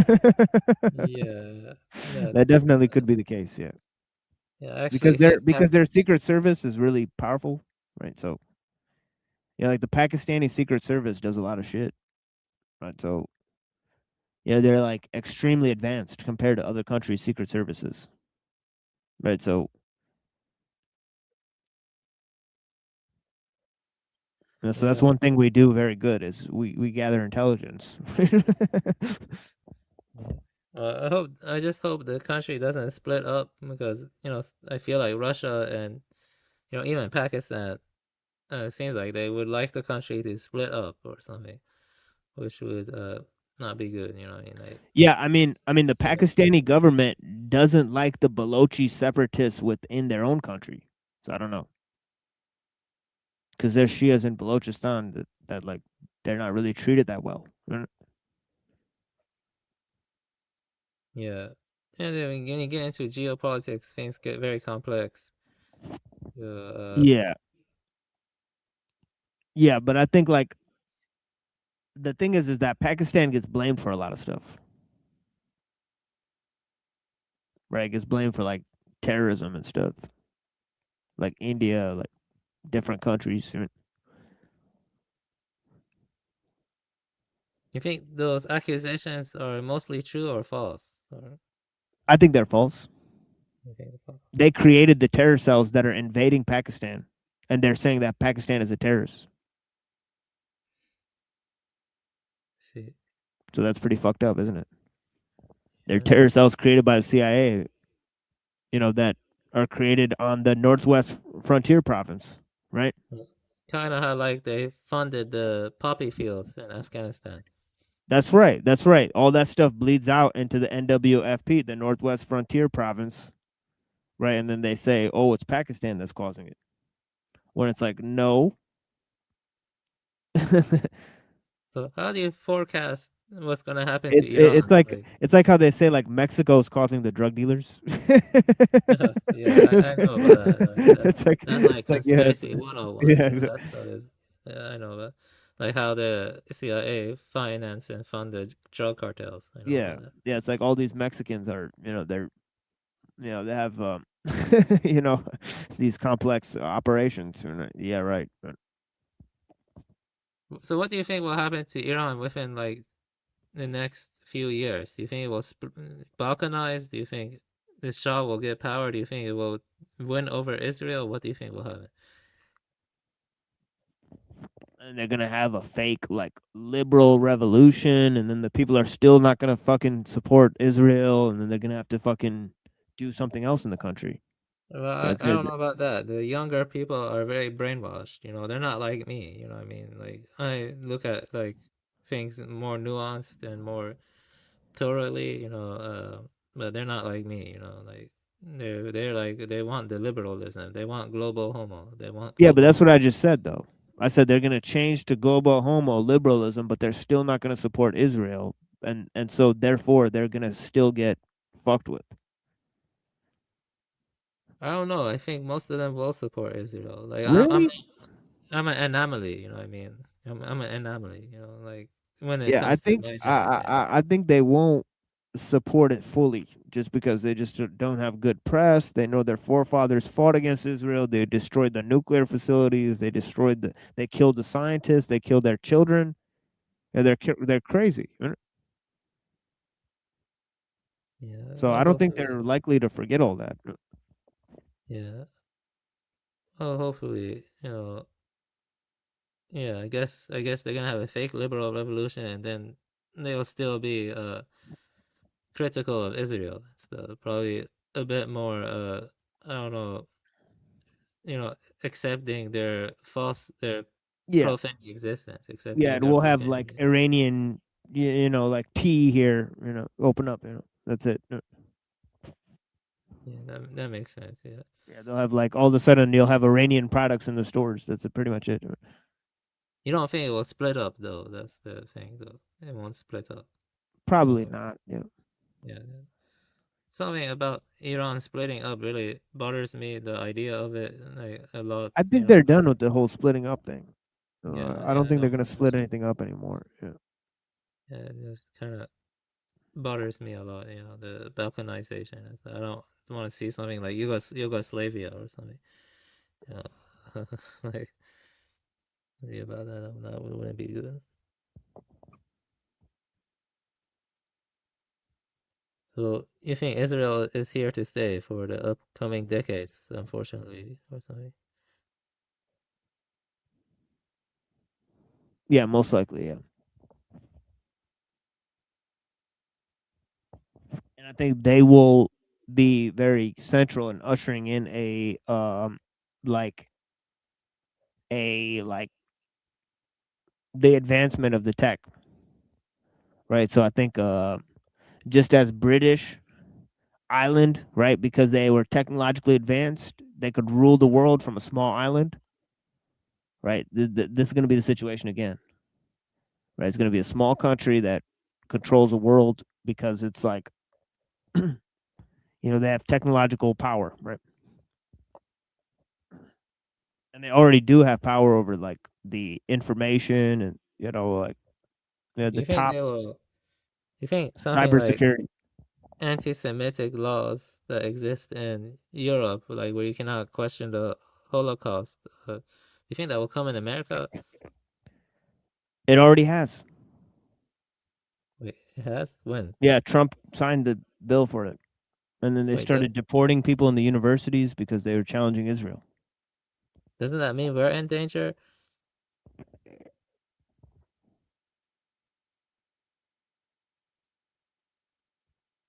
I mean, I don't think we're in any more danger than we were before, but yeah.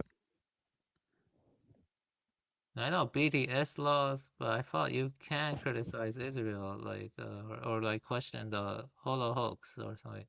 But you cannot do that in Europe. Like in Germany, there was this old lady who was questioning the numbers of the Holocaust, and she was put in jail. You believe that? An old lady.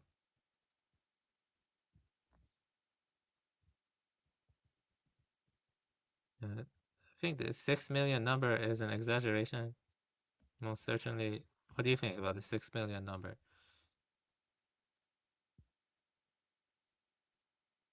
I mean, that's not a good thing to ask. Yeah, the thing is, it's not a good thing to talk about online. Oh yeah, yeah, it's Like not you good. just said, that, right? So, Yeah, so yeah, the thing I is like, just said that. Yeah, I do tend to be kind of dim-witted about some things. You know what I mean? Like, I'm not very good with like being an agent or social and stuff.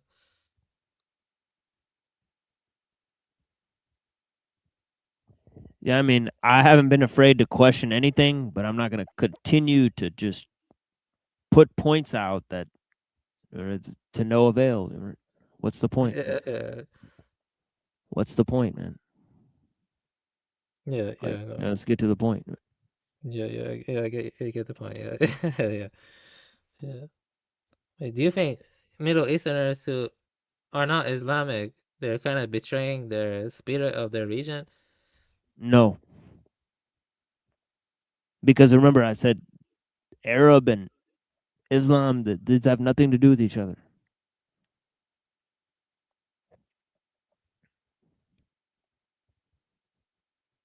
Okay, Yeah, so Islam is destiny. It's it doesn't matter if Arabs follow Islam.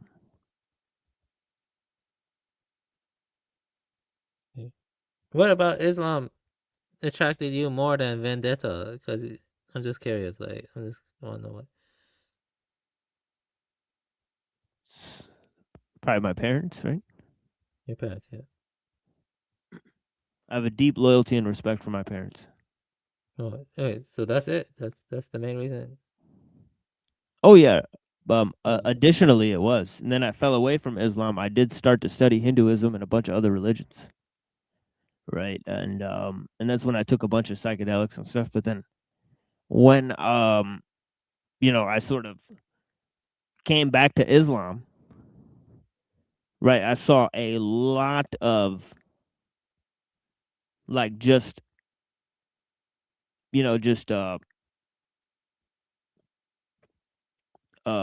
explanations, right? There's a lot of explanations for the way things work in Islam that I wasn't finding in a lot of other places, and also in Taoism and other places, right? So I went to a more simple direction, right? I went to the first things I was looking at, and it was kind of weird.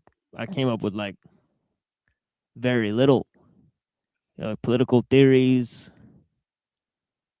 like the Tao, like, and just a lot of Islamic stuff, so I'm very thankful to like studying Buddhism, studying Hinduism, studying different philosophies, right? Learning about Plato, right? All that stuff. But I find good reasons to disagree with a lot of it, right? The thing I like about Islam is that there's very little there in terms of like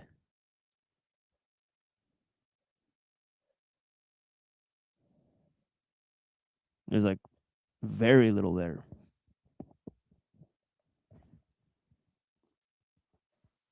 Yeah, I mean, it's just like one God, His commandments, and the what was that called? Shahada. The Shahada is pretty important in Islam. Here's the opening lines.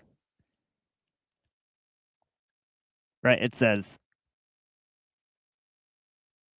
"This is the book. There is no doubt about it. A guide for those mindful of God who believe in the unseen, establish prayer, and donate from what we have provided for them, and who believe in what has been revealed to you, O prophet, and what was revealed before you, have sure faith in the hereafter. It is they who are truly guided by their Lord. It is they who will be successful. As for those who persist in disbelief, it is the same whether you warn them or not. They will never believe. God has sealed their hearts and their hearing, and their sight is covered. They will suffer a tremendous punishment. And there are some who say, we believe in God in the last day, and yet they are not true believers. They seek to deceive God and the believers, yet they only deceive themselves but fail to perceive it. There is sickness in their hearts, and God only lets their sickness increase. They will suffer a painful punishment for their lies. When they are told, do not spread corruption in the land, they reply, we are only the peacemakers."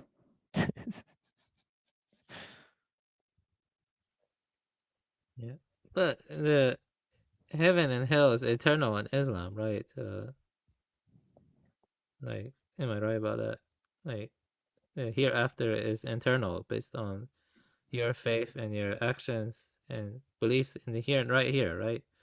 Am I correct? Or I think there's people who will not commit sins that cause them eternal punishment. They will spend time in hell and then they'll get to leave. So not for everyone. the hadith say that, or the Quran? I have to double check. Yeah. So it says like, but some people will be in hell for eternity, though, correct? Yeah. Okay.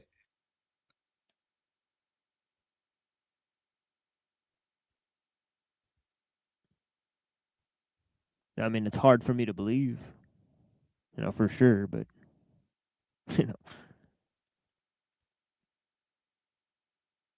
but I can imagine there's things that you might do in this life, or I've heard people do, cause put people through hell in this life, where they knowingly do that to people. And there's nothing wrong with them. They're not like crazy or they're just doing it for fun. I do believe stuff like that exists. Yeah, of course. Yeah, the sadism basically. Yeah, we talked about sadism. Sadistic behavior Yeah. stuff. Yeah. Yeah, but this line, it says, they are willfully deaf, dumb, and blind, so they will never return to the right path. Right. So it just says this over and over. Right. So, I mean, it's saying, like, look, there's people, right, who are guided, right, by Allah to believe the truth. There's people who lie about it. There's people who claim they follow it and don't follow it. And there's nothing you can do to speak in the ears of those people who don't believe it. There's nothing you can do. You know what I'm saying? Yeah, kind of compatibilist or Right. deterministic. Yeah. Yeah. So, It sounds and kind of Calvinist, though. Kind of.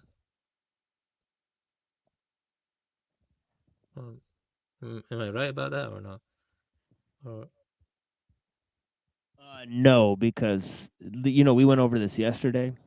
Oh, Right. okay. John Calvin believed in a bunch of weird stuff that Oh, yeah, Islam does okay. not line up with. Right. Like they believed in like sola scriptura, right? They believed in salvation by faith alone, right? Which does not match Islam because you have to do good deeds, right?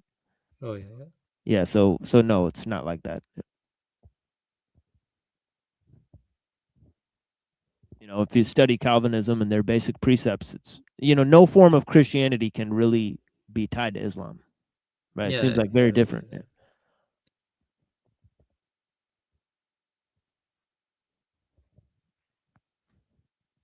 But yeah, it's not much. Like I don't try to push my thing on anybody because it's like Yeah, it's up for Allah to guide them. I'm not like trying to like, and so this is the thing is like what can we do? Like I'm not going to support somebody cuz they're Muslim because it says right there in the first few verses that people pretend that shit all the time. They'll say, "Oh yeah, I'm a Muslim. I do this." There's people who knowingly spread corruption and say we're the peacemakers. They knowingly spread lies. That shit is all over the place. Actually, the people who do the most evil in this world, they claim they're the peacemakers.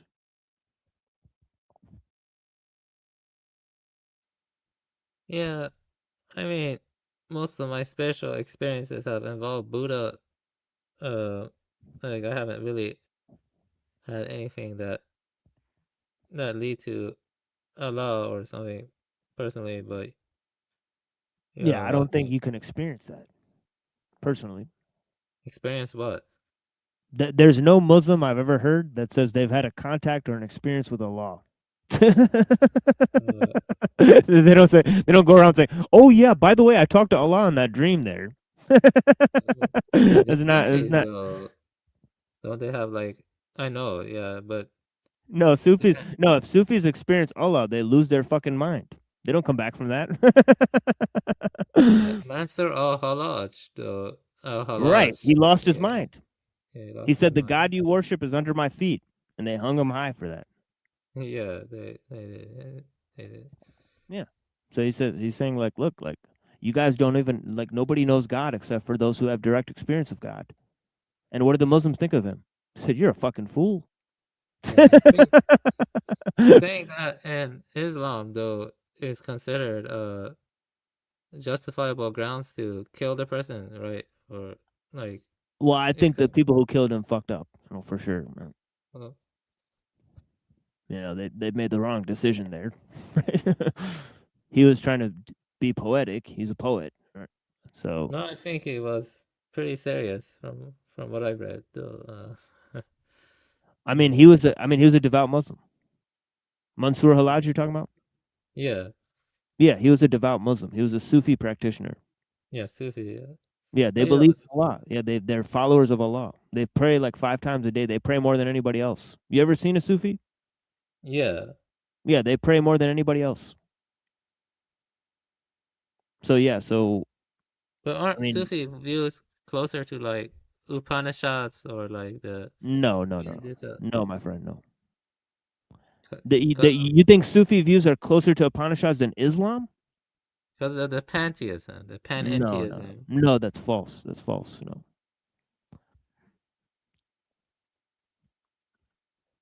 No, the Upanishads believe in all sorts of wild stuff, right? They don't just say there's one God. They're also explanations, right? I'm like all the Upanishads are explanations of the Vedas.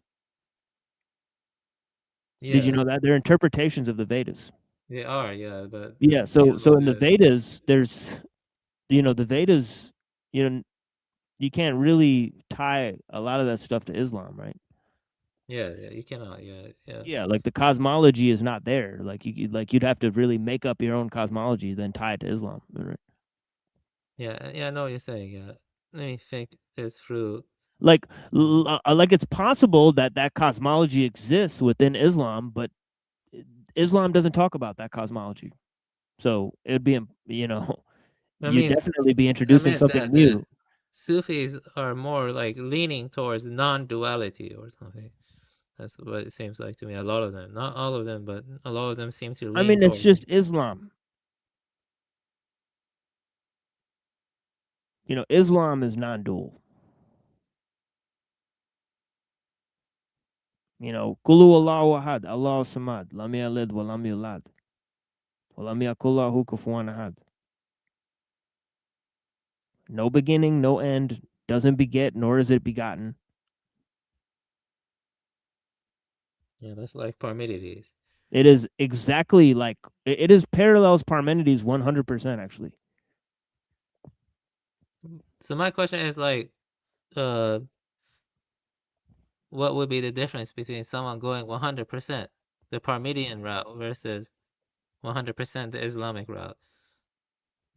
That you believe the universe is eternal.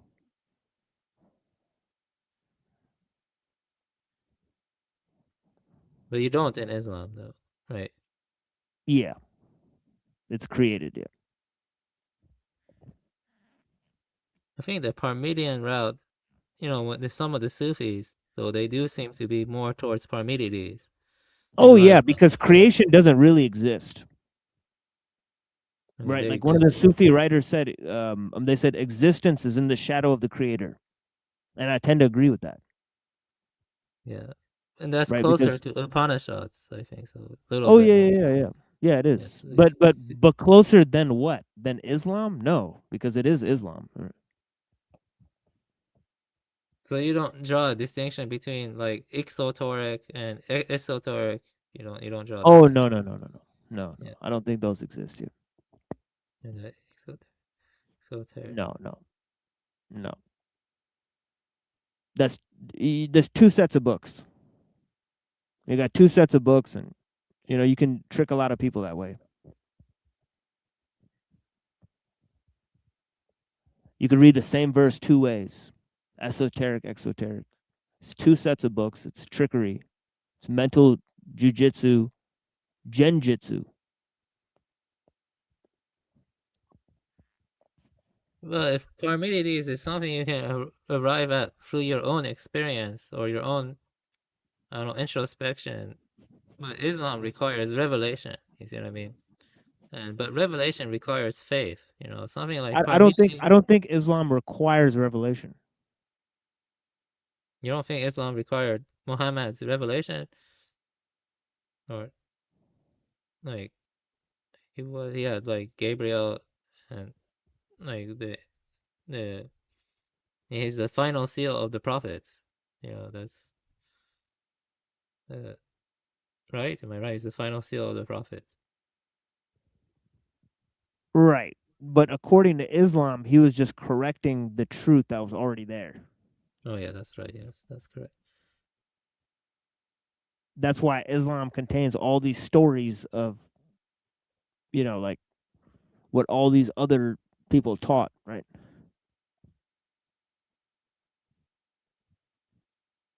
So it's a correction of what was already there, but then why not go to like Parmenides instead of Islam? But yeah, Because more that's a miscellaneous. philosophy.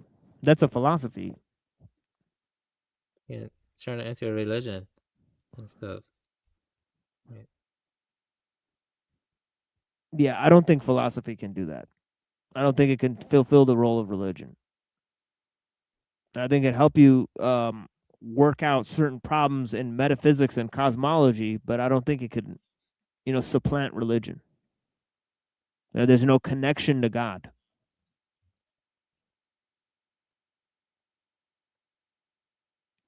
There's no personal relationship, right?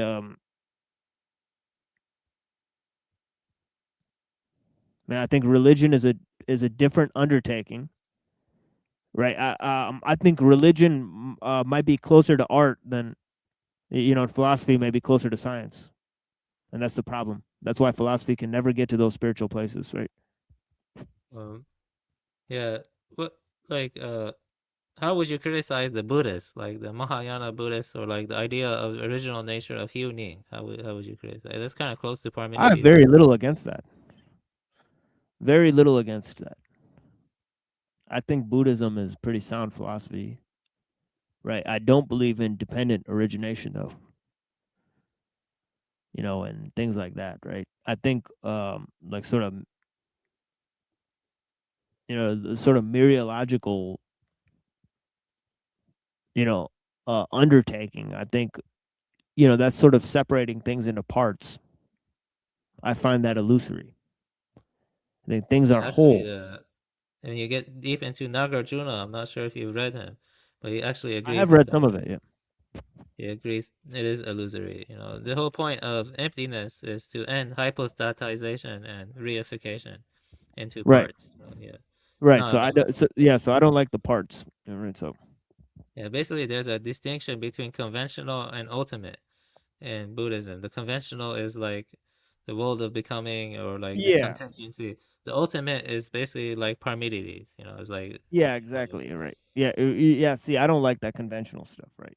And convention is the atomism. Right. So the atomism, I uh, can't get with that. but you still need the conventional in order to like, be a doctor or help people, you need to like, yeah, you need the conventional. You can't Yeah. completely. I mean, they told me to become a doctor. I became a philosopher. Right. Or just a No, bard. by doctor, I don't Right. really mean by doctor, I don't mean like surgeon or whatever. I mean like finding a herb to heal your sick grandmother or sick father or something, like a herb, I mean like foraging or something. You need to, I mean, that's what people did in the past. Like there were smart doctors in the past who probably knew more about herbal medicine than what we know today. You know what I'm saying? That kind of stuff. That's the conventional. Distinguishing the bad herbs from the good herbs, I mean, that's conventional. That's the world of becoming and contingency. And I think that's still important, but the ultimate is above that. I agree with you about that. It's like more important. It's like the Parmenidean being. But within being, though, because there's no time and there's no change, it's an illusion. It can't really be distinguishing, distinguish between this or that herb or this or that plant. You know what I'm trying to say. Yeah, I think some of these things will go clearer when we actually read into the Parmenides, because we're going to go into that next. We're going to be reading it. So we'll get to really look deeper into these questions and problems.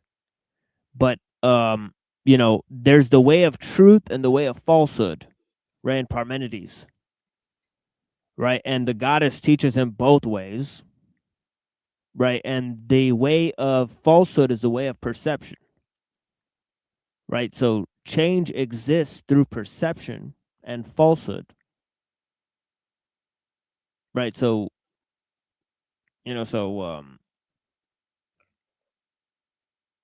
Yeah, but you see that, there even in the mundane existence, the lower plane, we still have perception. But in the higher jhanas, like in the Pali Canon, one of the highest jhanas is neither perception nor non-perception, and that's well, that before makes sense, the right? Because perception is duality.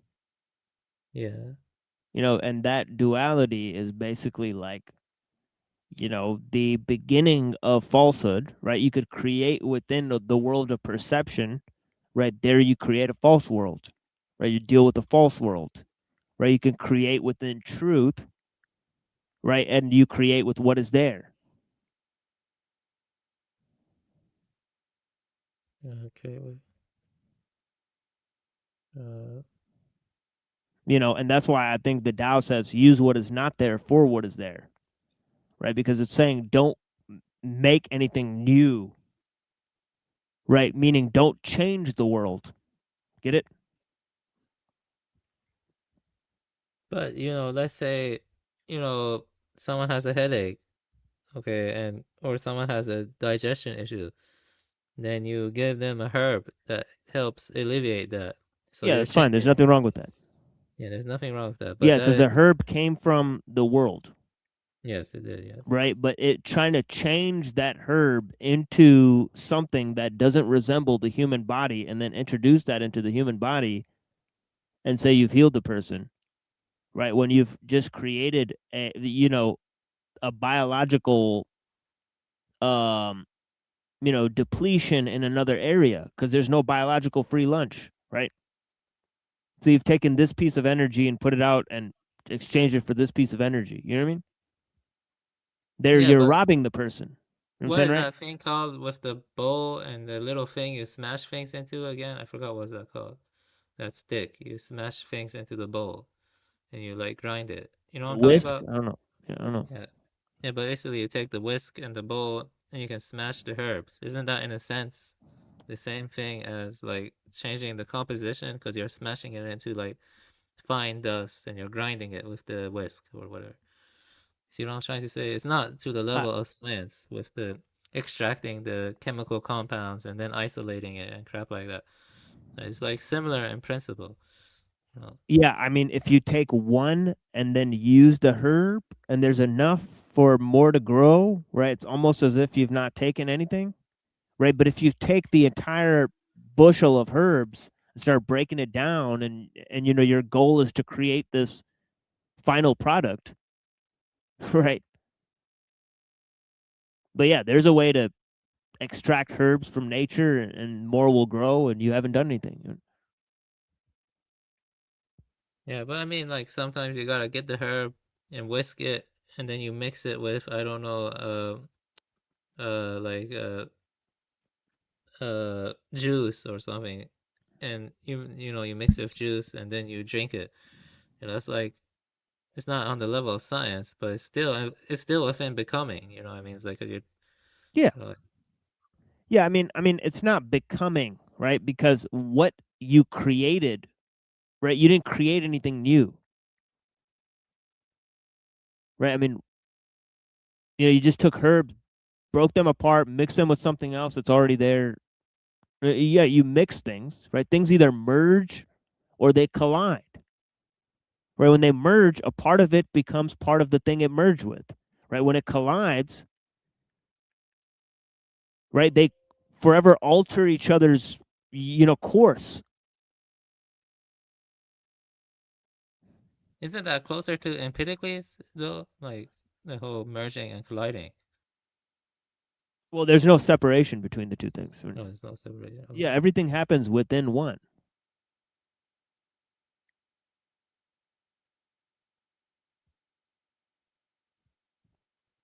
Is there another universe outside of this? I do think there could be. And Yeah, so, I think that's false. Right? I think this is the only universe that exists. It's perfectly unique, and there's nothing outside of it. That. I could be wrong about that, but I'm pretty sure. if there were, that means the metaphysics is wrong though. If they did find something like that. Yeah, that would be a defeater for my metaphysics. Yes, if they found that there's multiple universes, right, that would be a huge defeater for my metaphysics. Isn't a dream in a sense like a different universe? I mean, unless it exists here, right? Yeah, Unless we're stepping into a realm that exists around us, I believe that's what's happening, right? I don't believe we're flying into a world that's in another place. So it's like truly non-local.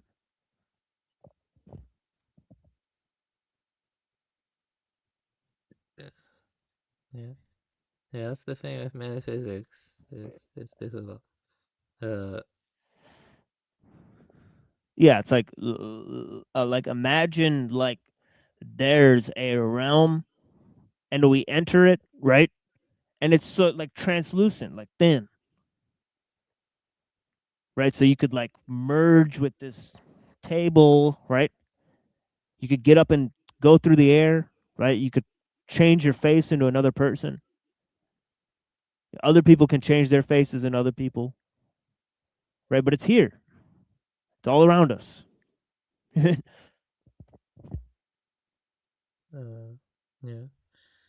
I see it.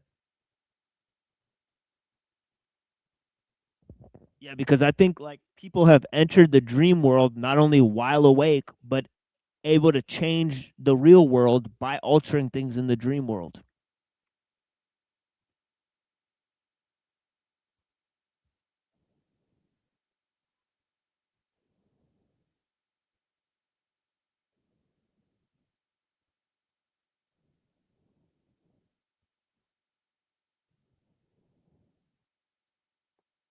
But I think Yeah, like but the dream is the real world. This is the but fake world. but one thing though in Parmenides though is that God, Allah, and uh, Islam, he's separate from his creations, and but in Parmenides, it's just one. I think that's false. I don't think Allah is separate from his creations. Wait, And I think that's where the Sufis are right. oh, I see it. That's most Muslims would take issue with that actually. Well, I think the tablet of destiny exists with God, right? So creation is part of the tablet of destiny. It exists with God before time. So how would they solve that one? How would they solve the concept of the Kitabul Mahfuz, the preserved tablet?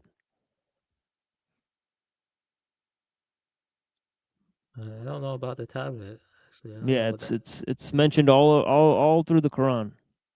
There's a tablet of destiny, the preserved tablet that Allah used to compose the world. So his creation exists with him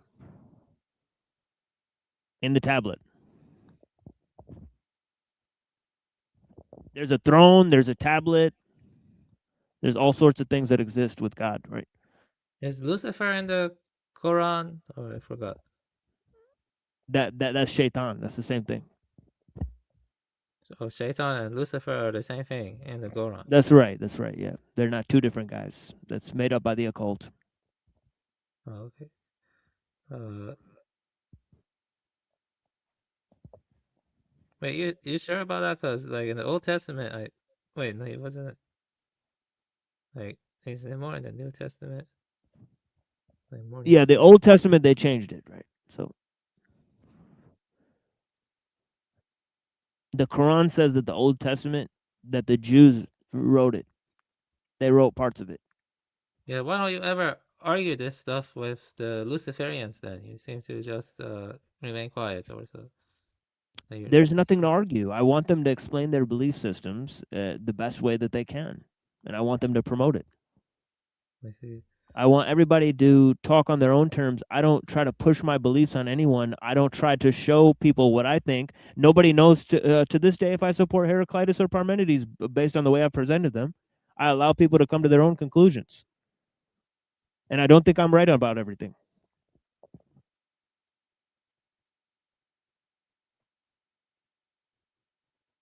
You see what I'm saying? Yeah, I see what you're saying. Yeah. See, I think you got kind of annoyed by me. No. No, I love you, my friend. Yeah, I see. Yeah. No, not at all. I'm just like, I'm just passionate. You know what I mean? But yeah, Yeah. no, I'm not annoyed by you. We have been up for a long time, so I'm just like a little bit just. I'm really annoyed at Neurojack for leaving me here every day, but yeah, you know. But yeah, Life not is you. complex. You have to talk to Yeah, people and you have to read a lot to figure out what's yeah, true. yeah. But It's on not. the show, I try not to push my beliefs. I try not to, like Luciferians, like I'm fine with them. I mean, right? Like the thing is that they have to get like into their own thing, so I love those guys, right? I think they're just figuring it out. I don't think they're bad guys or anything, so this is the thing, is like I'm not right about everything, so I do the thing. Oh, you've been listening, huh? Yeah, I would just say that, you know, uh, I'm gonna be honest. I respect your beliefs, but you know, uh, I just think that Buddhism is right. Yeah. Yeah, I So wouldn't tell you any of this stuff if you didn't ask me.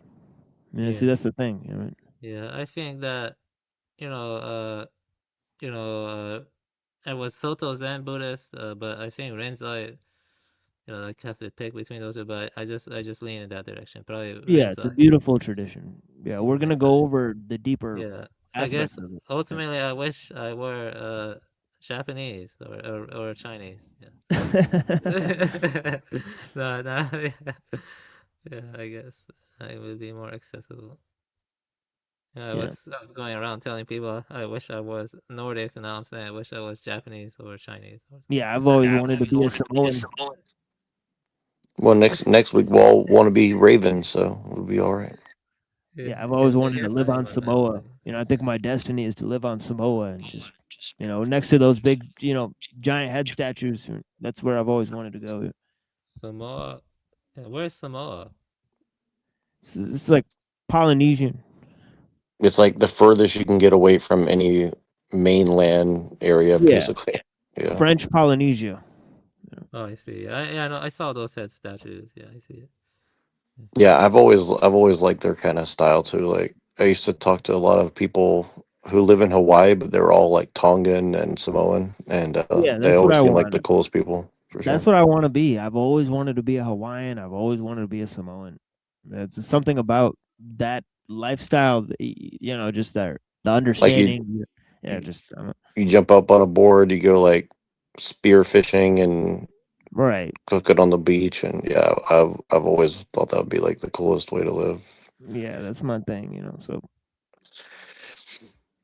I should have been a beach bum, or oh yeah, those the times I story of Christmas Island, what's that, or Easter Island? That story is very interesting. Like, yeah, there's a bunch of little islands, like the Canary Islands, and all these different places where like people showed up and lived like it's generations, and paradise. nobody knows what happened to them all. They I just have one more disappeared. question for TML. Do you think reading the Quran in Arabic is better, or like English translation is sufficient, or you have to learn Arabic? That's my only Yeah, question. I don't think the English translation is the real thing, right? So you would have to learn classical Arabic to read the Quran, right? So the translations, although I think the translations, if you look at two or three or four or five translations, you'll realize they're not that different. So yeah. So then that means that you know classical Arabic? No, I don't. No, but I think to decipher the Quran, you would have to learn that, right?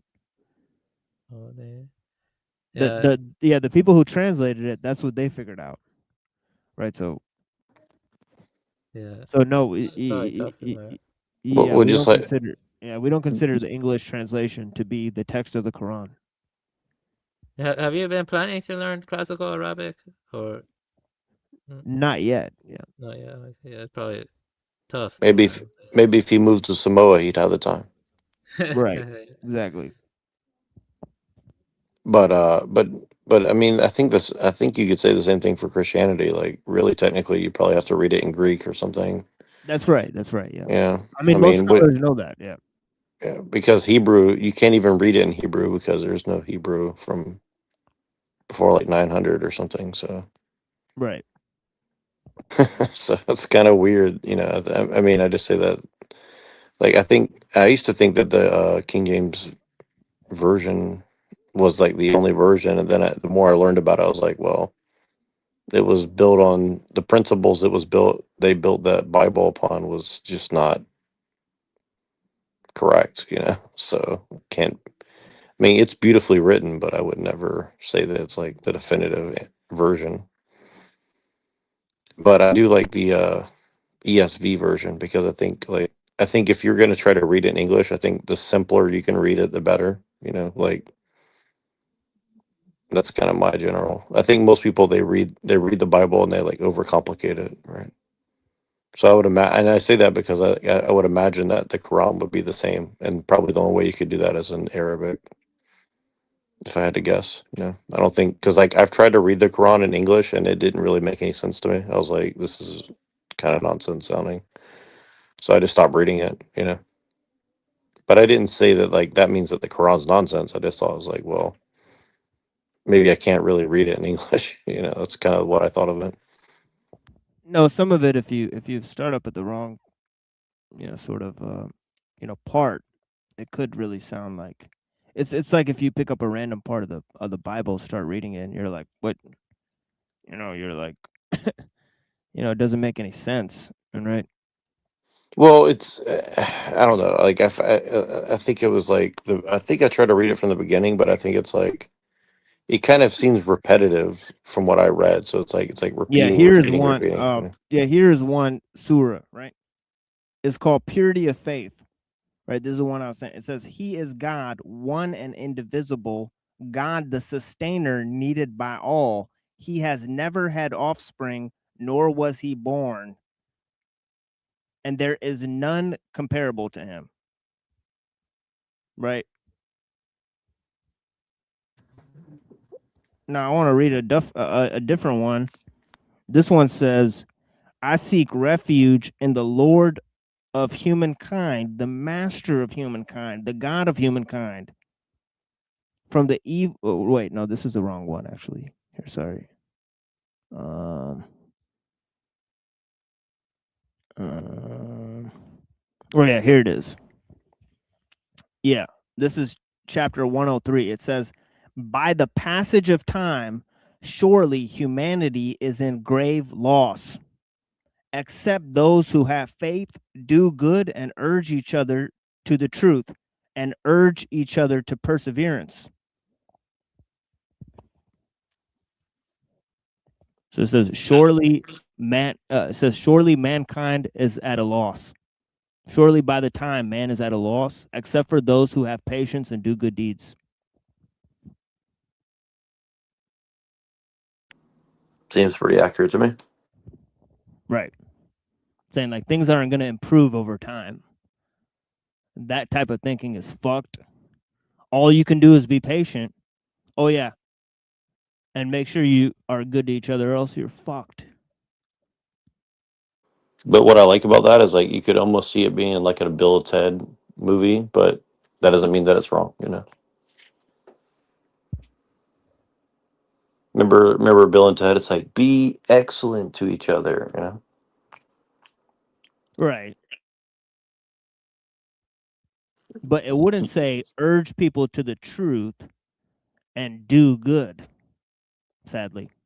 Yeah. Sadly, Well, I Bill and mentioned, Ted never enshrined but that one.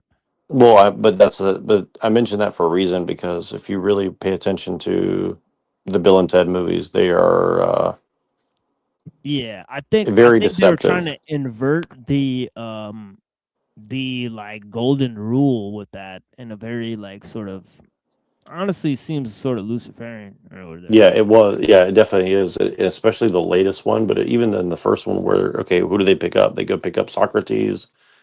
They pick up Abe Lincoln and Napoleon, like Napoleon and like Billy Einstein. I the think Kid, Billy the Kid. Yep, Genghis Khan.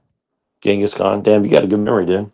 I haven't seen Oh that yeah. movie in so long. I haven't seen that movie in such a long time. So, but yeah, it was very particular. And then when you watch the other one where they go and like play a game against death, I thought that was a really interesting movie. And then the latest one is very like extremely Gnostic or something. It's very I didn't watch the other ones yet.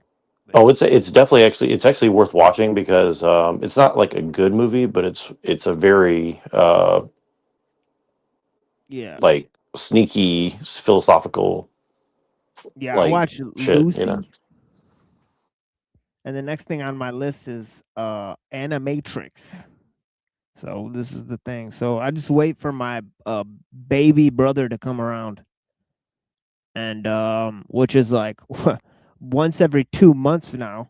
All right, this kid like moseys in, you know, and whatever they're doing the rest of the time, trying to chill with girls and get high and do all the rest of this crazy shit these people do. They're fucked up in the head. The kids these days, it's really a mess. Yeah, when I see the way people talk about what they're doing now, I'm like, I actually get really sad because like there's this guy I knew, he was living in Thailand too, right? And he's like a young guy now. I think he's like 21, something like that. And he was like trying to be like, oh, he's like, oh, I'm gonna go and start a business and do all this, and then like he ends up doing the same thing all these guys do, where they just like, let's go do a bunch of drugs on some random island and try to get laid every day for like 3 months straight or whatever they're doing. It's like it's just it always leads to the same bullshit, and and it's just like really sad because you see all these people, they're just like, I mean, I think they're totally fucking their lives up, because like, where do you think like drugs and all this shit's going to lead to? It's just not. It's not going to lead you to enlightenment. I can tell you that for sure. Like, it's just going to lead you to a bunch of That's the thing, like, retardation. yeah, that's the thing. Like when I was a kid, like I was an immigrant, right? So I was socially awkward when I was growing up, because we were like I was like fucking like 9 and like 10 years old and shit, trying to speak to white girls, and I just came from Pakistan and shit. So like, obviously I was getting made fun of a lot. All right, but the place where we lived, it was kind of like Hicksville. So there's just a lot of like, just rednecks. Like baby Andrew Wilson's there. Yeah, like pretty much. Right? So it was just pretty funny, right? Like talking to all these kids, and then like and then you know, so so I mean, in terms of my little brothers, they're way more social than I am. Because they like grew up here. They have like lots of friends, right? So, I got saved from a lot of that when I was a kid because I was very socially awkward, right? So like I had no choice but to like, and then I never really, did good in school, which sort of caused a because with like Pakistani like parents, it's kind of like you have to do good in school. Right. So like we were pretty poor when we were growing up because like my parents were like, like having to be immigrants and shit. And my dad like really couldn't get a job as a doctor until he like passed all the American exams. Right. So he had to just work like weird ass jobs. Right. So like we kind of grew up like not having that much. But my little brother's younger than me, like my dad still made sure like we had all video games, like all the shit that like all the rich kids had. Right. But all you had to do was like get good grades. But I just never did good in school. So that's when, I was really socially awkward. I was going to college and I was like, I have to prove to everybody how smart I am. I'm saying, right, this is my last chance to prove to everybody how smart I am. But then all the teachers I met were fucking weirdos. They were like, what? You think life's about being successful and doing all this? It's like, no, life's about finding the truth, man. I found all these guys that were like, no, like one of my teachers, right?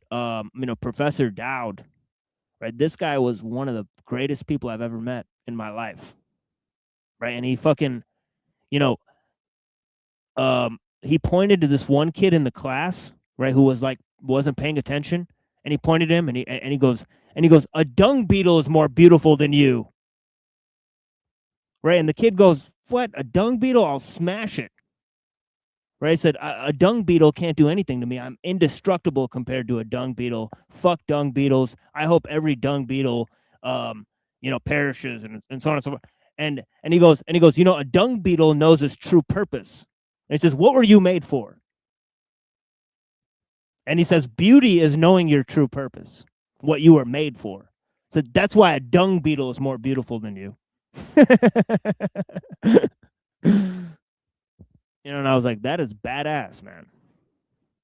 And I was like, that guy knows something deeper. Right? I wish I had a professor that cool. Yeah, so like, so I thought like, and I had already read the Tao Te Ching. I'd read Machiavelli. on my own, right? Not because I was like, I actually don't know why I read those things at a very early age. Right? It's like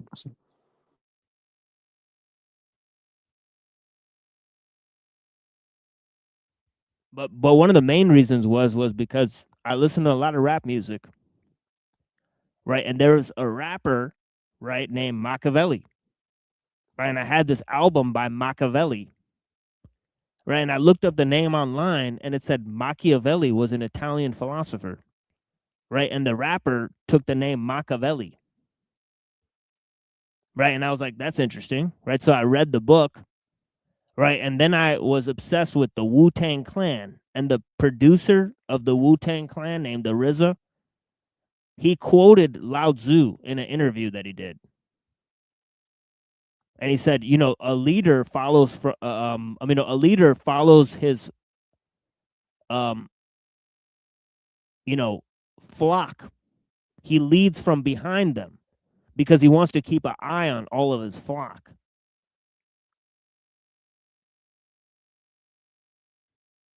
Right? And I was like, that is actually a really wise thing to say. I was like, that's interesting. A leader follows his people. That sounded a lot like Machiavelli to me too. Right? So then I went to go read Lao Tzu, Tao Te Ching. Right? And when I went to go study philosophy in college, it was really interesting, honestly. I was like, I first started with political science, and then I moved to philosophy because I found a lot of the political theorists were actually philosophers, right? Like John Locke and Plato and all these guys, they were actually philosophers, right? So I was like, that's interesting, So I wanted to know more about what philosophy was about, right?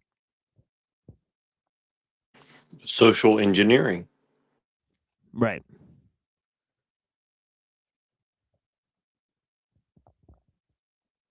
Yeah, I was and for some reason this is making me think of that Stefan Molyneux thing. Like I was getting tripped out looking at Stefan Molyneux because I started looking at his page while you guys were talking. And it's kind of spooking me a little bit in a sense because he was such a big influence on me, and then when I look at him now I can see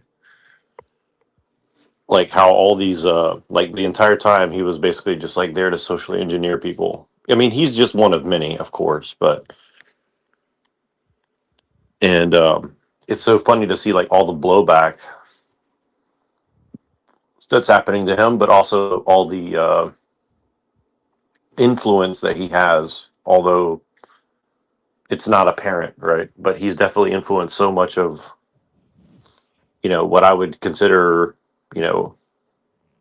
guys like myself, right, who are looking for answers. And you know it's just crazy, like we were talking about that debate earlier. And but that's the power of this shit, where somebody can just write all these ideas out, speak into a camera, speak into a microphone for 5, 10, 15, 20 years, and just cause huge shifts in the way people think, for good or for bad. And Do you think it's TML? Do you think it's possible, to take the biosemiotics, but make it more Parmenidean, or you don't think that's possible? Because uh,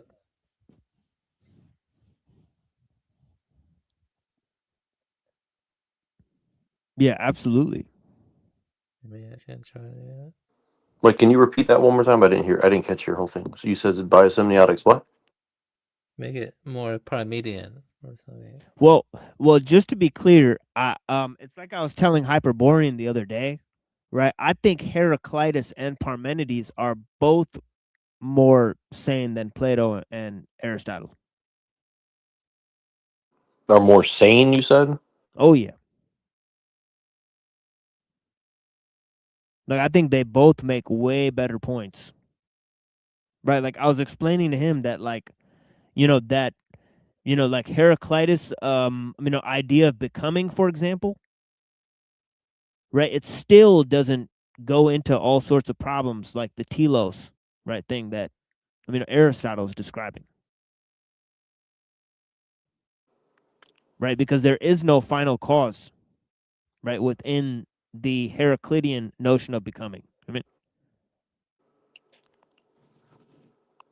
Well, do you think that they chose Plato and Aristotle because it's easier to socially engineer and psyop people with?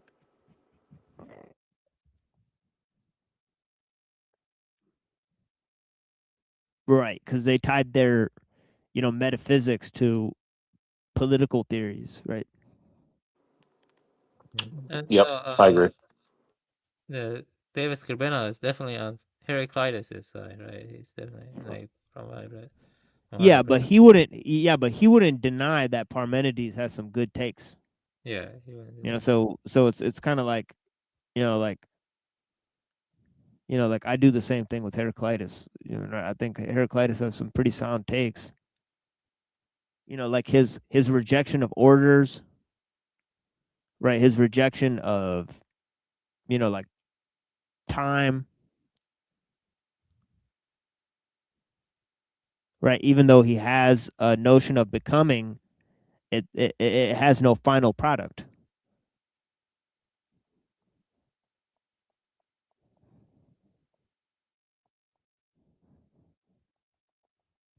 The universe is both eternal and one for um, Parmenides and Heraclitus.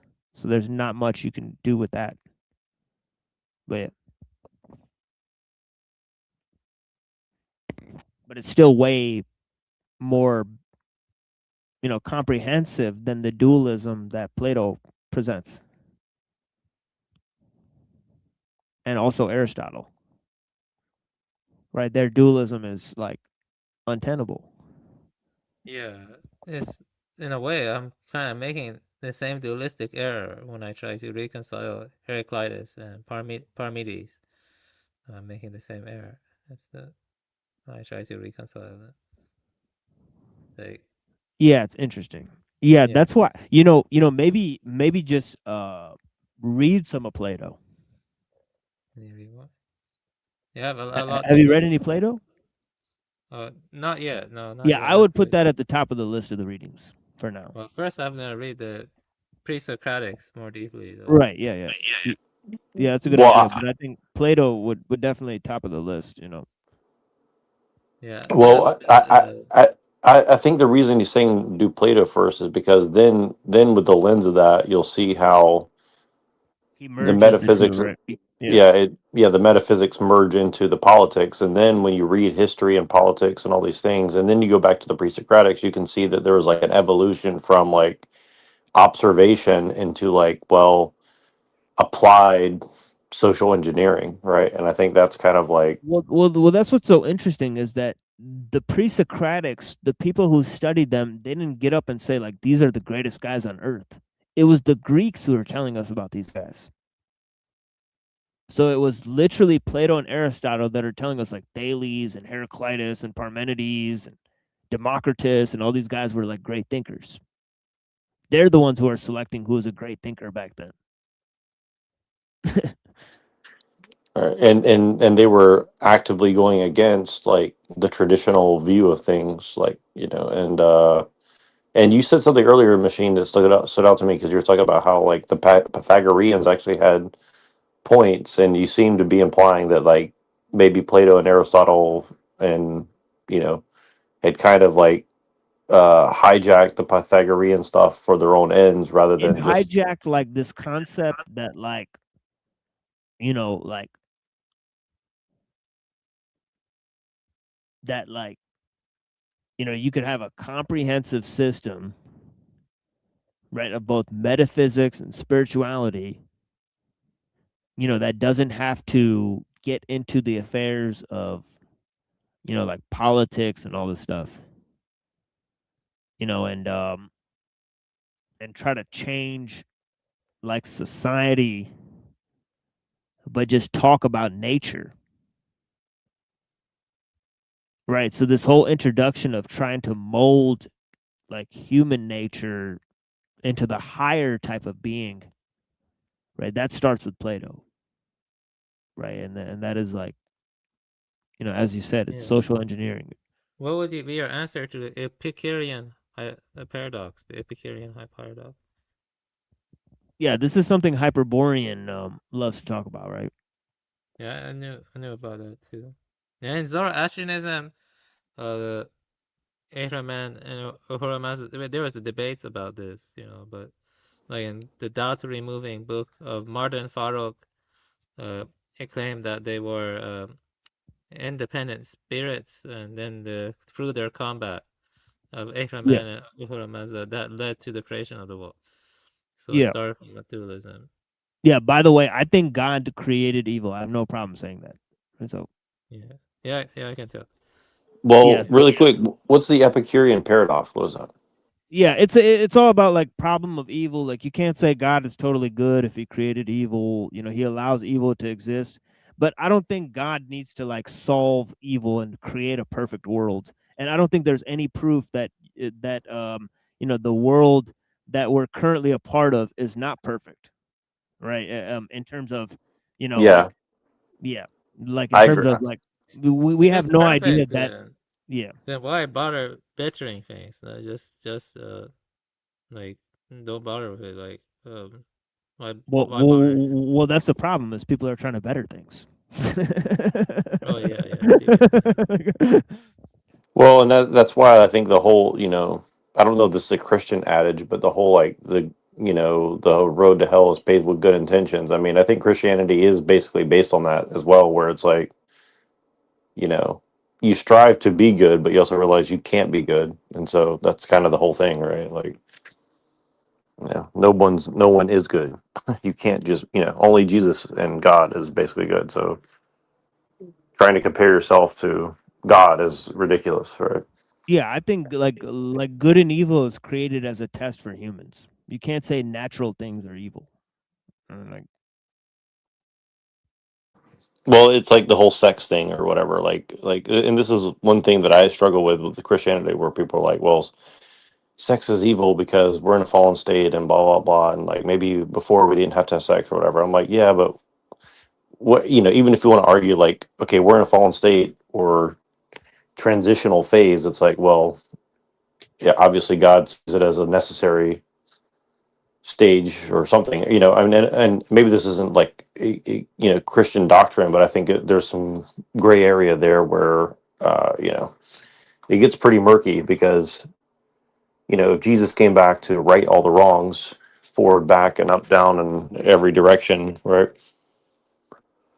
um so obviously, you know Adam and Eve did whatever they did. Here we are, and then we're on a certain path to reconciliation, but I don't necessarily think that's going to be because humans are like going to do anything in particular, right?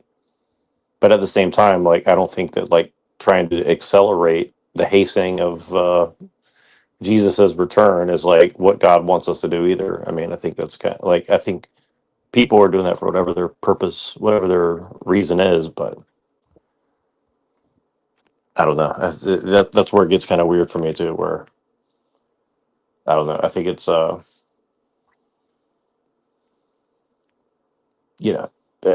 hard to describe because yeah, like well, here's another thing, right?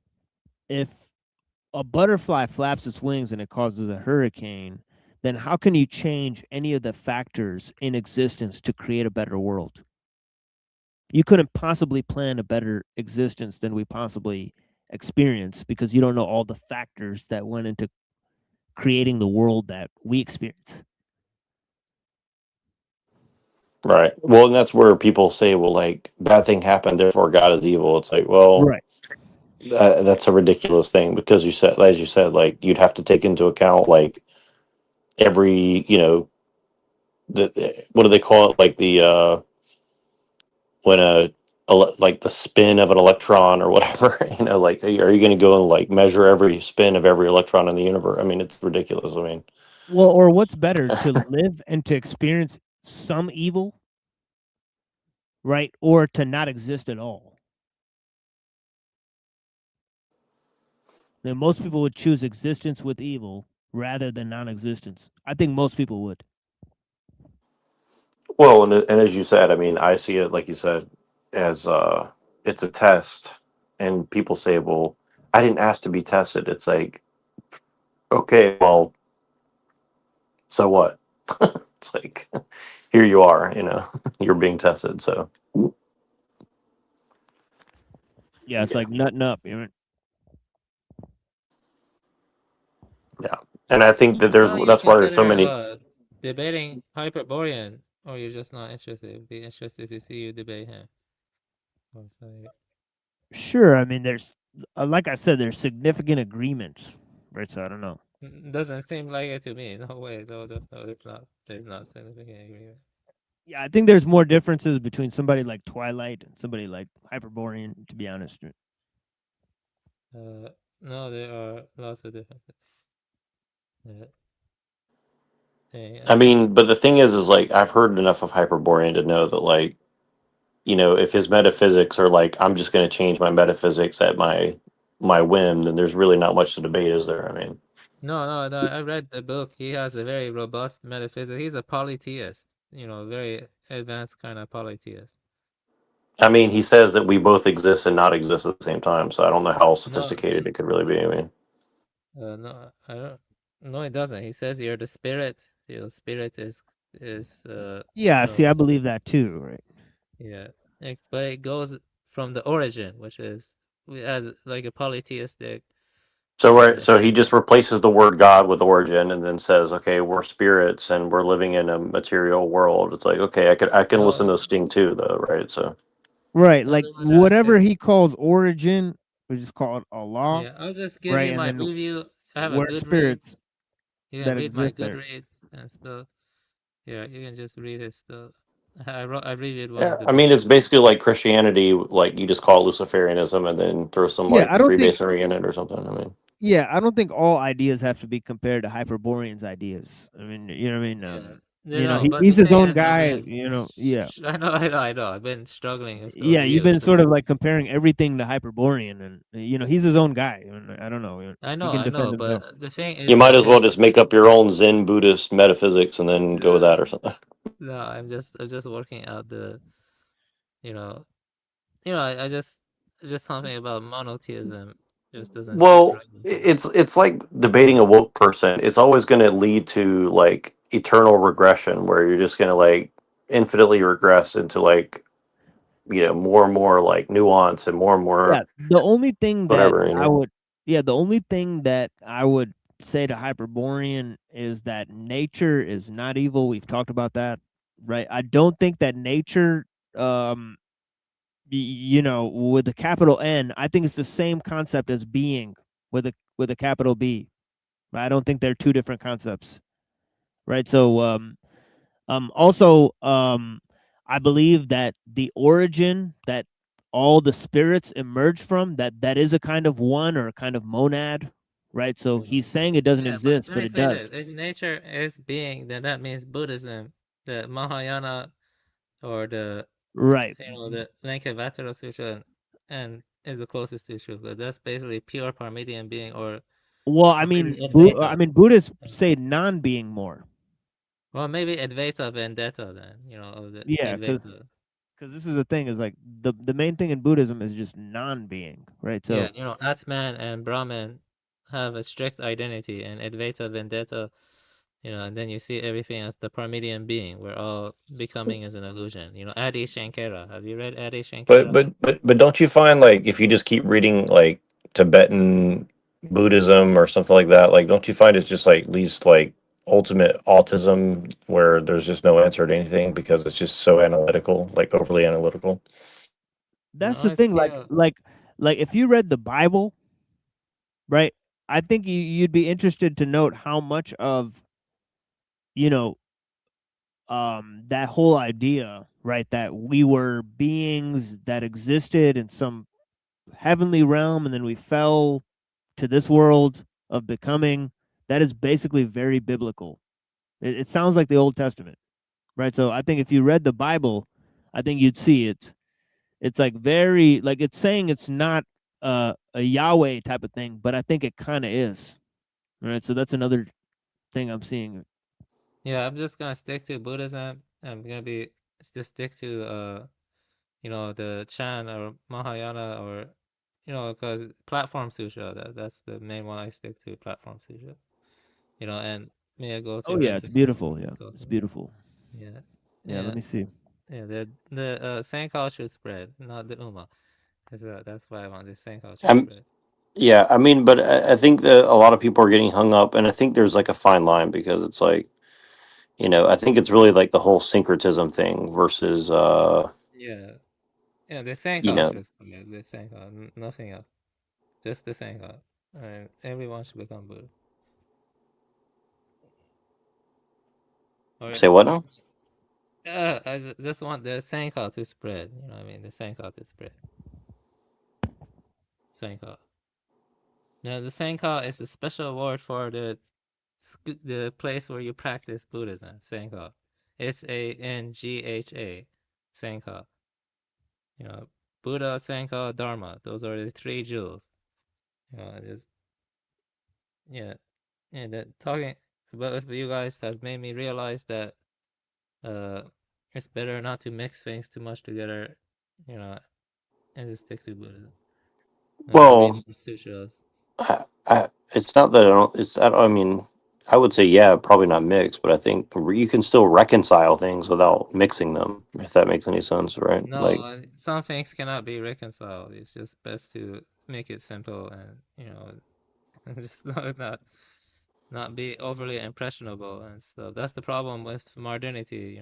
Is people you get overly impressionable and well, I think it's simpler than that, though. It's almost like you just worship intellect, or you worship like knowledge, or you worship information, or something. And not you, but I'm just saying, like, I think a lot of people fall into that trap. I mean, yeah, I look at the fell average into it. woman right now who's like seeking knowledge, and they think it's going to make them smarter and happier and more money or more, friends or whatever they think. And then you see them at 45 and they're like, I have like cats and like, bitterness, and that's about, you know what I mean? Like, that's kind of what I see happening. But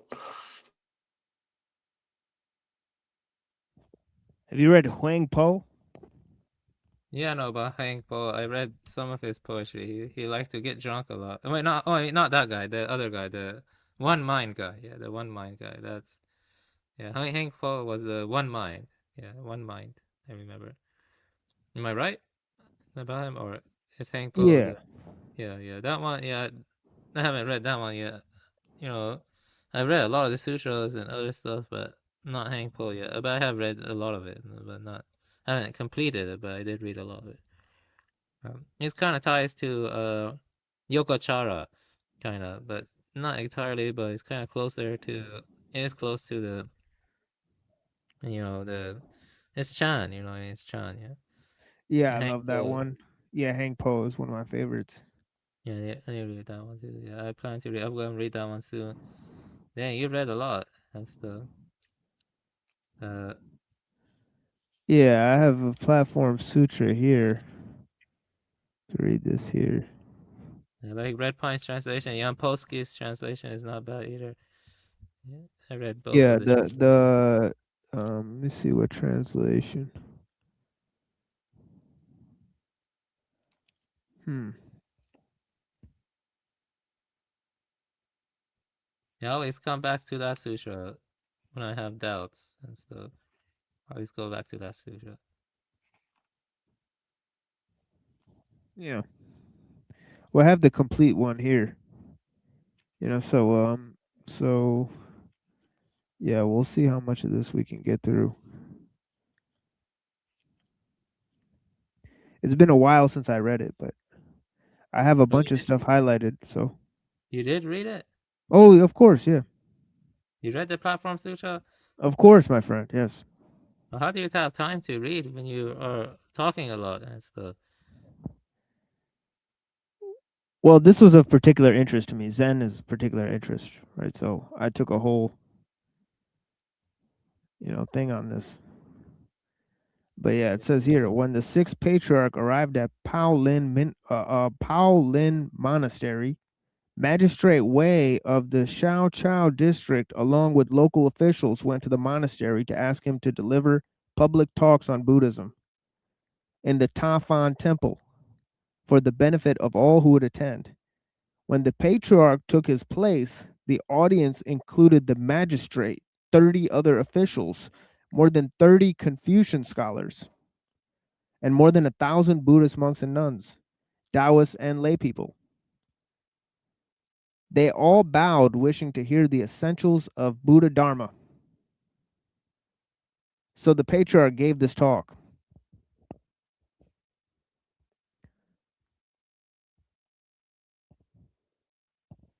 Dang, it's so late. I feel like I'm about to pass out or something. Yeah, his poem about the mirror on the stand, that one was very good. The mirror stand, the one that cannot collect dust and stuff, and about the original nature and it cannot collect dust. Like the Parmenidean being or the one's true nature can never accumulate dust or is immaculate. It's not possible to sully, and basically, and it's kind of like how you know, uh, nothing can corrupt the one's true nature, which is beyond all time and stuff. Let me see here. Yeah, right. Yeah, I think I'm gonna go to bed in like 2 minutes, 3 minutes. Kind of tired, kind of late now, like 6 a.m., 6:26. Yeah, good talk. Yeah, Yeah, for sure. Kind of develop, kind of understand your perspective better now. It's kind of interesting. Yeah.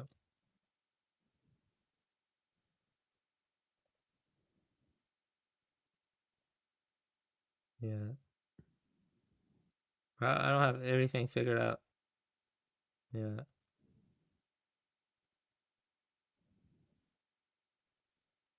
Yeah.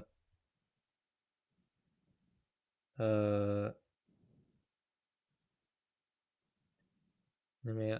Yeah, I need to make my own channel again. Make my own channel again. Yeah, definitely. How can you stay up this late and not get tired? And so like, Yeah, something's wrong for sure. But yeah.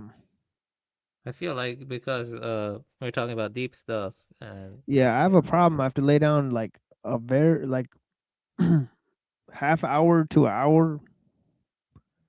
Sometimes I'll lay down for 2 hours and I won't fall asleep, so I'll just get up again. So yeah, it's kind of fucked up. But yeah, so I have a problem with that sort of thing. But yeah, yeah. So this is what he said. He said, "Good friends are enlightened. Self nature is pure and clean, and it can be used to understand and attain Buddhahood. Let me tell you something about my own life and how I came to understand the Dharma of Zen school. My father came from Fan Yang, but he was dismissed from his governmental post and banished to become a commoner in Sinchao. Unfortunately for me, he died early, so my brother and I lived in poverty and distress. We moved to Nanhai, where I sold firewood to help support us. One day, a customer bought wood from me and requested me to deliver it to his shop. He received the wood and paid me, but as I left the shop, I saw a man reciting a Buddhist sutra. When I heard the words, my mind immediately awakened. I asked him what was the name of the sutra, and he said it was the Diamond Sutra. So I asked where he came from and why he chanted these words. He replied, I came from Eastern Meditation Monastery in Huang Mei district in the province of Qi, where the master is the fifth patriarch of Zen. He has more than 1,000 followers. The master tells his disciples to read the Diamond Sutra in order to reach their own essence of mind and attain Buddhahood. It must be due to some good cause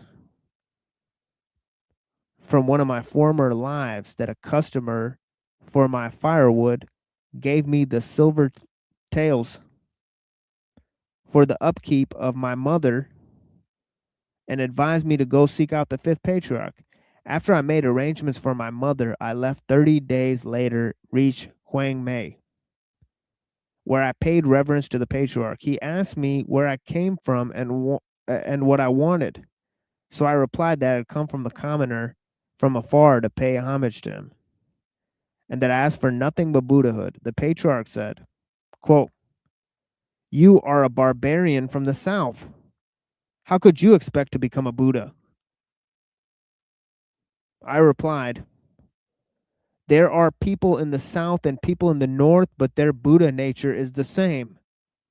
As a barbarian, I may be different from you physically, but what difference could there be in our Buddha nature?"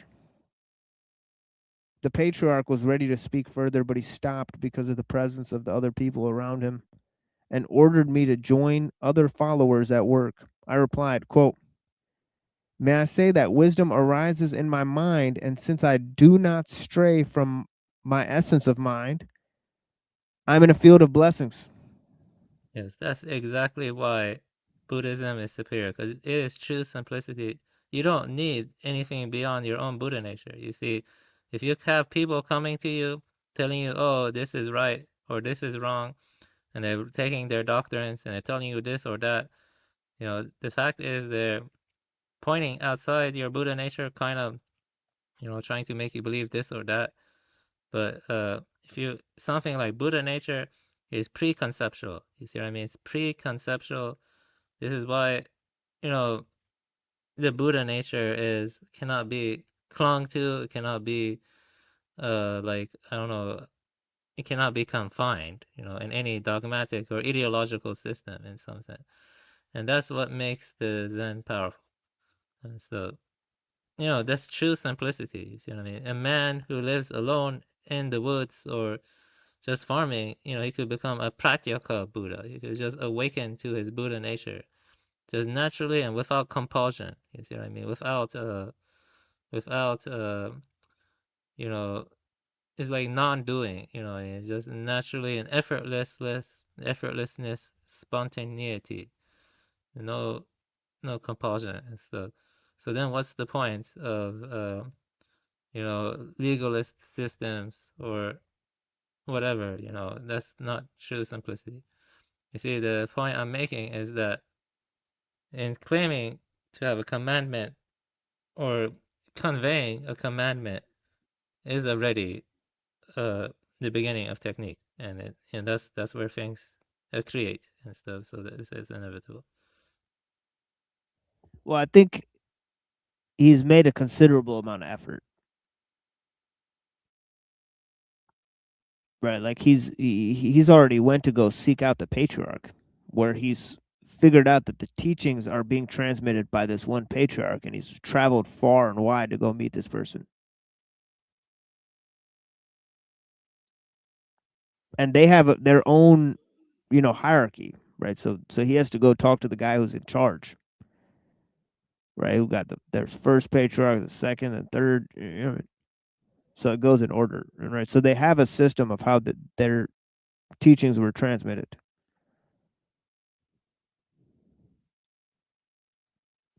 Yeah, mind-to-mind transmission is in fact no transmission, in a deeper level. Like, it's very Right, that is symbolic. what is claimed. But I'm saying, like, they do have a system for who,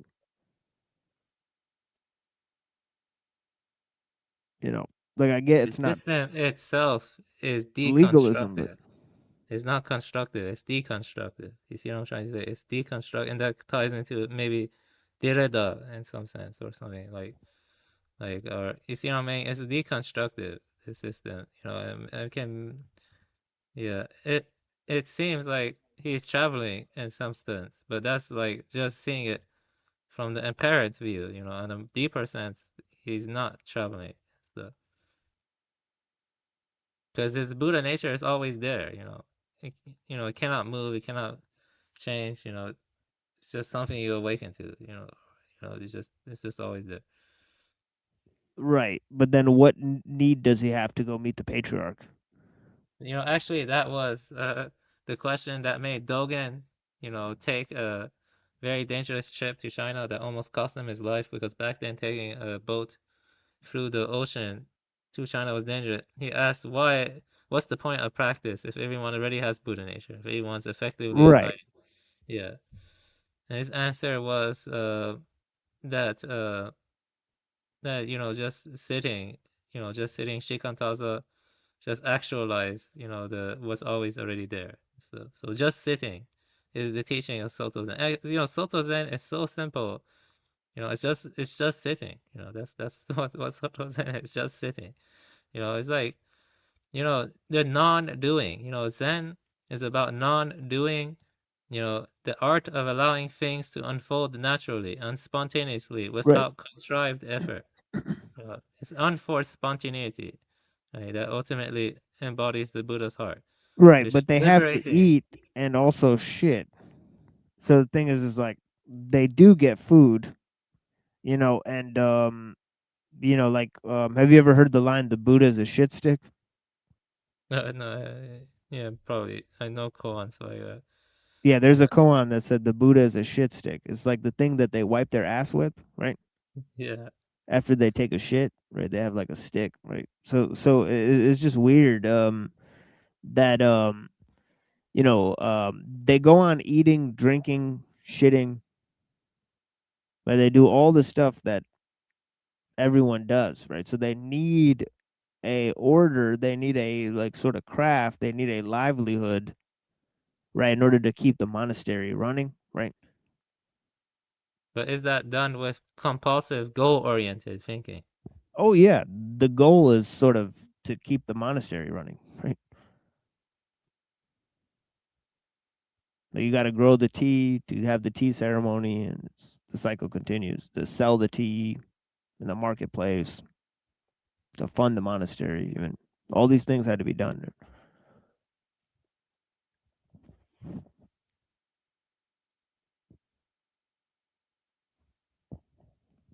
But yes, it's a beautiful way of thinking for sure. Um, and it says here, you know, mm,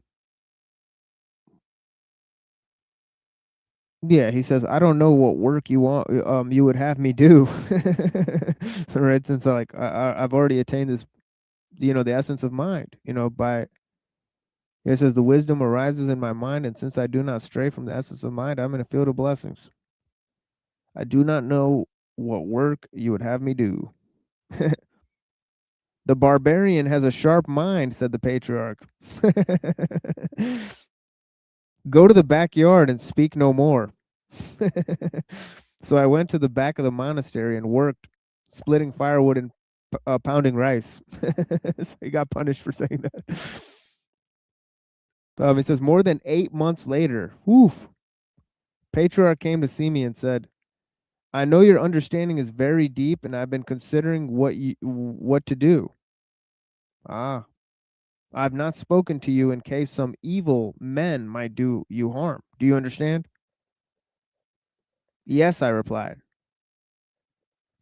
And to avoid having people take notice of me, I haven't come to the main hall, he said. One day, the patriarch summoned all of his followers and said to them, quote, the question of birth and death is a most important matter. All day long, you seek out only your own blessing instead of freeing yourself from the sea of death and rebirth.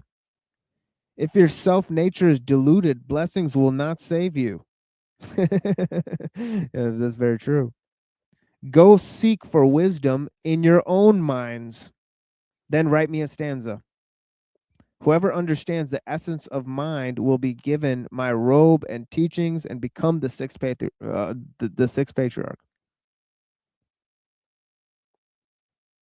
Oh, what a task. Go quickly and don't linger, for thinking and reasoning won't help you at all perceiving your self nature. The person who can understand will perceive it even if engaged in battle. What a crazy line.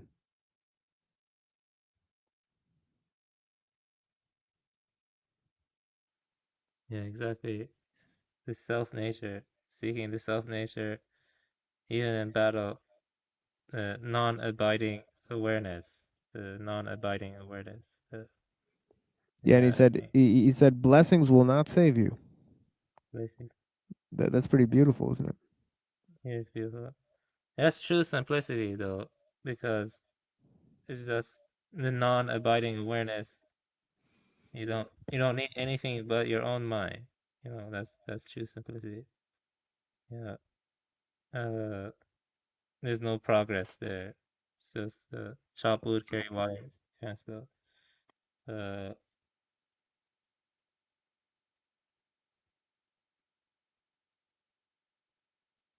the poem, see, right, is very good too.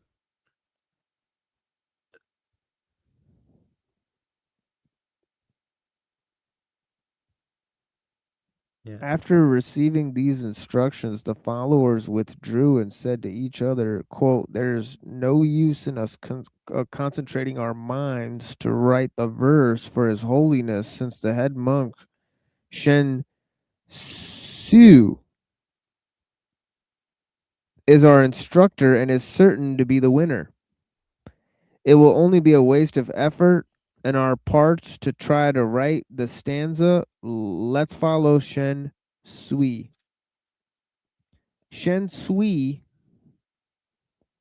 himself thought, quote, "Since the others would not submit a stanza because I am their instructor, I must certainly compose a verse, for if I don't, how can I know if my understanding is deep or shallow? If my purpose is wisdom, my motive pure, if I desire to become the next patriarch, however, my mind is worldly, because I'm trying to usurp the rank of a holy person.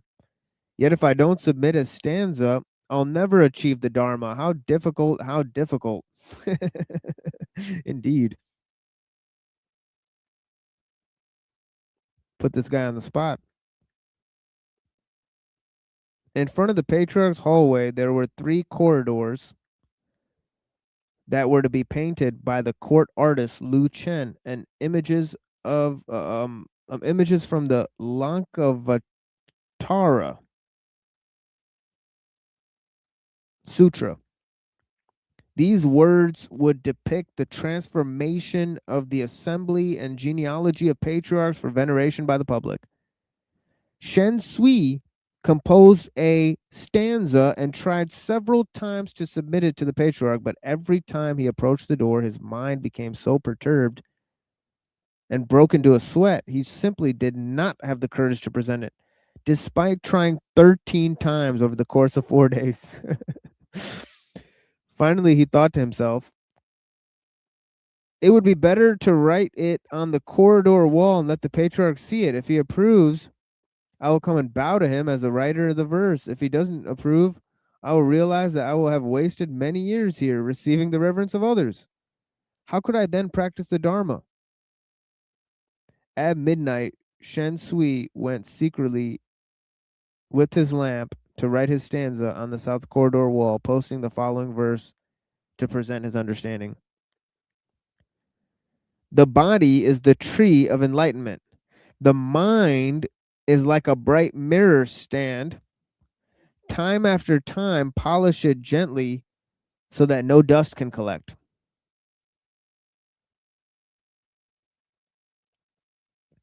After writing this, Shen Sui returned to his room without anyone seeing him, but again he worried. "When the patriarch sees my verse tomorrow, if he is pleased, I will be ready for the Dharma, but if he says it is unfit, it'll mean that I must have bad karma from previous lives. So I am not qualified. I cannot guess what he will say. In this matter, he could neither sleep nor sit with ease with himself. The patriarch already knew that Shen Sui had not entered the door to perceiving his own nature. The next morning, he sent for Lu Chen and went with him to the south corridor, where he unexpectedly found the stanza. He said to the artist, quote, I'm sorry to have caused you this long trip since there is no need for you to paint the wall now. As the Diamond Sutra says, all forms are transient and unreal.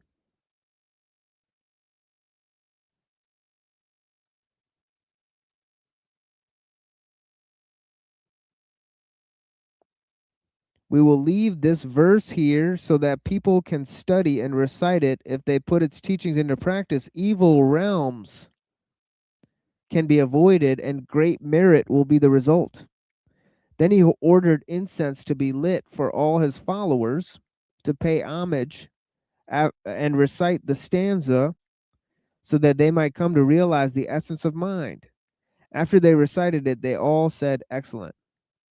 At midnight, the patriarch sent for Shen Sui to come to the hall and asked if he had written the stanza. Shen Sui replied, "Yes, I do not dare seek to be patriarch, but I hope that you will tell me if my verse shows even a grain of wisdom." The patriarch said, "Your stanza demonstrates that you have not perceived your own nature. You have reached only the doorway, have not yet entered. To seek for complete enlightenment with such a mind cannot succeed. For to achieve supreme enlightenment, you must instantly understand your own fundamental nature and essence of mind. This fundamental self nature has no birth and death, and at every moment you must realize the essence of mind. Once this suchness is known, you'll be free from all delusions. Suchness is absolute reality, and when it is perceived, you are in a state of enlightenment. You don't why don't you go and take a few more days?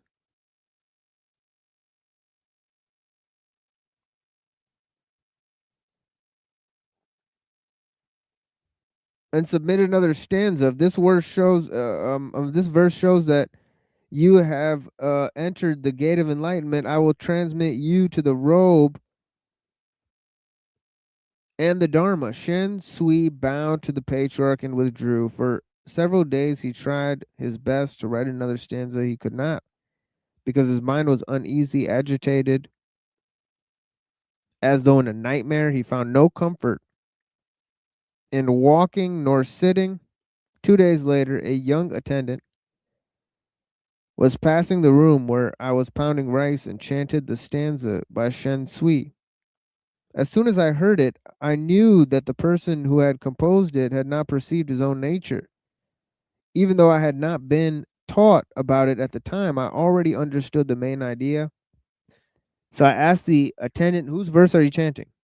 He replied, "You barbarian don't know about it?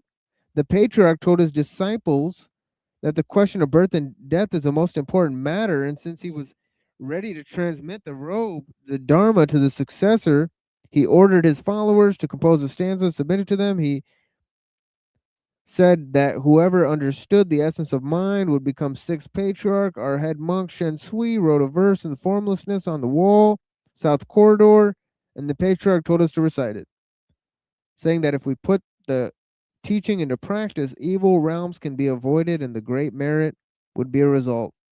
I told the attendant I wished to recite the stanza so that I might gain some merit in a future life. I added that I had been pounding rice for 8 months and had never been to the main hall, and asked him to show me the stanza so I might pay homage. The attendant took me to the corridor. I asked the verse. He read. I asked the verse be read to me. Since I could not read characters, a low-ranking official from Chang Chao named Chang Chi Young, who happened to be there, read it aloud to me.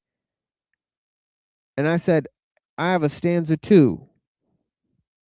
Would you write it down for me?" The official exclaimed, "You have composed a verse? How extraordinary!" I replied, "If you wish to seek out enlightenment. Don't despise a beginner, for the lowest rank of person may have wisdom that the highest ranking people ignore. If you slight others, you commit a great sin.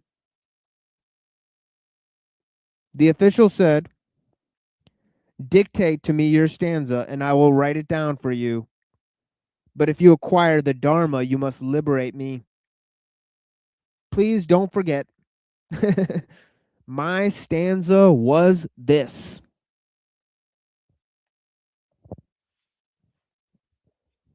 Enlightenment is not a tree. The bright mirror has no stand.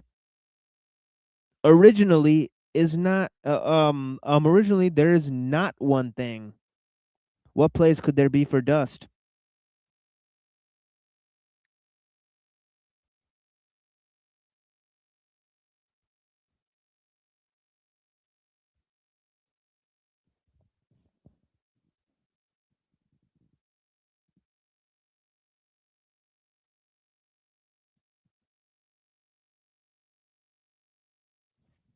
And it says, note, in the earliest version of the text, the third line reads, Buddha nature is always clean and pure.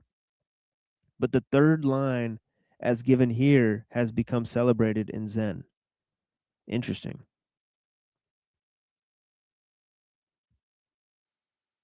Yeah, that is probably I think the highest conveying of the highest teaching that. So let me read it again with the original line. It says, enlightenment is not a tree. The bright mirror has no stand. Buddha nature is always clean and pure.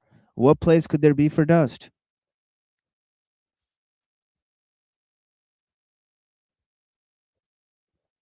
Whereas the other guy said, time after time, polish the mirror so that no dust can collect.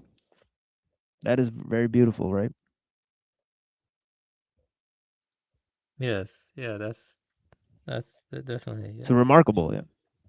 Yeah, that's why I keep referring to the platform sutra. Yeah, and he's like, he's affirming that there's no change, right? Yes, yes.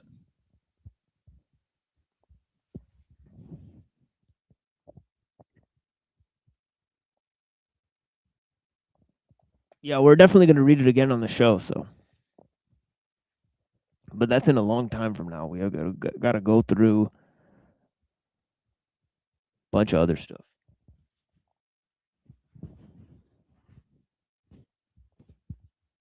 Yeah, we always keep coming back to Zen, but or Chan, but I don't really think about the Tao Te Ching that much. I think more about the Platform Sutra and the Diamond Sutra. I need to read the Lankavatara Sutra. I actually read like half of it, but I need to finish it. Yeah. Interesting. Yeah. Lankavatara Sutra is probably harder to translate. Like when I read it, I can tell that it's not easy to translate. Like yeah. But yeah, the Diamond and Platform Sutra go well together. The Diamond and Platform Sutra, they're like coupled and stuff.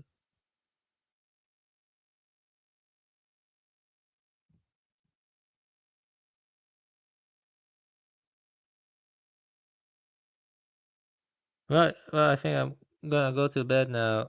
It was nice talking to you. We talked about a lot of stuff, and it was nice talking to Neurojack too, and everyone else. I hope you have a good night. And Yeah. Yeah, of course, my friend. Yeah, talk to you soon. talk to you soon. Yeah. Yeah, blessings.